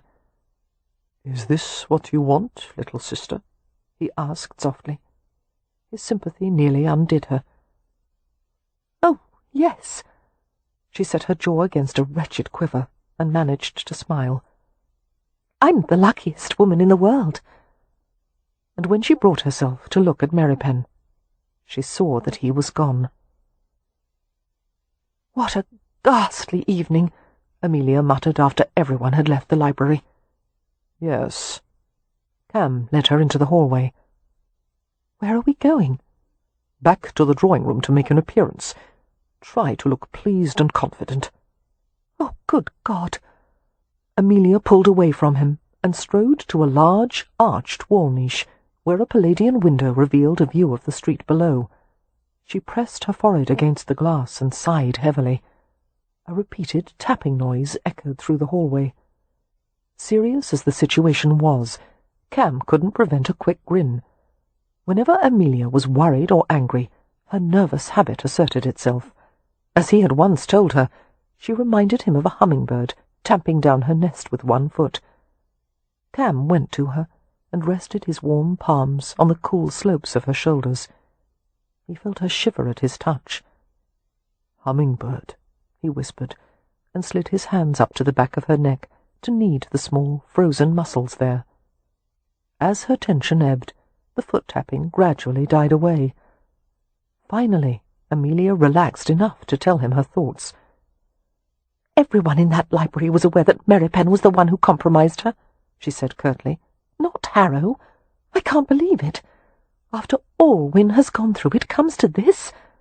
She'll marry a man she doesn't love and go to France, while Merripen won't lift a finger to stop her. What is the matter with him?" "More than can be explained here and now. Calm yourself, love. It won't help Win for you to appear distressed." "I can't help it. This is all wrong. Oh, the look on my sister's face." "We have time to sort it out," Cam murmured. "A betrothal isn't the same as marriage." "But a betrothal is binding," Amelia said with miserable impatience. "You know people regard it as a contract that can't be broken easily." "Perhaps semi-binding," he allowed. "Oh, Cam." Her shoulders drooped. "You would never let anything come between us, would you? You would never let us be parted?" The question was so patently ridiculous that Cam hardly knew what to say. He turned Amelia to face him, and saw with a jolt of surprise that his practical, sensible wife was close to tears. The pregnancy was making her emotional, he thought. The glitter of moisture in her eyes sent a rush of fierce tenderness through him. He curved a protective arm around her and used his free hand to grip the back of her hair, not caring that it mussed her coiffure. "You are the reason I live," he said in a low voice, holding her close. "You're everything to me. Nothing could ever make me leave you. And if anyone ever tried to separate us, I would kill him." He covered her mouth with his and kissed her with devastating sensuality, not stopping until she was weak and flushed and leaning hard against him. "Now," he said, only half joking, "where is that conservatory?" That provoked a watery chuckle from her. "I think there's been enough gossip fodder for one night. Are you going to talk to Merripen?" "Of course. He won't listen, but that's never stopped me before." "Do you think he—" Amelia broke off as she heard footsteps coming along the hallway, along with the crisp, abundant rustling of heavy skirts. She shrank further into the niche with Cam, burrowing into his arms. She felt him smile against her hair. Together they were still and silent as they listened to a pair of ladies chattering. "In heaven's name, did the Hunts invite them?" one of them was asking indignantly. Amelia thought she recognized the voice. It belonged to one of the prune-faced chaperones who had been sitting at the side of the drawing-room, someone's maiden aunt, relegated to spinster status. "Because they're monstrously wealthy," her companion suggested. "I suspect it is more because Lord Ramsay is a viscount." "You're right, an unmarried viscount. But all the same, gypsies in the family. The very thought of it. One can never expect them to behave in a civilized manner. They live by their animal instincts, and we're expected to hobnob with such people as if they're our equals. The Hunts are bourgeois themselves, you know. No matter that Hunt owns half of London by now, he's still a butcher's son. They and many of the guests here are not at all of suitable calibre for us to associate with. I have no doubt at least a half-dozen other scandals will erupt before the night is out." "Dreadful, I agree." A pause, and then the second woman added wistfully, "I do hope we'll be invited back next year." As the voices faded, Cam looked down at his wife with a frown. He didn't give a damn what anyone said. By now he was inured to anything that could be said about gypsies, but he hated that the arrows were sometimes directed at Amelia. To his surprise, she was smiling up at him steadily, her eyes midnight blue. His expression turned quizzical. "What's so amusing?" Amelia toyed with a button on his coat. "I was just thinking, tonight those two old hens will probably go to their beds cold and alone." An impish grin curved her lips. "Whereas I will be with a wicked, handsome roamer who will keep me warm all night." Kev watched and waited until he found an opportunity to approach Simon Hunt, who had just managed to extricate himself from a conversation with a pair of giggling women. "May I have a word with you?" Kev asked quietly. Hunt didn't appear at all surprised. "Let's go to the back terrace." They made their way to a side door of the drawing-room, which opened directly onto the terrace. A group of gentlemen were gathered at one corner of the terrace, enjoying cigars. The rich scent of tobacco drifted on the cool breeze. Simon Hunt smiled pleasantly and shook his head as the men beckoned for him and Kev to join them. "We have some business to discuss," he told them. "Perhaps later." Leaning casually against the iron balustrade, Hunt regarded Kev with assessing, dark eyes. On the few occasions when they had met in Hampshire at Stony Cross Park, the estate that bordered the Ramsay lands, Kev had liked Hunt. He was a man's man who spoke in a straightforward manner, an openly ambitious man who enjoyed the pursuit of money and the pleasures it afforded him. And although most men in his position would have taken themselves far too seriously, Hunt had an irreverent and self-deprecating sense of humour. "I assume you're going to ask what I know about Harrow," Hunt said. "Yes. In light of recent events, this seems a bit like shutting the door after the house is robbed. And I should add that I have no proof of anything. But the accusations the Lanhams have made against Harrow are sufficiently serious to merit consideration." "What accusations?" Kev growled. "Before Harrow built the clinic in France, he married the Lanhams' eldest daughter, Louise. She was said to be an unusually beautiful girl, a bit spoiled and wilful, but on the whole an advantageous match for Harrow. She came with a large dowry and a well-connected family." Reaching into his coat, Hunt extracted a slender silver cigar case. "Care for one?" he asked. Kev shook his head. Hunt pulled out a cigar, deftly bit off the tip and lit it. The end of the cigar glowed as Hunt drew on it. "According to the Lanhams," Hunt continued, exhaling a stream of aromatic smoke, "a year into the marriage Louise changed. She became quite docile and distant, and seemed to have lost interest in her former pursuits. When the Lanhams approached Harrow with their concerns, he claimed the changes in her were simply evidence of maturity and marital contentment. But they didn't believe that. No. When they questioned Louise, however, she claimed to be happy, and she asked them not to interfere." Hunt raised the cigar to his lips again, and stared thoughtfully at the lights of London winking through the night haze. "Some time during the second year, Louise went into a decline." Kev felt a discomforting chill at the word decline, commonly used for any illness a doctor couldn't diagnose or comprehend, the inexorable physical failing that no treatment could prevent. She became weak and dispirited and bedridden. No one could do anything for her. The Lanhams insisted on bringing their own doctor to attend her, but he couldn't find any cause for illness. Louise's condition deteriorated over a month or so, and then she died. The family blamed Harrow for her demise. Before the marriage, Louise had been a healthy, high-spirited girl, and not quite 2 years later she was gone. "Sometimes declines happen," Kev remarked, feeling the need to play devil's advocate. It wasn't necessarily Harrow's doing. No, but it was Harrow's reaction that convinced the family that he was responsible in some way for Louise's death.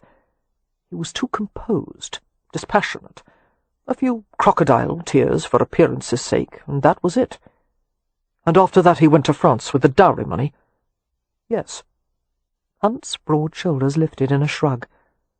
I despise gossip, Merripen. I rarely choose to pass it along. But the Lanhams are respectable people, and not given to dramatics.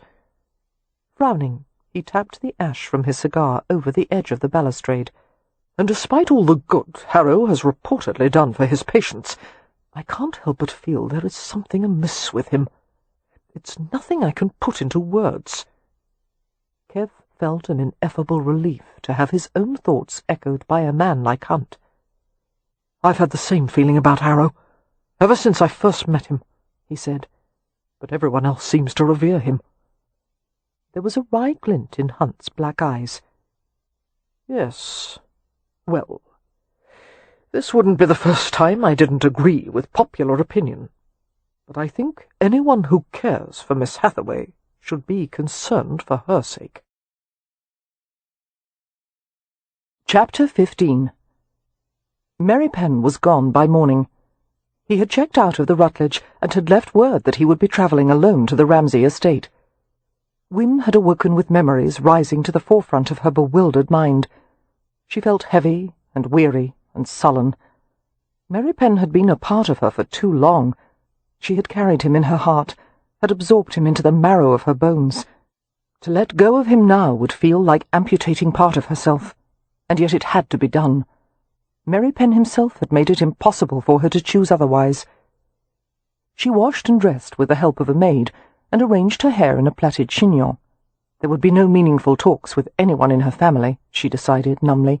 There would be no weeping or regrets. She was going to marry Dr. Julian Harrow and live far away from Hampshire, and she would try to find a measure of peace in that great, necessary distance.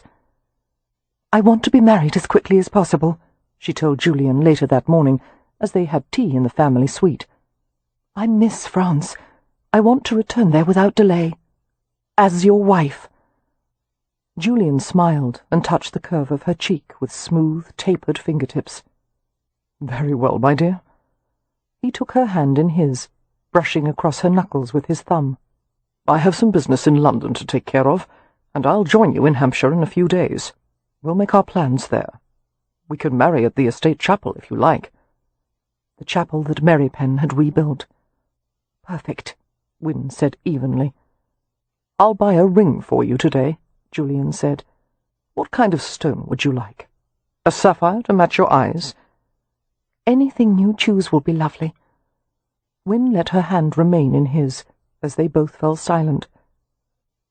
"Julian," she murmured, "you haven't yet asked what transpired between Merripen and me last night." "There is no need," Julian replied. "I'm far too pleased by the result." I want you to understand that I will be a good wife to you," Wynne said earnestly. My former attachment to Merripen—" "That will fade in time," Julian said gently. "Yes." "And I warn you, Winnifred, I will launch quite a battle for your affections. I will prove such a devoted and generous husband there will be no room in your heart for anyone else." She thought about bringing up the subject of children, asking if perhaps he would relent some day if her health improved even more, but from what she did know about Julian, he would not reverse his decisions easily, and she wasn't certain it mattered. She was trapped. Whatever life held in store for her now, she would have to make the best of it. After 2 days of packing, the family was on its way to Hampshire. Cam, Amelia, Poppy, and Beatrix were in the first carriage, while Leo, Win, and Miss Marks were in the second. They had departed before day had broken, to gain as much headway as possible on the 12-hour journey. God knew what was being discussed in the second carriage. Cam only hoped Win's presence would help to blunt the animosity between Leo and Miss Marks. The conversation in the first carriage, as Cam had expected, was nothing but animated. It both touched and amused him that Poppy and Beatrix had launched a campaign to put Merripen forth as a candidate to be Win's husband. Naively, the girls had assumed that the only thing standing in the way was Merripen's lack of fortune. "So if you could give him some of your money," Beatrix was saying eagerly, "or give him part of Leo's fortune," Poppy interceded. "Leo would only waste it." "Make Merripen understand that it would be Win's dowry," Beatrix said, "so it wouldn't hurt his pride. And they wouldn't need very much," Poppy said. "Neither of them gives a fig for mansions or fine carriages or—" "Wait, both of you," Cam said, lifting his hands in a defensive gesture. "The problem is more complex than a matter of money, and no, stop chirping for a moment and hear me out." He smiled into the 2 pairs of blue eyes regarding him so anxiously. He found their concern for Merripen and Win more than a little endearing. Merripen has ample means to offer for Win. What he earns as the Ramsay estate manager is a handsome living in itself, and he also has unlimited access to the Ramsay accounts. "Then why is Win going to marry Dr. Harrow and not Merripen?" Beatrix demanded.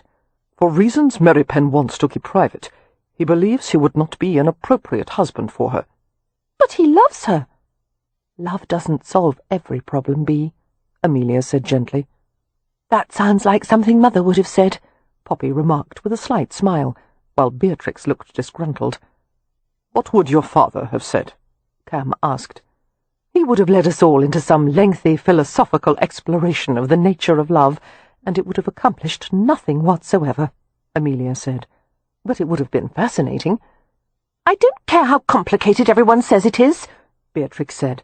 "Win should marry Merripen. Don't you agree, Amelia?"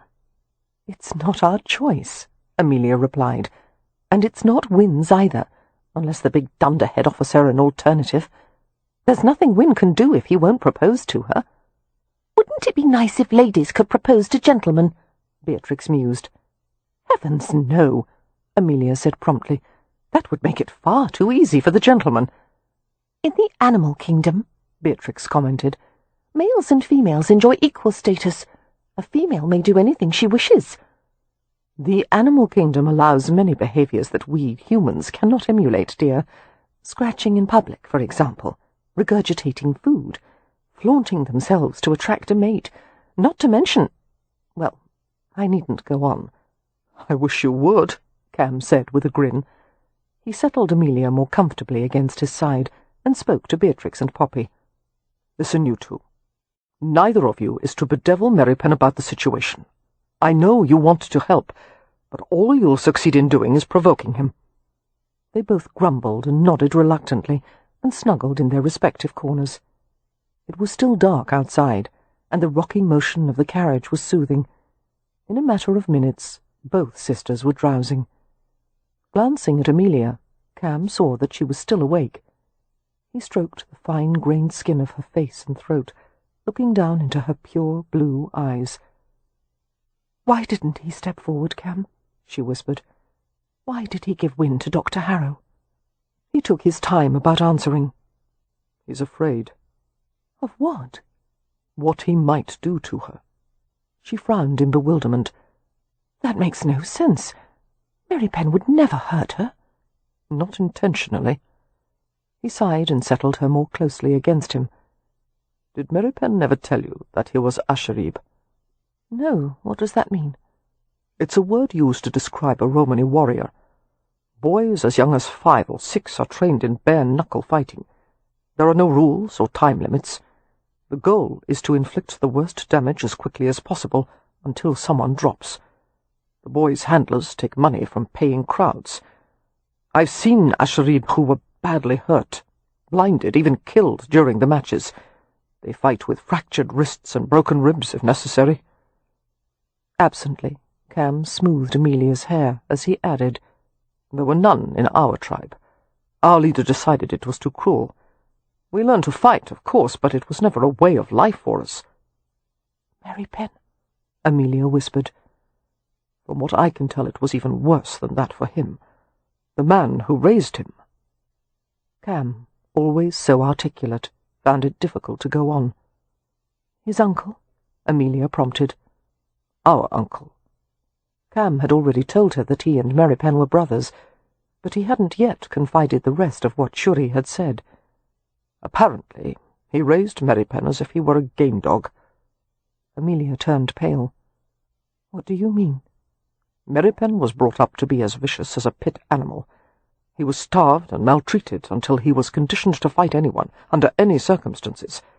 And he was taught to take any abuse that was meted out to him and turn his aggression against his opponent."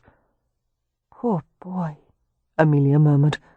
"That explains much about the way he was when he first came to us. He was only half tame, but that was all a long time ago. His life has been very different since then. And having once suffered so terribly, doesn't he want to be loved now? Doesn't he want to be happy?" "It doesn't work that way, sweetheart." Cam smiled into her puzzled face. It was no surprise that Amelia, who had been brought up in a large and affectionate family, should find it difficult to understand a man who feared his own needs as if they were his worst enemy. "What if you were taught, all during your childhood, that the only reason for your existence was to inflict pain on others, that violence was all you were good for? How do you unlearn such a thing? You can't. So you cover it as best you can, always aware of what lies beneath the veneer." "But obviously Merripen has changed. He's a man with many fine qualities." "Merripen wouldn't agree." "Well, Wynne has made it clear that she would have him regardless." "It doesn't matter that she would have him. He's determined to protect her from himself." Amelia hated being confronted with problems that had no definite solution. "Then what can we do?" Cam lowered his head to kiss the tip of her nose. "I know how you hate to hear this, love, but not much. It's in their hands." She shook her head and grumbled something against his shoulder. "What did you say?" he asked, amused. Her gaze lifted to his, and a self-deprecating smile curved her lips. "Something to the effect that I hate having to leave Merripen and Wynne's future in their hands." The last time Wynne and Leo had seen Ramsay House, it had been dilapidated and half-burned, the grounds barren except for weeds and rubble, and unlike the rest of the family, they had not seen the stages of its progress as it was being rebuilt. The affluent southern county of Hampshire encompassed coastal land, heathland, and ancient forests filled with abundant wildlife. Hampshire had a milder, sunnier climate than most other parts of England, owing to the stabilizing effect of its location. Although Wynne had not lived in Hampshire for very long before she had gone to Dr. Harrow's clinic, she had the feeling of coming home. It was a welcoming, friendly place, with the lively market town of Stony Cross just a walking distance of the Ramsay estate. It seemed the Hampshire weather had decided to present the estate to its best effect, with profuse sunshine and a few picturesque clouds in the distance. The carriage passed the gatekeeper's lodge, constructed of greyish-blue bricks with creamstone detailing. "They refer to that as the Blue House," Miss Mark said, "for obvious reasons." "How lovely!" Wynne exclaimed. "I've never seen bricks that colour in Hampshire before." "Staffordshire blue brick," Leo said, craning his neck to see the other side of the house. "Now that they're able to bring brick from other places on the railway, there's no need for the builder to make them on site."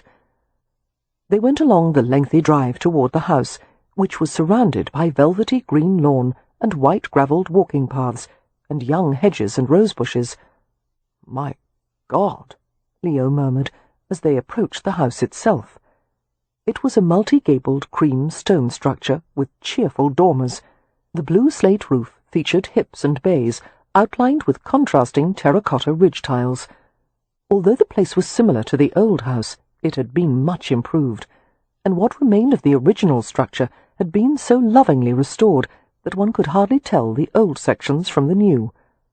Leo didn't take his gaze off the place. Merripen said they'd kept some of the odd-shaped rooms and nooks. I see many more windows, and they've added a service wing. People were working everywhere. Carters, stockmen, sawyers and masons, gardeners clipping hedges, stable boys and footmen coming out to the arriving carriages. The estate had not only come to life, it was thriving. Watching her brother's intent profile, Wynne felt a surge of gratitude toward Merripen, who had made all this happen. It was good for Leo to come home to this. It was an auspicious beginning to a new life. "The household staff is in need of expansion," Miss Mark said, "but the ones Mr. Merripen has hired are quite efficient. Mr. Merripen is an exacting manager, but also kind. They would do anything to please him." Wynne descended from the carriage with a footman's help and allowed him to escort her to the front doors. A marvellous set of double doors, with lower panels of solid timber and leaded glass panes set within the upper panels. As soon as Wynne reached the top step, the doors opened to reveal a middle-aged woman with ginger hair and a fair freckled complexion. Her figure was shapely and sturdy in a high-necked black dress. "Welcome, Miss Hathaway," she said warmly. "I am Mrs. Barnstable, the housekeeper. How glad we all are to have you back in Hampshire." "Thank you," Wynne murmured, following her into the entrance hall. Wynne's eyes widened at the interior of the place, so light and sparkling, the two-story high hall lined with panelling painted a creamy white. A grey stone staircase was set in the back of the hall, its iron balustrades gleaming black and spotless. Everywhere it smelled of soap and fresh wax. "Remarkable," Wynne breathed. "It's not the same place at all." Leo came up beside her. For once he had no glib remark to make, nor did he bother to hide his admiration. "It's a bloody miracle," he said. "I'm astonished." He turned to the housekeeper. "Where is Merripen, Mrs. Barnstable?" "Out at the estate timber yard, my lord. He is helping to unload a wagon. The logs are quite heavy, and the workers sometimes need Mr. Merripen's help with a difficult load." "We have a timber yard?" Leo asked. Miss Marks replied, "Mr. Merripen is planning to construct houses for the new tenant farmers." "This is the first I've heard of it. Why are we providing houses for them?" Leo's tone was not at all censuring, merely interested, but Miss Marks's lips thinned, as if she had interpreted his question as a complaint. "The most recent tenants to join the estate were lured by the promise of new houses. They are already successful farmers, educated and forward-looking, and Mr. Merripen believes their presence will add to the estate's prosperity. Other local estates, such as Stony Cross Park, are also building homes for their tenants and labourers." "It's all right," Leo interrupted. "No need to be defensive, Marks. God knows I wouldn't think of interfering with Merripen's plans after seeing all he's done so far." He glanced at the housekeeper. "If you'll point the way, Mrs. Barnstable, I'll go out and find Merripen. Perhaps I might help to unload the timber wagon." "A footman will show you the way," the housekeeper said at once. "But the work is occasionally hazardous, my lord, and not fitting for a man of your station." Miss Marks added in a light but caustic tone, "Besides, it is doubtful you could be of any help." The housekeeper's mouth fell open. Wynne had to bite back a grin. Miss Marks had spoken as if Leo were a small weed of a man instead of a strapping 6-footer. Leo gave the governess a sardonic smile. "I'm more physically capable than you suspect, Marks. You have no idea what lurks beneath this coat." "I am profoundly grateful for that. Miss Hathaway," the housekeeper broke in hurriedly, trying to smooth over the conflict, "may I show you to your room?" "Yes, thank you." Hearing her sisters' voices, Wynne turned to see them entering the hall, along with Mr. Rowan. "Well?" Amelia asked with a grin, spreading her hands to indicate their surroundings. "Lovely beyond words. Let's freshen ourselves and brush off the travel dust, and then I'll take you around." "I'll only be a few minutes," Wynne replied, and went to the staircase with the housekeeper. "How long have you been employed here, Mrs. Barnstable?" she asked, as they ascended to the second floor. "A year, more or less. ever since the house became habitable. I had previously been employed in London, but the old master passed on to his reward, and the new master dismissed most of the staff and replaced them with his own. I was in desperate need of a position. I'm sorry to hear that, but very pleased for the Hathaways' sake. It has been a challenging undertaking, the housekeeper said, putting together a staff and training them all. I will confess I had a few trepidations, given the unusual circumstances of this position, but Mr. Merripen was very persuasive. Yes, Wynne said absently. It is difficult to say no to him. He has a strong and steady presence, that Mr. Merripen. I've often marvelled to see him in the centre of a dozen simultaneous undertakings, the carpenters, the painters, the blacksmith, the head groomsman, all clamouring for his attention, and he always keeps a cool head. We can scarcely do without him. He is the fixed point of the estate. Wynne nodded morosely, glancing into the rooms they passed. More cream panelling and light cherry furniture, and upholsteries of soft-coloured velvets rather than the gloomy, dark shades that were currently fashionable. She thought it a pity that she would never be able to enjoy this house, except for occasional visits. Mrs. Barnstable took her to a beautiful room with windows overlooking the gardens. "This is yours," the housekeeper said. "No one has occupied it before." The bed was made of light blue upholstered panels, the bedclothes of white linen. There was a graceful lady's writing desk in the corner, and a satin maple wardrobe with a looking-glass set in the door. "Mr. Merripen personally selected the wallpaper," Mrs. Barnstable said. "He nearly drove the interior architect mad with his insistence on seeing hundreds of samples until he found this pattern." The wallpaper was white, with a delicate pattern of flowering branches, and at sparse intervals there was the motif of a little robin perched on one of the twigs. Slowly, Wynne went to one of the walls and touched one of the birds with her fingertips. Her vision blurred. During her long recuperation from the scarlet fever, when she had grown tired of holding a book in her hands and no one had been available to read to her, she had stared out the window at a robin's nest on a nearby maple tree. She had watched the fledglings hatch from their blue eggs, their bodies pink and veined and fuzzy. She had watched their feathers grow in, and she had watched the mother robin working to fill their ravenous beaks, and she had watched as one by one they had flown from the nest while she remained in bed. Merripen, despite his fear of heights, had often climbed a ladder to wash the second-floor window for her. He had wanted her view of the outside world to be clear. He had said the sky should always be blue for her. "You're fond of birds, Miss Hathaway?" the housekeeper asked. Wynne nodded without looking around, afraid that her face was red with unexpressed emotion. "Robins especially," she half-whispered. "A footman will bring your trunks up soon, and one of the maids will unpack them. In the meantime, if you would like to wash, there is fresh water at the washstand." "Thank you." Wynne went to the porcelain pitcher and basin and sluiced clumsy handfuls of cooling water on her face and throat, heedless of the drips that fell onto her bodice. Blotting her face with a cloth, she felt only momentary relief from the aching heat that had suffused her. Hearing the creak of a floorboard, Wynne turned sharply. Merripen was at the threshold, watching her. The damnable flush wouldn't stop. She wanted to be on the other side of the world from him. She wanted never to see him again. And at the same time, her senses pulled him in greedily. The sight of him in an open-throated shirt, white linen clinging to the nutmeg tan of his skin, the short, dark layers of his hair, the scent of his exertions reaching her prickling nostrils. The sheer size and presence of him paralyzed her with need. She wanted the taste of his skin against her lips. She wanted to feel the throb of his pulse against her own. If only he would come to her just as he was, this moment, and crush her onto the bed with his hard, heavy body and take her, ruin her. "How was the journey from London?" he asked, his face expressionless. "I'm not going to make pointless conversation with you." Wynne went to the window and focused blindly on the dark woodland in the distance. "Is the room to your liking?" She nodded without looking at him. "If there is anything you need—" "I have everything I need," she interrupted. "Thank you." "I want to talk to you about the other—" "That's quite all right," she said, managing to sound composed. You don't need to come up with excuses about why you didn't offer for me.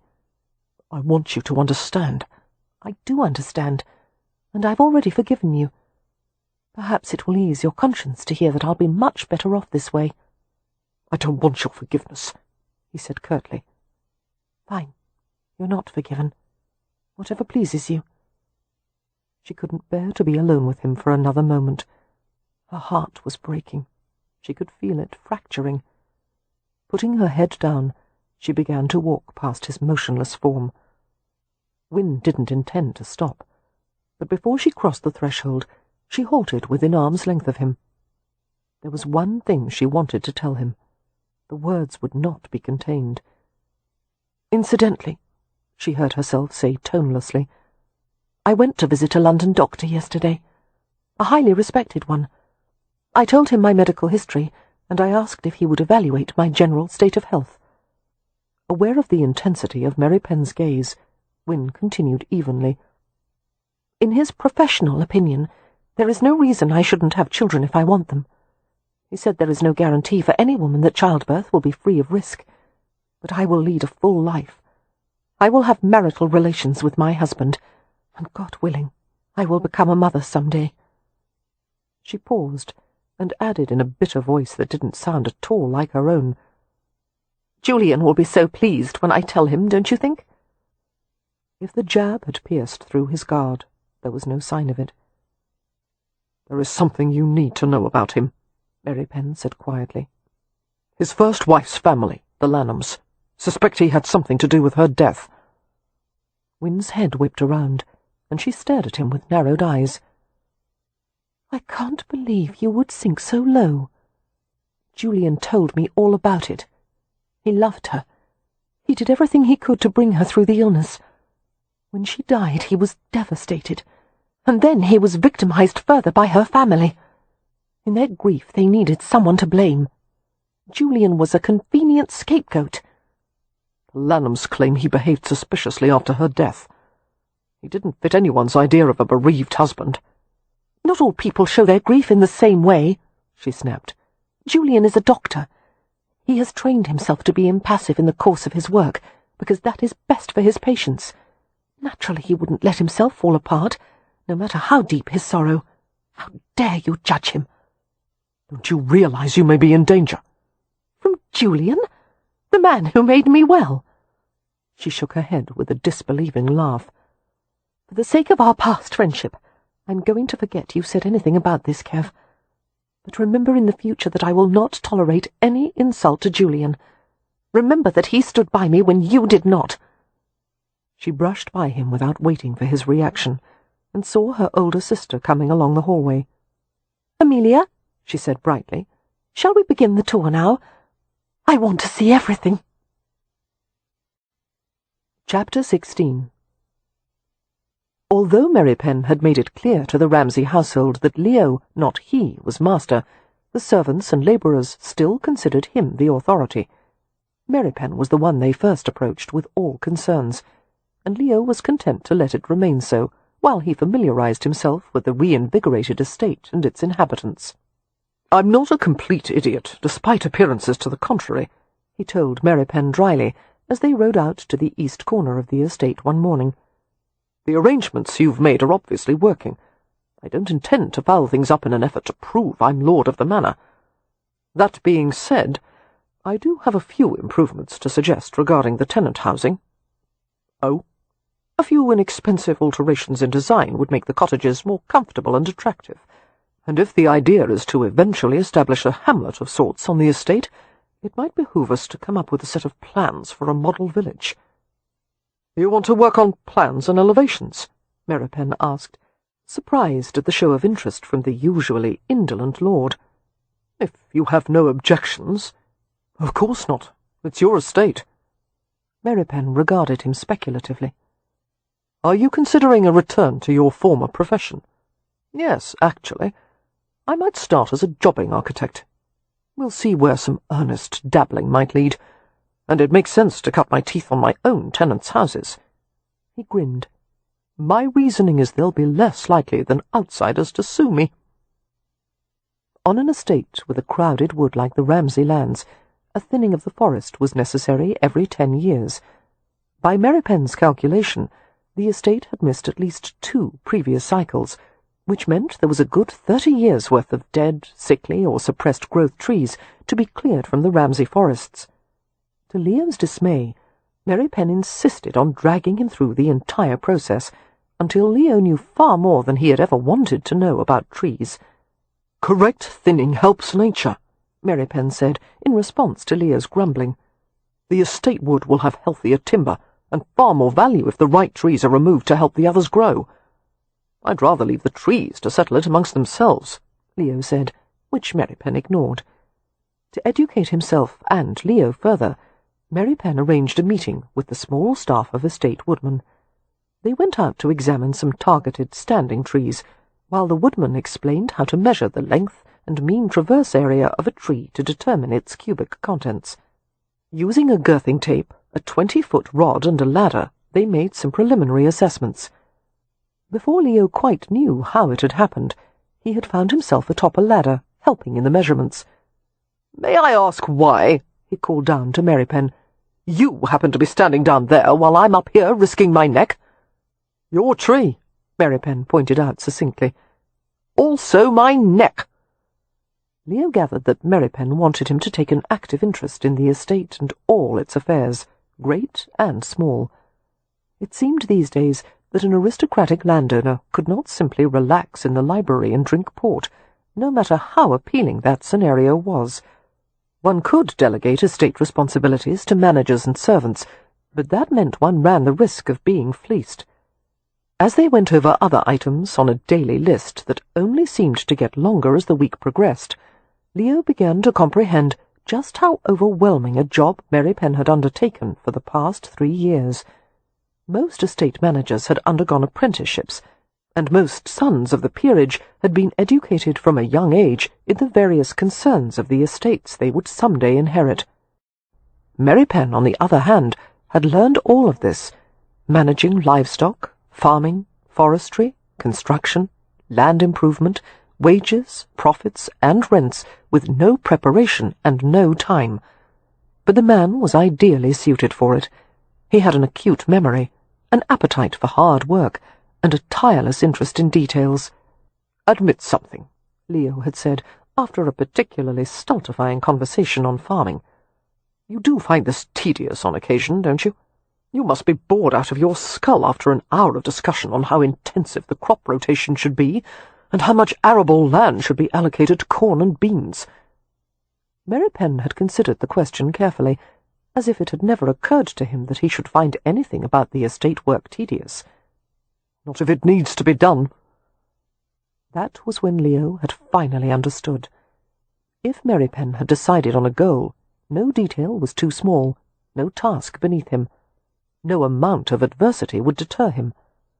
The workmanlike quality that Leo had derided in the past had found its perfect outlet.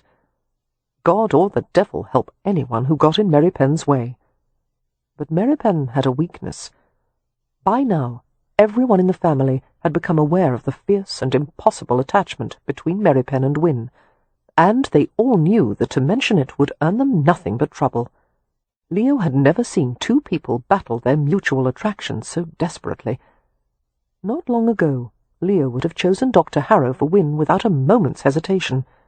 To marry a gypsy was a sure come-down in the world, and in London society it was perfectly reasonable to marry for advantage and find love elsewhere. That wasn't possible for Wynne, however. Her heart was too pure, her feelings too strong, and after having watched his sister struggle to get well, and the grace of character that had never faltered, Leo thought it a damned shame that she couldn't have the husband she wanted. On the 3rd morning after their arrival in Hampshire, Amelia and Wynne went for a walk on a circular route that eventually led back to Ramsay House. It was a fresh, clear day, the path a bit muddy in places, the meadows covered with such a wealth of white ox-eye daisies that at first glance it looked like new fallen snow. Amelia, who had always loved walking, matched Wynne's brisk pace easily. "I love Stony Cross," Wynne said, relishing the sweet, cool air. "It feels like home even more than Primrose Place. even though I've never lived here for long. Yes, there is something special about Hampshire. Whenever we return from London, I find it an indescribable relief. Removing her bonnet, Amelia held it by the ribbons and swung it lightly as they walked. She seemed absorbed in the scenery, the tumbles of flowers everywhere, the clicks and drones of insects busy among the trees, the scents released by sun-warmed grasses and peppery watercress. "Win," she said eventually, her voice pensive, "you don't have to leave Hampshire, you know." "Yes, I do. Our family can weather any scandal. Look at Leo. We survived all of his." "In terms of scandal," Win interrupted wryly, "I think I've actually managed to do something worse than Leo." "I don't think that's possible, dear." "You know as well as I that the loss of a woman's virtue can ruin a family far more effectively than the loss of a man's honour. It's not fair, but there you have it." "You didn't lose your virtue," Amelia said indignantly. "Not for lack of trying. Believe me, I wanted to." Glancing at her older sister, Win saw that she had shocked her. She smiled faintly. "Did you think I was above feeling that way, Amelia?" "Well, yes, I suppose I did. You were never one to moon over handsome boys, or talk about balls and parties, or dream about your future husband." "That was because of Merripen," Win admitted. "He was all I ever wanted." "Oh, Win," Amelia whispered, "I'm so sorry." Win stepped up onto a stile, leading through a narrow gap in a stone fence, and Amelia followed. They walked along a grassy footpath that led to a forest trail and continued to a footbridge that crossed a stream. Amelia linked her arm with Win's. "In light of what you just said, I feel even more strongly that you should not marry Harrow. What I mean is, you should marry Harrow if you wish, but not because of any fear over a scandal." "I want to. I like him. I believe he is a good man, and if I stay here, it would result in endless misery for me and Merripen. One of us has to leave." "Why does it have to be you?" "Merripen is needed here. He belongs here, and it truly doesn't matter to me where I am. In fact, I think it would be better for me to make a new beginning elsewhere." "Cam's going to talk to him," Amelia said. "Oh, no, he mustn't. Not on my behalf." Win's pride bristled, and she turned to face Amelia. "Don't let him, please." "I couldn't stop Cam no matter how I tried. He's not talking to Merripen for your sake, Win. It's for Merripen's own sake. We very much fear what will become of him once he's lost you for good." "He's already lost me," Win said flatly. "He lost me the moment he refused to stand up for me. And after I leave he'll be no different than he has always been. He will never allow softness in himself. In fact, I think he despises the things that give him pleasure, because enjoyment of anything might make him soft." All the tiny muscles of her face felt frozen. Win reached up to massage her tense, pinching forehead. "The more he cares for me, the more determined it makes him to push me away." "Men," Amelia grumbled, crossing the footbridge. "Merripen is convinced he has nothing to give me. There's a kind of arrogance in that, don't you think? Deciding what I need, disregarding my feelings, setting me so high on a pedestal that it absolves him of any responsibility." "Not arrogance," Amelia said softly. "Fear." "Well, I won't live that way. I won't be bound by my fears or his." Win felt herself relaxing slightly, calmness stealing over her as she admitted the truth. "I love him, but I don't want him if he has to be dragged or trapped into marriage. I want a willing partner. Certainly no one could blame you for that. It has always irked me, really, the way people say a woman has caught herself a man, as if they're trout we've managed to hook and jerk out of the water." Despite her moroseness, Win couldn't help smiling. They pushed on through the damp, warm landscape. As they eventually approached Ramsay House, they saw a carriage coming to a stop before the entrance. "It's Julian," Win said. "So early. He must have left London well before first light." She quickened her pace and reached him just as he stepped from the carriage. Julian's cool handsomeness had not been mussed one bit by the long journey from London. He took Win's hands and gripped them firmly, and smiled down at her. "Welcome to Hampshire," she said. "Thank you, my dear. Have you been out walking?" "Briskly," she assured him, smiling. "Very good. Here, I have something for you." He reached in his pocket and withdrew a small object. Win felt him slide a ring onto her finger. She looked down at a ruby, the shade of red known as pigeon's blood, set in gold and diamonds. "It is said," Julian told her, "that to own a ruby is to have contentment and peace." "Thank you, it's lovely," she murmured, leaning forward. Her eyes closed as she felt his lips press gently against her forehead. Contentment and peace. God willing. Perhaps some day she would have those things. Cam doubted his own sanity, approaching Merripen when he was working in the timber yard. He watched for a moment as Merripen helped a trio of woodmen to unload massive logs from the wagon. It was a dangerous job, with one mistake resulting in the possibility of severe injury or death. With the use of sloping planks and long levers, the men rolled the logs inch by inch to the ground.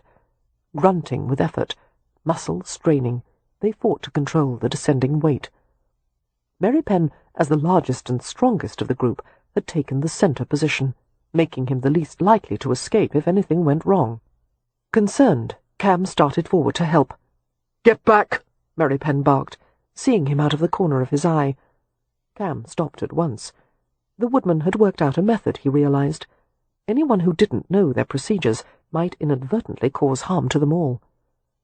He waited and watched as the logs were eased safely to the ground. The woodmen breathed heavily, leaning over and bracing their hands on their knees as they sought to recover from the dizzying effort.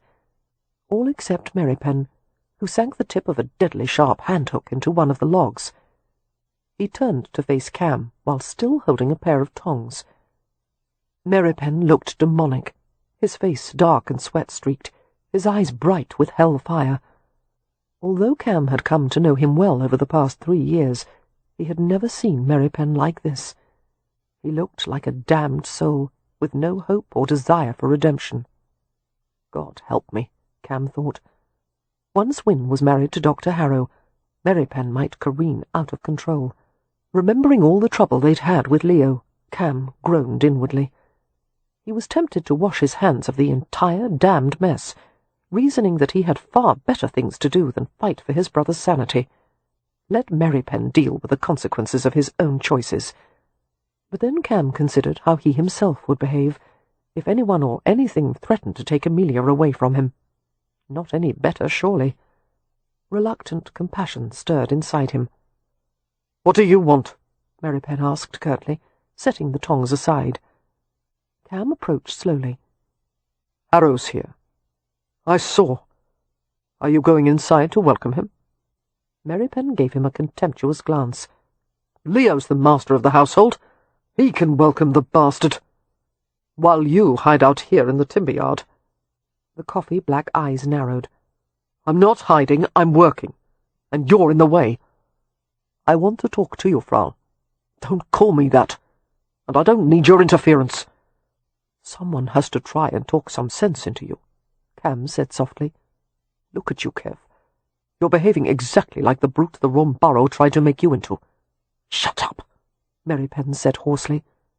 "You're letting him decide the rest of your life for you," Cam insisted. "You're clutching those damned chains around you with all your strength. If you don't close your mouth, if you were only hurting yourself, I wouldn't say a word. But you're hurting her as well, and you don't seem to give a d—" Cam was interrupted as Merripen launched toward him, attacking him with a bloodthirsty force that sent them both to the ground. The impact was hard, even on the muddy ground. They rolled twice, thrice, each striving to gain the dominant position. Merripen was as heavy as hell. Realizing that being pinned was going to result in some serious damage to himself, Cam twisted free and sprang to his feet. Raising his guard, he blocked and sidestepped as Merripen leaped upward like a striking tiger. The woodmen all rushed forward, 2 of them grabbing Merripen and hauling him back, the other one pouncing on Cam. "You're such an idiot!" Cam snapped, glaring at Merripen. He shook free of the man who was trying to restrain him. "You're determined to foul things up for yourself, no matter what, aren't you?" Merripen lunged, his face murderous, while the woodman fought to hold him back. Cam shook his head in disgust. "I'd hoped for a minute or two of rational conversation, but apparently that's beyond you." He glanced at the woodman. "Let him go. I can handle him. It's easy to win against a man who lets his emotions get the best of him." At that, Merripen made a visible effort to control his rage, going still, the wildness in his eyes diminishing to a glint of cold hatred. Gradually, with the same care they had used to manage the heavy, crushing logs, the woodman released his arms. "You've made your point," Cam told Merripen, "and it seems you'll keep on making it until you've proven it to everyone. So let me spare you the effort. I agree with you. You aren't fit for her." And he left the timber yard, while Merripen glared after him. Merripen's absence cast a shadow over dinner that night, no matter how they all tried to behave naturally. The odd thing was, Merripen had never been one to dominate a conversation or take the central role of the gathering, and yet the removal of his unobtrusive presence was the same as taking off the leg of a chair. Everything was off balance when he was gone. Julian filled the gap with charm and lightness, relaying amusing stories about his acquaintances in London, discussing his clinic, revealing the origins of the therapies that served his patients to such good effect. Wynne listened and smiled. She pretended interest in the scene around her, the table laden with china and crystal, platters of well-seasoned food, and a few pieces of good, serviceable silver. She was calm on the surface, but underneath she was nothing but writhing emotion. Anger and desire and grief mixed so thoroughly that she couldn't divine their proportions.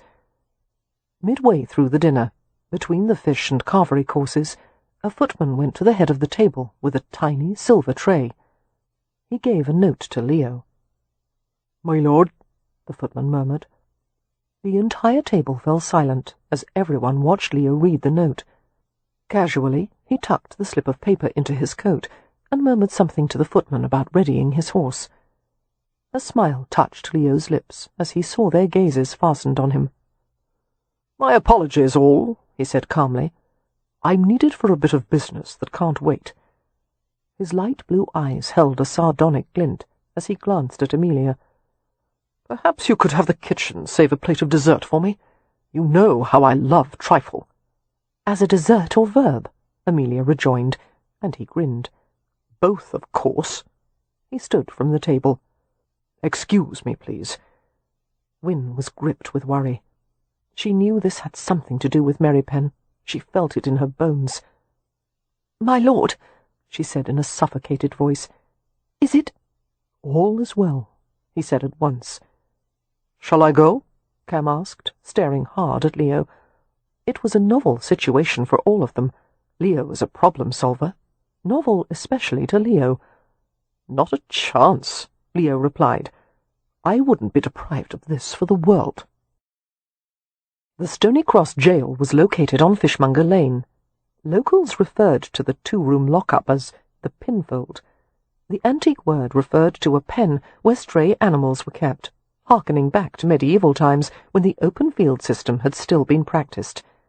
The owner of a lost cow, sheep, or goat had usually been able to find it at the pinfold, where he could claim it for a fee. Nowadays, drunkards and minor lawbreakers were claimed by their relatives in much the same way. Leo had spent more than a few nights in the pinfold himself, but to his knowledge Merripen had never run afoul of the law, and had certainly never been guilty of drunkenness, public or private. Until now. It was rather bemusing, this reversal of their situations. Merripen had always been the one to collect him from whatever jail or strong-room he had managed to land himself in.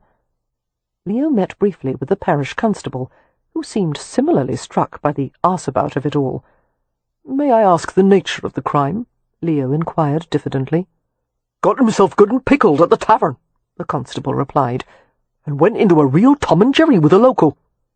"What were they fighting over?"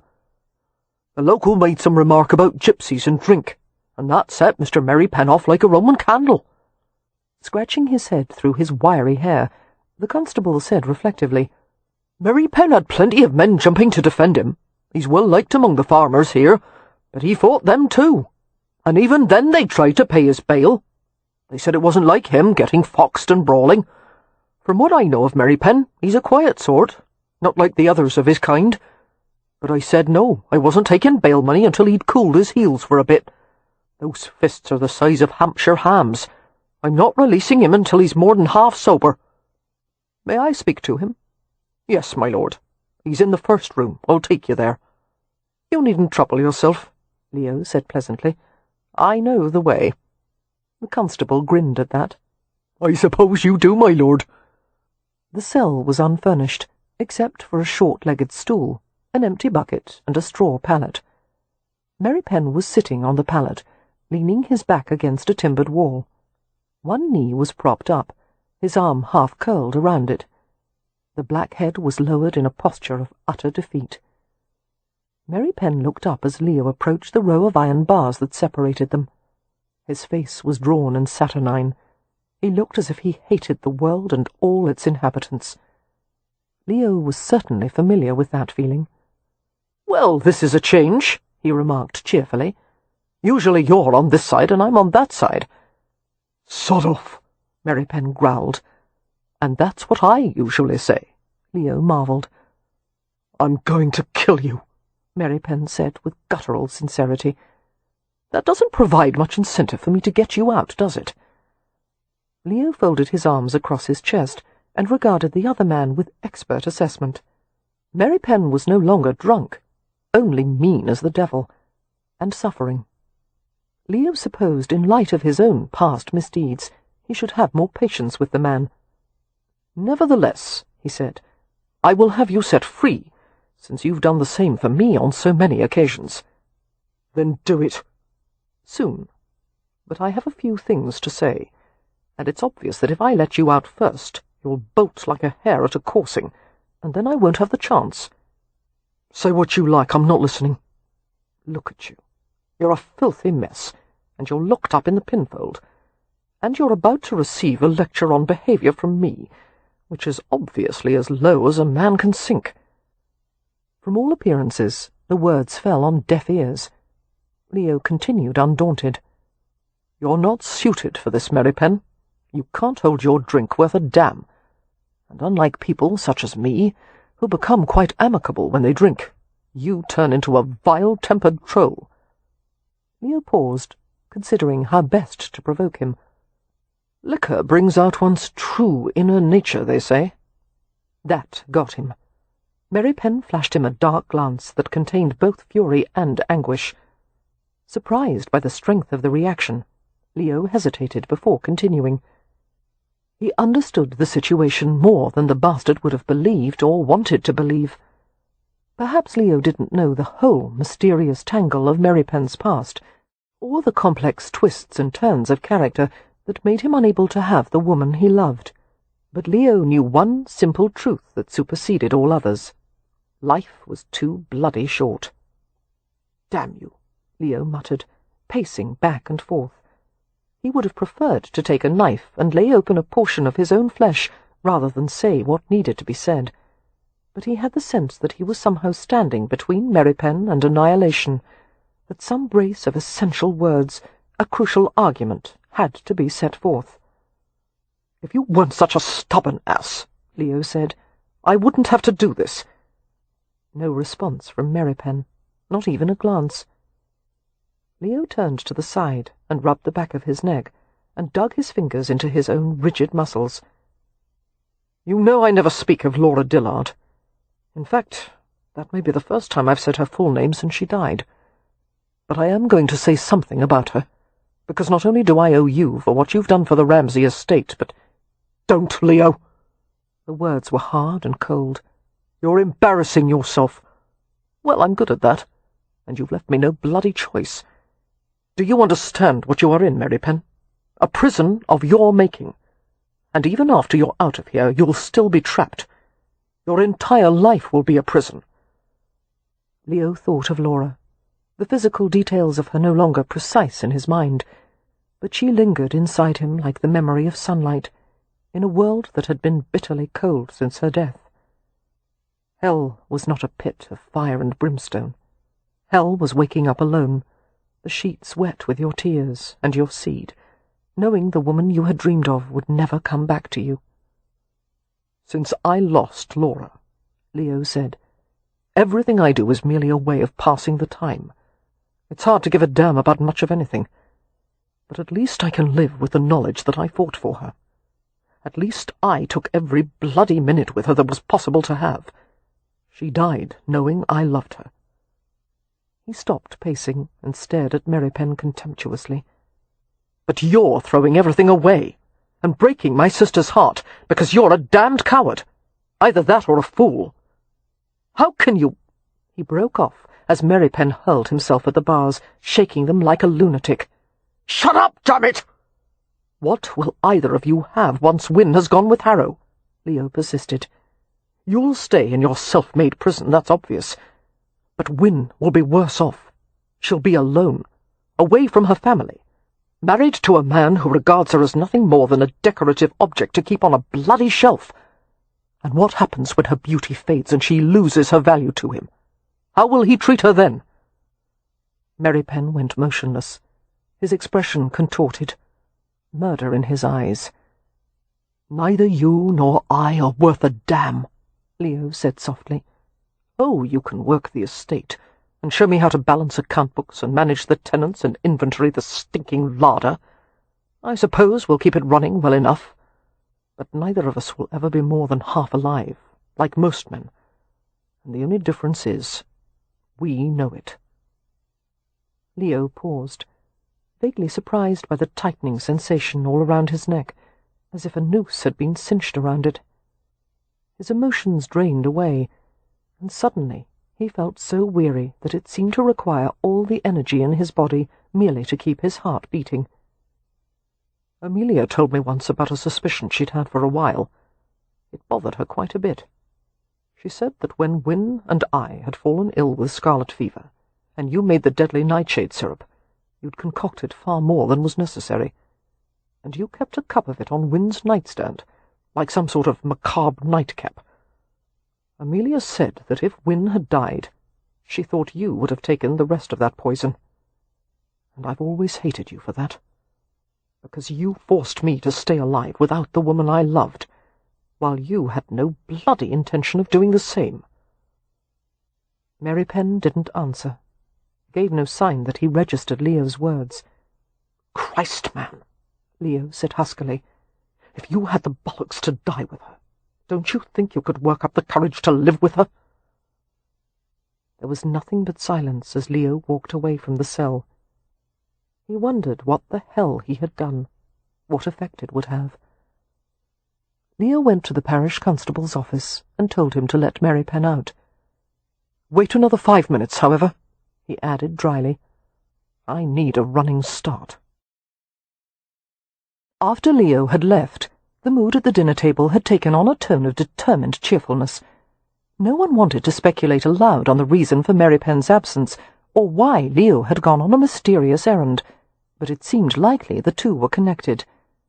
Wynne worried silently, and told herself sternly that it was not her place, nor her right to worry about Merripen, and then she had worried some more. As she had forced a few bites of dinner down, she felt the food stick in her clenched throat. She had gone to bed early, pleading a headache, and had left the others playing games in the parlour. After Julian had escorted her to the main staircase, she had let him kiss her. It was a lingering kiss, turning damp as he had searched just inside her lips. The patient sweetness of his mouth on hers had been, if not earth-shattering, very pleasant. Wynne thought that Julian would be a skilled and sensitive partner when she finally did manage to coax him into making love to her. But he didn't seem terribly driven in that regard, which was both a disappointment and a relief. Had he ever looked at her with a fraction of the hunger, the need that Merripen did, perhaps it might have awakened a response in her. But Wynne knew that while Julian desired her, his feelings didn't begin to approach the all-encompassing primality of Merripen's, and she found it difficult to imagine Julian losing his composure even during that most intimate of acts. She couldn't picture him sweating and groaning and holding her tightly. She knew intuitively that Julian would never allow himself to descend to that level of abandonment. She also knew that at some time in the future there was a possibility that Julian might sleep with another woman. The thought dejected her, but such a concern was not enough to deter her from marriage. After all, adultery was hardly an uncommon circumstance.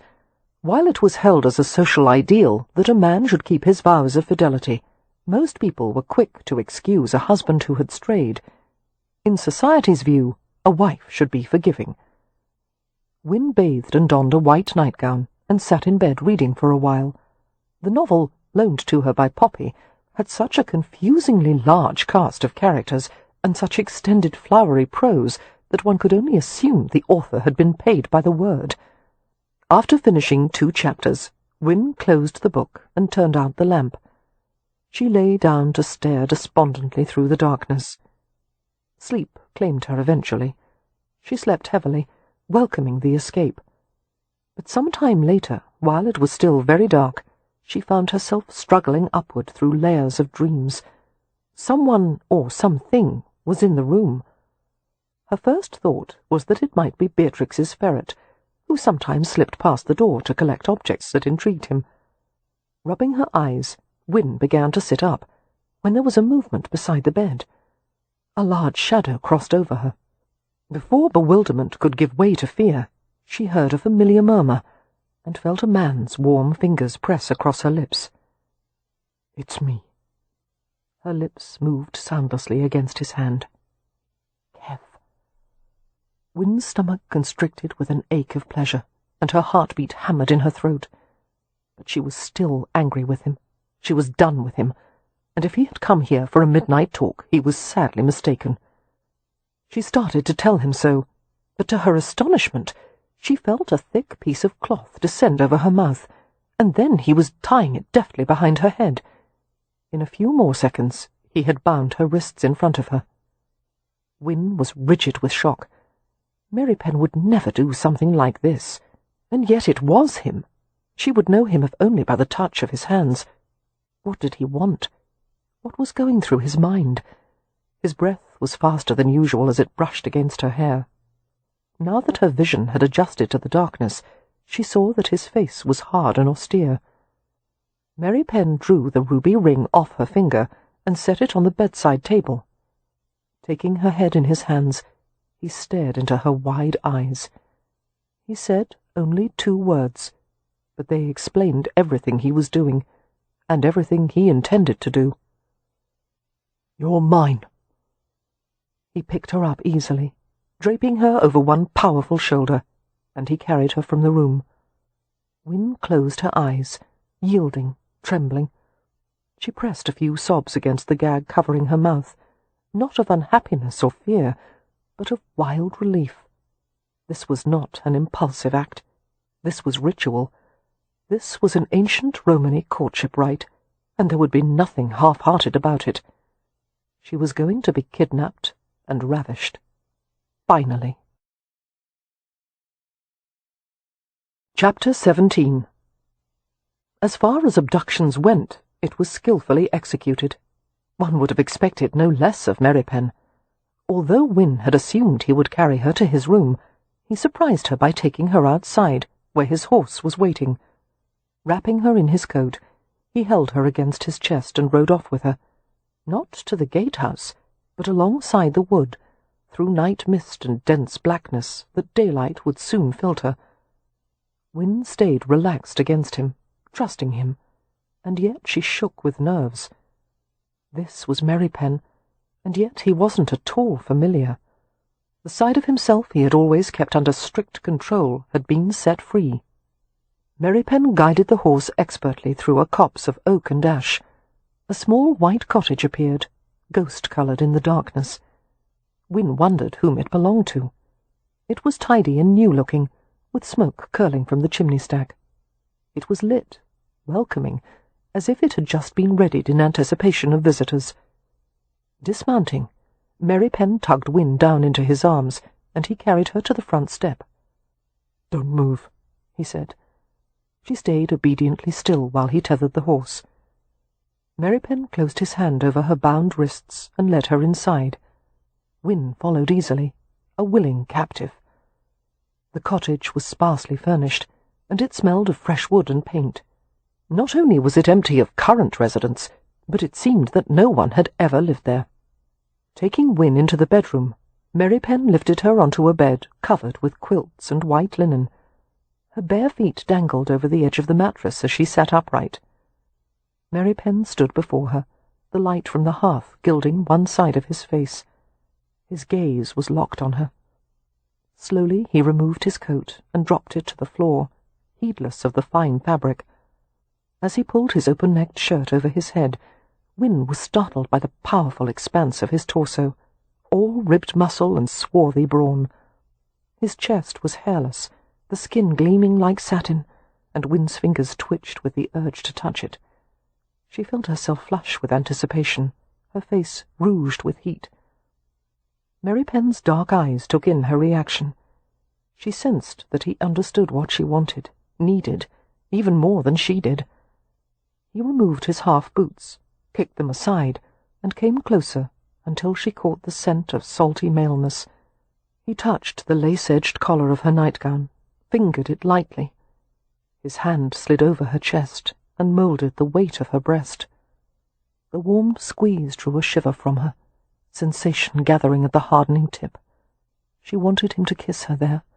She wanted it so badly that she fidgeted, her toes curling, her lips parting with a gasp beneath the binding cloth. To her relief, Merripen reached around to the back of her head and untied the gag. Red and trembling, Win managed an unsteady whisper. You needn't have used that. I would have kept quiet." Merripen's tone was grave, but there was a pagan gleam in the depths of his eyes. "If I decide to do something, I do it properly." "Yes." Her throat cinched around a sob of pleasure as his finger slid into her hair and touched her scalp. "I know that." Cradling her head in his hands, he bent to kiss her gently, with hot, shallow laps into her mouth, and as she responded, he went deeper, demanding more. The kiss went on and on, making her gasp and strain, her own small tongue darting greedily past the edge of his teeth. She was so absorbed in tasting him, so dazed by the current of arousal humming through her, that it took her a little while to realize she was lying back on the bed with him, her bound hands flung over her head. His lips slid to her throat, savoring her with slow, open kisses. "Where are we?" she managed to ask, shivering as his mouth found a particularly sensitive place. "Gamekeeper's cottage." He lingered on that vulnerable spot until she writhed. "Where is the gamekeeper?" His voice was passion-thickened. "We don't have one yet." Win rubbed her cheek and chin against the heavy locks of his hair, relishing the feel of him. "How is it that I've never seen this place?" His head lifted. "It's far in the woods," he whispered, "away from noise." He toyed with her breast, softly thumbing the tip. "The gamekeeper needs peace and quiet to care for the birds." Win was feeling anything but peace and quiet inside, her nerves strung tight, her wrists pulling at the silk bonds. She was dying to touch him, to hold him. "Kev, untie my arms." He shook his head. The leisurely pass of his hand along her front caused her to arch. "Oh, please," she gasped. "Kev!" "Hush," he murmured. "Not yet." His mouth passed hungrily over hers. "I've wanted you for too long. I need you too much." His teeth caught at her lower lip with a rousing delicacy. "One touch of your hands, and I wouldn't last a second." "But I want to hold you," she said plaintively. The look on his face sent a thrill through her. "Before we're through, love, you're going to hold me with every part of your body." He covered her wild heartbeat with a gentle palm. Lowering his head, he kissed her hot cheek and whispered, "Do you understand what I'm going to do, Win?" She took a fitful breath. "I think so. Amelia told me a few things in the past, and of course everyone sees the sheep and cattle in spring." That drew a rare grin from him. If that's the standard I'm being held to, we'll have no trouble at all. She captured him with her looped arms and struggled upward to reach his mouth. He kissed her, pushing her back down, sliding one of his knees carefully between her thighs. Gently farther and farther, until she felt an intimate pressure against the part of her that had begun to ache. The subtle, rhythmic friction made her writhe, a sort of squirmy, shivery delight surging from every slow prod. Dazed, Wynne wondered if doing this with a man she had known so well for so long wasn't somehow far more embarrassing than doing it with a complete stranger. Night was dissolving into day, the silvery morning slanting into the room, the wood awakening with chirps and rustlings, redstarts, swallows. She thought briefly of everyone back at Ramsay House. Soon they would discover that she was gone. A chill went through her as she wondered if they would look for her. If she returned as a virgin, any future with Merripen would be very much in peril. "Kev," she whispered in agitation. "Perhaps you should hurry." "Why?" he asked against her throat. "I'm afraid someone will stop us." His head lifted. "No one will stop us. An entire army could surround the cottage. Explosions, lightning strikes. It's still going to happen." "I still think you should go a bit faster." "Do you?" Merripen smiled in a way that made her heart stop. When he was relaxed and happy, she thought, he was the handsomest man who had ever lived. He courted her mouth skillfully, distracting her with deep, fervid kisses. At the same time, he took the front of her nightgown in his hands and pulled, tearing the garment in half, as if it were no more substantial than paper lace. Wynne gave a discomforted gasp, but held still.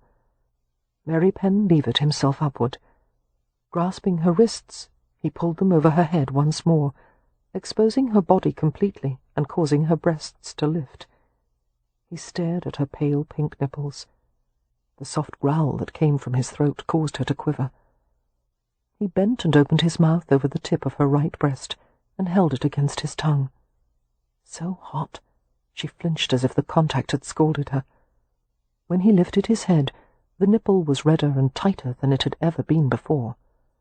His eyes were passion-roused as he kissed her other breast. His tongue provoked the soft peak into a stinging bud, soothing it with warm strokes. She pressed upward into the wetness, her breath mixed with low sobs. He drew her nipple between his teeth, clamped it carefully, flicked it. Wynne moaned as his strong hands traced over her body, lingering in places of unbearable sensation. Reaching her thighs, he tried to part them, but Wynne held them bashfully closed. Her eagerness to proceed had been obliterated by the dawning awareness of lavish moisture, there, which she had never expected or been told about. "I thought you said to hurry," Merripen whispered near her ear. His lips wandered over her crimson face. "Undo my hands," she begged, perturbed. "I need to tidy up." "Tidy up?" Giving her a quizzical glance, Merripen unwound the length of silk from around her wrists. "You mean the room?" "No, myself." Perplexity worked a notch between his dark brows. He stroked the seam of her clamped-together thighs, and she tightened them reflexively. Perceiving the problem, he smiled slightly, while utter tenderness rushed through him. "Is this what worries you?" He pried her legs apart, finding the slick of moisture with gentle fingers. "That you're wet here?" She closed her eyes and nodded with a choked sound. "No," he soothed. "This is good. This is how it's supposed to be. It helps me to go inside you and—" His breathing roughened. "Oh, Wynne, you're so lovely. Let me touch you. Let me have you." In an agony of modesty, Wynne let him push her thighs open farther. She tried to stay quiet and still, but her hips jerked as he stroked the place that had become almost painfully sensitive. He murmured softly, passionately absorbed in the soft female flesh. More wetness, more heat, his touch skimming around and over her, tenderly nudging, until one finger slid inside. She stiffened and gasped, and the touch was immediately withdrawn. "Did I hurt you?" Her lashes lifted. "No," she said in wonder. "In fact, I didn't feel any pain." She strained to look between them. "Is there blood? Perhaps I should—" "No, Win." There was a near comical expression of dismay on his face. "What I just did isn't going to cause pain or blood." A brief pause. "When I do it with my cock, however, it's probably going to hurt like hell." "Oh." She pondered that for a moment. "Is that the word men use for their private parts?" "One of the words gachos use." "What do Romans say?" "They call it a kuri." "What does that mean?" "Thorn." Wynne slid a bashful glance at the heavy protrusions straining behind his trousers. "Rather too substantial for a thorn. I should have thought they would use a more fitting word. But I suppose—" She inhaled sharply as his hand moved downward. "I suppose if one wants roses, one must—" His finger had slipped inside her again. "Bear the occasional thorn." "Very philosophical." He gently stroked and teased the clenching interior of her body.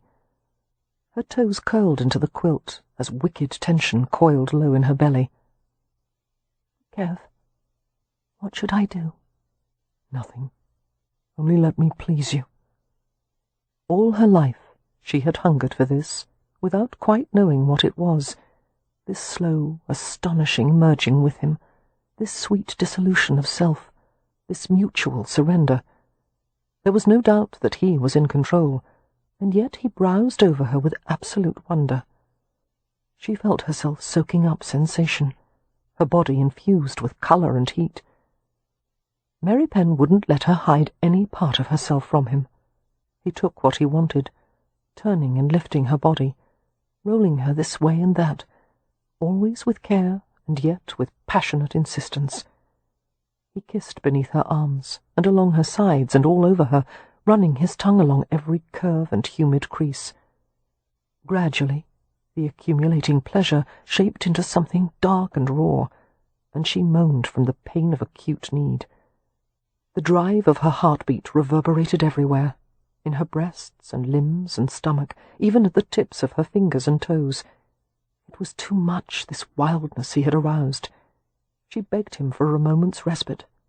"Not yet," he told her between ragged breaths, his tone rough with a triumph she didn't yet understand. "Please, Kev." "You're so close I can feel it. Oh, God." He took her head in his hands, kissed her ravenously, and said against her lips, "You don't want me to stop yet. Let me show you why." A whimper escaped her as he slid low between her thighs, his head bending to the swollen place he had been tormenting with his fingers. He put his mouth on her, licking along the delicate, salty straight, spreading her with his thumbs. She tried to sit bolt upright, but fell back against the pillows as he found what he wanted, his tongue strong and wet. She was spread beneath him like a pagan sacrifice, illuminated by the daylight that now flooded the room. Merripen worshipped her with hot, glassy licks, savouring the taste of her pleasured flesh. Moaning, she closed her legs around his head, and he turned deliberately to nibble and lick at one pale inner thigh, then the other, feasting on her, wanting everything. Wynne curled her fingers desperately in his hair, lost to shame as she guided him back, her body arching wordlessly. "Here, please. More, now," and she groaned as he fastened his mouth over her with a fast, flicking rhythm. Pleasure seized her, wrenching an astonished cry from her, holding her stiff and paralyzed for excruciating seconds. Every movement and measure and pulse of the universe had distilled to the compelling, slippery heat, riveted there on that crucial place, and then it all released, the feeling and tension shattering exquisitely, and she was racked with hard, blissful shudders. Wynne relaxed helplessly as the spasms faded. She was filled with glowing weariness, a sense of peace too pervasive to allow movement. Merripen let go of her just long enough to undress completely. Naked and aroused, he came back to her. He gathered her up with brute masculine need, settling over her. She lifted her arms to him with a drowsy murmur. His back was tough and sleek beneath her fingers, the muscles twitching eagerly at her touch. His head descended, his shaven cheek rasping against hers.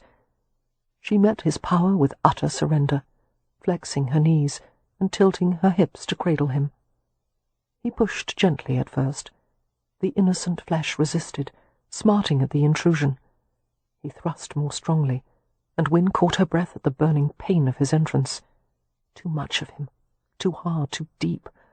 She writhed in reaction, and he buried himself heavily and pinned her down, gasping for her to be still, telling her to wait.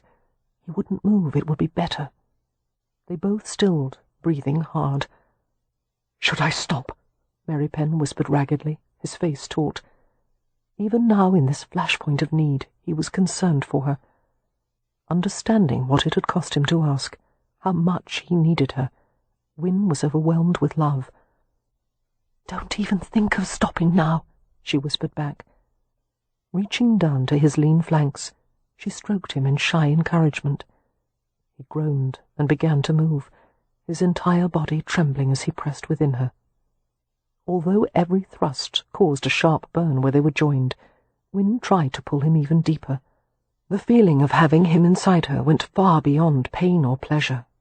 It was necessary. Merripen stared down at her, his eyes brilliant in his flushed face. He looked fierce and ravenous, and even a bit disoriented, as if he were experiencing something beyond the scope of ordinary men. Only now did Wynne grasp the enormity of his passion for her, the years it had accumulated, despite all his efforts to smother it. How hard he had fought against their fate, for reasons she still didn't fully understand. But now he possessed her body with a reverence and intensity that eclipsed all other feeling.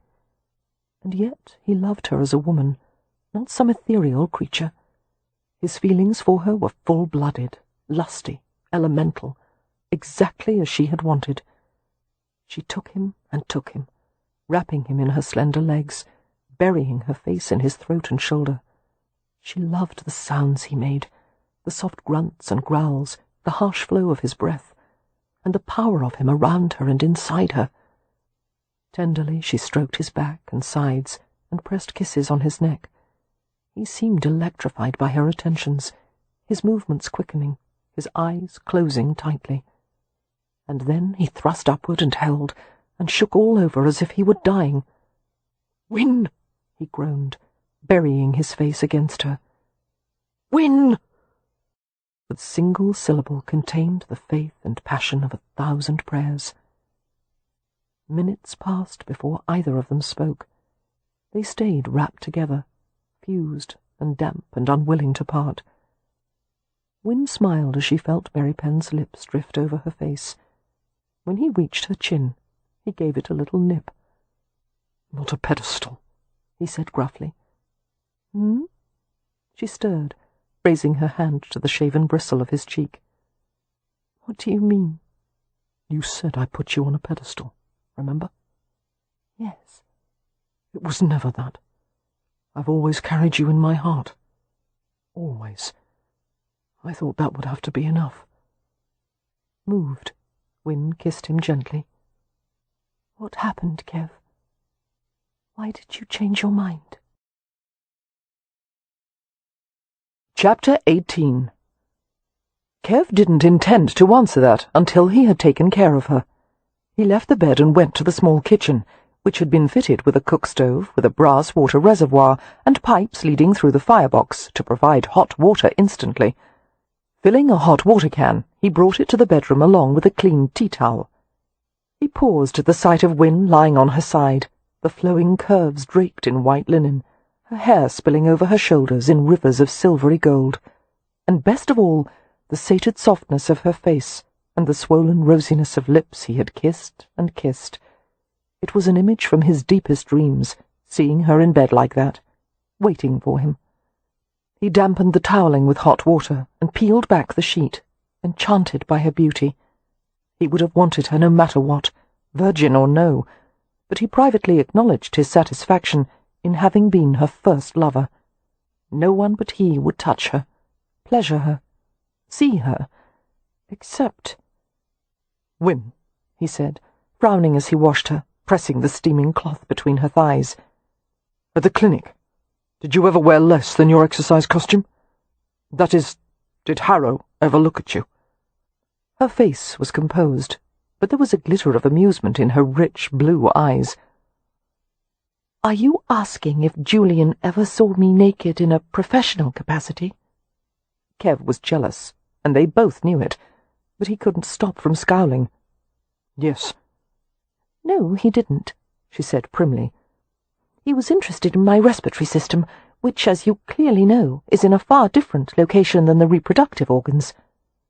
"He's interested in more than your lungs," Kev said darkly. She smiled. "If you're hoping to divert me from the question I asked earlier, it's not working. What happened to you last night, Kev?" He rinsed the bloodstains from the towel, wrung it out, and pressed another warm pad between her thighs. "I was in the pinfold." Her eyes widened. "The jail? Is that where Leo went, to get you out?" "Yes." "Why in heaven's name were you behind bars?" "I was in a fight at the tavern." She clicked her tongue a few times. "That's not like you." The statement was loaded with such unintended irony that Kev nearly laughed. In fact, a few huffs came from deep in his chest, and he was so amused and miserable that he couldn't speak. His expression must have been odd indeed, because Wynne stared at him intently and sat up. She removed the compress and set it aside, and pulled the sheet up over her breasts. She ran a light, graceful hand across his bare shoulder, her touch soothing, and she continued to caress him, stroking his chest, his neck, his midriff, and each loving pass of her hand seemed to erode his self-restraint further. "Until I came to your family," he said hoarsely. "It was the only reason I existed. To fight, to hurt people. I was monstrous." Looking into Wynne's eyes, he saw nothing but concern. "Tell me," she whispered. He shook his head. A shiver chased across his back. Her hand slipped around the nape of his neck. Slowly she drew his head down to her shoulder, so that his face was half hidden. "Tell me," she urged again. Kev was lost, unable to withhold anything from her now, and he knew what he was about to confess would disgust and revolt her, but he found himself doing it anyway. He revealed it all mercilessly, trying to make her understand the vicious bastard he had been, and still was. He told her about the boys he had beaten to a pulp, the ones he feared might have died later, but he'd never been certain. He told her how he had lived like an animal, eating scraps, stealing, and about the rage that had consumed him always. He had been a bully, a thief, a beggar. He revealed cruelties and humiliations that he should have had the pride and good sense to keep to himself. Kev had kept the confessions inside forever, but now they were spilling out like garbage, and he was appalled to realize that he had lost all control, that whenever he tried to stop, all it took was a gentle touch and a murmur from Wynne, and he was babbling like a criminal with a gallows priest. "How could I touch you with these hands?" he asked, his tone shredded with anguish. "How could you stand to let me? God, if you knew all the things I've done!" "I love your hands," she murmured. "I'm not good enough for you, but no one is, and most men, good or bad, have limits to what they would do, even for someone they love. I have none. No God, no moral code, no faith in anything, except you. You're my religion. I would do anything you asked. I would fight, steal, kill for you. I would—" "Shh! Hush! My goodness!" She sounded breathless. "There's no need to break all the commandments, Kev." "You don't understand," he said, drawing back to look at her. "If you believed anything I've told you—" "I do understand." Her face was like an angel's, soft and compassionate. "And I believe what you've said, but I don't agree at all with the conclusions you seem to have drawn." Her hands lifted, moulding against his lean cheeks. "You are a good man, a loving one." The The Rombarrow tried to kill all that inside you, but he couldn't succeed. Because of your strength. Because of your heart. She eased back onto the bed and drew him down to her. "Be at ease, Kev," she whispered. "Your uncle was an evil man, but what he did must be buried with him. Let the dead bury the dead. Do you know what that means?" He shook his head. "To leave the past behind and look only to the journey ahead. Only then can you find a new way, a new life.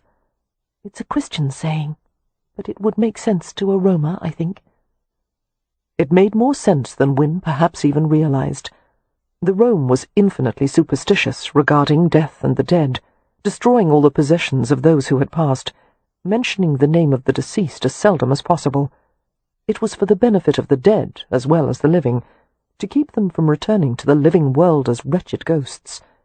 Let the dead bury the dead. But he wasn't certain he could. "Hard to let go," he said thickly. "Hard to forget." "Yes." Her arms tightened around him. "But we'll fill your mind with much better things to think about." Kev was quiet for a long time, pressing his ear to Wynne's heart, listening to the even beat and the flow of her breathing. "I knew when I first saw you what you would mean to me," Wynne murmured eventually. "Wild, angry boy that you were. I loved you at once. You felt it too, didn't you?" He nodded slightly, luxuriating in the feel of her. Her skin smelled sweet like plums, with an arousing hint of feminine musk. "I wanted to tame you," she said. "Not all the way, just enough that I could be close to you." She threaded her fingers through his hair. "Outrageous man! What possessed you to kidnap me, when you knew I would have come willingly?" "I was making a point," he said in a muffled voice. She chuckled and stroked his scalp, the scrape of her oval fingernails nearly causing him to purr. "Your point was well taken. Must we go back now?" "Do you want to?" Wynne shook her head. "Although I wouldn't mind having something to eat." "I brought food to the cottage before I went to get you." She ran a flirtatious fingertip around the rim of his ear. "What an efficient villain you are. May we stay all day, then?" "Yes." Wynne wriggled with delight. "Will anyone come for us?" "I doubt it." Kev drew the bed linens lower and nuzzled into the lush valley between her breasts. "And I would kill the first person who approached the threshold." A quiet laugh caught in her throat. "What is it?" he asked without moving. "Oh, I was just thinking of all the years I spent trying to get out of bed to be with you. And when I came home, all I wanted was to get back into bed. With you."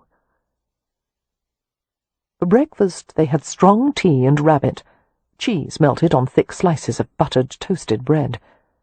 Wrapped in Merripen's shirt, Wynne perched on a low stool in the kitchen. She took pleasure in watching the play of muscles on his back as he poured steaming water into a portable hip bath. Smiling, she popped the last morsel of rabbit into her mouth. "Being abducted and ravished," she commented, "gives one an appetite." "The ravisher as well." There seemed a near magical aura about this ordinary place, this small and quiet cottage. Wynne felt as if she had been caught in some enchanted spell. She was almost afraid she was dreaming, that she would wake alone in her chaste bed. But Merripen's presence was too vital and real for it to be a dream, and the small aches and twinges in her body offered further proof that she had been taken, possessed. "They all know by now," Wynne said absently, thinking of everyone at Ramsay House.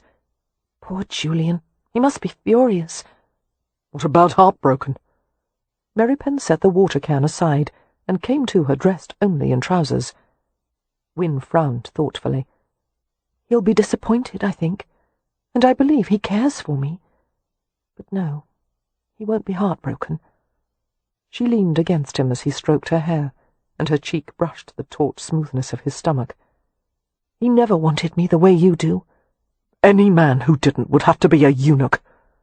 There was a hitch in his breath as Wynne kissed the rim of his navel. Did you tell him what the London doctor said? That you were healthy enough to bear children? Wynne nodded. What did Harrow say? Julian told me that I could visit a legion of doctors and get any number of differing opinions to support the conclusion I wanted. But in Julian's view, I should remain childless. Merripen brought her to a standing position and looked down at her, his expression unfathomable. I don't want to put you at risk, but neither do I trust Harrow or his opinions. Because you think of him as a rival? That's part of it, he admitted, but it's also instinct. There's something lacking in him. There's something false. Perhaps it's because he's a doctor, Wynne suggested, shivering as Merripen drew his shirt away from her. Men of his profession often seem aloof, superior even, but that's necessary because— It's not that. Merripen guided her to the hip bath and helped to lower her in. Wynne gasped not only from the heat of the water, but also from being naked in front of him. The hip bath obliged one to straddle the tub and relax into the water with the legs held apart, which was wonderfully comfortable in private, but rather mortifying with someone else present.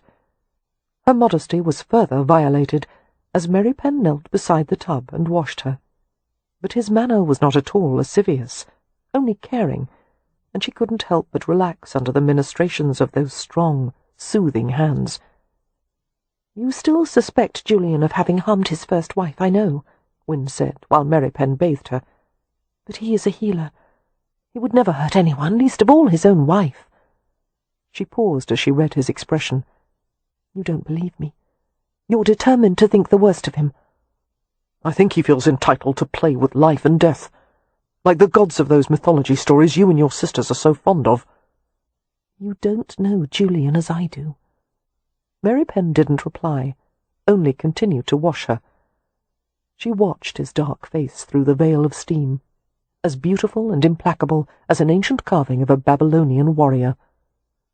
"I shouldn't even bother to defend him," she said ruefully. "You'll never be disposed to think well of him, will you?" "No," he admitted. "And if you believed Julian was the better man," she asked, "would you have allowed him to marry me?" She saw the muscles in his throat tense before he answered. "No." There was a touch of self-hatred in his response. "I'm too selfish for that. I could never have let it happen. If it came down to it, I would have carried you off on your wedding day." Wynne wanted to tell him that she had no desire for him to be noble. She was happy, thrilled, to be loved in just this way, with a passion that left no room for anything else. But before she could say a word, Merripen had taken up more soap, and his hand glided over the soreness between her thighs.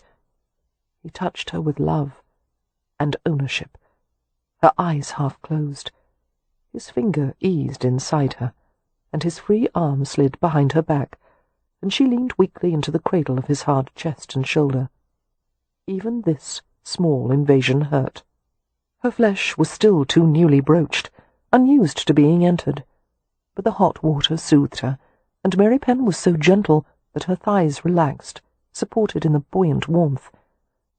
She breathed in the morning air, luminous with steam, scented of soap and wood and hot copper, and the intoxicating fragrance of her lover. She brushed her lips against his shoulder, savouring the rich taste of skin salt.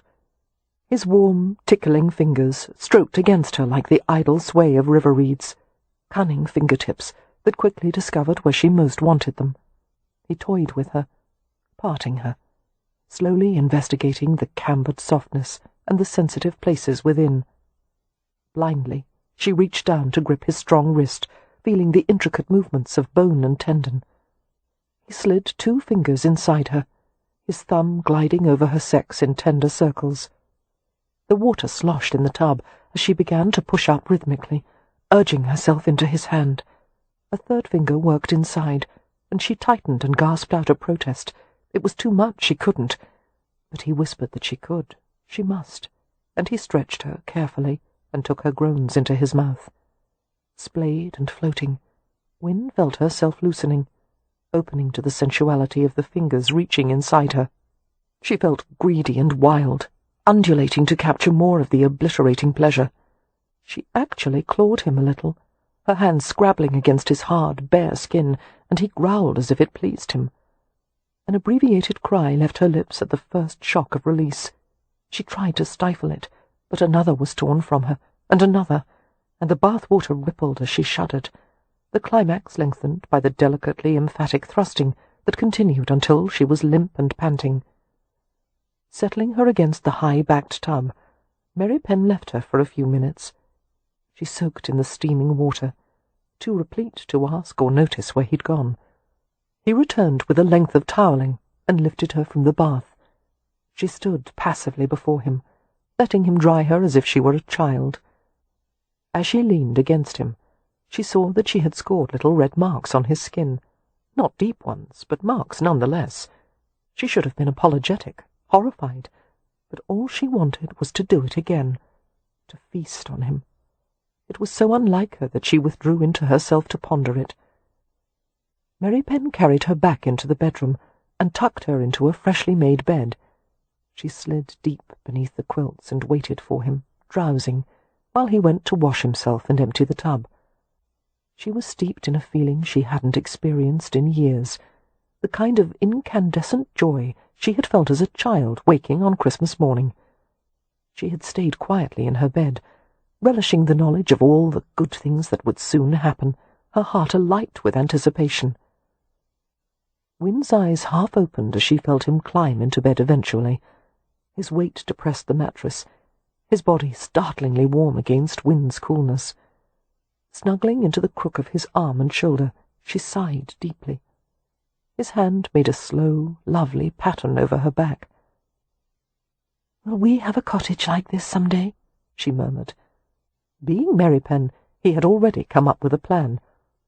"We'll live at Ramsey House for a year. More likely 2, until the restoration is complete and Leo is on his feet. Then I'll find a suitable property for a farm, and build a house for you. A bit larger than this, I expect." His hand slid to her bottom, rubbing in slow circles. "It won't be an extravagant life, but it will be comfortable. You'll have a cook maid, and a footman and a driver, and we'll live near your family, so you can see them whenever you like." "That sounds lovely," Wynn managed to say, so filled with happiness she could scarcely breathe. "It will be heaven." She had no doubt of his ability to take care of her, nor did she doubt that she could make him happy. They would create a good life together, though she was fairly certain it would not be an ordinary one. His tone was sober. "If you marry me, you'll never be a lady of position." "There is no better position for me than being your wife." One of his big hands clasped over her skull, pressing her head against his shoulder. "I've always wanted more for you than this." "Liar," she whispered. "You always wanted me for yourself." Laughter stirred in his chest. "Yes," he admitted. They were quiet then, relishing the sensation of lying together in the morning-filled room. They had been close in so many ways before this. They had known each other so well, and yet not at all. Physical intimacy had created a new dimension to Wynn's feelings, as if she had not only taken his body inside hers, but also a part of his soul. She wondered how it was that people could engage in this act without love, how empty and pointless it must be by comparison. Her bare foot explored the hairy surface of his leg, toes nudging against hard sculpted muscle. "Did you think about me when you were with them?"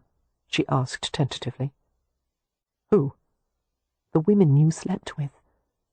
She knew from the way Merripen tensed that he didn't like the question. His reply was low and guilt-roughened. "No, I didn't think about anything when I was with them." Wynn let her hand wander over his smooth chest, finding the small brown nipples, teasing them into points. Rising on her elbow, she said frankly, "When I imagine you doing this with someone else, I can hardly bear it." His hand came over hers, securing it against his strong heartbeat.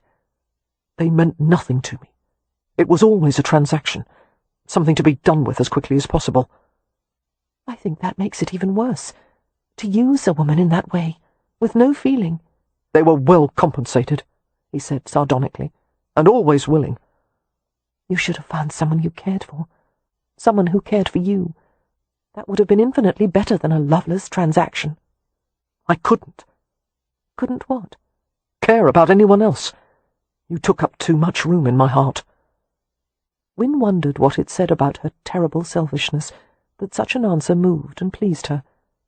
After you left, Merripen said, I thought I would go mad. There was no place I could go to feel better. No person I wanted to be with. I wanted you to get well. I would have given my life for it. But at the same time, I hated you for leaving. I hated everything. My own heart for beating.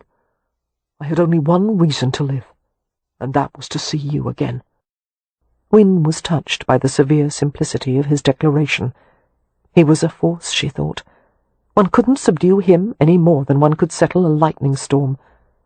He would love her as intemperately as he pleased, and devil take the hindmost. "Did the women help?" she asked softly. "Did it ease you to lie with them?"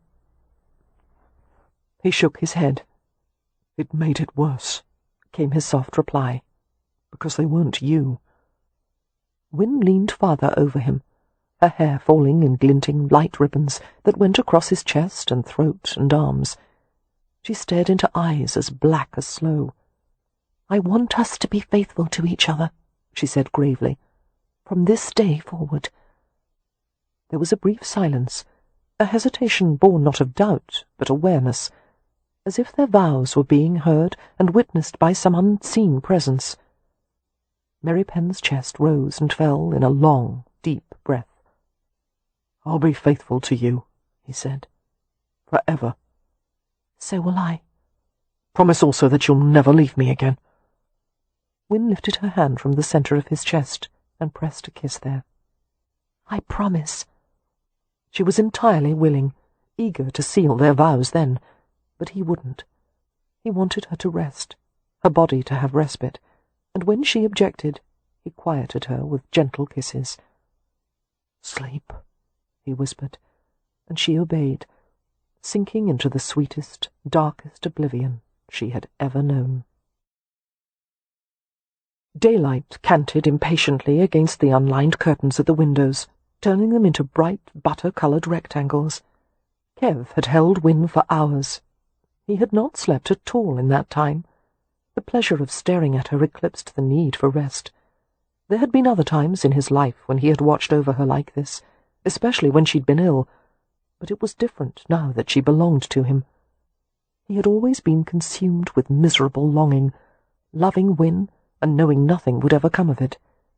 Now, holding her, he felt something unfamiliar, a bloom of euphoric heat. He let himself kiss her, unable to resist following the glinting arc of her eyebrow with his lips. He moved on to the rosy curve of her cheek, the tip of a nose so adorable that it seemed worthy of an entire sonnet. He loved every part of her. It occurred to him that he had not yet kissed the spaces between her toes, an omission that desperately needed to be corrected. Wynne slept with one of her legs hitched over him, her knee tucked between his. Feeling the intimate brush of blonde curls against his hip, he went erect, his flesh alive with a hard, precise throbbing he could feel against the linen sheet that covered him. She stirred, and moved her limbs in a trembling stretch, and her eyes half opened. He sensed her surprise at waking in his arms this way, and the slow dawning of satisfaction as she remembered what had gone before. Her hands crept over him, exploring softly. He was taut everywhere, aroused and unmoving, letting her discover him as she wished. Wynne reconnoitred his body with an innocent abandon that seduced him utterly. Her lips brushed the taut skin of his chest and side. Finding the edge of his lowest rib, she gnawed gently, like a fastidious little cannibal. One of her hands trailed over his thigh and wandered up to his groin. He said her name between fragmented breaths, reaching down to those tormenting fingers, but she swatted his hand away with an audible crack of skin against skin, and that aroused him beyond reason. Wynne cupped the mass of him below, the shifting weights heavy against her palm. She squeezed, gently rolled the roundness, while he set his teeth and endured her touch, as if he were being drawn and quartered. Moving upward, she gripped the shaft lightly. Too lightly. Kev would have begged her to do it harder had he been able to spare the breath. But he could only wait, gasping. Her head bent over him, her golden hair trapping him in a glimmering net. Despite his will to remain still, he couldn't stop the vicious twitch of his cock, the length of it jutting upward. To his shock, he felt her lean down to kiss him, and she continued, working upward along the stiff shaft, while he groaned with pleasure and disbelief. Her beautiful mouth on him. He was dying, losing his sanity. She was too inexperienced to know how to proceed. She didn't take him deep, only licked the tip as he had done to her before. But holy Christ! It was enough for now. Kev let out an anguished groan as he felt a sweet, wet tug and heard the sound of her suckling. Muttering a garbled mixture of Romany and English, he seized her hips and dragged them upward. He buried his face in her, his tongue working voraciously until she writhed like a captured mermaid. Tasting her arousal, he sank his tongue deep again and again. Her legs stiffened as if she were about to come, but he had to be inside her when it happened, had to feel her grip and clench around him. So he toppled her carefully and eased her to her front and pushed a pillow beneath her hips. She moaned and parted her knees wider. Needing no further invitation, he positioned himself, his cock slick with the moisture from her mouth. Reaching beneath her, he found the tiny, swollen bud, and he massaged slowly while he fed his shaft into her, his fingers stroking faster with every hard inch that pushed forward.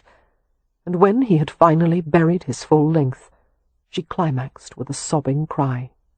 Kev could have found his own release then, but he had to prolong it. If it were possible, he would have gone on forever. He drew one hand along the pale, elegant curve of her back. She arched into the caress, sighing his name. He lay over her, changing the angle between them, still cupping her sex as he thrust. She shuddered as a few more spasms were teased out, passion splotches rising on her shoulders and back. He put his mouth to the patches of colour, kissing every blushing place as he rocked slowly, working deeper in her, tighter, until he finally went still and came with violent spurts. Rolling off her, Kev gathered Wynne against his ribs and struggled to catch his breath. His heartbeat hammered in his ears for some minutes, which was why he was slow to notice a knock at the door. Wynne reached up to his cheeks and guided his face to hers. Her eyes were round. "Someone's here," she said. Chapter 19. Cursing beneath his breath, Kev dragged on his trousers and shirt and went barefoot to the door. Opening it, he saw Cam Rowan standing there nonchalantly, a valise in one hand and a covered basket in the other. "Hello." Cam's hazel eyes danced with mischief. "I've brought you a few things." "How did you find us?" Kev asked without heat. "I knew you hadn't gone far. None of your clothes were missing, nor any bags or trunks. And since the front gatehouse was too obvious, this was the next place I thought of. Aren't you going to invite me in?" "No," Kev said shortly, and Cam grinned. "If our positions were reversed, Frall, I suppose I'd be just as inhospitable. There's food in the basket and clothes for both of you in the valise." "Thank you." Kev took the items and set them just inside the door. Straightening, he looked at his brother, searching for any sign of censure. There was none. "Ouviez-le ici?" Cam asked. It was an old Romany phrase meaning, "Is all well here?" but it was literally translated as, "Is there heart here?" which seemed rather appropriate. "Yes," Kev said softly. "There is nothing you need." "For the first time in my life," Kev admitted, "there is nothing I need." Cam smiled. "Good." Nonchalantly tucking his hands in his coat pockets, he braced a shoulder against the doorframe. "What is the situation at Ramsey House?" Kev asked, half dreading the answer. "There were a few moments of chaos this morning, when it was discovered that you were both gone." A diplomatic pause. "Harrow's been insisting that Wynne was taken against her will. At one point he threatened to go to the parish constable. Harrow says if you don't return with Wynne by nightfall, he'll take drastic action." "What would that be?" Kev inquired darkly. "I don't know. but you might give a thought to the rest of us having to stay at Ramsay House with him, while you're out here with his fiancée. She's my fiancée now, and I'll bring her back when I damn well please." "Understood." Cam's lips twitched. "You intend to marry her soon, I hope?" "Not soon," Kev said. "Immediately." "Thank God. Even for the Hathaways, this is all a bit untoward." Cam glanced over Merripen's dishevelled form and smiled. "It's good to see you at ease, finally, Merripen. If it were anyone but you, I'd say you actually looked happy." It was not easy to shed the habit of privacy, but Kev was actually tempted to confide in his brother, things he wasn't even certain he had words for, such as the discovery that the love of a woman could make the entire world seem new, or his wonder that Win, who had always seemed so fragile and in need of protection, had emerged as an even stronger presence than he. "Rowan," he asked quietly, to keep Win from overhearing, "I have a question." "Yes?" "Do you conduct your marriage the way of the Gaji or the Rome?" "Mostly the way of the Gaji," Rowan said without hesitation. "It wouldn't work otherwise. Amelia is hardly the kind of woman who could be treated as a subordinate. But as a Roma, I will always reserve the right to protect and look after her as I see fit." He smiled slightly. "You will find a middle way, just as we have." Kev scrubbed his hand through his hair and asked guardedly, "Are the Hathaways angry about what I've done?" "You mean carrying Win off?" "Yes. The only complaint I heard was that you took far too long. Do any of them know where we are?" "Not that I'm aware of." Cam's smile turned wry. "I can buy you a few more hours, Frau, but have her back by nightfall, if for no other reason than to shut Harrow up." He frowned slightly. "He's an odd one, that Gajo." Kev gave him an alert glance. "Why do you say that?" Cam shrugged. "Most men in his position would have done something, anything, by now. Destroy some furniture, go for someone's throat. By this time I would have turned all of Hampshire upside down to find my woman. But Harrow only talks, and talks." "About what?" "He's said quite a lot about what his rights are, what he's entitled to, his sense of betrayal. But so far it hasn't occurred to him to express any concern about Win's welfare, or consider what she wants. Overall, he acts like a child whose toy has been taken from him and wants it to be given back." Cam grimaced. "Damned embarrassing, even for a Gajo." He raised his voice and called to the unseen Win. "I'm leaving now. Good day, little sister." "And to you, Mr. Rowan," her cheerful voice floated back. They unpacked a feast from the basket: cold roast fowl, a variety of salads, fruit, and thick slices of seed cake. After devouring the lot, they sat before the hearth on a quilt. Dressed only in Kev's shirt, Win sat between his thighs while he brushed the tangles from her hair. He ran his fingers repeatedly through the length of silk, which gleamed like moonlight in his hands. "Shall we go for a walk, now that I have my clothes?" Win asked. "If you like." Kev held her hair aside and kissed the nape of her neck. "And afterward, back to bed." She shivered and made a sound of amusement. "I've never known you to spend so much time abed." "Until now I've never had a good reason." Setting the brush aside, he pulled her into his lap and cradled her. He kissed her lazily. She pushed upward with increasing demand, making him smile and pull back. "Easy," he said, stroking her jaw. "We're not going to start that again." "But you just said you wanted to go back to bed." "I meant to rest." "We aren't going to make love any more." "Not today," he said gently. "You've had enough." He brushed his thumb over her kiss-swollen lips. "If I made love to you again, you wouldn't be able to walk tomorrow." But as he was discovering, any challenge to Win's physical stamina was met with immediate resistance. "I'm quite well," she said stubbornly, sitting up in his lap. She spread kisses over his face and throat, everywhere she could reach. "Once more before we go back. I need you, Kev. I need—" He quieted her with his mouth, and received such an ardently impatient response that he couldn't help chuckling against her lips. She drew back and demanded, Are you laughing at me? No, no. It's only... You're adorable. You please me so much. My eager little gadgie. He kissed her again, trying to calm her, but she was insistent, stripping off his shirt, pulling his hands to her naked body. "Why are you so anxious?" he whispered, lying back on the quilt with her. "No, wait. Win, talk to me." She went still in his arms, her small, frowning face close to his. "I'm afraid to go back," she admitted. "I feel as if something bad will happen. It doesn't seem real that we can truly be together now." "We can't hide here forever," Kev murmured, stroking her hair. "Nothing will happen, love. We've gone too far to turn back. You're mine now, and no one can change that. Are you afraid of Harrow? Is that it?" "Not afraid exactly, but I'm not looking forward to facing him." "Of course not," he said quietly. "I'll help you through it. I'll talk to him first." "I don't think that would be wise," she said uncertainly. "I insist on it. I won't lose my temper, but I'm going to take responsibility for what I've done.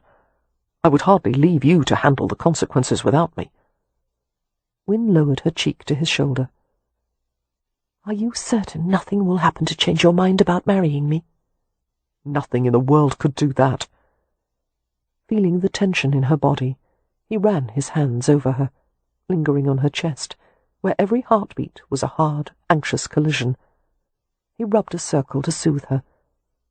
"What can I do to make you feel better?" he asked tenderly.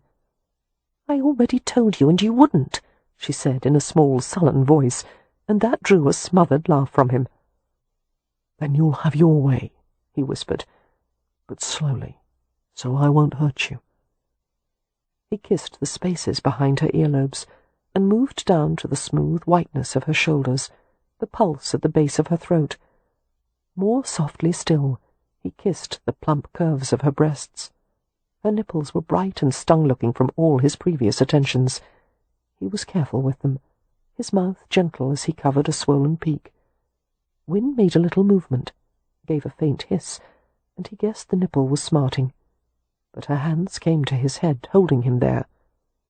He used his tongue to make languid circles, sucking only enough to keep the tender flesh inside the clamp of his lips. He spent a long time at her breasts, keeping his mouth soft, until she moaned and stirred her hips, needing more than the faint, feathery stimulation. Dragging his lips down between her thighs, Kev rooted in the hot silk of her, finding the delicate, blunt point of her clitoris, using the velvet flat of his tongue to paint and caress. She clutched his head more tightly and sobbed his name, the throaty sound exciting him. When the responsive movements of her hips took on a regular rhythm, he pulled his mouth from her and pushed her knees wide and apart. It took an eternity to ease into the lush, clenching flesh. Fully seated, he wrapped his arms around her, securing her against his body. She wriggled, urging him to thrust, but he held still and fast and pressed his mouth to her ear and whispered that he would make her come just like this. He would stay hard inside her as long as it took. Her ear turned scarlet, and she tightened and throbbed around him. "Please move," she whispered, and he gently said no. "Please move, please." No. But after a while, he began to flex his hips in a subtle rhythm. She whimpered and trembled as he drove her, nudging deeper, relentless in his restraint. The climax broke over her finally, tearing low cries from her lips, bringing wild shudders to the surface. Kev was quiet, experiencing a release so acute and paralyzing that it robbed him of all sound. Her slender body pulled at him, milked him, enclosed him in delicate heat.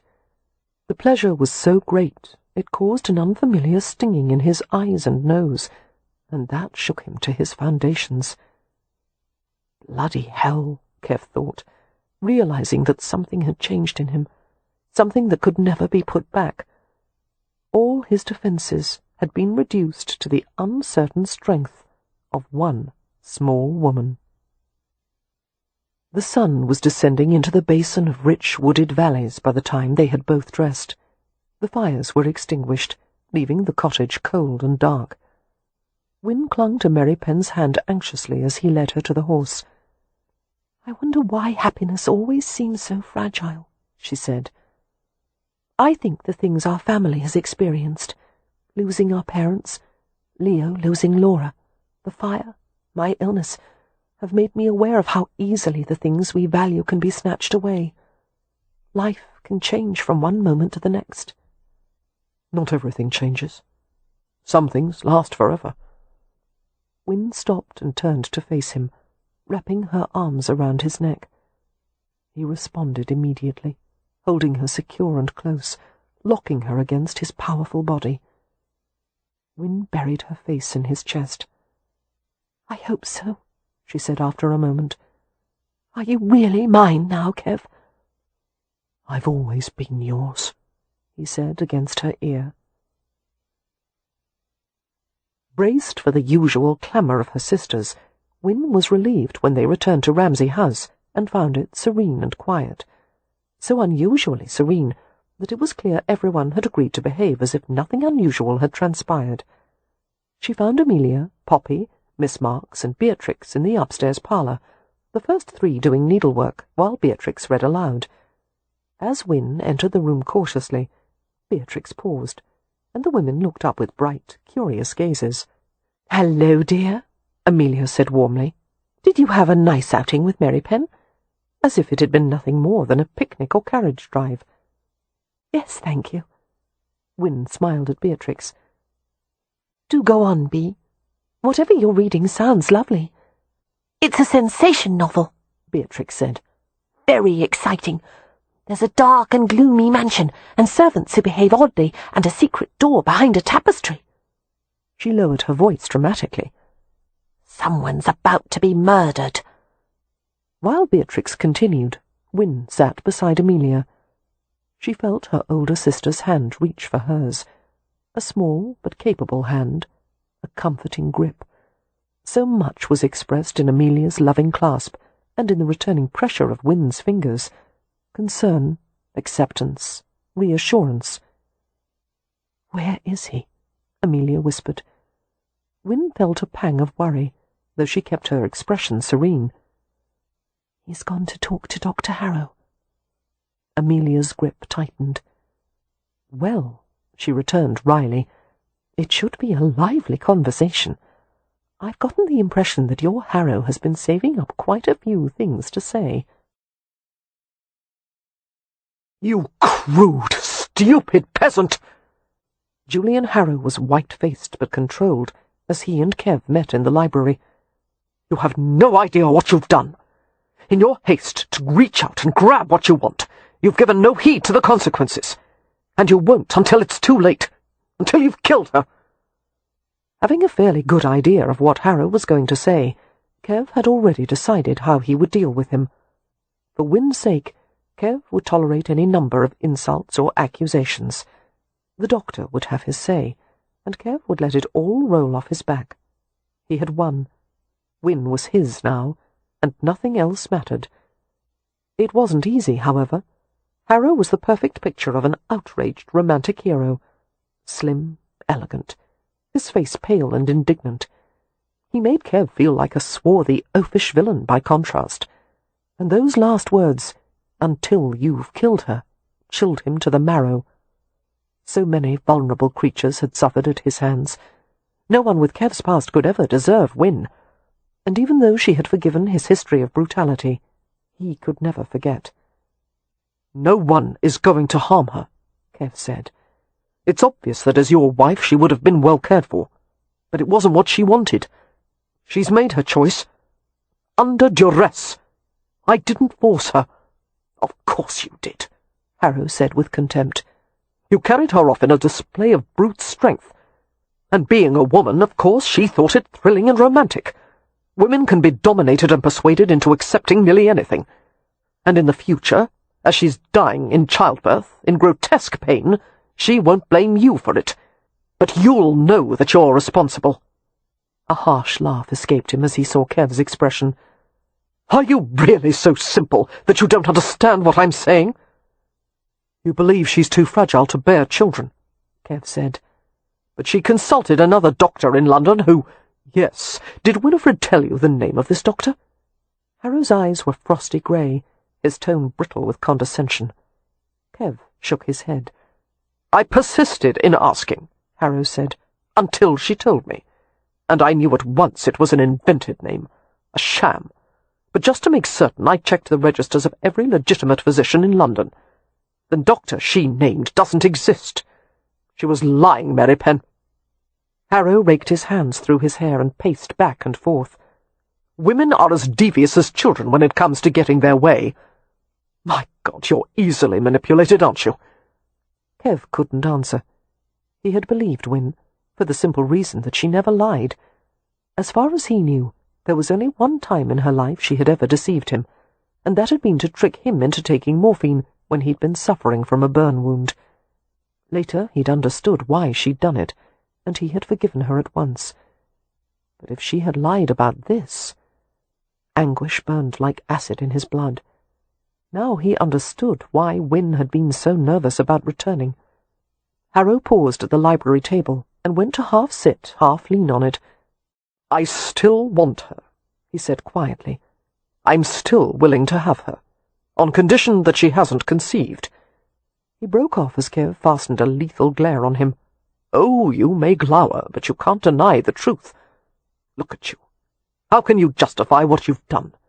You're a filthy gypsy, attracted to pretty baubles like the rest of your ilk.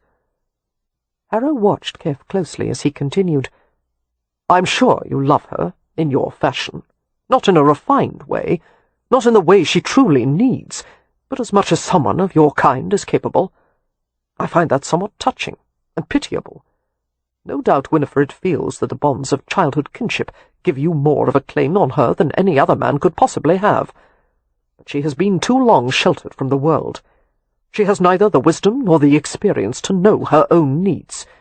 If she does marry you, it will only be a matter of time before she tires of you, and wants more than you could ever offer. Go find a sturdy peasant girl, Merripen. Better yet, a gypsy woman who would be happy with the simple life you could give her. You want a nightingale, when you would be so much better served with a nice, robust pigeon. Do the right thing, Merripen. Give her to me. It's not too late. She'll be safe with me. Kev could barely hear his own rasping voice, his pulse hammering with confusion and despair and fury.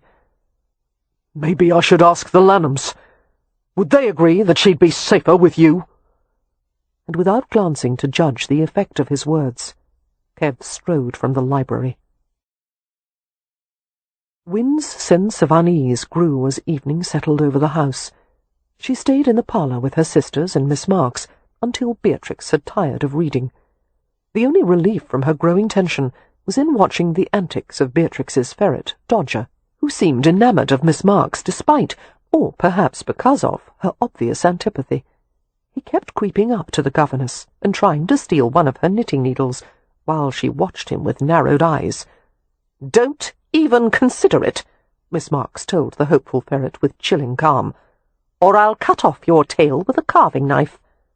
Beatrix grinned. "I thought that only happened to blind mice, Miss Marks." "It works on any offending rodent," Miss Marks returned darkly. "Ferrets are not rodents, actually," Beatrix said. "They're classified as Mustelidae, weasels, so one might say the ferret is a distant cousin of the mouse." "It's not a family I'd care to become closely acquainted with," Poppy said. Dodger draped himself across the arm of the settee and pinned a love-struck gaze on Miss Marks, who ignored him. Wynne smiled and stretched. "I'm fatigued. I'll bid everyone good night now." "I'm fatigued as well," Amelia said, covering a deep yawn. "Perhaps we should all retire," Miss Marks suggested, deftly packing away her knitting in a little basket. They all went to their rooms, while Wynne's nerves bristled in the ominous silence of the hallway. Where was Merripen? What had been said between him and Julian? A lamp burned low in her room, its glow pushing feebly against the encroaching shadows. She blinked as she saw a motionless form in the corner. Merripen, occupying a chair. "Oh!" she breathed in surprise. His gaze tracked her as she came closer to him. "Kev?" she asked hesitantly, while a chill slithered down her spine. The talk had not gone well. Something was wrong. "What is it?" she asked huskily.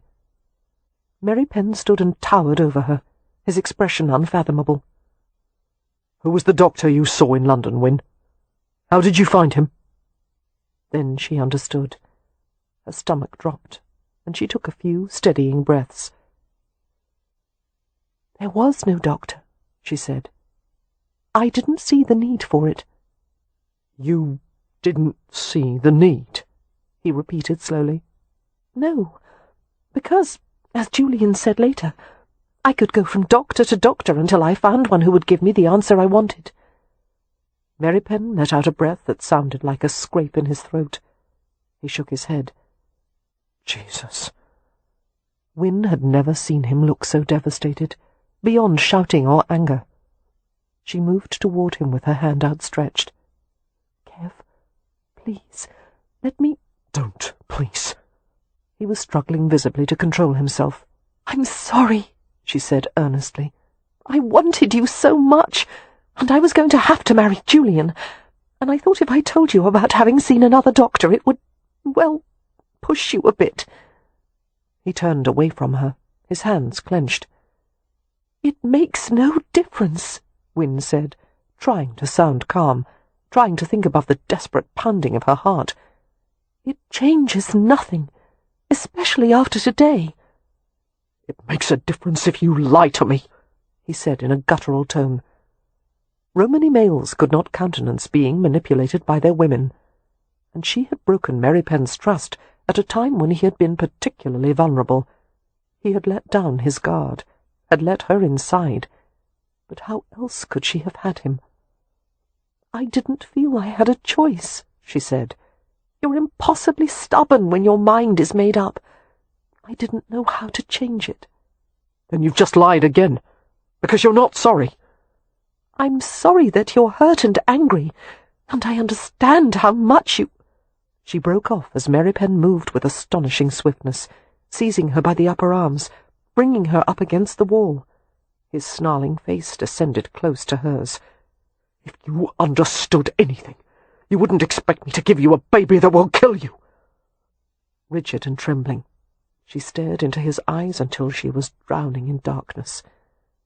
She gulped a deep breath before managing to say stubbornly, "I'll see as many doctors as you like. We'll gather a full variety of opinions, and you can calculate the odds. But no one can predict of a certainty what will happen, and none of it will change how I intend to spend the rest of my life. I will live it on my terms, and you can have all of me or nothing. I won't be an invalid any longer, not even if it means losing you." "I don't take ultimatums," he said, giving her a little shake. "Least of all from a woman." Win's eyes went blurry, and she damned the rising tears. She wondered in furious despair why fate seemed determined to withhold from her the ordinary life that other people took for granted. "You arrogant Roma," she said hoarsely. "It's not your choice, it's mine. My body, my risk. And it may already be too late. I may have already conceived." "No!" He gripped her head and pressed his forehead to hers, his breath striking her lips in bursts of heat. "I can't do this," he said raggedly. "I won't be forced into hurting you." "Just love me." Win wasn't aware that she was crying until she felt his mouth on her face, his throat vibrating with low growls as he licked at her tears. He kissed her desperately, savaging her mouth with a wildness that made her quiver from head to toe. As he crushed his body against hers, she felt the prodding of his arousal, even through the bunched layers of their clothes. It sent a shock of response through all her veins, and she felt her intimate flesh prickling, turning wet. She wanted him inside her, to pull him deep and close, to pleasure him until his ferocity was soothed. She reached down to the stiff length of him, kneading and gripping until he moaned into her mouth. She pulled her lips free long enough to gasp, "Take me to bed, Kev! Take me!" But he shoved away from her with a vicious curse. "Kev!" A scalding glance, and he left the room, the door trembling on its hinges from the abrupt slam. Chapter 20. The early morning air was fresh and heavy with the promise of rain, a cool breeze sweeping through the half-open window of Cam and Amelia's room. Cam awakened slowly, as he felt his wife's voluptuous body snuggling close to his. She always slept in a nightgown made of modest white cambric, with infinite numbers of tucks and tiny ruffles. It never failed to stir him, knowing what splendid curves were concealed beneath the demure garment. The nightgown had ridden up to her knees during the night. One of her bare legs was hooked over his, her knee resting near his groin. The slight roundness of her stomach pressed against his side. Pregnancy had made her feminine form more ample and delicious. There was a glow about her these days, a burgeoning vulnerability that filled him with an overwhelming urge to protect her. And knowing that the changes in her were caused by his seed, a part of him growing inside her, that was undeniably arousing. He wouldn't have expected to be this enthralled by Amelia's condition.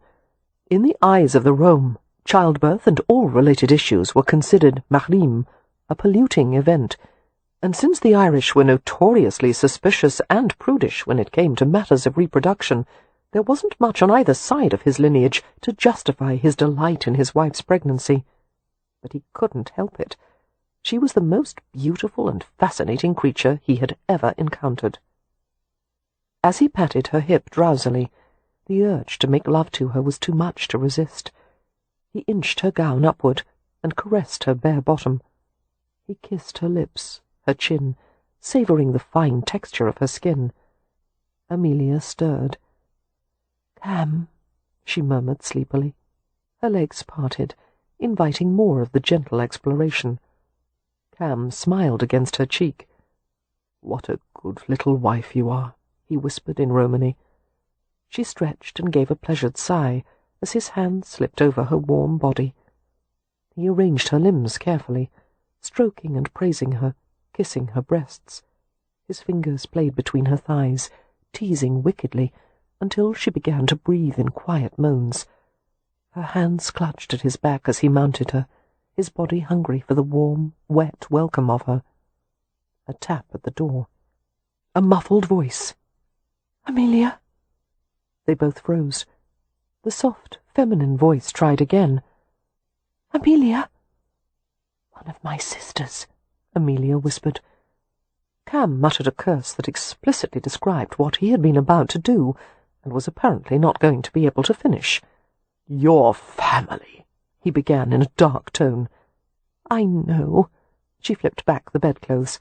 "I'm sorry, She broke off as she saw the extent of his arousal and said weakly, "Oh dear." Although he was usually tolerant when it came to the Hathaways' multitude of quirks and issues, Cam was currently in no mood to be understanding. "Get rid of whoever it is," he said, "and come back here." "Yes, I'll try." She pulled a dressing robe over her nightgown and hastily fastened the top 3 buttons. As she hurried into the adjoining sitting room, the thin white dressing robe flapped behind her like the mainsail of a schooner. Cam remained on his side, listening intently. There was the sound of the door to the hallway opening, and someone coming into the little sitting room. There was also the calm lilt of Amelia's questioning voice, and the anxious response of one of her sisters.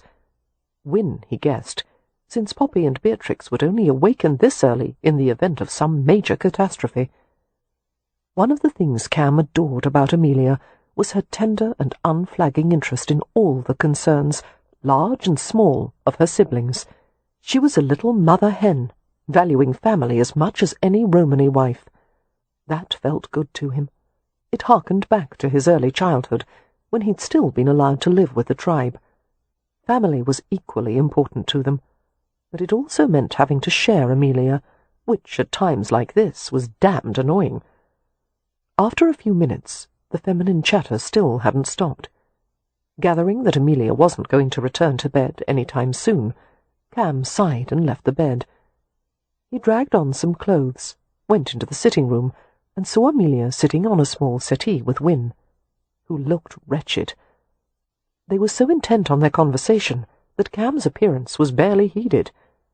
Sitting in a nearby chair, Cam listened until he comprehended that Win had lied to Merripen about having seen a doctor, that Merripen had been furious, and that the relationship between the two was in a shambles.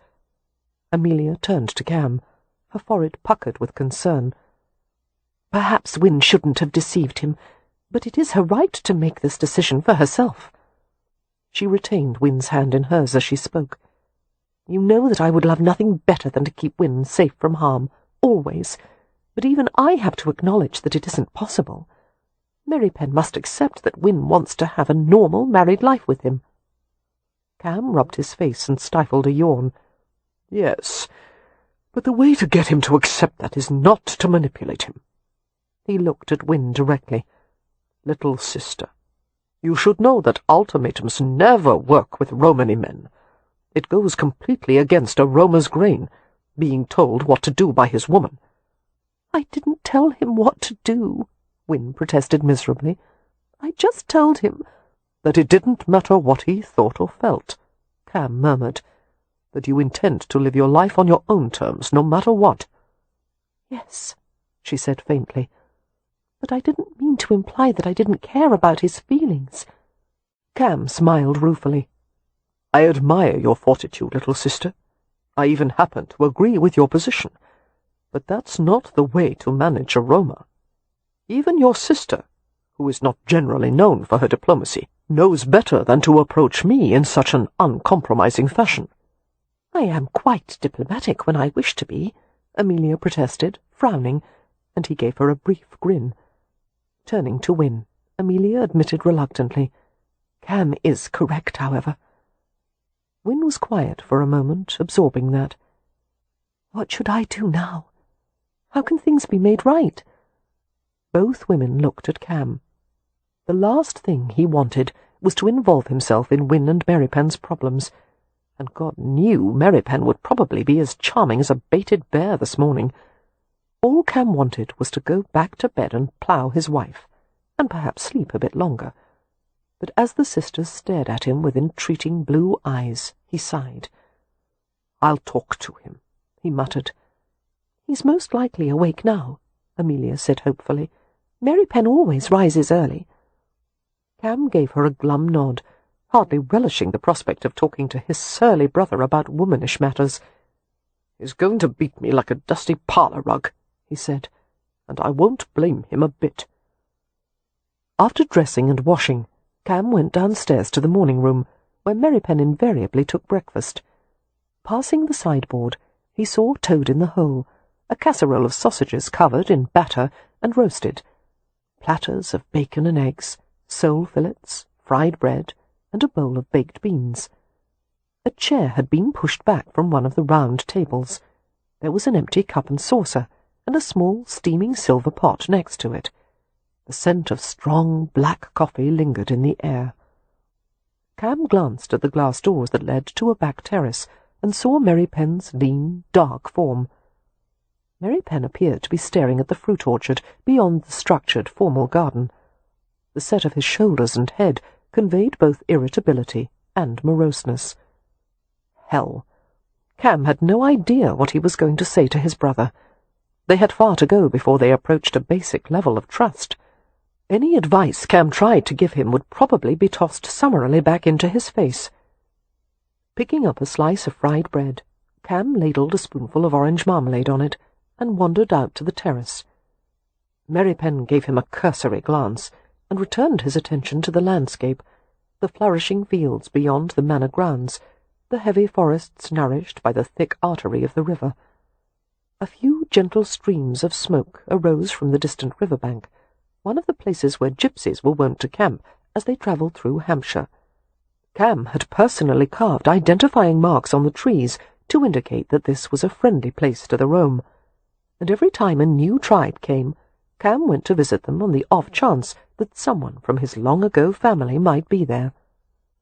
"Another compagna passing through," he remarked casually, joining Merripen at the balcony. "Why don't you come with me to visit them this morning?" Merripen's tone was distant and unfriendly. "The workmen are casting new plasterwork mouldings for the east wing, and after the way they fouled it up last time, I have to be there." "Last time the screeds they nailed up weren't properly aligned," Cam said. "I know that," Merripen snapped. "Fine." Feeling sleepy and annoyed, Cam rubbed his face. "Look, I have no desire to stick my nose in your affairs, but then don't. It's not going to hurt you to hear an outside perspective. I don't give a damn about your perspective." "If you weren't so bloody self-absorbed," Cam said acidly, "it might occur to you that you're not the only one who's got something to worry about. Do you think I haven't given a thought to what might happen to Amelia now that she's conceived?" "Nothing will happen to Amelia," Merripen said dismissively. Cam scowled. "Everyone in this family chooses to think of Amelia as indestructible. Amelia herself thinks it, but she's subject to all the usual problems and frailties of any other woman in her condition. The truth is that it's always a risk." Merripen's dark eyes simmered with hostility. "More so for Win. Probably. But if she wants to assume that risk, it's her decision. That's where we differ, Rowan. Because you don't take risks on anyone, do you? It's too bad you've fallen in love with a woman who won't be kept on a shelf, Frau." "If you call me that again," Merripen growled, "I'll take your bloody head off." "Go ahead and try." Merripen would probably have launched at him then, if not for the glass doors opening and another figure stepping out on the terrace. Glancing in the direction of the intruder, Cam groaned inwardly. It was Harrow, looking controlled and capable. He approached Cam and ignored Merripen. "Good morning, Rowan. I've just come to tell you that I will be leaving Hampshire later in the day. If I can't persuade Miss Hathaway to come to her senses, that is." "Of course," Cam said, schooling his expression into pleasant blankness. "Please let me know if there's anything we can do to facilitate your departure." "I only want what is best for her," the doctor murmured, still not looking at Merripen. "I will continue to believe that going to France with me is the wisest choice for all concerned, but it is Miss Hathaway's decision." He paused, his grey eyes sombre. "I hope you will exert any influence you have to make certain all parties concerned understand what is at stake. I think we all have a reasonably good grasp of the situation," Cam said, with a gentleness that masked the sting of sarcasm. Harrow stared at him suspiciously and gave a short nod. "I'll leave the two of you to your discussion, then." He placed a subtle, sceptical emphasis on the word discussion, as if he was aware that they'd been on the verge of an outright brawl. He left the terrace, closing the glass door behind him. "I hate that bastard," Merripen said beneath his breath. "He's not my favourite either," Cam admitted. Wearily he gripped the back of his own neck, trying to ease the stiffness of the pinching muscles. "I'm going down to the Romany campsite, and if you don't mind, I'll take a cup of that evil brew you drink. I despise the stuff, but I need something to help me stay awake." "Have whatever's left in the pot," Merripen muttered. "I'm more awake than I care to be."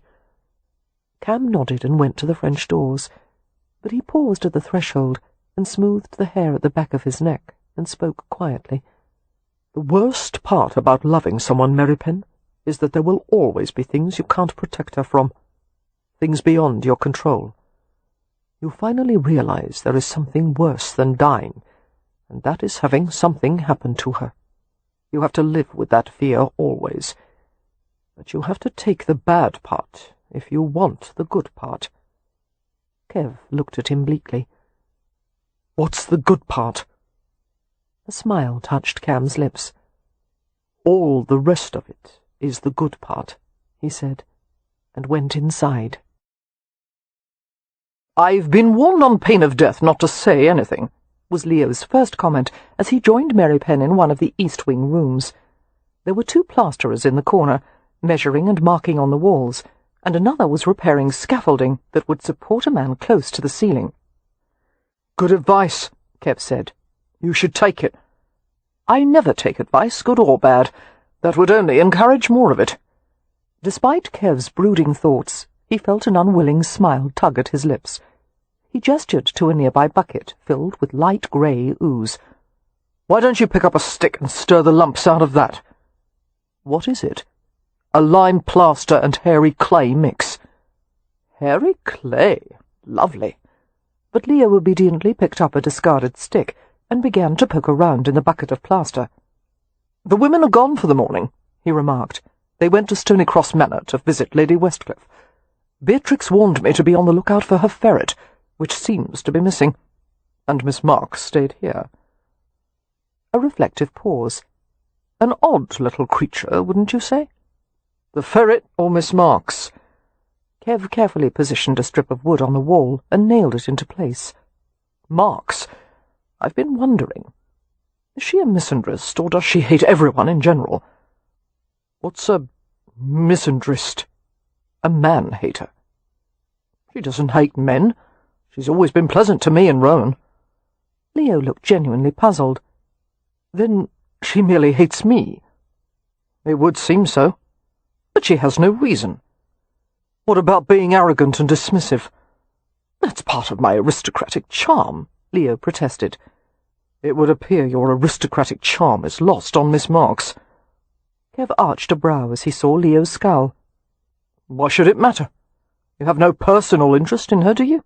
Of course not, Leo said indignantly. I'd sooner climb into bed with Bee's pet hedgehog. Imagine those pointy little elbows and knees, all those sharp angles. A man could do fatal harm to himself, tangling with Marks. He stirred the plaster with new vigour, evidently preoccupied with the myriad of dangers embedding the governess. A bit too preoccupied, Kev thought. It was a shame, Cam mused as he walked through a green meadow with his hands tucked in his pockets, that being part of a close-knit family meant one could never enjoy his own good fortune when someone else was having problems. There was much for Cam to take pleasure in at the moment. The benediction of sunshine on the spring-roughened landscape, and all the waking, droning, vibrant activity of plants pushing from the damp earth. The promising tang of smoke from a Romany campfire floated on a breeze. Perhaps today he might finally find someone from his old tribe. On a day like this, anything seemed possible. He had a beautiful wife who was carrying his child. He loved her more than life, and he had so much to lose. But Cam wouldn't let fear cripple him, or prevent him from loving Amelia with all his soul. Fear. He slowed his pace, perplexed by the sudden, rapid escalation of his heartbeat, as if he'd been running for miles without stopping. Glancing across the field, he saw that the grass was unnaturally green. The thump of his heart became painful, as if someone were kicking him repeatedly. Bewildered, Cam tensed like a man held at knife-point, putting a hand to his chest. Jesus, the sun was bright, boring through his eyes until they watered. He blotted the moisture with his sleeve, and was abruptly surprised to find himself on the ground, on his knees. He waited for the pain to subside, for his heart to slow as it surely must, but it only got worse. He struggled to breathe, tried to stand. His body would not obey. A slow, boneless collapse, the green grass stabbing harshly into his cheek.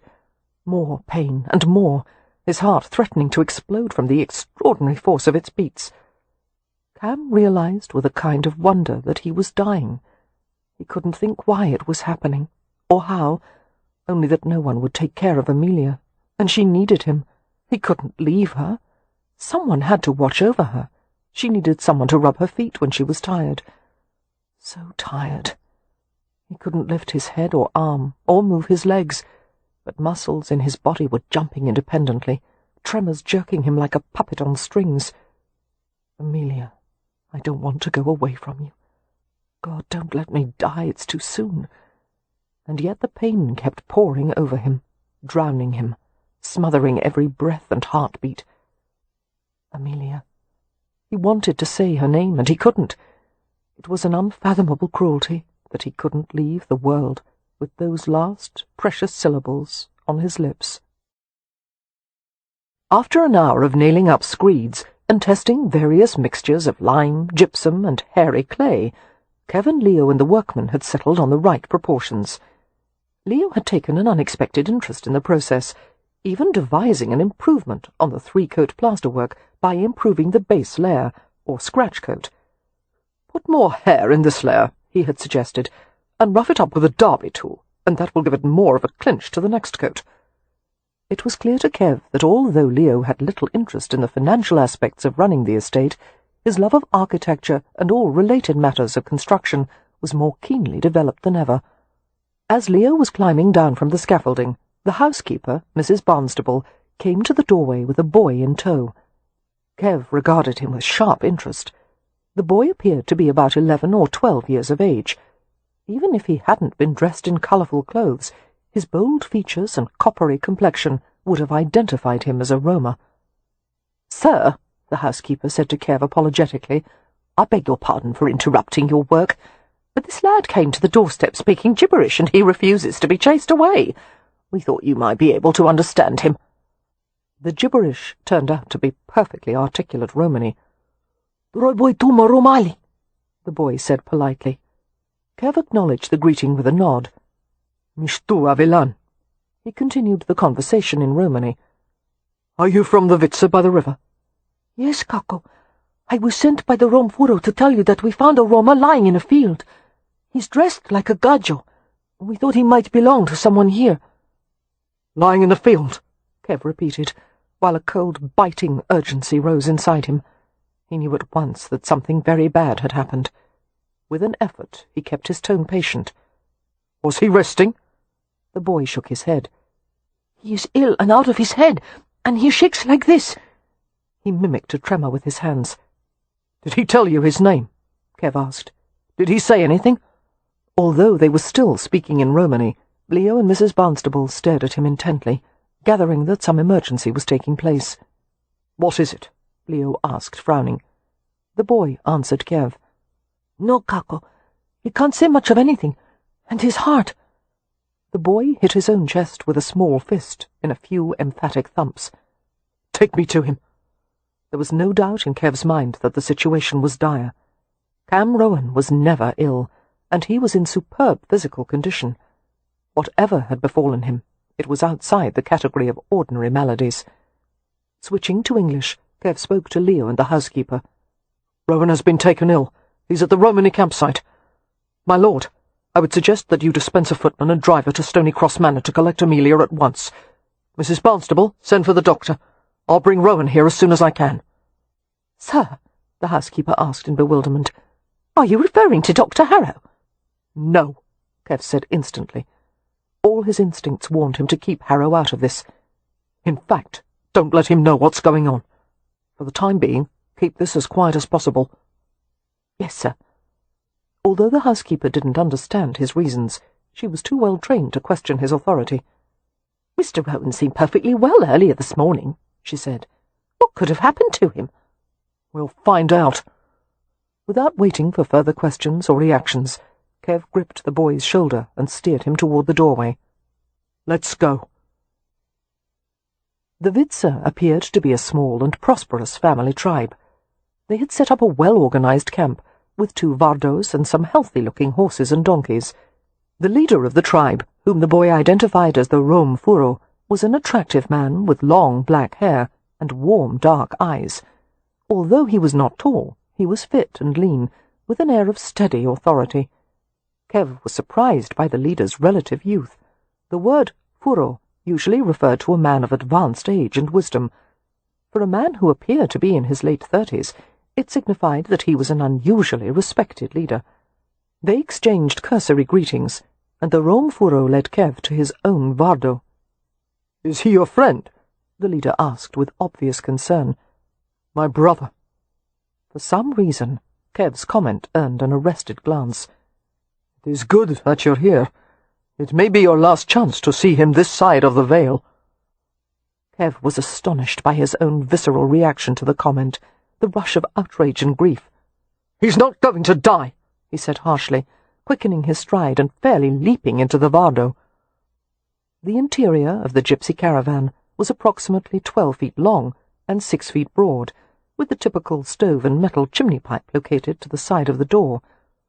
A pair of transverse berths was located at the other end of the Vardo, one upper and one lower.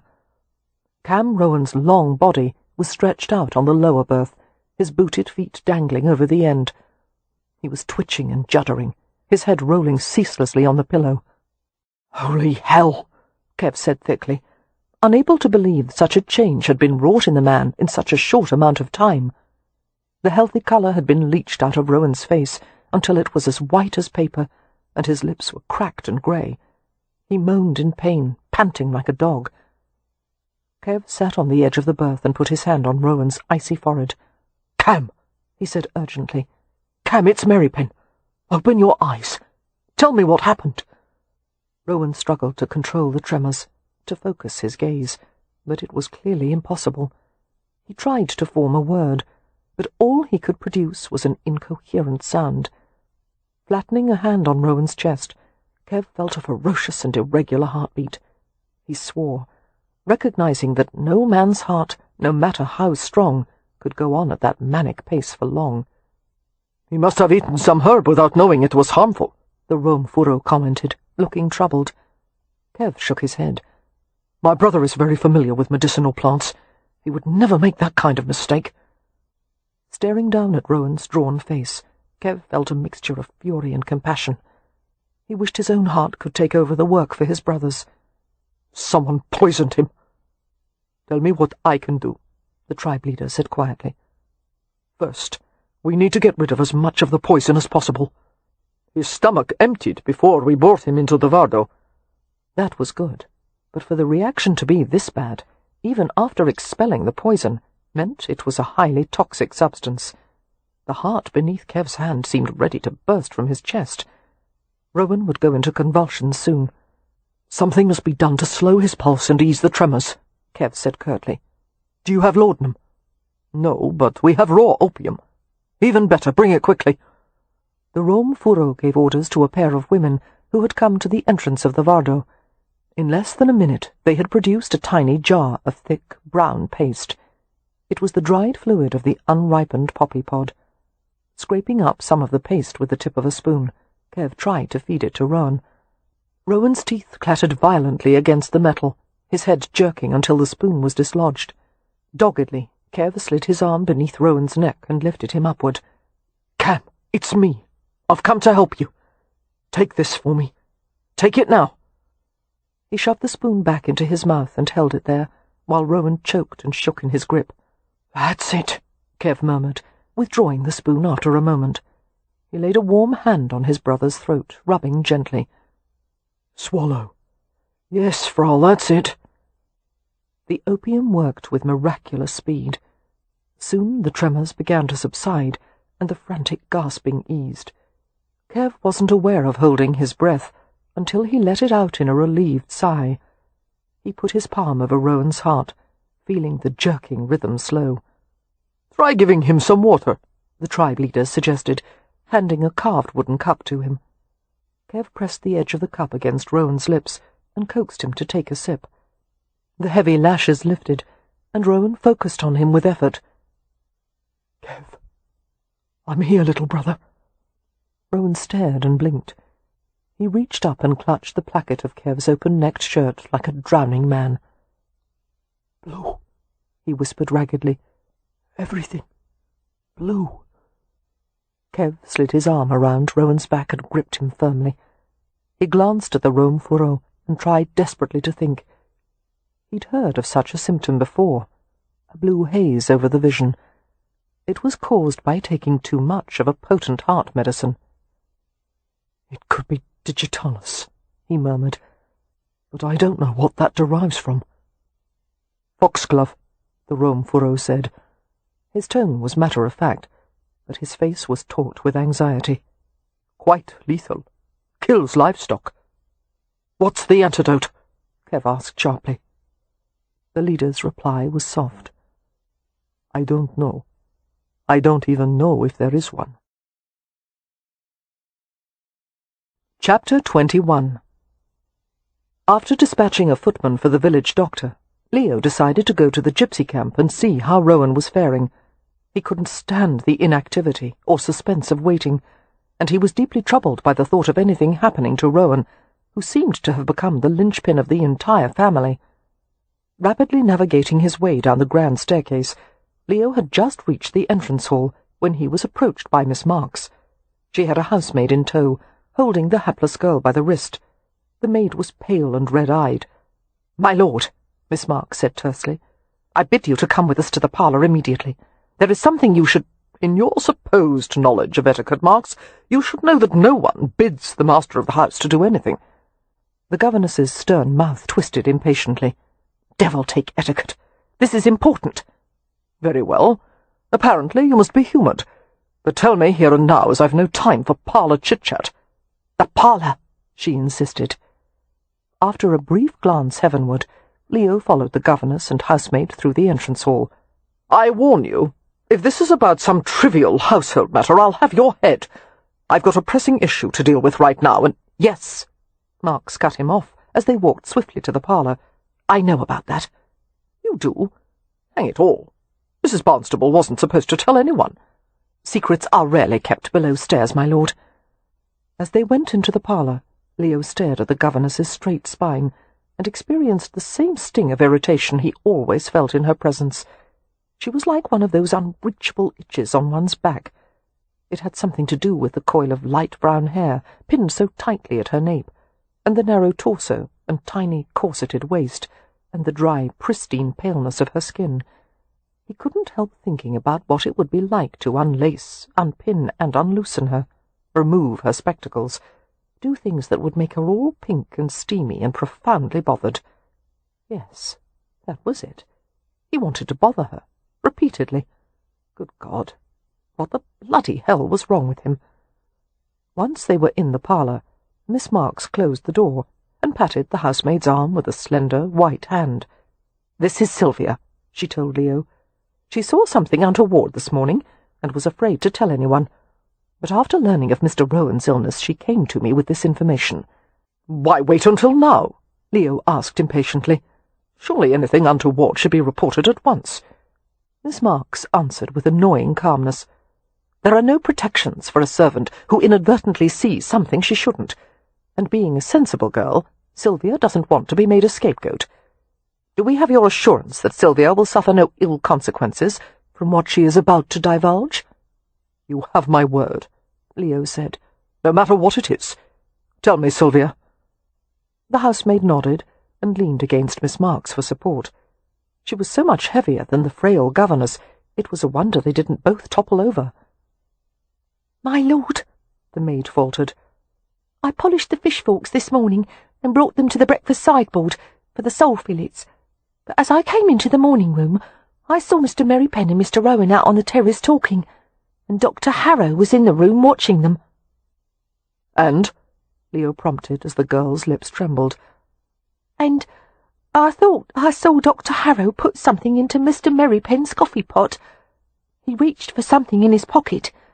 It looked like one of those queer little glass tubes at the apothecary's, but it was so fast I couldn't be sure what he'd done. And then he turned around and looked at me as I came into the room. I pretended not to see anything, my lord. I didn't want to make trouble." "We think that perhaps Mr. Rowan drank the adulterated beverage," the governess said. Leo shook his head. "Mr. Rowan doesn't take coffee. Isn't it possible that he might have made an exception this morning?" The edge of sarcasm in her voice was unbearably annoying. "It's possible, but it wouldn't be in character." Leo let out a harsh sigh. "Damn it all! I'll try to find out what, if anything, Harrow did. Thank you, Sylvia." "Yes, my lord." The housemaid looked relieved. As Leo strode from the room, he was exasperated to discover that Miss Marks was at his heels. "Do not come with me, Marks." "You need me." "Go somewhere and knit something. Conjugate a verb. Whatever it is governesses do." "I would," she said acerbically, "had I any confidence in your ability to handle the situation. But from what I have seen of your skills, I highly doubt you'll accomplish anything without my help." Leo wondered if other governesses dared to talk to the master this way. He didn't think so. Why the devil couldn't his sisters have chosen a quiet, pleasant woman instead of this little wasp? I have skills you'll never be fortunate enough to see or experience, Marks. She made a scornful humph and continued to follow him. Reaching Harrow's room, Leo gave a perfunctory knock and went inside. The wardrobe was empty, and there was an open trunk by the bed. "Do excuse the intrusion, Harrow," Leo said, with only the shallowest pretence of politeness, "but a situation has arisen." "Oh?" The doctor looked remarkably incurious. "Someone has been taken ill. That is unfortunate. I wish I could be of assistance, but if I am to reach London before midnight, I must leave shortly. You'll have to find another doctor." "Surely you have an ethical obligation to help someone who needs it," Miss Marks said incredulously. "What about the oath of Hippocrates?"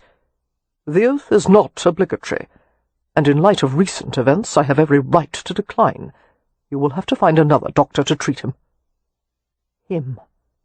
Leo didn't have to look at Miss Marks to know that she, too, had caught the slip. He decided to keep Harrow talking. "Merripen won my sister fairly, old fellow, and what brought them together was set in motion long before you entered the scene. It's not sporting to blame them." "I do not blame them," Harrow said curtly. "I blame you." "Me?"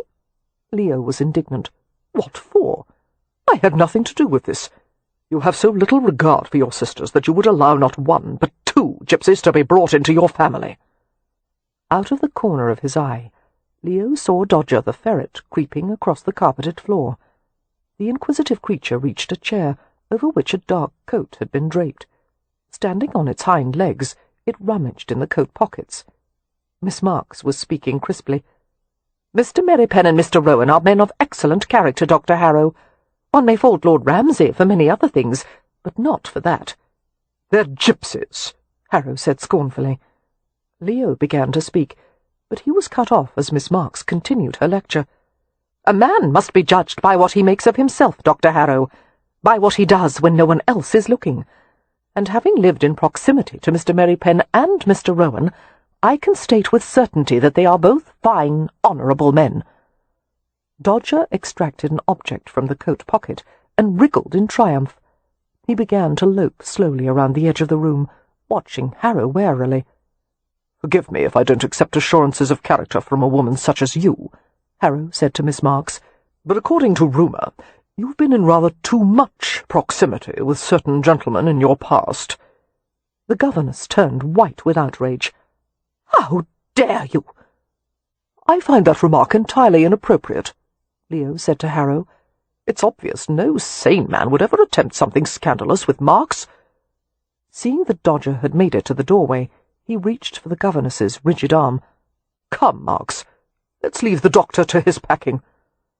At the same moment, Harrow caught sight of the ferret, who was carrying a slim glass vial in its mouth. Harrow's eyes bulged, and he went pale. "Give that to me!" he cried, and launched toward the ferret. "That's mine!" Leo leaped on the doctor and brought him to the floor.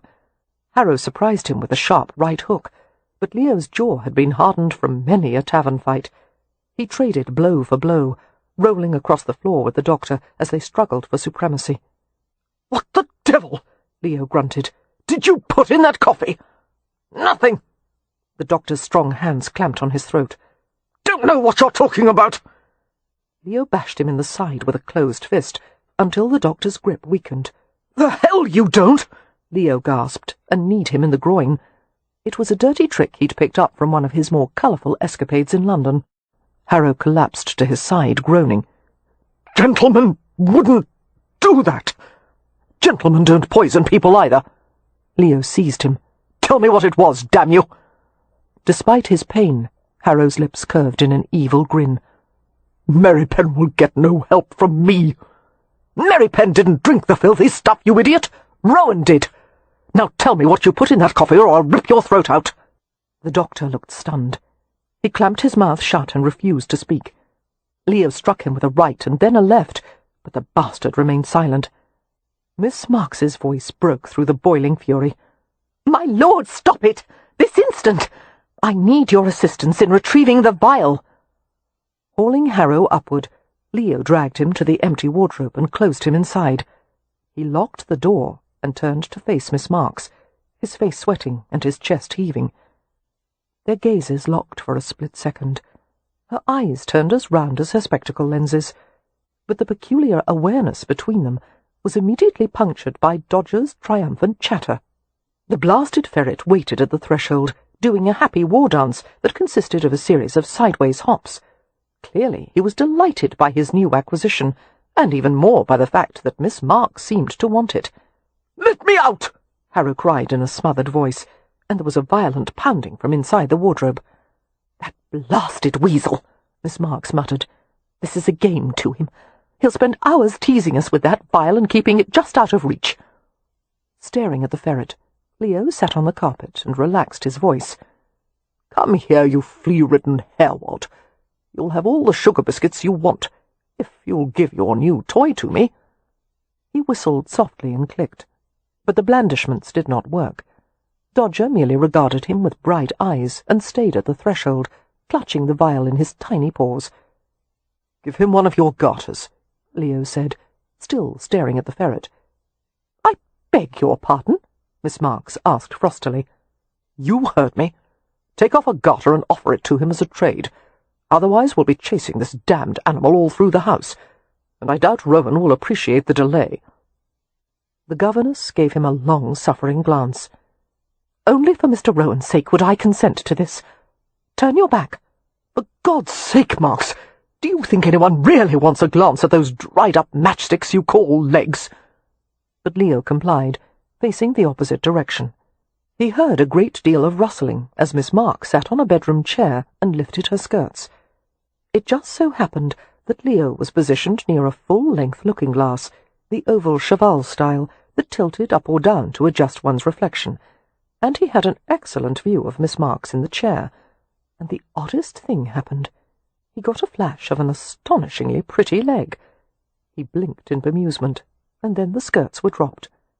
"Here," Miss Marks said gruffly, and tossed it in Leo's direction. Turning, he managed to catch it in mid-air. Dodger surveyed them both with beady-eyed interest. Leo twirled the garter enticingly on his finger. "Have a look, Dodger. Blue silk with lace trim. Do all governesses anchor their stockings in such a delightful fashion? Perhaps those rumours about your unseemly past are true, Marks." "I'll thank you to keep a civil tongue in your head, my lord." Dodger's little head bobbed as it followed every movement of the garter. Fitting the vial in his mouth, the ferret carried it like a miniature dog, loping up to Leo with maddening slowness. "This is a trade, old fellow," Leo told him. "You can't have something for nothing." Carefully, Dodger set down the vial and reached for the garter. Leo simultaneously gave him the frilly circlet and snatched the vial. It was half filled with a fine, dull green powder. He stared down at it intently, rolling it in his fingers. Miss Marks was at his side in an instant, crouching on her hands and knees. "Is it labelled?" she asked breathlessly. "No, damn it all!" Leo was gripped with volcanic fury. "Let me have it," Miss Marks said, prying the vial from him. Leo jumped to his feet immediately, hurling himself at the wardrobe. He slammed it with both his fists. "Damn you, Harrow! What is it? What is the stuff? Tell me, or you'll stay in there until you rot!" There was nothing but silence from the wardrobe. "By God, I'm going to—" Leo began, but Miss Marks interrupted. "It's digitalin powder." Leo threw her a distracted glance. She had opened the vial and was sniffing it cautiously. "How do you know?" "My grandmother used to take it for her heart. The scent is like tea, and the colour is unmistakable." "What's the antidote?" "I have no idea," Miss Marks said, looking more distressed by the moment. "But it's a powerful substance. A large dose could very well stop a man's heart." Leo turned back to the wardrobe. "Harrow," he bit out, "if you want to live, you'll tell me the antidote now." "Let me out first," came the muffled reply. "No negotiating. Tell me what counteracts the poison, damn you!" "Never." "Leo!" A new voice entered the fray. He turned swiftly to see Amelia, Wynne, and Beatrix at the threshold. They were staring at him as if he'd gone mad. Amelia spoke with admirable composure. "I have 2 questions, Leo. Why did you send for me? And why are you having an argument with the wardrobe?" "Harrow's in there," he told her. Her expression changed. "Why?" "I'm trying to make him tell me how to counteract an overdose of digitalin powder." He glared vengefully at the wardrobe. "And I'll kill him if he doesn't!" "Who's taken an overdose?" Amelia demanded, her face draining of colour. "Is someone ill? Who is it?" "It was meant for Merripen," Leo said in a low voice, reaching out to steady her before he continued. "But Cam took it by mistake." A strangled cry escaped her. "Oh, God, where is he?" "The Gypsy campsite. Merripen's with him." Tears sprang to Amelia's eyes. "I must go to him." "You won't do him any good without the antidote." Wynne brushed by them, striding to the bedside table. Moving with swift deliberation, she picked up an oil lamp and a tin matchbox and brought them to the wardrobe. "What are you doing?" Leo demanded, wondering if she had lost her wits entirely. "He doesn't need a lamp, Wynne." Ignoring him, Wynne removed the glass fount and tossed it to the bed. She did the same with a brass wick burner, exposing the oil reservoir. Without hesitation, she poured the lamp oil over the front of the wardrobe.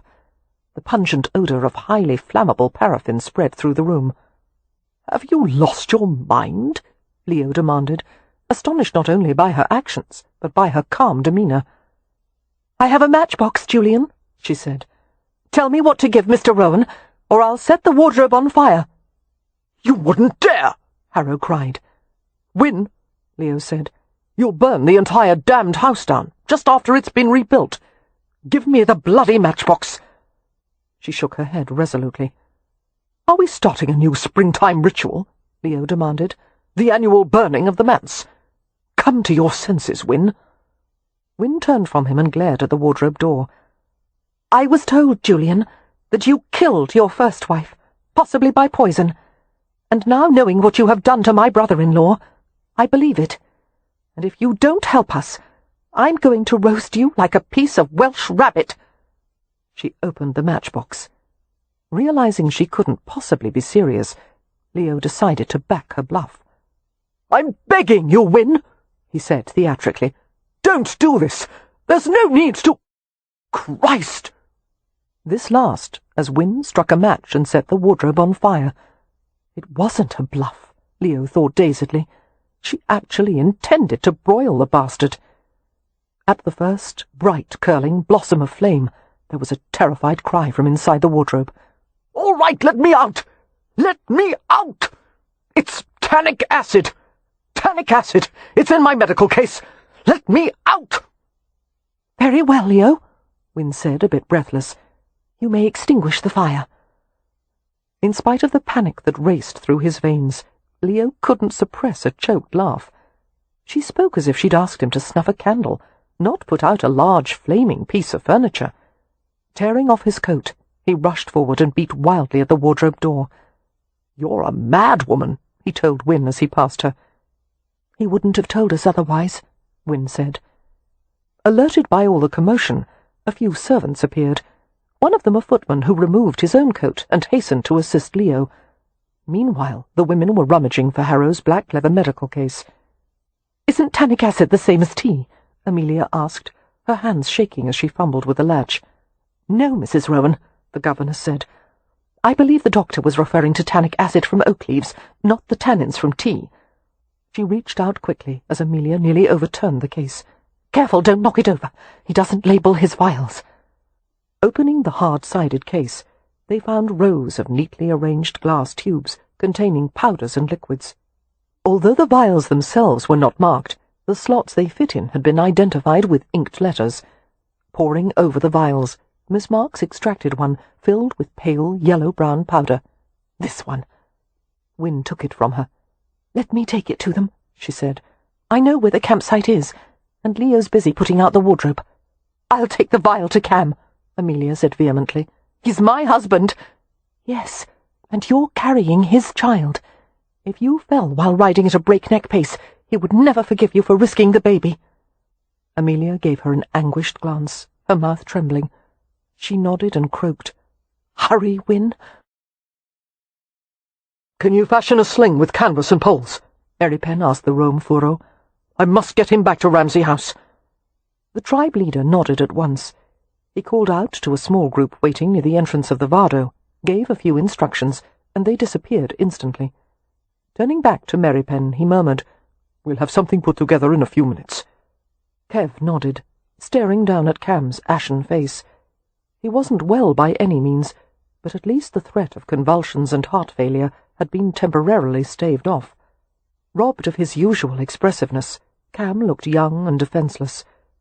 It was peculiar to think that they were brothers, and yet had spent their lives never knowing about each other. Kev had occupied his self-imposed solitude for so long, but lately it seemed to be wearing away, like a threadbare suit of clothes that was falling apart at the seams. He wanted to know more about Cam, to exchange memories with him. He wanted a brother. "I always knew I wasn't supposed to be alone," Cam had told him on the day they discovered their blood ties. Kev had felt the same. He just hadn't been able to say it. Taking up a cloth, he blotted the film of sweat from Cam's face. A quiet whimper escaped Cam's lips, as if he were a child having a nightmare. "It's all right, Frau," Kev murmured, putting a hand on his chest, testing the slow and lurching heartbeat. "You'll be well soon. I won't leave you." "You are close to your brother," the Rom Furo said softly. "That is good.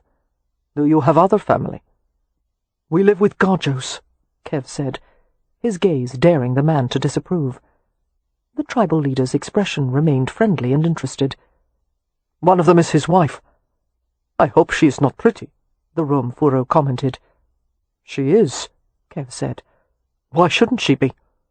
"Because one should choose a wife using the ears, not the eyes." Kev smiled slightly. "Very wise." He glanced down at Cam again, thinking he was starting to look worse. "If they need help making the sling to carry him—" "No, my men are fast. They'll be finished soon. But it must be made well and strong to carry a man of his size." Cam's hands were twitching, his long fingers plucking fitfully at the blanket they had put over him. Kev took the cold hand and gripped it firmly, trying to warm and reassure him. The Rom Furo stared at the visible tattoo on Cam's forearm, the striking lines of the winged black horse. "When did you meet Rowan?" he asked quietly. Kev gave him a startled glance, his protective grasp tightening on Cam's hand. "How do you know his name?" The tribe leader smiled, his eyes warm. "I know other things as well. You and your brother were separated for a long time." He touched the tattoo with his forefinger. "And this mark, you have one too." Kev stared at him without blinking. The sounds of a minor to-do filtered in from outside, and someone came pushing through the doorway. A woman. With surprise and concern, Kev saw the gleam of white blonde hair. "Win!" he exclaimed, carefully setting Cam's hand down and coming to his feet. Unfortunately, he couldn't stand fully upright in the low-ceilinged vehicle. "Tell me you didn't come here alone. It's not safe. Why are you—" "I'm trying to help." The skirts of Win's riding habit rustled stiffly as she hurried into the Vardo. One of her hands was ungloved, and she was holding something in it. She didn't spare a glance for the Rom Furo. She was so intent on reaching Kev. "Here! Here!" She was breathing hard from riding to the camp at a breakneck pace, her cheeks flushed. "What is it?" Kev murmured, gently taking the object from her, his free hand coming to rub her back. He looked down at a small vial filled with powder. "The antidote," she said. "Give it to him quickly." "How do you know it's the right medicine?" "I made Dr. Harrow tell me." "He might have been lying." "No, I'm sure he wasn't, because at that moment he was nearly on he was under duress." His fingers closed around the vial. There wasn't much choice. They could wait until they consulted a trustworthy doctor, but from the look of it, Cam didn't have much time to spare, and doing nothing was not an option either. Kev proceeded to dissolve 10 grains in a small quantity of water, reasoning that it was better to start with a weak solution rather than overdose Cam with yet another poison. He eased Cam to a sitting position, supporting him against his chest. Delirious and unsteady, Cam made a protesting noise as the movement sent new pain through his cramping muscles. Although Kev couldn't see Cam's face, he saw Win's compassionate expression as she reached out to grip Cam's jaw. She rubbed the frozen muscles and pried his mouth open. After tilting the liquid from a spoon into his mouth, she massaged his cheeks and throat, coaxing him to swallow. Cam downed the medicine and shuddered, and rested heavily against Kev. "Thank you," Win whispered, stroking back Cam's damp hair, flattening her palm against the side of his cold face. "You'll be better now. Lie easy, and let it take effect." Kev thought she had never looked as lovely as she did at that moment, her face soft with tender gravity. After a few minutes, Win said quietly, "His colour is improving." And so was his breathing, the jagged rhythm lengthening and slowing. Kev felt Cam's body relax, the clenched muscles softening as the active principles of the digitalis were neutralized. Cam stirred as if he were waking from a long sleep. "Amelia," he said in an opium-slurred voice. Win took one of his hands in hers. "She's quite well, and waiting for you at home, dear." "Home," he repeated with an exhausted nod. Kev lowered Cam carefully to the berth and looked over him in sharp assessment. The mask-like pallor was vanishing second by second, healthy colour returning to his face. The rapidity of the transformation was no less than astonishing. The amber eyes cracked open, and Cam focused on Kev. "Merripen," he said, in a tone so lucid that Kev was overcome with relief. "Yes, Frau." "Am I dead?"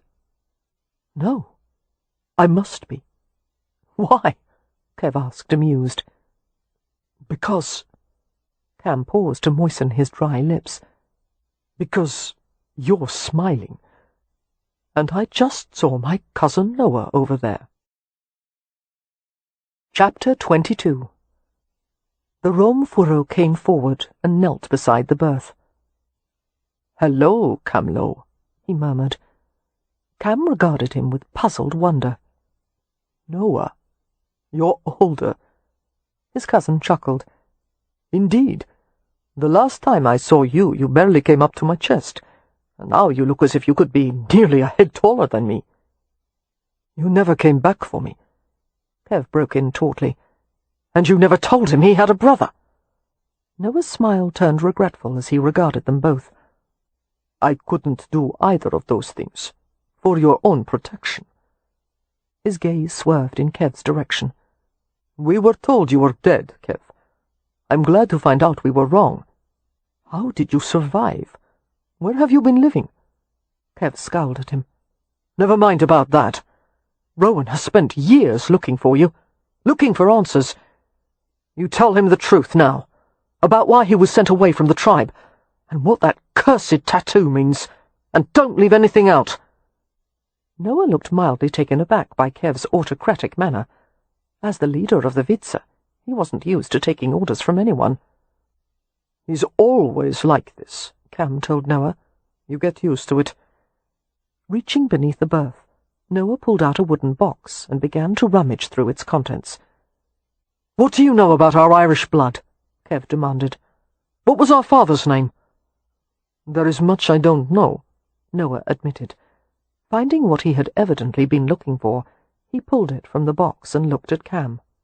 "But our grandmother told me as much as she could on her deathbed, and she gave me this." He raised a tarnished silver knife. In a lightning-swift reflex, Kev seized his cousin's wrist in a crushing grip. Win gave a startled cry, while Cam tried unsuccessfully to lift up on his elbows. Noah stared hard into Kev's eyes. "Peace, cousin. I would never harm Camlo." He let his hand open. "Take it from me. It belongs to you. It was your father's. His name was Brian Cole." Kev took the knife and slowly released Noah's wrist. He stared at the object, a boot knife with a double-edged fixed blade, approximately 4 inches long. The handle was silver, with engraving on the bolsters.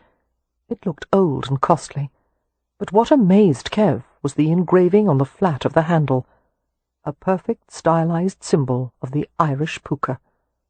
He showed it to Cam, who stopped breathing for a moment.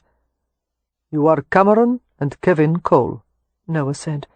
"That horse symbol was the mark of your family. It was in their crest. When we separated the two of you, it was decided to put the mark on both of you, not only to identify you, but also as an appeal to the second son of Moshto, to preserve and protect you." "Who is Moshto?" Win asked softly. "A Roman deity," Kev said, hearing his own dazed voice as if it belonged to someone else. "The god of all things good." "I looked," Cam began, still staring at the knife, and shook his head as if the effort to explain were too much. Kev spoke for him. "My brother hired heraldic experts and researchers to go through books of Irish family crests, and they never found this symbol. I believe the Coles removed the puka from the crest about 300 years ago, when the English king declared himself the head of the Church of Ireland. The puka was a pagan symbol. No doubt they thought it might threaten their standing in the Reformed Church, but the Coles still had a fondness for it. I remember your father wore a big silver ring engraved with the puka." Glancing at his brother, Kev sensed that Cam felt just as he did, that it was like having been in a closed room all his life, and suddenly having a door opened. "Your father, Brian," Noah continued, "was the son of Lord Cavan, an Irish representative peer in the British House of Lords. Brian was his only heir. But your father made a mistake. He fell in love with a Romany girl named Sonia. Quite beautiful. He married her in defiance of his family, and hers. They lived away from everyone long enough for Sonia to have 2 sons. She died in her childbed when Cam was born. I always thought my mother died having me," Kev said softly. "No, it was after the second son that she went to God." Noah looked pensive. "I was old enough to remember the day Cole brought the 2 of you to our grandmother. He told Mammy it had been a misery trying to live in both worlds, and he wanted to go back where he belonged. So he left his children with the tribe and never returned." "Why did you separate us?" Cam asked, still looking exhausted, but far more like his usual self. Noah stood in an easy movement and went to the corner near the stove. As he replied, he made tea with deft assurance, measuring out dried leaves into a little pot of steaming water. "After a few years your father remarried, and then other Vitsas told us that some Gajos had come looking for the boys, offering money for information and doing violence when the Rome wouldn't tell them anything. We realized your father wanted to get rid of his half-bred sons, who were the legitimate heirs to the title. He had a new wife, who would bear him white children. And we were in the way," Kev said grimly. "It would seem so." Noah strained the tea into a pot. He poured a cup, added sugar, and brought it to Cam. "Have some, Camlo. You need to wash the poison out." Cam sat up and leaned his back against the wall. He took the cup in a wobbling grip and sipped the hot brew carefully. "So, to reduce the chances of both of us being found," he said, "you kept me and gave Kev to our uncle." "Yes, to Uncle Pov." Noah frowned and averted his gaze from Kev. "Sonia was his favorite sister. We thought he would be a good protector. No one expected that he would blame her children for her death." "He hated the Gachi," Kev said in a low voice. "That was something else he held against me." Noah made an effort to look at him. "After we heard that you had died, we thought it too dangerous to keep Cam. So I brought him to London and helped him find work." "In a gaming club," Cam said, a note of questioning skepticism in his voice. "Sometimes the best hiding places are in plain sight," came Noah's prosaic reply. Cam was shaking his head ruefully. "I'll bet half of London has seen my tattoo. It's a wonder Lord Cavan never caught wind of it." Noah frowned. "I told you to keep it covered." "No, you didn't." "I did," Noah insisted, and put his hand on his forehead. "Oh, Moshto, you were never good at listening." Wynne sat quietly beside Merripen. She listened as the men talked, but she was also busy taking in her surroundings, The Vardo was old, but scrupulously maintained, the interior clean and tidy. A faint, crisp scent of smoke seemed to emanate from the walls, the boards seasoned by thousands of meals that had been prepared in the vehicle. Children played outside, laughing and quarrelling. It was odd to think that this caravan was a family's only refuge from the outside world. The lack of sheltered space compelled the tribe to live mostly out of doors. As foreign as that idea was, there was a kind of freedom in it. It was possible to imagine Cam taking to this way of life, adapting to it, but not Kev. There would always be something in him that would drive him to control and master his surroundings, to build, to organize. Having lived with her kind for so long, he had come to understand them, and in understanding them, he had become more like them. She wondered how he felt at having his Romany past finally uncovered, the mysteries explained. He seemed perfectly calm and controlled, but it would be unsettling for anyone to experience this. "With all the time that has passed," Cam was saying, "I wonder if there's still danger to us. And is our father still alive?" "It would be easy enough to find out," Merripen replied, and added darkly, "He probably wouldn't be happy to find out that we were still alive." "You're more or less safe as long as you remain Romas," Noah said. "But if Kev reveals himself as the Coven heir and tries to claim the title, there could be trouble." Merripen looked scornful. "Why would I do that?" Noah shrugged. "No Roma would. But you are half Gajo. I don't want the title or what comes with it," Merripen said firmly. "And I want nothing to do with the Coles, Lord Cavan or anything Irish." "And ignore half of yourself?" Cam asked. "I've spent most of my life not knowing about my Irish half. It will be no problem to ignore it now." A Roma boy came to the Vardo to let them know that the sling had been finished. "Good," Merripen said decisively. "I'll help him outside and—" "Oh, no," Cam said, scowling. "There is no possible way I'm going to let myself be carried in a sling to Ramsey House." Merripen gave him a sardonic glance. "How are you planning to get there?" "I'll ride." Merripen's brows lowered. "You're in no condition to ride. You'll fall and break your neck." "I can do it," Cam insisted stubbornly. "It's not far." "You'll fall off the horse."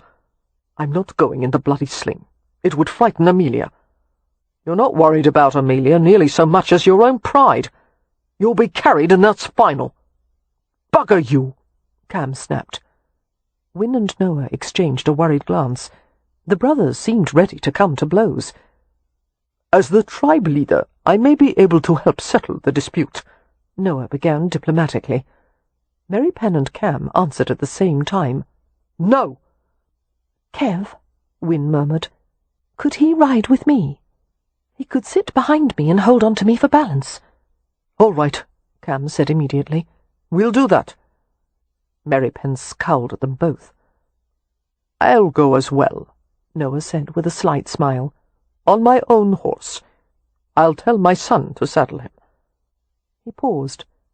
"Can you stay a few minutes more? You have many Romany cousins to meet, and I have a wife and children I want to show to you, and later," Merripen said. "I need to take my brother to his wife without delay." "Very well." After Noah had gone outside, Cam stared absently into the dregs of his tea.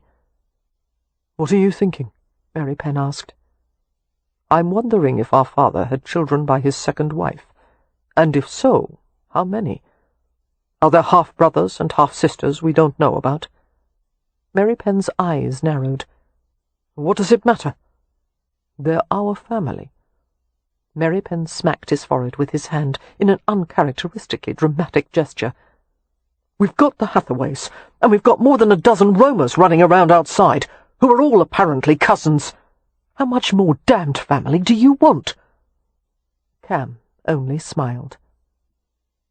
Not surprisingly, Ramsey House was in an uproar. The Hathaways, Miss Marks, the servants, the parish constable, and a doctor were crowded in the entrance hall.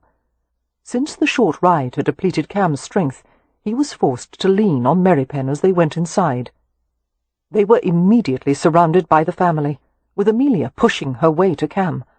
She gave a sob of relief as she reached him, fighting tears as she ran frantic hands over his chest and face. Letting go of Merripen, Cam wrapped his arms around Amelia, his head lowering nearly to her shoulder. They were quiet amid the tumult, breathing in measured sighs. One of her hands crept up to his hair, fingers closing in the dark layers. Cam murmured something against her ear, some soft and private reassurance, and he swayed, causing Amelia to grip him more tightly, while Kev took his shoulders to steady him. Cam lifted his head and looked down at his wife. "I drank some coffee this morning," he told her. "It didn't sit well." "So I heard," Amelia said, smoothing her hand across his chest. She threw a worried glance at Kev. "His gaze isn't focused." "He's higher than a jackdaw," Kev said. "We gave him raw opium to calm his heart before Win brought the antidote." "Let's take him upstairs," Amelia said, using the edge of her sleeve to scrub her wet eyes. Raising her voice, she spoke to the elderly, bearded man who stood outside the group. "Dr. Martin, please accompany us upstairs, and you will be able to evaluate my husband's condition in private." "I don't need a doctor," Cam protested. "I wouldn't complain if I were you," Amelia told him. "I'm tempted to send for at least a half-dozen doctors, not to mention specialists from London." She paused long enough to glance at Noah. "Are you the gentleman who helped Mr. Rowan? We are indebted to you, sir." "Anything for my cousin," Noah replied. "Cousin?" Amelia repeated, her eyes widening. "I'll explain upstairs," Cam said, lurching forward. Immediately Noah took one side and Merripen the other, and they half-dragged, half-carried him up the grand staircase.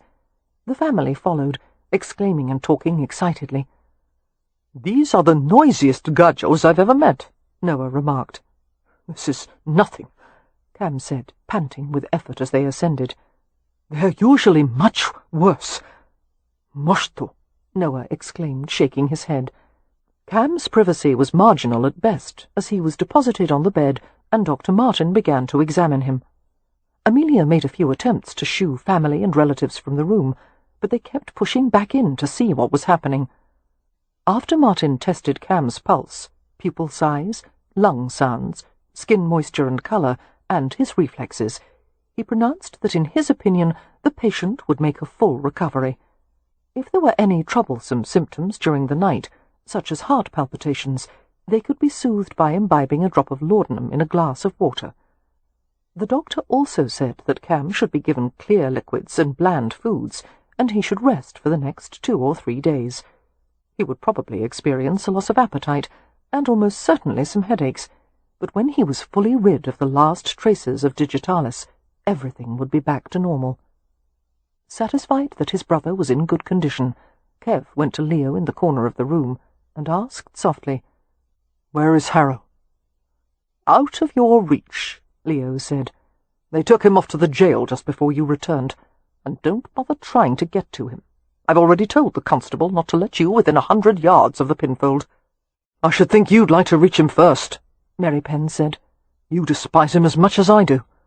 "True, but I believe in letting due process take its course, and I don't want Beatrix to be disappointed. She's hoping for a trial." "Why?" "She wants to present Dodger as a witness."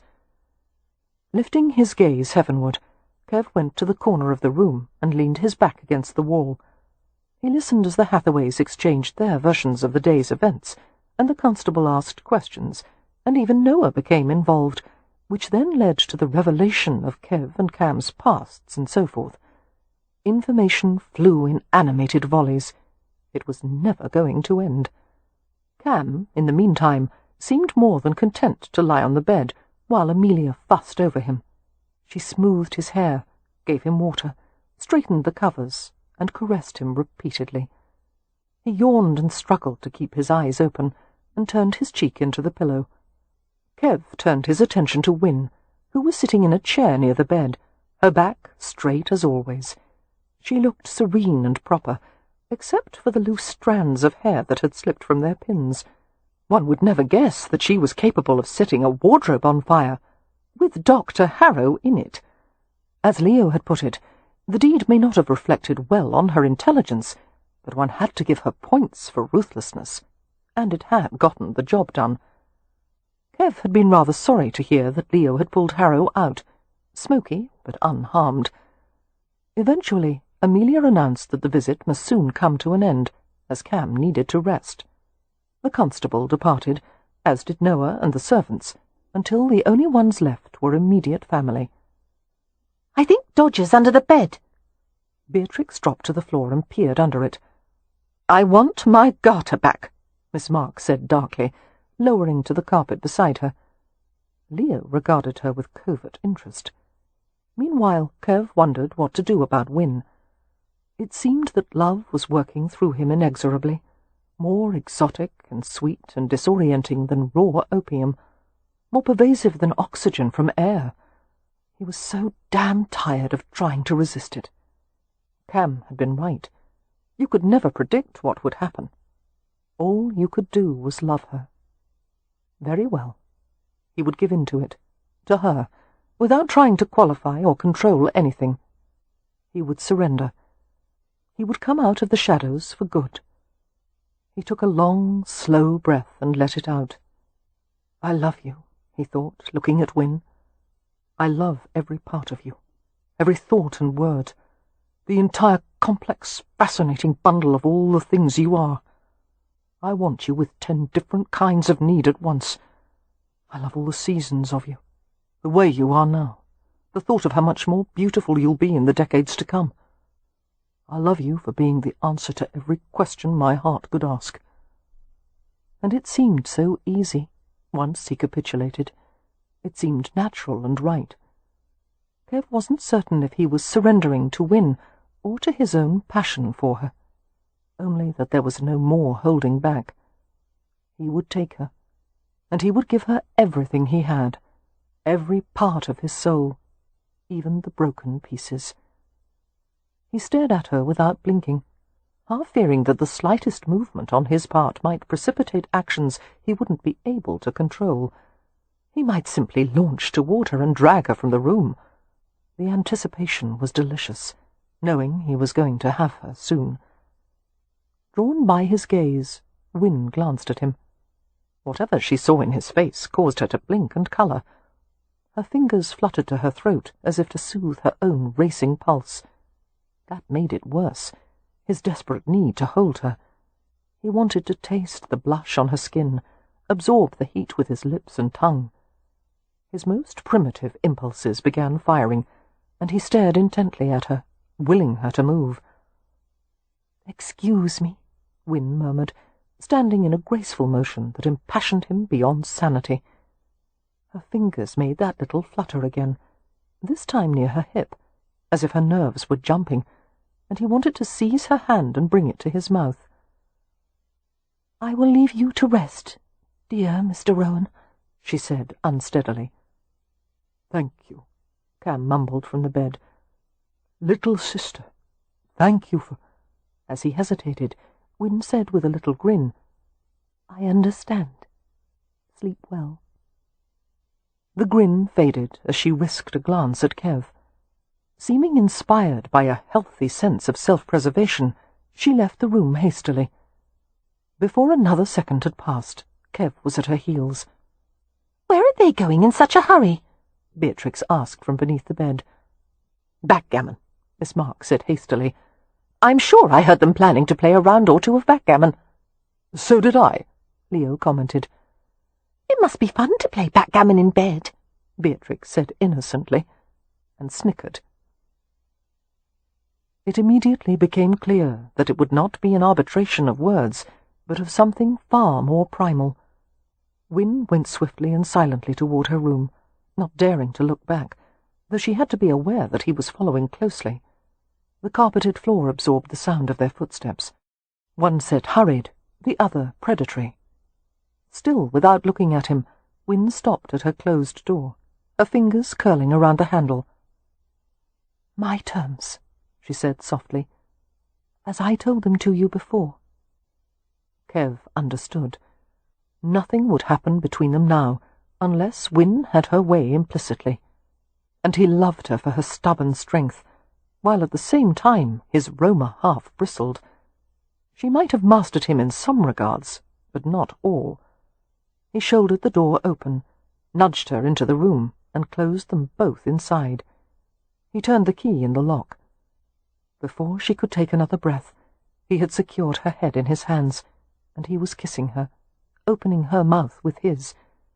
The taste of her inflamed him, but he went slowly, letting the kiss become a deep, luscious gnawing, sucking to draw her tongue into his mouth. He felt her body mould against his, or at least as much as her heavy skirts would allow. "Don't lie to me again," he said gruffly. "I won't. I promise." Her blue eyes were brilliant with love. He wanted to touch the soft flesh beneath the layers of cloth and lace. He began to pull at the back of her gown, unfastening the ornate buttons, tearing off the resistant ones, tugging his way down until the whole mass of it loosened and she was gasping. Crushing the billows with his feet, he stood with her in the deep pink folds of the ruined gown, as if they were at the heart of some gigantic flower. He reached for her undergarments, untying the ribbon at the neckline of her chemise and the tapes of her drawers. She moved to help him, her slender arms and legs emerging from the crumpled linen. Her pink and white nakedness was breathtaking. The slim, strong calves were sheathed in white stockings tied with plain garters. It was unbearably erotic, the contrast of luxurious, warm flesh and prim white cotton. Intending to unfasten the garters, he knelt in the soft heaps of pink muslin. She crooked one of her knees to help him, the shy offering distracting him insanely. He bent to kiss her knees, the silken inner thighs, and when she murmured and tried to evade him, he gripped her hips and kept her still. He nuzzled gently into the pale curls, into the roseate fragrance and softness, using his tongue to separate her, open her. Her moan was soft and pleading. "My knees are shaking," she whispered. "I'll fall." Kev ignored her, searching deeper. He lapped and sucked and ate her, his hunger surging at the first taste of female elixir. She pulsed around him as he thrust his tongue deeply, and he felt the response resonating through her body. Breathing into the plush folds, he licked one side of her, then the other, then straight between to the place where her pleasure centered. Entranced, he stroked her over and over, until her hands were gripped in his hair, and her hips urged forward in tight undulations. He took his mouth from her and came to his feet. Her face was dazed, her gaze distant as if she didn't quite see him. She was trembling from head to toe. His arm slid around her, gathering her naked body against his clothed one. Lowering his mouth to the tender crook of her neck and shoulder, he kissed her skin and touched his tongue to it. At the same time, he reached for the fastenings of his trousers and undid them. She clung to him as he lifted her and pressed her against the wall, one of his arms protecting her back from abrasion. Her body was supple and surprisingly light, her spine tensing as he eased her weight down, and she realized what he meant to do. He settled her fully, watching her mouth draw into a soft O of surprise as she was impaled in a slow, sure glide. The stockinged legs clamped around his waist, and she held on to him desperately, as if they were on the tossing deck of a storm-ravaged ship. But Kev kept her pinned and secure, letting his hips do the work. The band of his trousers slipped free of the anchoring clips of his braces, and the garment slid to his knees. He averted his face to hide a brief grin, momentarily considering the idea of stopping to take his clothes off, but it felt too good, the lust rising until it eclipsed every trace of amusement. Win let out a little breath with each wet, rolling drive, feeling herself being filled, ransacked. He paused to kiss her hungrily, while he reached down with gentle fingers and teased the swollen lips apart. When the rhythm resumed, his thrusts grazed the little peak with each firm inward plunge. Her eyes closed as if in sleep, her intimate flesh working on him in frantic pulses. In and in, rooting deeper, driving her farther to the edge. Her legs went tight around his waist. She stiffened and cried out against his mouth, and he sealed the kiss to keep her quiet. But little moans slipped through, her pleasure shuddering and overrunning. As Kev buried himself in the lovely, milking softness, ecstasy shot through him, spilling hotly, gradually easing into helpless throbs. Gasping, Kev lowered her legs to the floor. They stood, their bodies moistly locked, their mouths rubbing in soothing kisses and sighs. Win's hand slipped beneath his shirt and moved over his sides and back in gentle benediction. He withdrew from her carefully and stripped the clothes from his steaming body. Somehow they made it to the bed. Kev dragged them both into the cocoon of wool and linen and nestled Win against him. The scents of her, of both of them, rose in a light, saline perfume to his nose. He breathed it in, stirred by the mingled fragrance. "Mi volev tu," he whispered, and brushed her smiling lips with his. When a Roma tells his woman, "I love you," the meaning of the word is never chaste. It expresses desire, lust. That pleased Win. "Mi volev tu," she whispered back. "Kev." "Yes, love." "How does one marry the Romany way?" "Join hands in front of witnesses and make a vow. But we'll do it the way of the Gaji, too, and every other way I can think of." He took off her garters and unrolled her stockings one by one, and wiggled her toes individually until she made a little purring sound. Reaching for him, she guided his head to her breasts, arching upward invitingly. He obliged her, taking a pink tip into his mouth and circling it with his tongue until it contracted into a tender hard bud. "I don't know what to do now," Win said, her voice languid. "Just lie there. I'll take care of the rest." She chuckled. "No, what I meant was, what do people do when they finally reach their happy ever after?" "They make it a long one." He fondled her other breast, gently shaping the roundness with his fingers. "Do you believe in happy ever after?" she persisted, gasping a little as he gave her a playful nip. "As in the children's tales?" "No." "You don't?" He shook his head. "I believe in two people loving each other." A smile curved his lips. "Finding pleasure in ordinary moments, walking together, arguing over things like the timing of an egg, or how to manage the servants, or the size of the butcher's bill, going to bed each night, and waking up together each morning." Lifting his head, he cradled the side of her face in his hand. "I've always started every day by going to the window for a glimpse of the sky, but now I won't have to." "Why not?" she asked softly.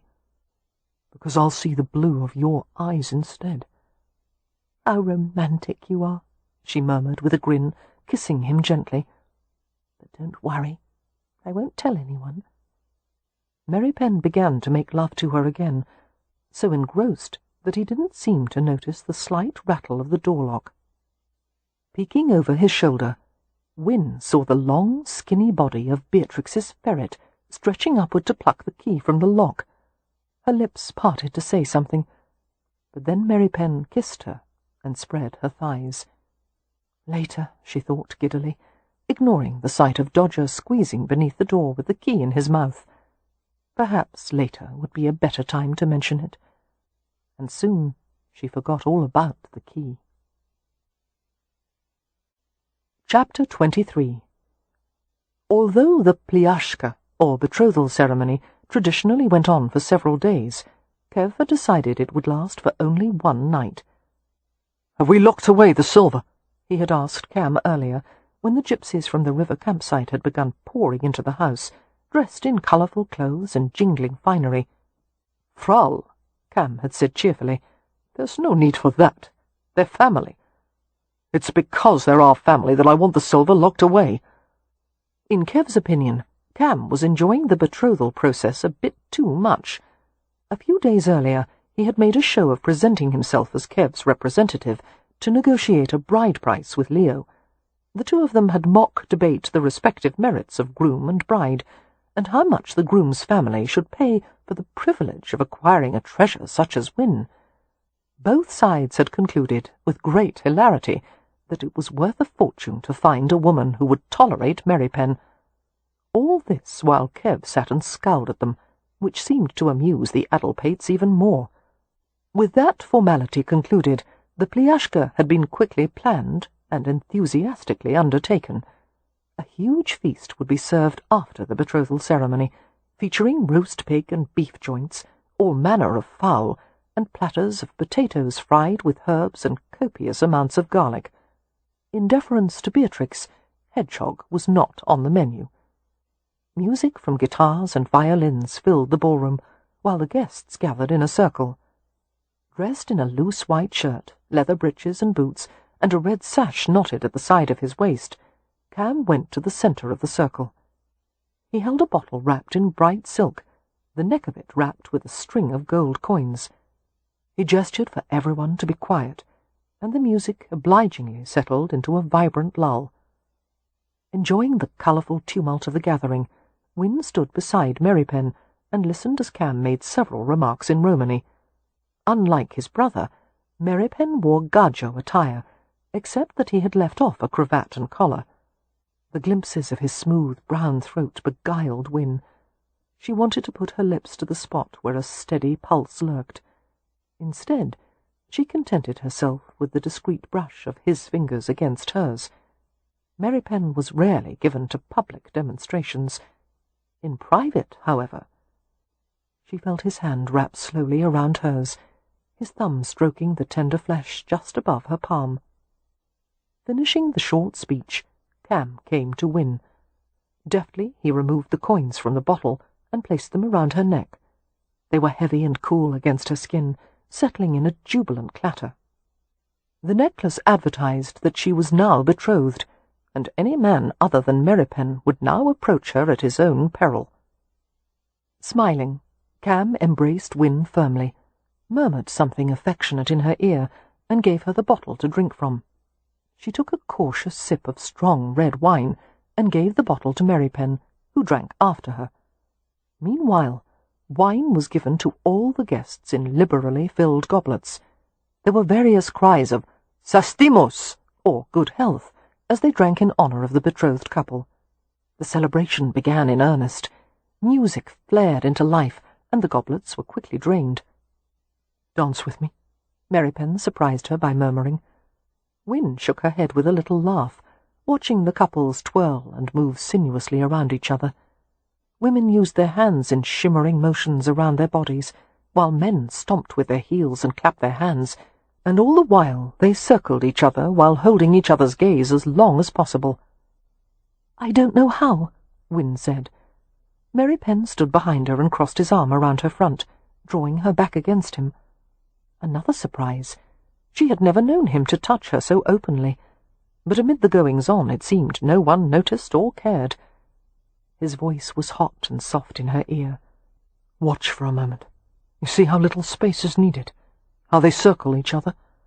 When Romans dance, they lift their hands to the sky, but they stomp their feet to express connection to the earth, and to earthly passions."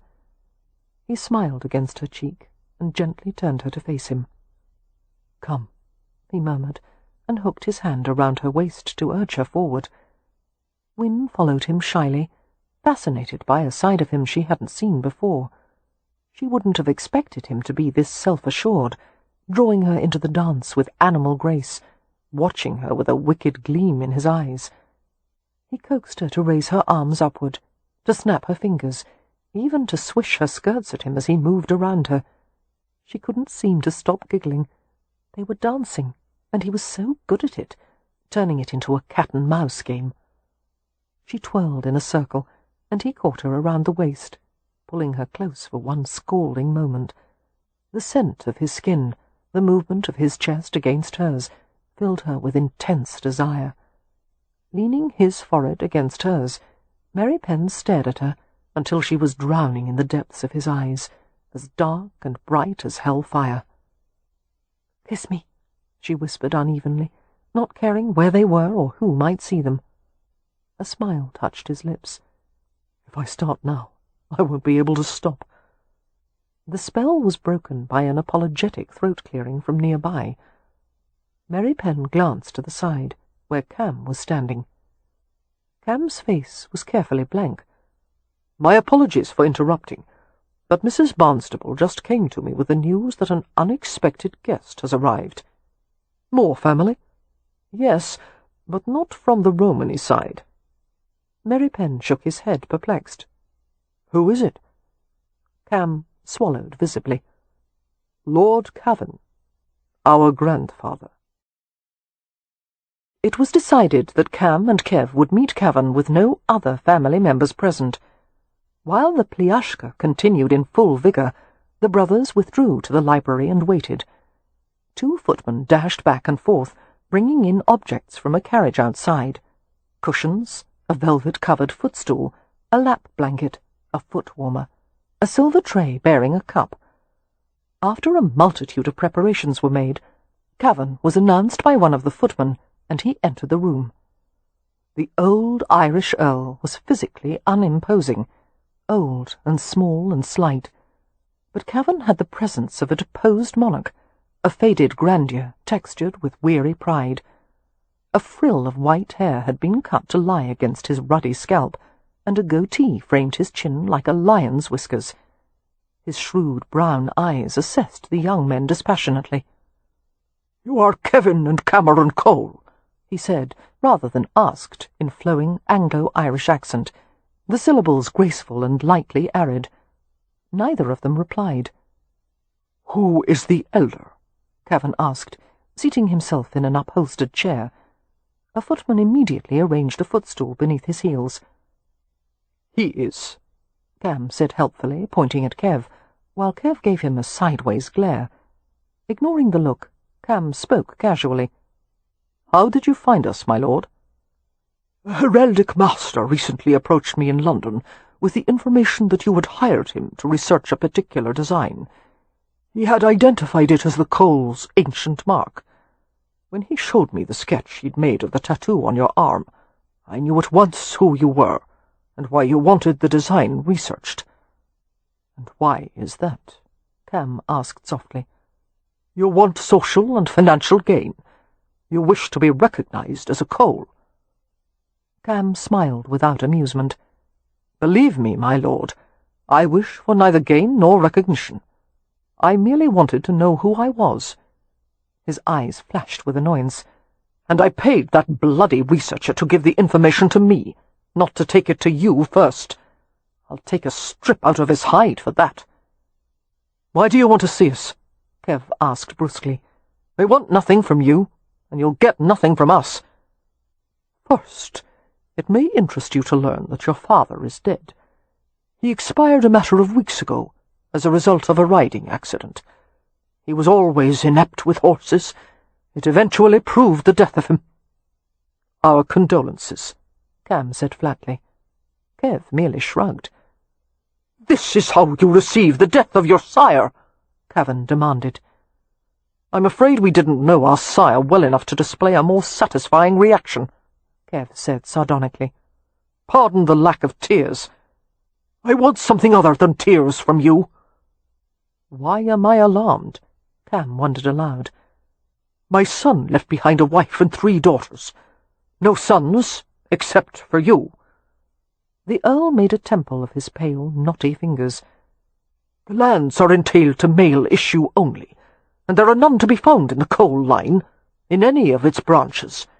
As things stand at present, the Cavan title and all that is attached to it will become extinct upon my death."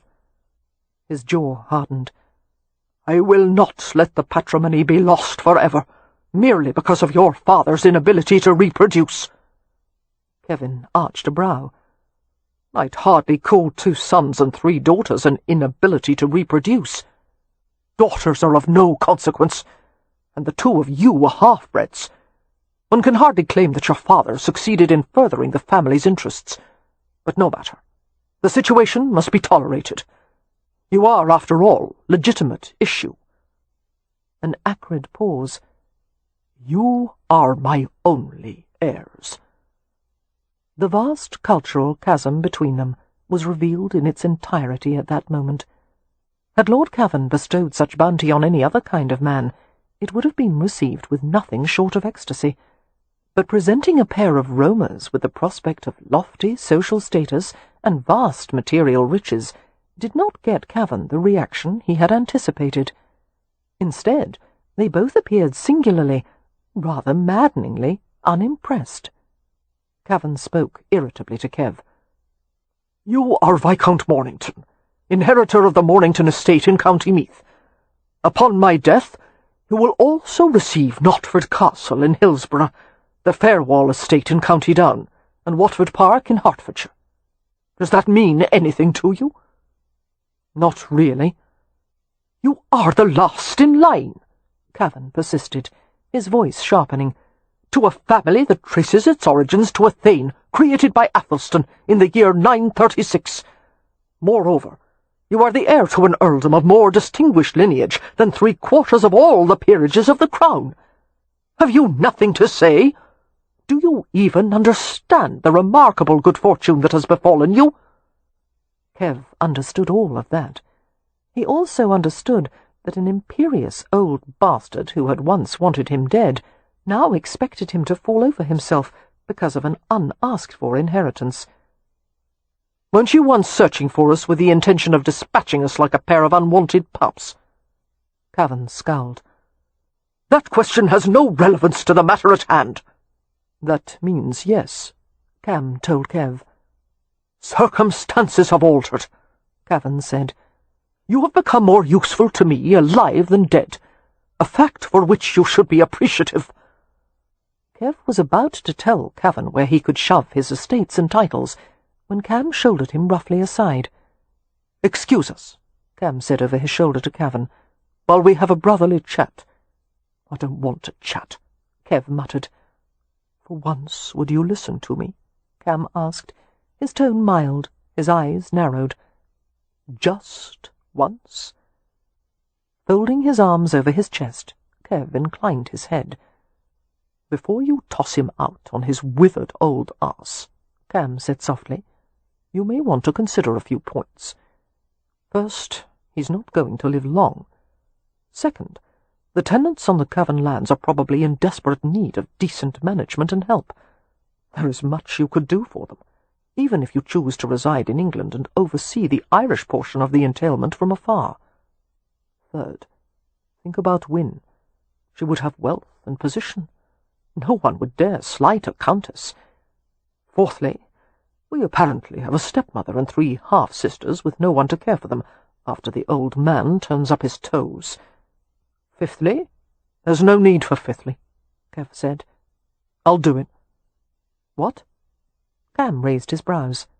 "You agree with me?" "Yes." All the points had been well taken, but the mere mention of Wynne would have been enough. She would live better and be treated with far more respect as a countess than a gypsy's wife. The old man regarded Kev with a sour expression. "You seem to be under the misapprehension that I was giving you a choice. I wasn't asking you for anything. I was informing you of your good fortune and your duty. Furthermore—" "Well, it's all settled," Cam interrupted hastily. "Lord Cavan, you now have an heir and a spare. I propose that we all take leave of each other to contemplate our new circumstances. If it pleases you, my lord, we will meet again on the morrow to discuss the particulars." "Agreed." "May we offer you and your servants lodging for the night?" "I have already arranged to bestow my company on Lord and Lady Westcliff. No doubt you have heard of the Earl, a most distinguished gentleman. I was acquainted with his father." "Yes," Cam said gravely. "We've heard of Westcliff." Cavan's lips thinned. "I suppose it will fall to me to introduce you to him some day." He slid a disdainful glance over both of them. "If we can do something about your manner of dress and personal deportment, and your education, God help us all." He snapped his fingers, and the 2 footmen swiftly collected the items they had brought in. Rising from the chair, Cavan allowed his coat to be draped over his narrow shoulders. With a morose shake of his head, he looked at Kev and muttered, "As I frequently remind myself, you're better than nothing. Until tomorrow." The moment he left the parlour, Cam went to the sideboard and poured 2 generous brandies. Looking bemused, he gave one to Kev. "What are you thinking?" he asked. "He seems like the kind of grandfather we'd have," Kev said, and Cam nearly choked on his brandy as he laughed.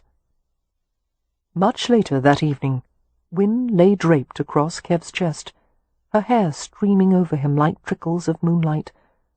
She was naked, except for the coin necklace. Gently disentangling it from her hair, Kev pulled the necklace off and set it on the nightstand. "Don't," she protested. "Why?"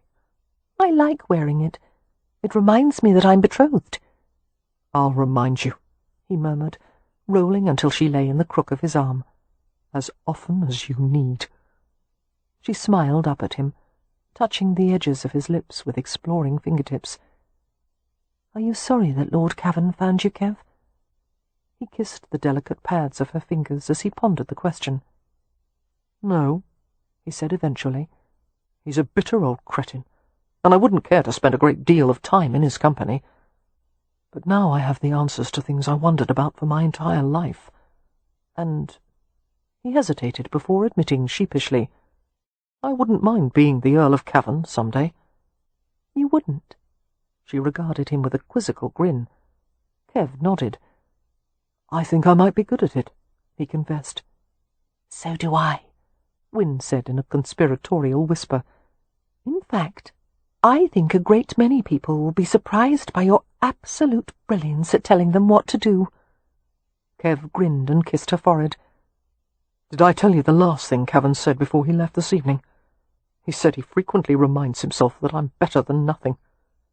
"What a silly old windbag," Win said, slipping her hand behind his neck. "And he's utterly wrong," she added, just before their lips met. "Because, my love, you're better than everything." For a long time afterward, there were no words. Epilogue. According to the doctor, it had been the first delivery during which he had more concerns for the expectant father than the mother and infant. Kev had conducted himself quite well during the majority of Win's confinement, though he had tended to overreact at times. The commonplace aches and twinges of pregnancy had caused nothing short of alarm, and there had been many a time that he had insisted on sending for the doctor for no good reason at all, despite Win's exasperated refusal. But parts of it had been marvellous. The quiet evenings when Kev had rested beside her, with his hands flattened on her stomach to feel the baby kicking. The summer afternoons when they had walked through Hampshire, feeling at one with nature and the life teeming everywhere. The unexpected discovery that marriage, rather than weighting their relationship with seriousness, had somehow given life a sense of lightness, of buoyancy. Kev laughed often now. He was far more apt to tease, to play, to show his affection openly, except during the last few weeks of her pregnancy, when he hadn't been able to conceal his growing dread, and when Win's labour had begun in the middle of the night, he had gone into a state of subdued terror that apparently nothing would soothe. Every birthing pain, every sharp gasp she took, had caused Kev to turn ashen, until Win had realized she was faring far better than he. "Please," Win had whispered to Amelia privately, "do something with him." And so Cam and Leo had dragged Kev from the bedroom down to the library, plying him with good Irish whiskey for most of the day. When the future Earl of Cavan was born, the doctor said he was perfectly healthy, and that he wished all births could go so well. Amelia and Poppy bathed Win and dressed her in a fresh nightgown, and cleaned and swaddled the baby in soft cotton. Only then was Kev allowed to come up to see them. After ascertaining for himself that his wife and child were both in good condition, Kev wept in unashamed relief, and promptly fell asleep on the bed beside Win. She glanced from her handsome, slumbering husband to the baby in her arms. Her son was small but perfectly formed, fair-skinned, with a remarkable quantity of black hair. His eye colour was indeterminate at the moment, but Win thought they would eventually turn out to be blue. She lifted him higher against her chest, until her lips were close to his miniature ear, and in accordance with Romany tradition, she told him his secret name. "You are Andre," she whispered. It was a name for a warrior. A son of Kev Merripen could be no less. "Your Gajo name is Jason Cole, and your tribal name—" She paused thoughtfully. "Yado," came her husband's drowsy voice from beside her. Win looked down at Kev and reached out to stroke his thick, dark hair. The lines on his face were gone, and he looked relaxed and content. "What does that mean?" she asked. "One who lives outside the Rome." "That's perfect."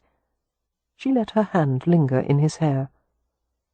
"Oh, Yeloisi?" she asked him gently. "Yes," Kev said, answering in English. "There is heart here." And Win smiled as he sat up to kiss her.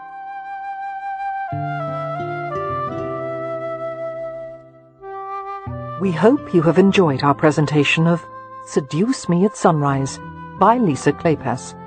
Copyright 2008 by Lisa Kleypas. Read by Rosalind Landor. Directed by John Baker.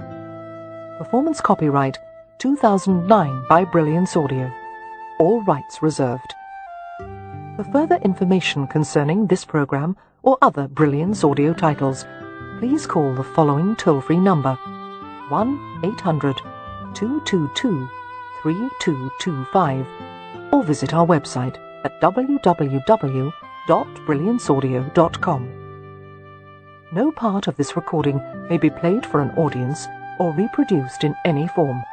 It may not be streamed, downloaded, broadcast, or copied without written permission.